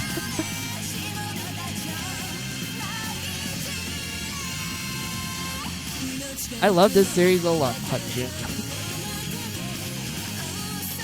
It's a Muso, right? Yes, so, oh boy, I can't wait to get into the history of Senran Kagura with you. Alright, I'll summarize it like this. So, Senran Kagura started out on the 3DS. Yes, more specifically, it came out in 2011, the launch year of the 3DS. That's right. Senran Kagura was a launch title for the 3DS.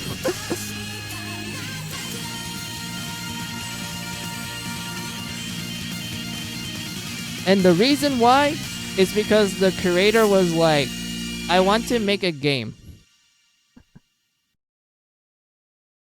about ninja girls. And he thought the 3DS had the technology for it.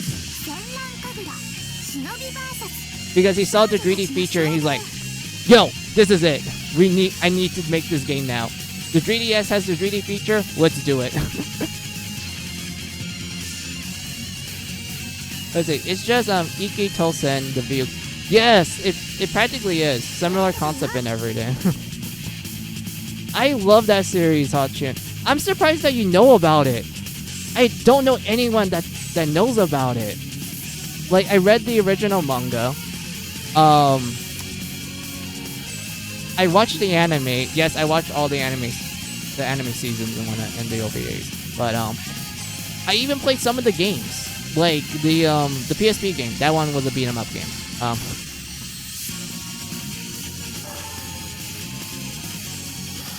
I didn't know XC did this game.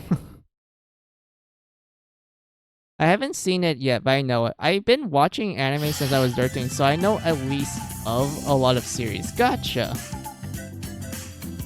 Like, my entry era was the Haruhi Suzumiya era. Oh my god, Haruhi! Oh, that's also a great series. I love how much of it... Okay, I'll put it like this. I like how Haruhi is such a jackass. Like, when you watch the anime and everything, you kind of realize that, wow, I didn't expect this girl to be such a jerk. Like, yes, she does have, like, some kind moments and whatnot. Like, the whole point of the series was to, like, you know, make her more humble. Like, you know, show her that, hey, you can't be, like, a jackass all the time. You need to be a bit nice and whatnot. Like, I do like how they handle her character arc, especially with her relationship with the main guy and whatnot. I really enjoyed it a lot. She was a big Chuni feel. Yeah.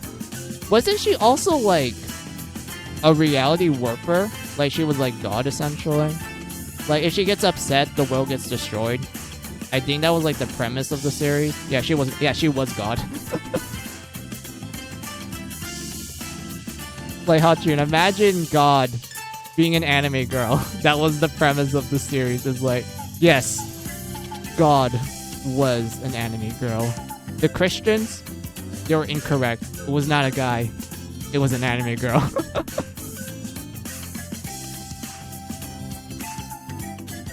Let's see, fun fact, it was broadcast out of... Wait, really? Why? Why was the broadcast out of order? But yeah, let me see if this works. Also, there's two experienced fans argue about when watching the series. Oh, okay. Alright, so the movement looks fine. Let's go at the dressing 衣装を room. 選んでください。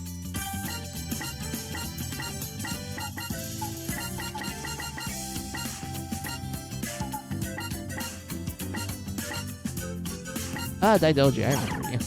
Fans say you have to watch your broadcasting order then chronologically. So jiggly and firm. Yeah, like... That's the appeal of Senran Kagura. What brand is her bra? I don't know. くださいね。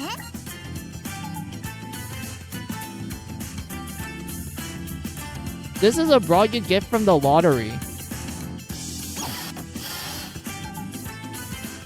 どれにしようか And な if you're wondering, yes, there's a store. 決めちゃいますか。いらっしゃいませ。 You can talk to the shop owner. コーラ You can also head pat her. コーラ But anyway, you can get lingerie from the lottery. 量産使えば新しい下 You 着 just が have to 当たるか spend もしれ money. へんで Hold on. We're gonna do some gotcha. We're gonna do a gotcha poll. Hold on. Yeah, this is enough. 何が出るかな。何が出るかな。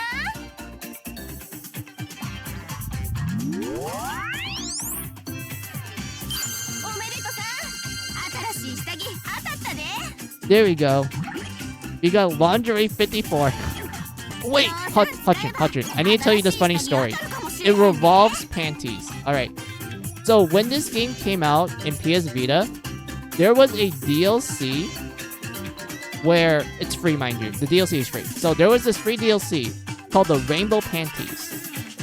And like the name like the name implies, is this panties that are rainbow color. So make do what you will with that. But here's the funny thing. For some reason, they accidentally coded the DLC wrong. So when people install the DLC, it straight up don't work. It legit doesn't work. And in some severe cases, it actually crashed the game. To the point 弁当見せしめて that the developers have to pull the DLC out of the stores to fix it and whatnot, and they had to send apologies to the fans and whatnot. And they wrote down a message like kind of poking fun of it while at the same time, being quite sorry about it, where the message was like, oh, we apologize for the DLC not working due to a coding error. We will do our best to fix it right away.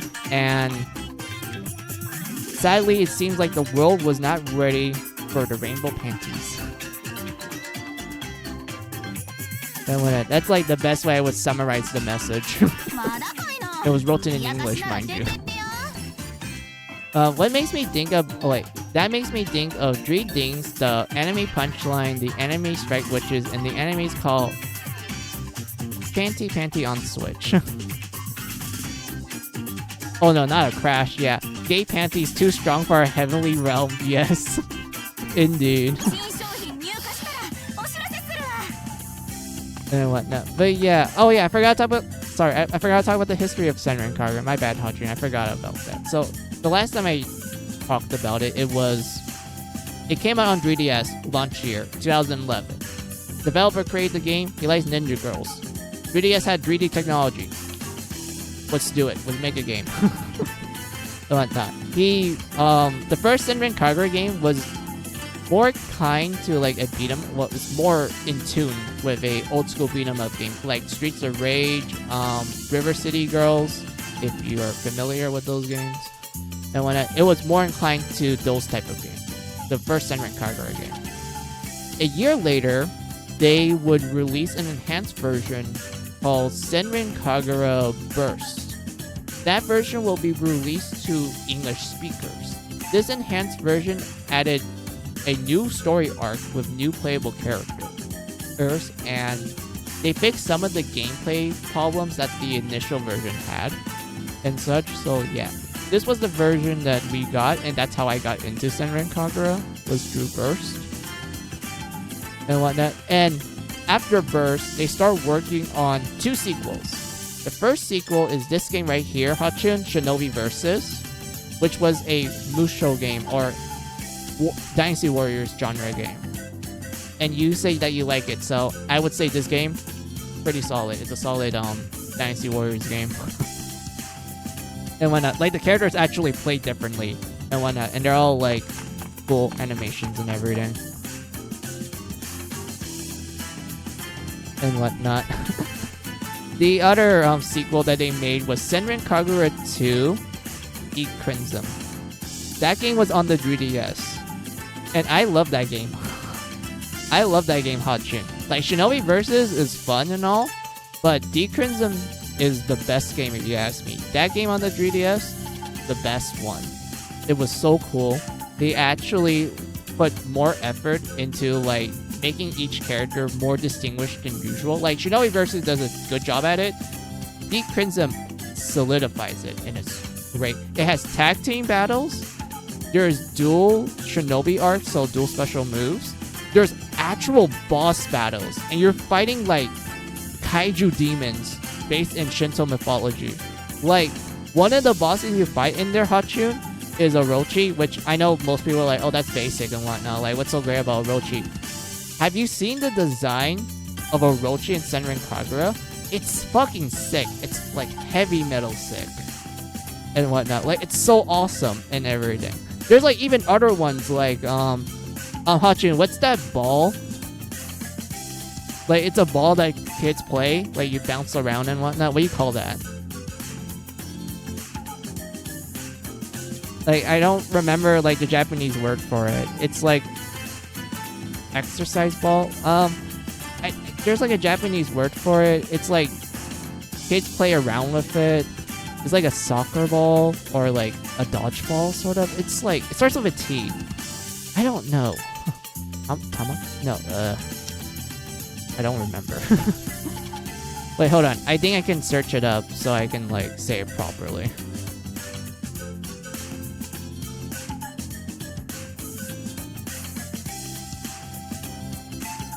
Kendama. No, it's not Kendama.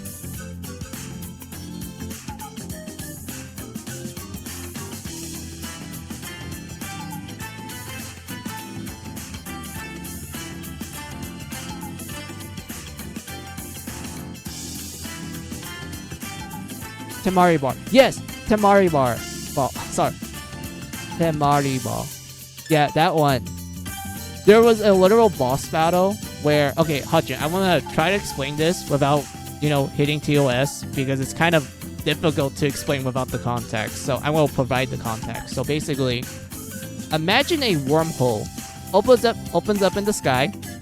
Then you have a naked lady coming out of it. She removes her boobs and it turns into the Temari balls. And it like rolls around trying to kill you. And it's making a lot of like organic noises. And at first you're like, oh, it's just boobs. Like, what's so like crazy about it? When you remove the layers of the ball, you realize that there's actual heads in there. And the heads are like straight up nightmarish. And not only that, but they make all sorts of like random noises. That is borderline Japanese horror.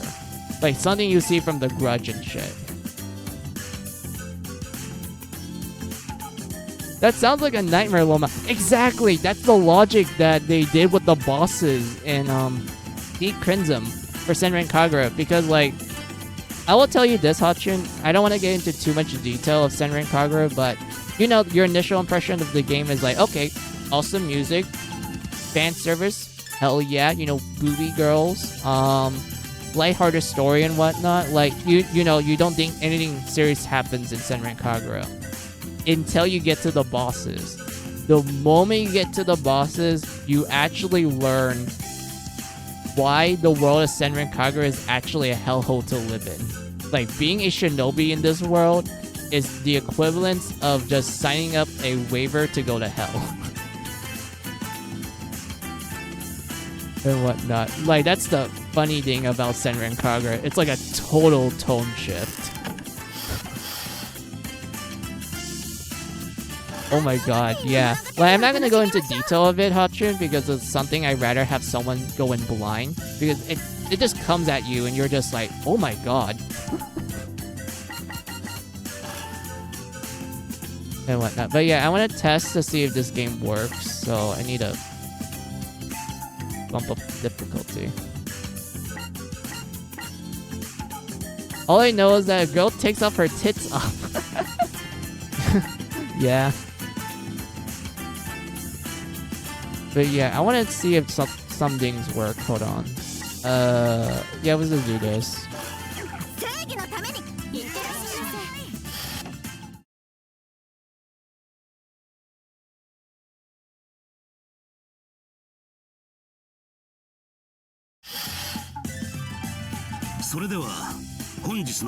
Oh yeah, Hutchin, I forgot to mention this. You can change, like, you already know that there's like a dressing room where you can dress up the characters and whatnot.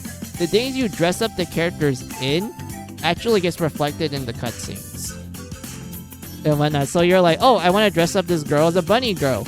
Then here you go, you can do that in the game cutscene and whatnot. Like, a lot of these games cutscenes are in-game, so like, you know, uses the in-game models and such. That's always a nice touch. It is. But yeah, we're gonna skip this dialogue because I want to test if the game works.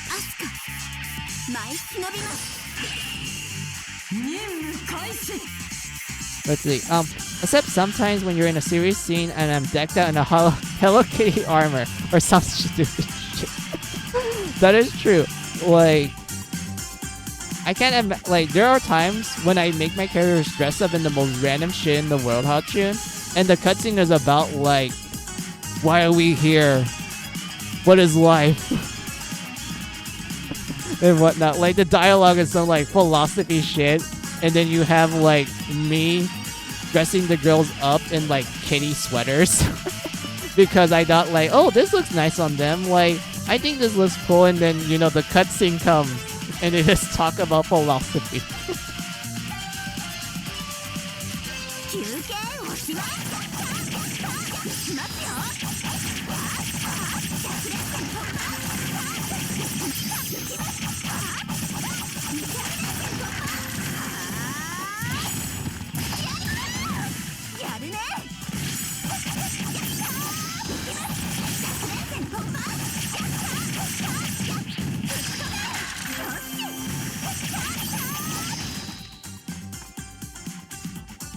Hey, if you can't talk philosophy with your homie in kitty sweaters, are you really homies? That is true. That is true. You're speaking the truth, Hotchin.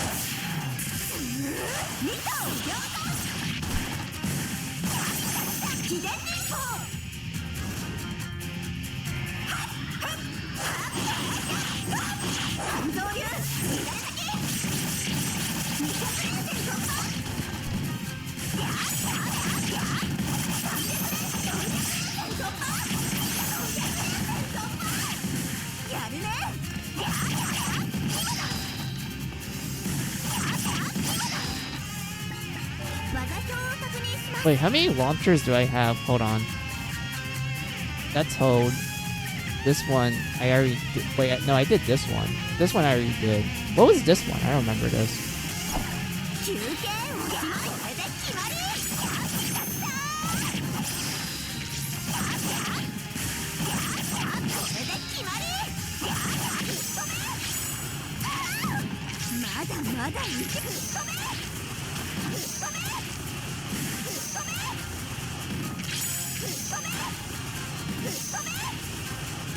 Don't mind me, I'm just trying to lower my HP so I can use the ultimate ninja technique. I'm just testing to see if everything works. That includes the ultimate technique.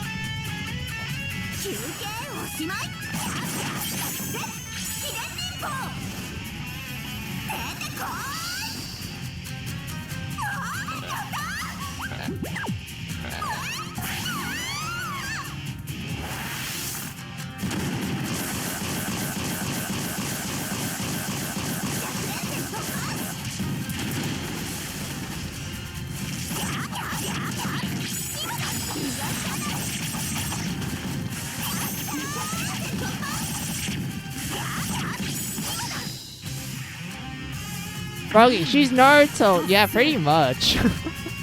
Wait. Okay, Hachin. Asuka, she's my favorite girl. She is my favorite girl of Senran Kagura. She is the main character of the series. And she is designed to be your typical shonen protagonist. Like, legit. She literally does not, like, okay, she's more like, she's a shonen protagonist personality-wise. She doesn't have a tragic backstory at all. But she does go through a lot of shit throughout the story. Like, Hachin, if you ask me, the amount of characters that get shit over in the entire series of Senran Kagura, like when you look at the stories and whatnot, the people that get shit over the most is, let me see if I can, like, show you the character. Hold on.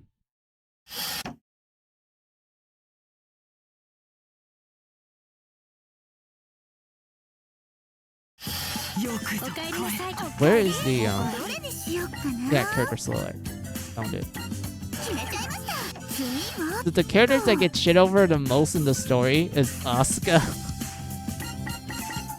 Daidoji,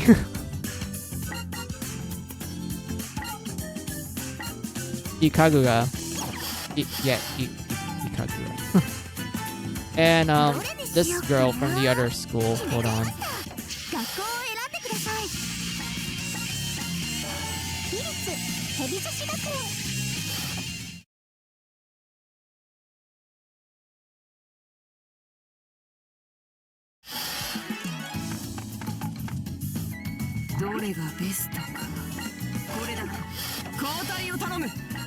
This girl gets shit over in the story. This girl absolutely gets shit over. This girl, not really. These two, not really.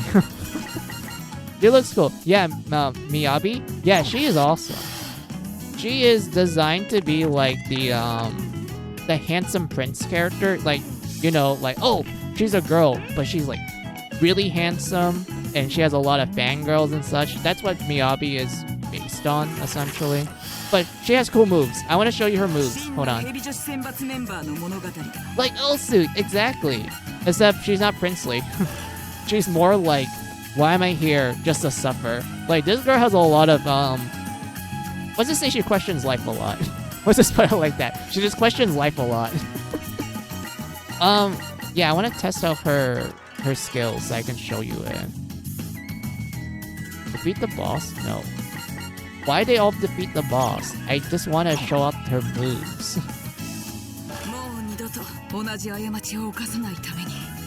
Would this be it? Hold on.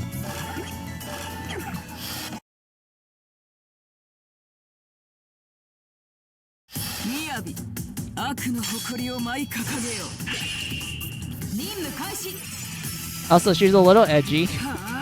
She has like a dark sword and uses black flames.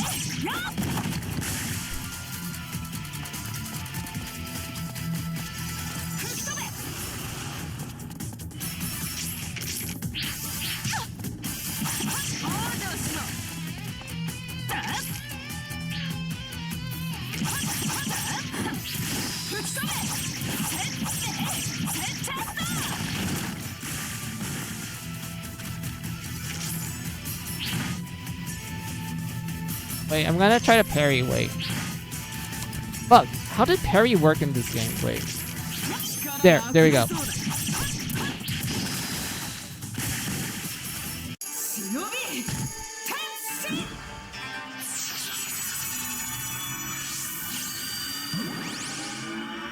Wait, oh my god, I remember now. I made her wear the apron. I didn't use her her shinobi outfit. I made her wear an apron. Apron. I don't know why I'm pronouncing shit wrong.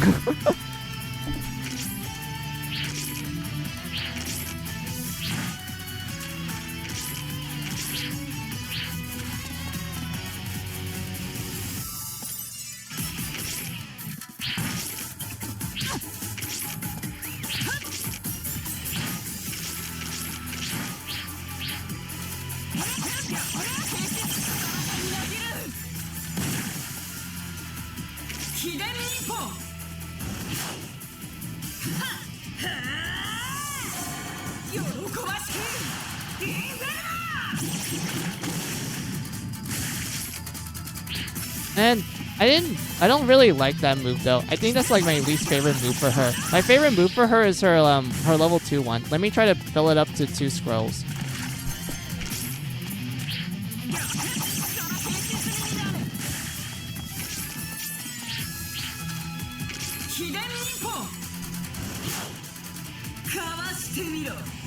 This one's my favorite of her moves.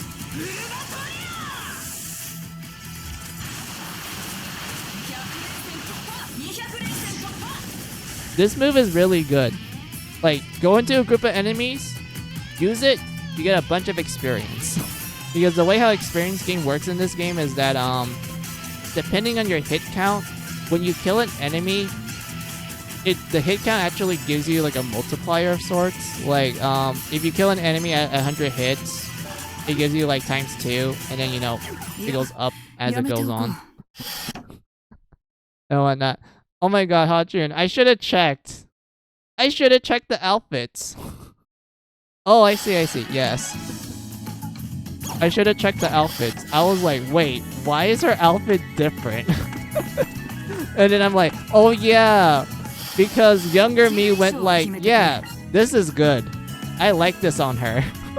This looks cool. Oh my god. Younger me, should I give myself like a high five, or should I just be like cringing a little? I don't think I will cringe too much because I mean the apron looks cool. I think it looks cute on her.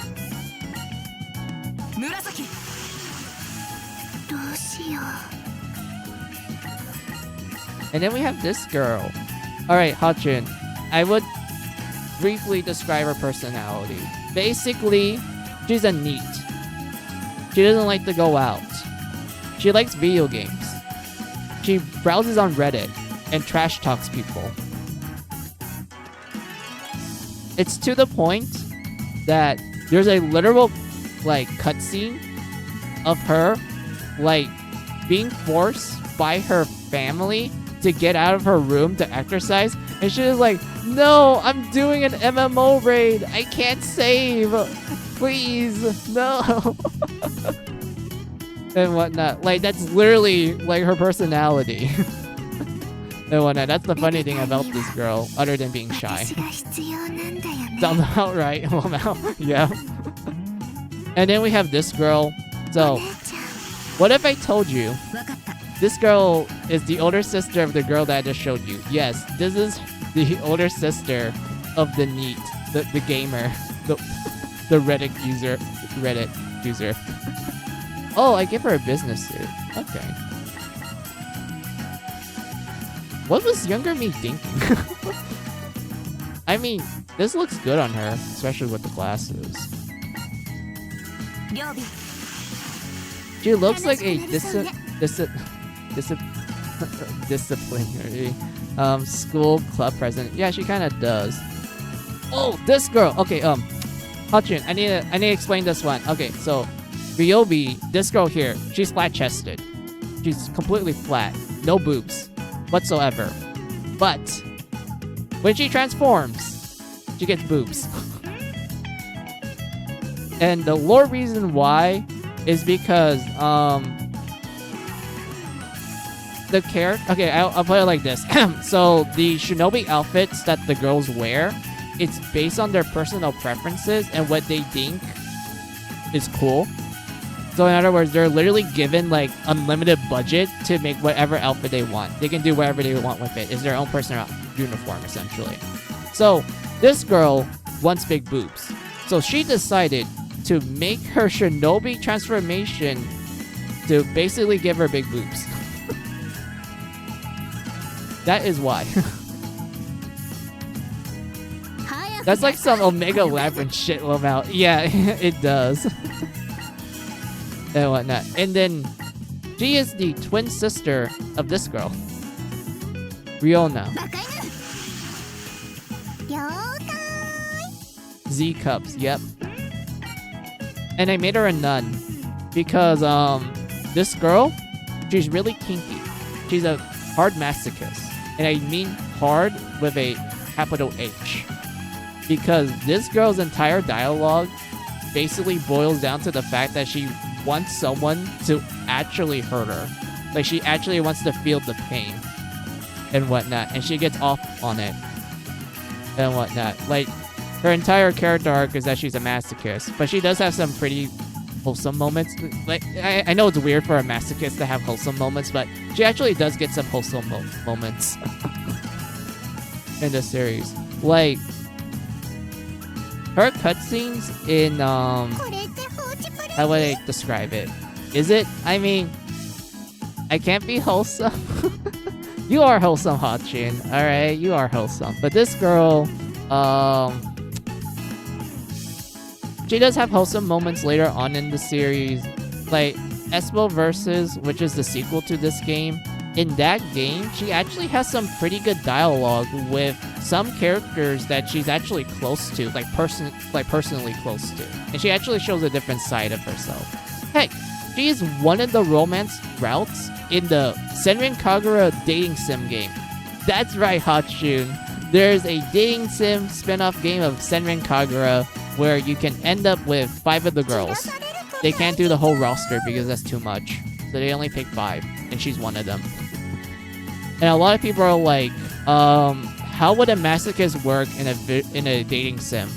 Surprisingly, she's really sweet in the visual novel. Like, yeah, you have some of her masochistic moments and whatnot, but she's generally like a normal person in the visual novel and whatnot. Like, it's really interesting how they handled her in that one.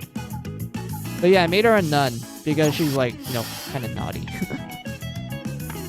and whatnot. But I want to show you what she uses in battle. I want to show it because I think it's like one of the coolest things in the world.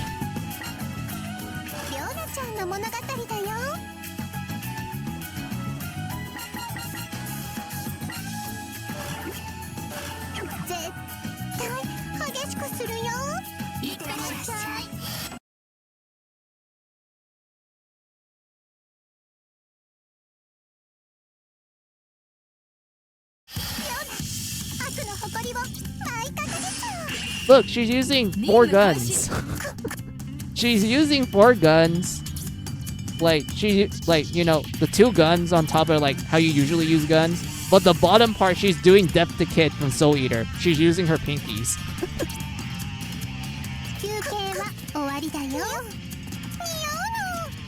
She's even skipping around. Look at her. Like, she's just enjoying the battle.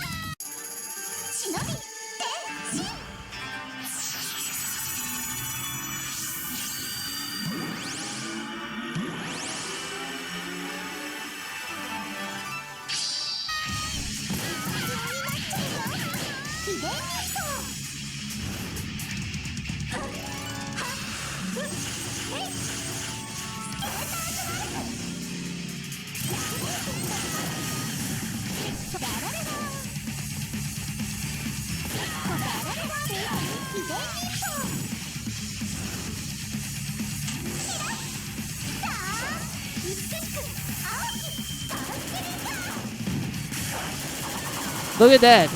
She did a DMC move. It's a Devil May Cry move. Just spinning, being in the air and spinning around, shooting everything.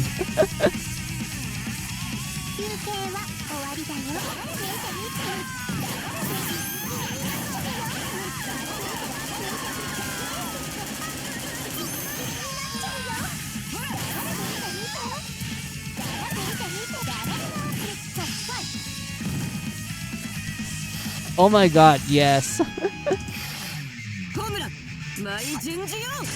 And then we have Homura. So, she's the rival character to Asuka. And they're like, hey, Asuka uses 2 swords. How can we make her rival cool? Rival uses 6. She has a hidden 7th sword that she only pulls off every now and then. 休憩は終わりだよ。もう我慢できない。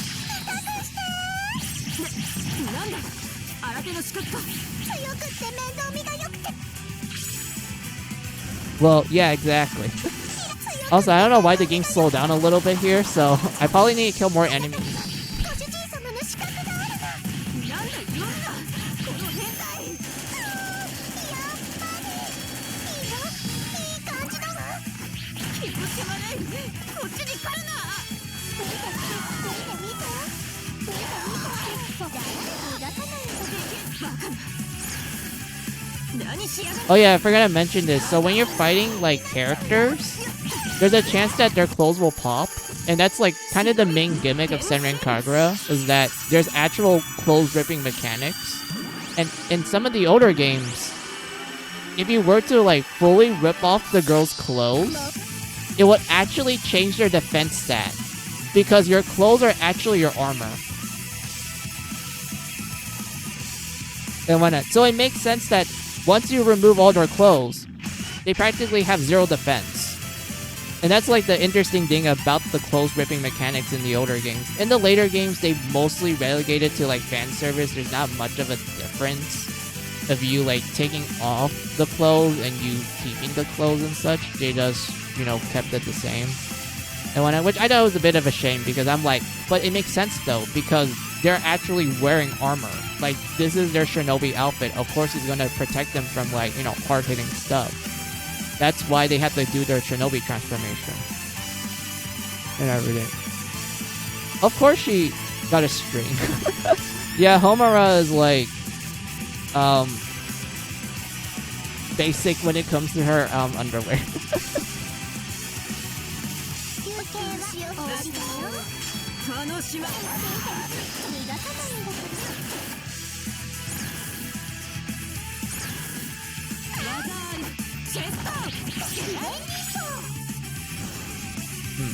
Let's see if I can like do something with this. Hold on.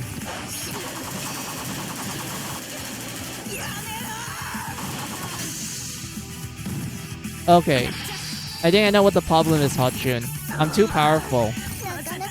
I wanted to like show you what happens when you remove all the clothes and you do a special move on them, but this girl's too strong. I over-leveled her. Oh well, I'll save that next time when I stream this game.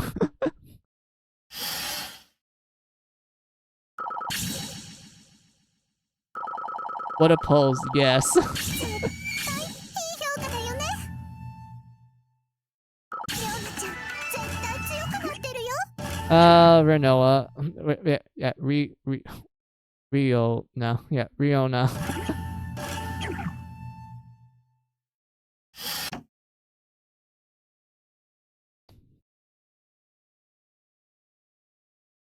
But yeah, I think that's enough testing for now, Hotchun. Like, the boss battle works. So that means I could actually stream this game on PC. I don't have to like pull out my PS Vita and like play the game and like, you know, stream it through that way. So I'm glad this testing actually works. レオナちゃん帰る。 I can't wait to like stream the game's sequel, SoSW Versus.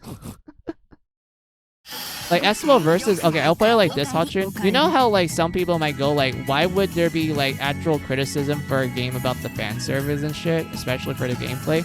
I'll play it like this, Hotchun.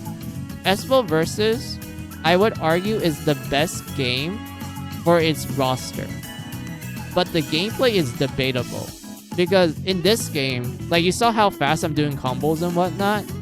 In SoSW Versus, they toned down the speed of your combos, so because of that, it feels a little janky to use some of your combos. And the way how you learn new combos in that game is also slowed down as well. You're stuck with the same like combo set for like the first 5 levels of a character until you like level them up to, I would say, around level 7 is when you actually get to explore their other combo sets and whatnot. So in other words, like SoSW Versus start is like slow. It's slow progress. But once you get to like the mid game and onwards, it actually gets more and more expansive. But a lot of people, especially when the game came out, they thought that SoSW Versus was the worst game because of like how slow the progression was at the beginning. And I would agree with them because I did felt that the slowness was like kind of ruining it a bit. But when you're actually playing the game for the like, if you're actually like, you know, playing the rest of the game, it's really fun. Like, that's the thing. SBO Versus is really fun. It's just the beginning is slow, and that's what drags it, if you ask me, and whatnot. But yeah. But SBO Versus is like, if you ask me, has the best roster in the game because it has so many characters, Hachun. Not only it has all 5 girls from all 5 teams, all 4 teams, they added another 6 for the new team, and they added DLC characters too. Like they added this teacher here. Wait, no, she's blocking her. Wait. They added this teacher as a DLC character in SBO Versus. And she's one of the broken characters. She's actually fun to play as well. She has cool specials too. And whatnot. Another character they added was Daidoji from the Hanzo Academy. Sexy Sensei. Yes, she is very sexy. Oh no. I don't think I have. Yeah, I don't have Rin yet. I need to play the other tools to get her. But yeah, like they have Daidoji, who's essentially a JoJo reference. Hachun. Yes, there's a JoJo reference in this game, and her name is Daidoji, the senpai. This woman here. We have good old Daidoji. She even has abs. Well, you can kind of see it right here. She kind of has abs right here. She's literally Jotaro, yes. And when even her moves are cool. Like her moves were literally just okay. One move is like essentially like or barrage. The other ones are like, hey, I'm gonna punch this thing so hard that it becomes a sun. And then she has other moves, like she does a tornado kick. Like she uses her feet as like literal claws and just start tearing through the enemies. And whatnot. And like she has a lot of tiger imagery in her moveset. Like she fights like a tiger essentially. And like she's absolutely rough with it and everything. But yeah, she's cool. Daidoji is cool. She even has like the old school uniform, you know, the long skirt, you know, what we tend to associate with like female delinquents and whatnot. She's wearing that sort of art style. I mean, clothing style.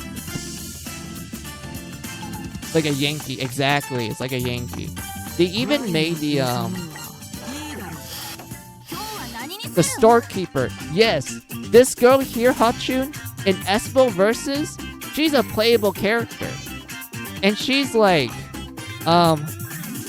a mixture of like punches and kicks. Like she wears gauntlets in both her hands and her feet.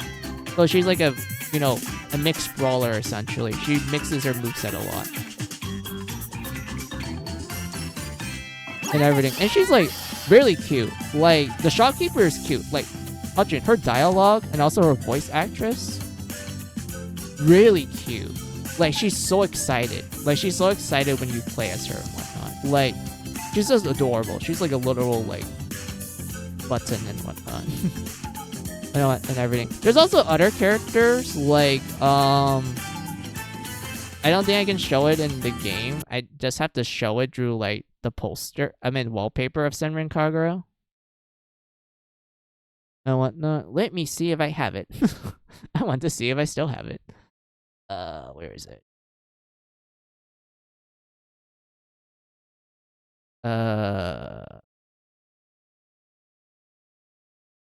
Why is this hard for me to see things? Wait. Oh, found it.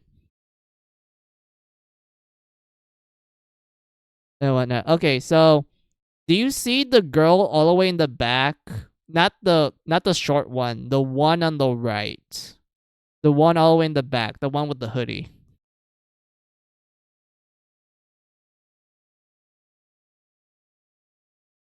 And whatnot. Yeah, that girl. So they in SBO Versus, they made her a playable character alongside the shorty next to her. I don't remember how to pronounce the girl's name, but she's essentially like she uses chains with with a ball at the end. And you're like, oh, does she like swing it around with her hands and whatnot? No, she swings it around like her feet, and she plays it like a soccer ball. She plays it like a football. Like, has these chains with big balls attached to her feet. She just spins it around and kicks it like a soccer ball. And whatnot. She never uses her hands, like at all, Hachun. She never uses her hands to fight. It's all about the feet. Chains, big balls, yeah. Hey, is this capture test or PSTV chat? Oh no, I'm playing on the PC part, Ren. Also, hey, welcome to the stream, welcome. I'm playing the PC port. I didn't stream the PS Vita one because, I don't have my PS Vita set up right now. So I went like, well, I have the game on PC, so I'm going to see if it works. Because my laptop is a potato laptop. And it works, so I'm happy that it works. And everything. And then we have the, oh yeah, I forgot to mention, how are you, Ren? Like, how's your day? And such. But yeah, Hachun, so the shorty next to her, her name is Kagura. So yeah, you're like, wait a minute, a character named after the series? Oh man, I wonder how she play as. I will summarize it like this, Hachin, without going into detail. The shorty next to the ball girl, she tears reality. Her entire fighting style is that she just uses her fingers to casually tear rips in reality and pull stuff out of it. Just to damage enemies. That's the best way I will That's the best way I will go into without spoiling it. That's her entire fighting style. The shorty there is like, hey, I'm just gonna tear reality just to kill my enemies because why not? And everything. And her special moves are also cool as well. She also has like a fucking banger like character theme. Like all the characters in Senran Kagura Hachun, they have their own character themes. It is amazing. Like you already heard how good like the casual music is when you like go to home base and whatnot. But when you actually hear like the soundtracks that plays for the characters, like they have their own soundtrack like before they transform and after they transform, and it's all absolute bangers. Like every single one. My personal favorite one is the ones from the first game. Like I can actually show you it because I have the entire soundtrack saved in my laptop because I own the official soundtrack disc and I ripped the files and put it in my laptop. So yeah, I can like show you some tracks from it.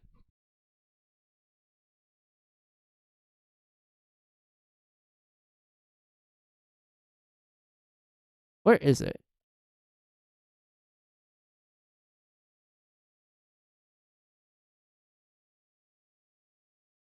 Wait, am I even reading this right? Hold on.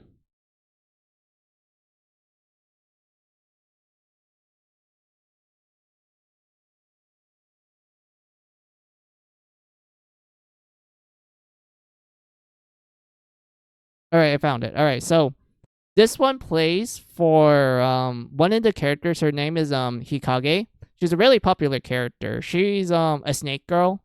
Her eyes are literally like snake pupils. She has green hair. And she wears like ripped jeans. And her main fighting style is that she uses knives and daggers. She even drills them like Dio. So this is what her track is like before she transforms.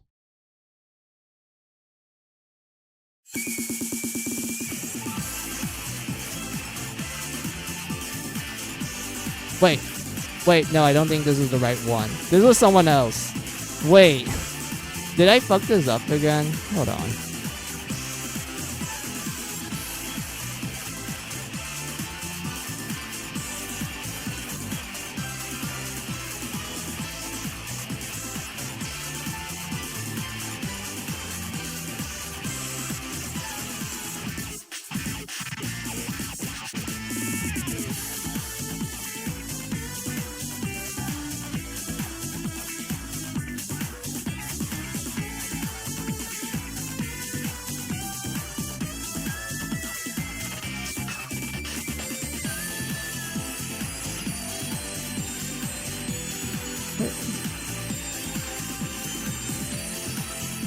I find it. What is it called?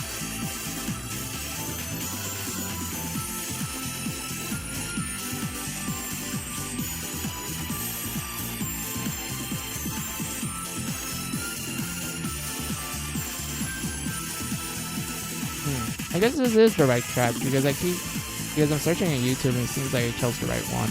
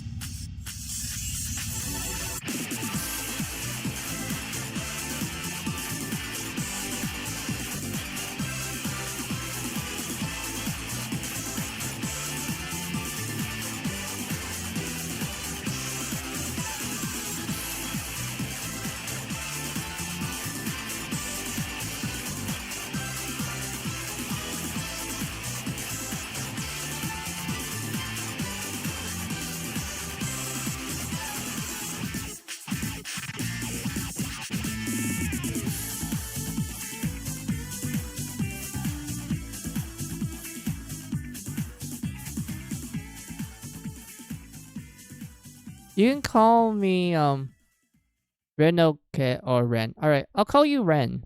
So yeah, welcome to the stream. But yeah, that's like before she transforms Hotchun. This is what it sound this is the soundtrack that plays after she transforms.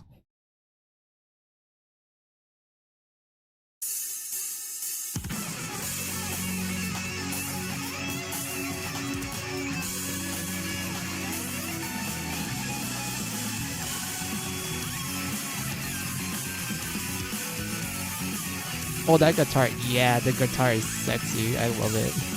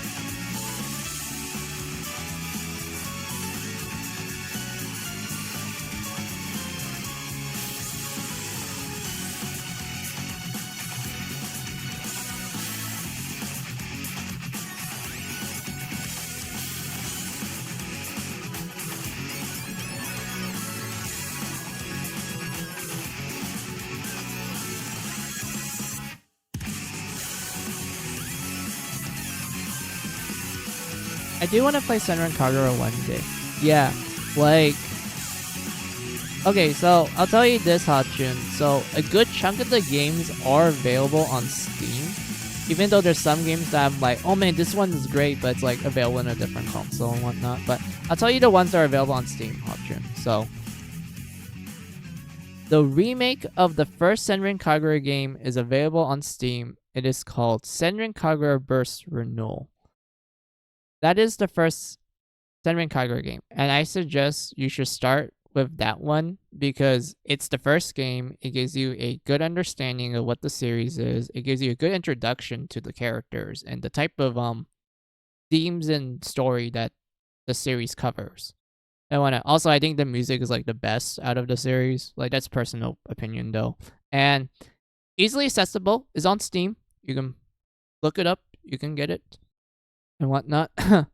I think that game is also the most well balanced out of all the Senran Kagura games, Hachun, because I'll put it like this: Shinobi versus too fast. I feel like a lot of the movement and also how dodging works is a little too fast for my liking. Espo versus too slow, especially when it comes to how progression works. Burst renewal, the perfect middle ground. Speed, medium. Parry timing, perfect. Everything about burst renewal is the great middle ground. I think it's the best game. Also, like, they reworked the boss battle from the original game into like an absolutely awesome like spectacle to see. It is like amazing and whatnot. Yeah, can you DM me the name? Yeah, I will. I will definitely do that. I'll do it through Discord since I'm friends with you in Discord. I will definitely do that. But yeah, I do suggest starting with Senran Kagura Burst Renewal. It's available on Steam and everything. After that, okay, I'll play it like this. After you do Burst Renewal, you can do one of two things. One, you can start with Shinobi Versus, and then after you beat that, you go to Espo Versus, and if you want, you can pick up Peach Peach Splash, which is the Splatoon spin-off game of Senran Kagura. It's a water gun game. That's right, Hachin.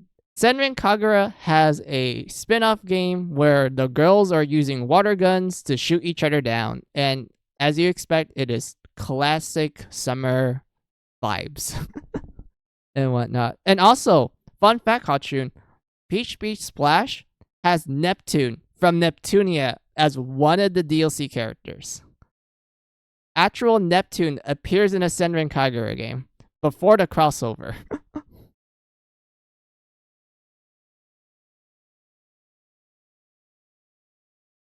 I mean, isn't there a yeah, there is one, but that's Nito. I think that's why I thought it was Compa. Ah, okay. I mean, I don't blame you because I know most people, especially nowadays, heard of Senran Kagura through the Neptunia's crossover spin-off game, which I don't blame them. Like, that's honestly the only time the series gets mentioned in modern years, Hachun, because this series is dead since like 2018, since the last game was released, which was Burst Renewal around that time, and the creator left because of creative differences because of Sony and whatnot. You see, Sony at the time decided to change their policies when it comes to game development, especially what's considered greenlit and not greenlit. And this led to like a massive change to a lot of Japanese games where, you know, some Japanese games that were very tame with the fan service, they're forced to like essentially censor it hard, like it's an eroge or something. And whatnot. Like a good example of it would be like Necropara. Like Hachin, remember how Necropara there was like a setting. There was an option in the settings where you can change like the jiggle physics for the character models and whatnot. Like that was in every single console release. Like Switch has it, Xbox One had it, PC had it, but PS4 they removed it. They removed the option to change the jiggle physics of Necropara. I wanted to play Catboy's Paradise still. I mean, Catboy's Paradise was pretty cool. I liked it. And whatnot. Like, Sony had such a drastic change with their policy to the point that a lot of Japanese games were affected by it. And because of said policy changes, this actually affected the development of what was going to be like the latest entry for Senran Kagura, and it was supposed to be kind of like the finale of the main like story arc. which was called Senran Kagura 7, since it was the 7th entry of the series and whatnot. And we only got teaser footage and whatnot. Like, every news about the game was mostly like it's in development and that they're working on it and such. And it looked pretty cool from what they showed and everything. But because of Sony censorship, the creator is like, well, I can't work in these conditions because they're restricting my creative freedom. So he ended up leaving. And because of that, the series has been in purgatory and whatnot. So yeah, Sony sucks. They ruined Senran Kagura and whatnot. And whatnot. Sony's censorship is kind of bollocks. Oh, that's sad. Yeah, like, it is really sad because, like, you can tell. Well, I'll put it like this: the creator of the series, I'll word him like this: he's a guy who, when you look at him, you can tell that he's honest with his opinions. He's honest with the type of games that he makes and develops. He knows that there are people out there that doesn't like his games, but he only does it for the fans and everything. He's an honest man, is what I'm trying to say. He's someone that wears his emotions on his sleeves and such. Like, he literally made a quote that a lot of Senran Kagura fans, like, use to this very day as, like, the tagline of the series, which is this. Okay, Hachin, this is, like, literally in his Twitter and whatnot. Ready? Tits his life, ass his hometown. He tweet that one day, and all the Senran Kagura fans are like, yes, this is our national anthem. This is our national anthem. And whatnot. He literally tweeted that, and it's been like that since. Let's see. I mean, PC exists. All they have to just release on PC. That is true. And even Switch doesn't care. I heard that. My old roommate used to said that. I'm all about that life, to be honest. Exactly. It's great. But yeah, the series has been stuck in purgatory, Hachin. There's only, like, the mobile game. Yes, Japanese only is a gacha game. I know most people will be like, oh, it's a gacha game. Like, why would you play it and whatnot? Like, it's the only source of new material we have for Senran Kagura. And funny enough, in that game, we actually get, like, teasers for what was initially going to be, like, what will lead to Senran Kagura 7 and whatnot, because there's a lot of I would say lore details that actually gets expanded upon in the gacha game. So yeah, that's the funny thing about it, Hachin. Like, imagine making the gacha game very lore heavy.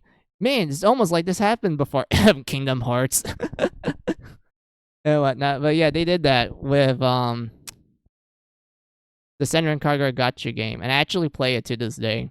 I'm more of a casual gamer, of course, and I do have some, like, screenshots of it. I want to show it to you.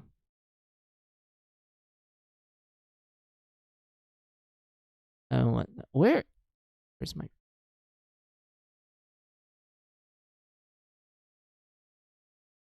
I'm gonna start with the one that made me the most excited. And then the censorship extends to a lot of Japanese developers. Yeah, it did. It was awful. But yeah, I'm gonna show you the one that I remember, like, actually screaming hard for Hachin, because I honestly thought I would not get her because my gacha luck is terrible. I honestly thought it was awful and whatnot. I got Neptune. I managed to get Neptune in the gacha game when they had, like, a crossover collab event in it. I managed to get her. I was surprised. And they're using, like, the crossover outfit as well. So that was awesome.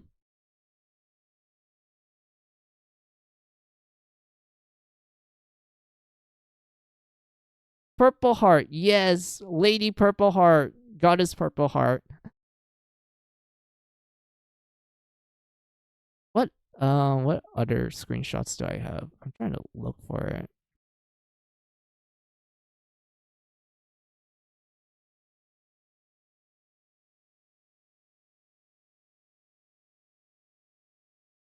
I don't think I have it here. Wait. No, I remember it I remember putting the files in here. Did I accidentally move it somewhere else? Oh yeah, I did move it somewhere else. I remember now. I was making like BRB screens for the Senran Kagura girls, like I did with Very Skelter when I was streaming some of the Senran Kagura games. Where did I put my Senran Kagura file? Oh, found it.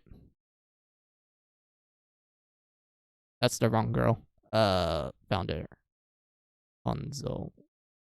Asuka.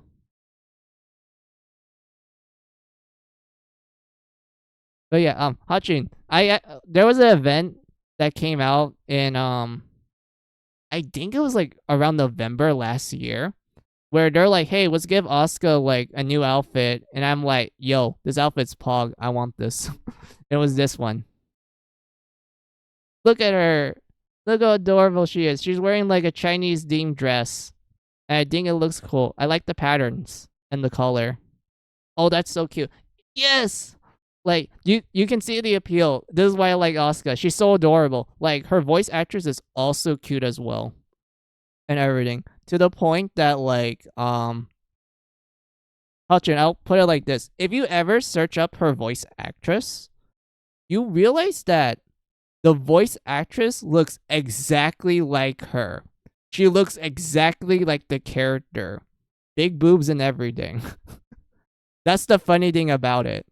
It's like when people actually looked up what her actress looks like, her voice actress, people are like, wait, this is this Asuka in real life. The voice actress is this Asuka in real life. And that's like the funny thing about it. But anyway, I totally spelled it wrong. I don't know how to pronounce that because I'm not Chinese. The only language I know is English, Vid, and Japanese. I don't know Chinese, so I don't know if I can pronounce that correctly. I don't either. But yeah, you can upgrade the outfits to have like different portraits, and I will show you what happens if you upgrade it once.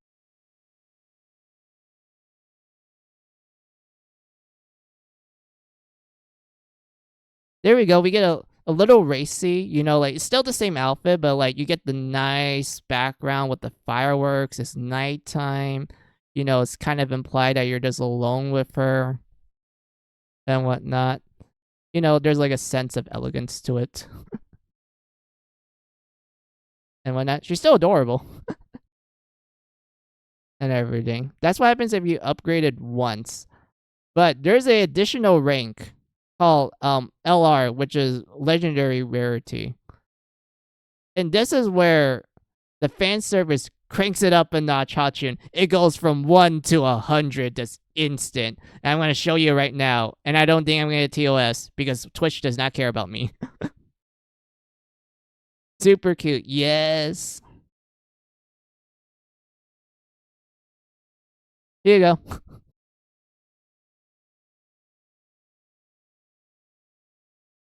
Supermodel shot. Looks like something straight from the fashion magazine, kind of. Oh, whatnot. Like, look at that. Oh, wow. Yeah. She has, like, the hair buns. I think that's cute. We have, like, just her not wearing much. But we have, like, a nice, thighs. Like, she has some really good legs. And whatnot. Like, oh, very, very, I guess very wow is the best way to describe it. Very wow. Quite sexy and everything. But yeah.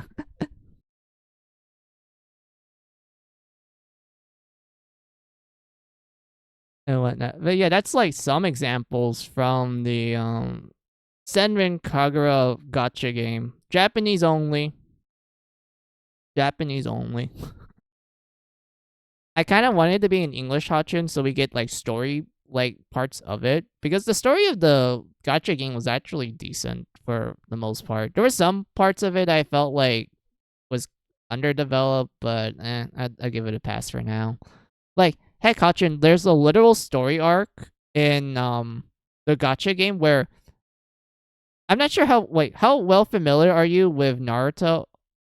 Like, which part of Naruto did you stop at? I'm not sure if you watched it or not, but if you have, like, which part did you stop at? But um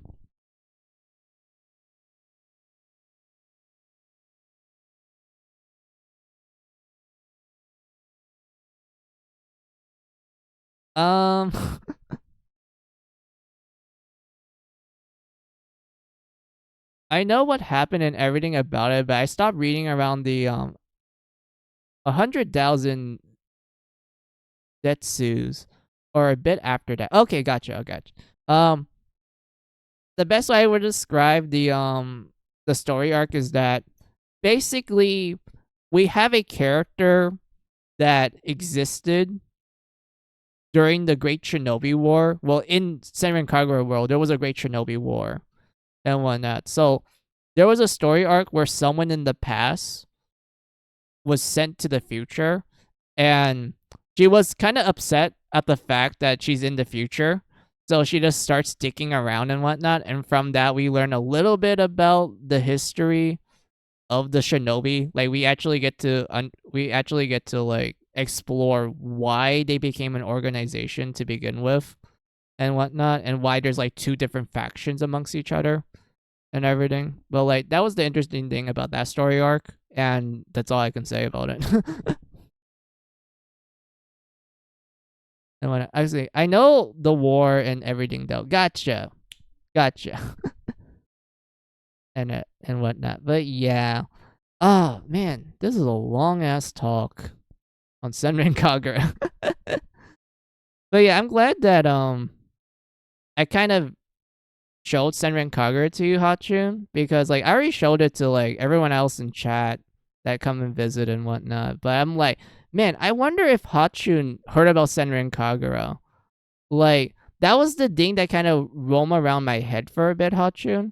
I'm like, I wonder if Hachun knows about this because Hachun's already base for playing Compile Heart games. Like, I wonder how much baser she can get if she know about Senran Kagura. But like, if she knows about it, Hachun becomes the god base character, god tier based. And whatnot. I know of it. Yeah. Let's see. It's on my wish list, so I will play one eventually. I know Peach Ball is on there, and Neptunia / Senran Kagura. Yeah, Peach Ball, the pinball game. I thought it was okay. I am not a huge fan of pinball, but honestly, for a pinball game, Hotchun, it's actually really animated. And no, I'm not talking about the fan service parts, even though that's part of it. But for some reason, the pinball game feels like you're going to Las Vegas, sort of like show off sort of thing. Like the pinball is so loud and over the top to the point that I feel like I'm in Vegas. Like I'm actually visiting Las Vegas. It's so colorful and whatnot. And there's like so many things going on in the background and everything. The last pinball I played was Pokemon Pinball, Ruby Sapphire Pinball Slash. Yo, you play Pokemon Pinball? I played it too. I don't remember much of it, but I played it.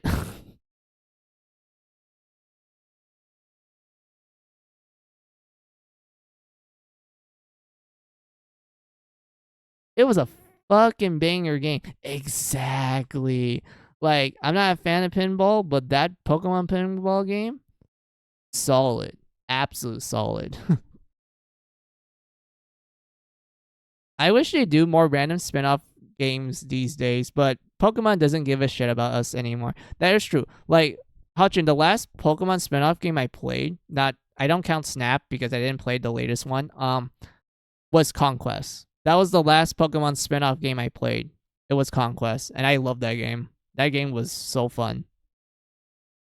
The fact that they decided to like add Pokemon to the Sengoku period of Japan, and they actually give the historical figures like actual like Pokemon that fits their personality and shit. That's like the coolest thing about that game.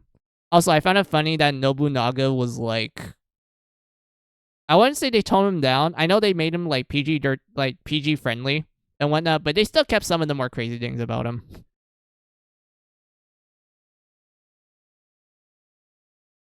More Game Freak. It's not hard. It's not hard. We know what we want, Game Freak. Exactly.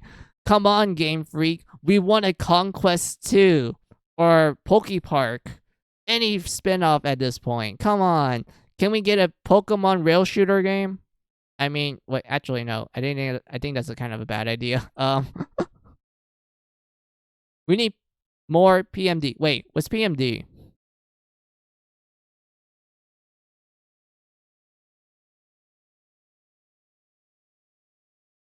Look, I'll even take more Pokemon Rangers. Yo, Pokemon Rangers. Oh my god. That game, I do like it. I like the stylish. Let's see. PMD is Pokemon Mystery Dungeon. Oh, the dungeon games. Yeah, I played let's see. I played the first 2 games on GBA. I only played one of the games on the 3DS. And I remember hating that one. I remember hating the 3DS Mystery Dungeon game. I didn't like it compared to the GBA games. Oh, have you played Valkyrie Drive? Valkyrie Drive. That sounds familiar. Let me see if I know what it is by typing it up. Because I know a lot of Valkyrie games. I don't know why I'm pronouncing shit wrong. Valkyrie Drive. Oh, yeah, I know. I know this game. I played it. I also watched the anime. I heard of it. Hachun, I find it funny that that series is literally about like okay, how can we make this cool? What should our superpower be? Lesbians. That's literally like like the superpower in that game. Like, yes, be lesbian. By being lesbian, you turn your lover into a weapon and you can wreck shit and whatnot. Even though like usually I try not to watch an anime until after I finish a game. Okay, so I put it like this, Hachun. The game and the anime are technically they're technically separate from each other. They don't share the same story. It's kind of like a side story kind of thing. Like it's not connected directly. It's like takes place in the same like universe, but it's like completely independent sort of thing. That's how I would describe the anime of Valkyrie Drive compared to the game. And whatnot. So in other words, it's fine for you to like watch one or play the other. Whatnot. You can just go any order you want. That's how I would describe it. Lesbian is a superpower, yes. Have you met girls? We're impossible. Yes. Yeah, girls are overpowered, man. Like we boys, we need some gay as our superpower to match the girls, but sadly we're kind of outnumbered, outgunned.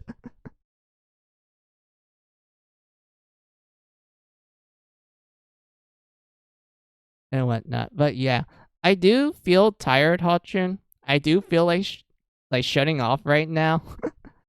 But oh my god, we talk so much.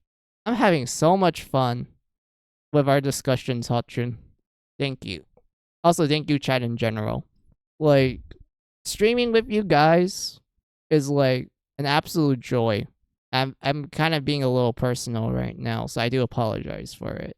Like, I always like I started streaming as like a casual like side hobby thing.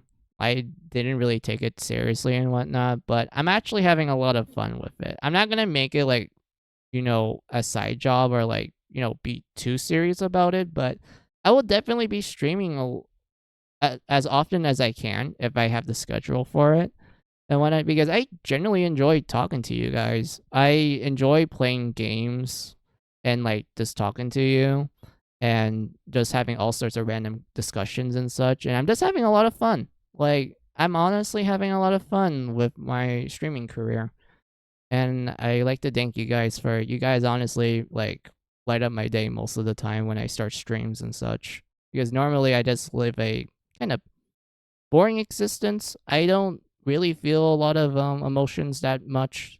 And when I stream with you guys, I actually feel somewhat joyful to an extent. So I appreciate it. Thank you all.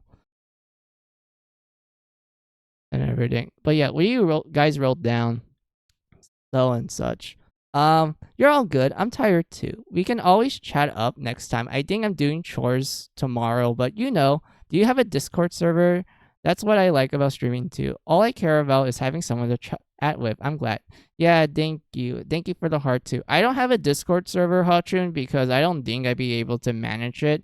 Not because of like, I don't know how to describe it. I don't think I can manage it because I'm lazy and I'm quite forgetful to the point that I might accidentally just forget about it and just never interact with it ever again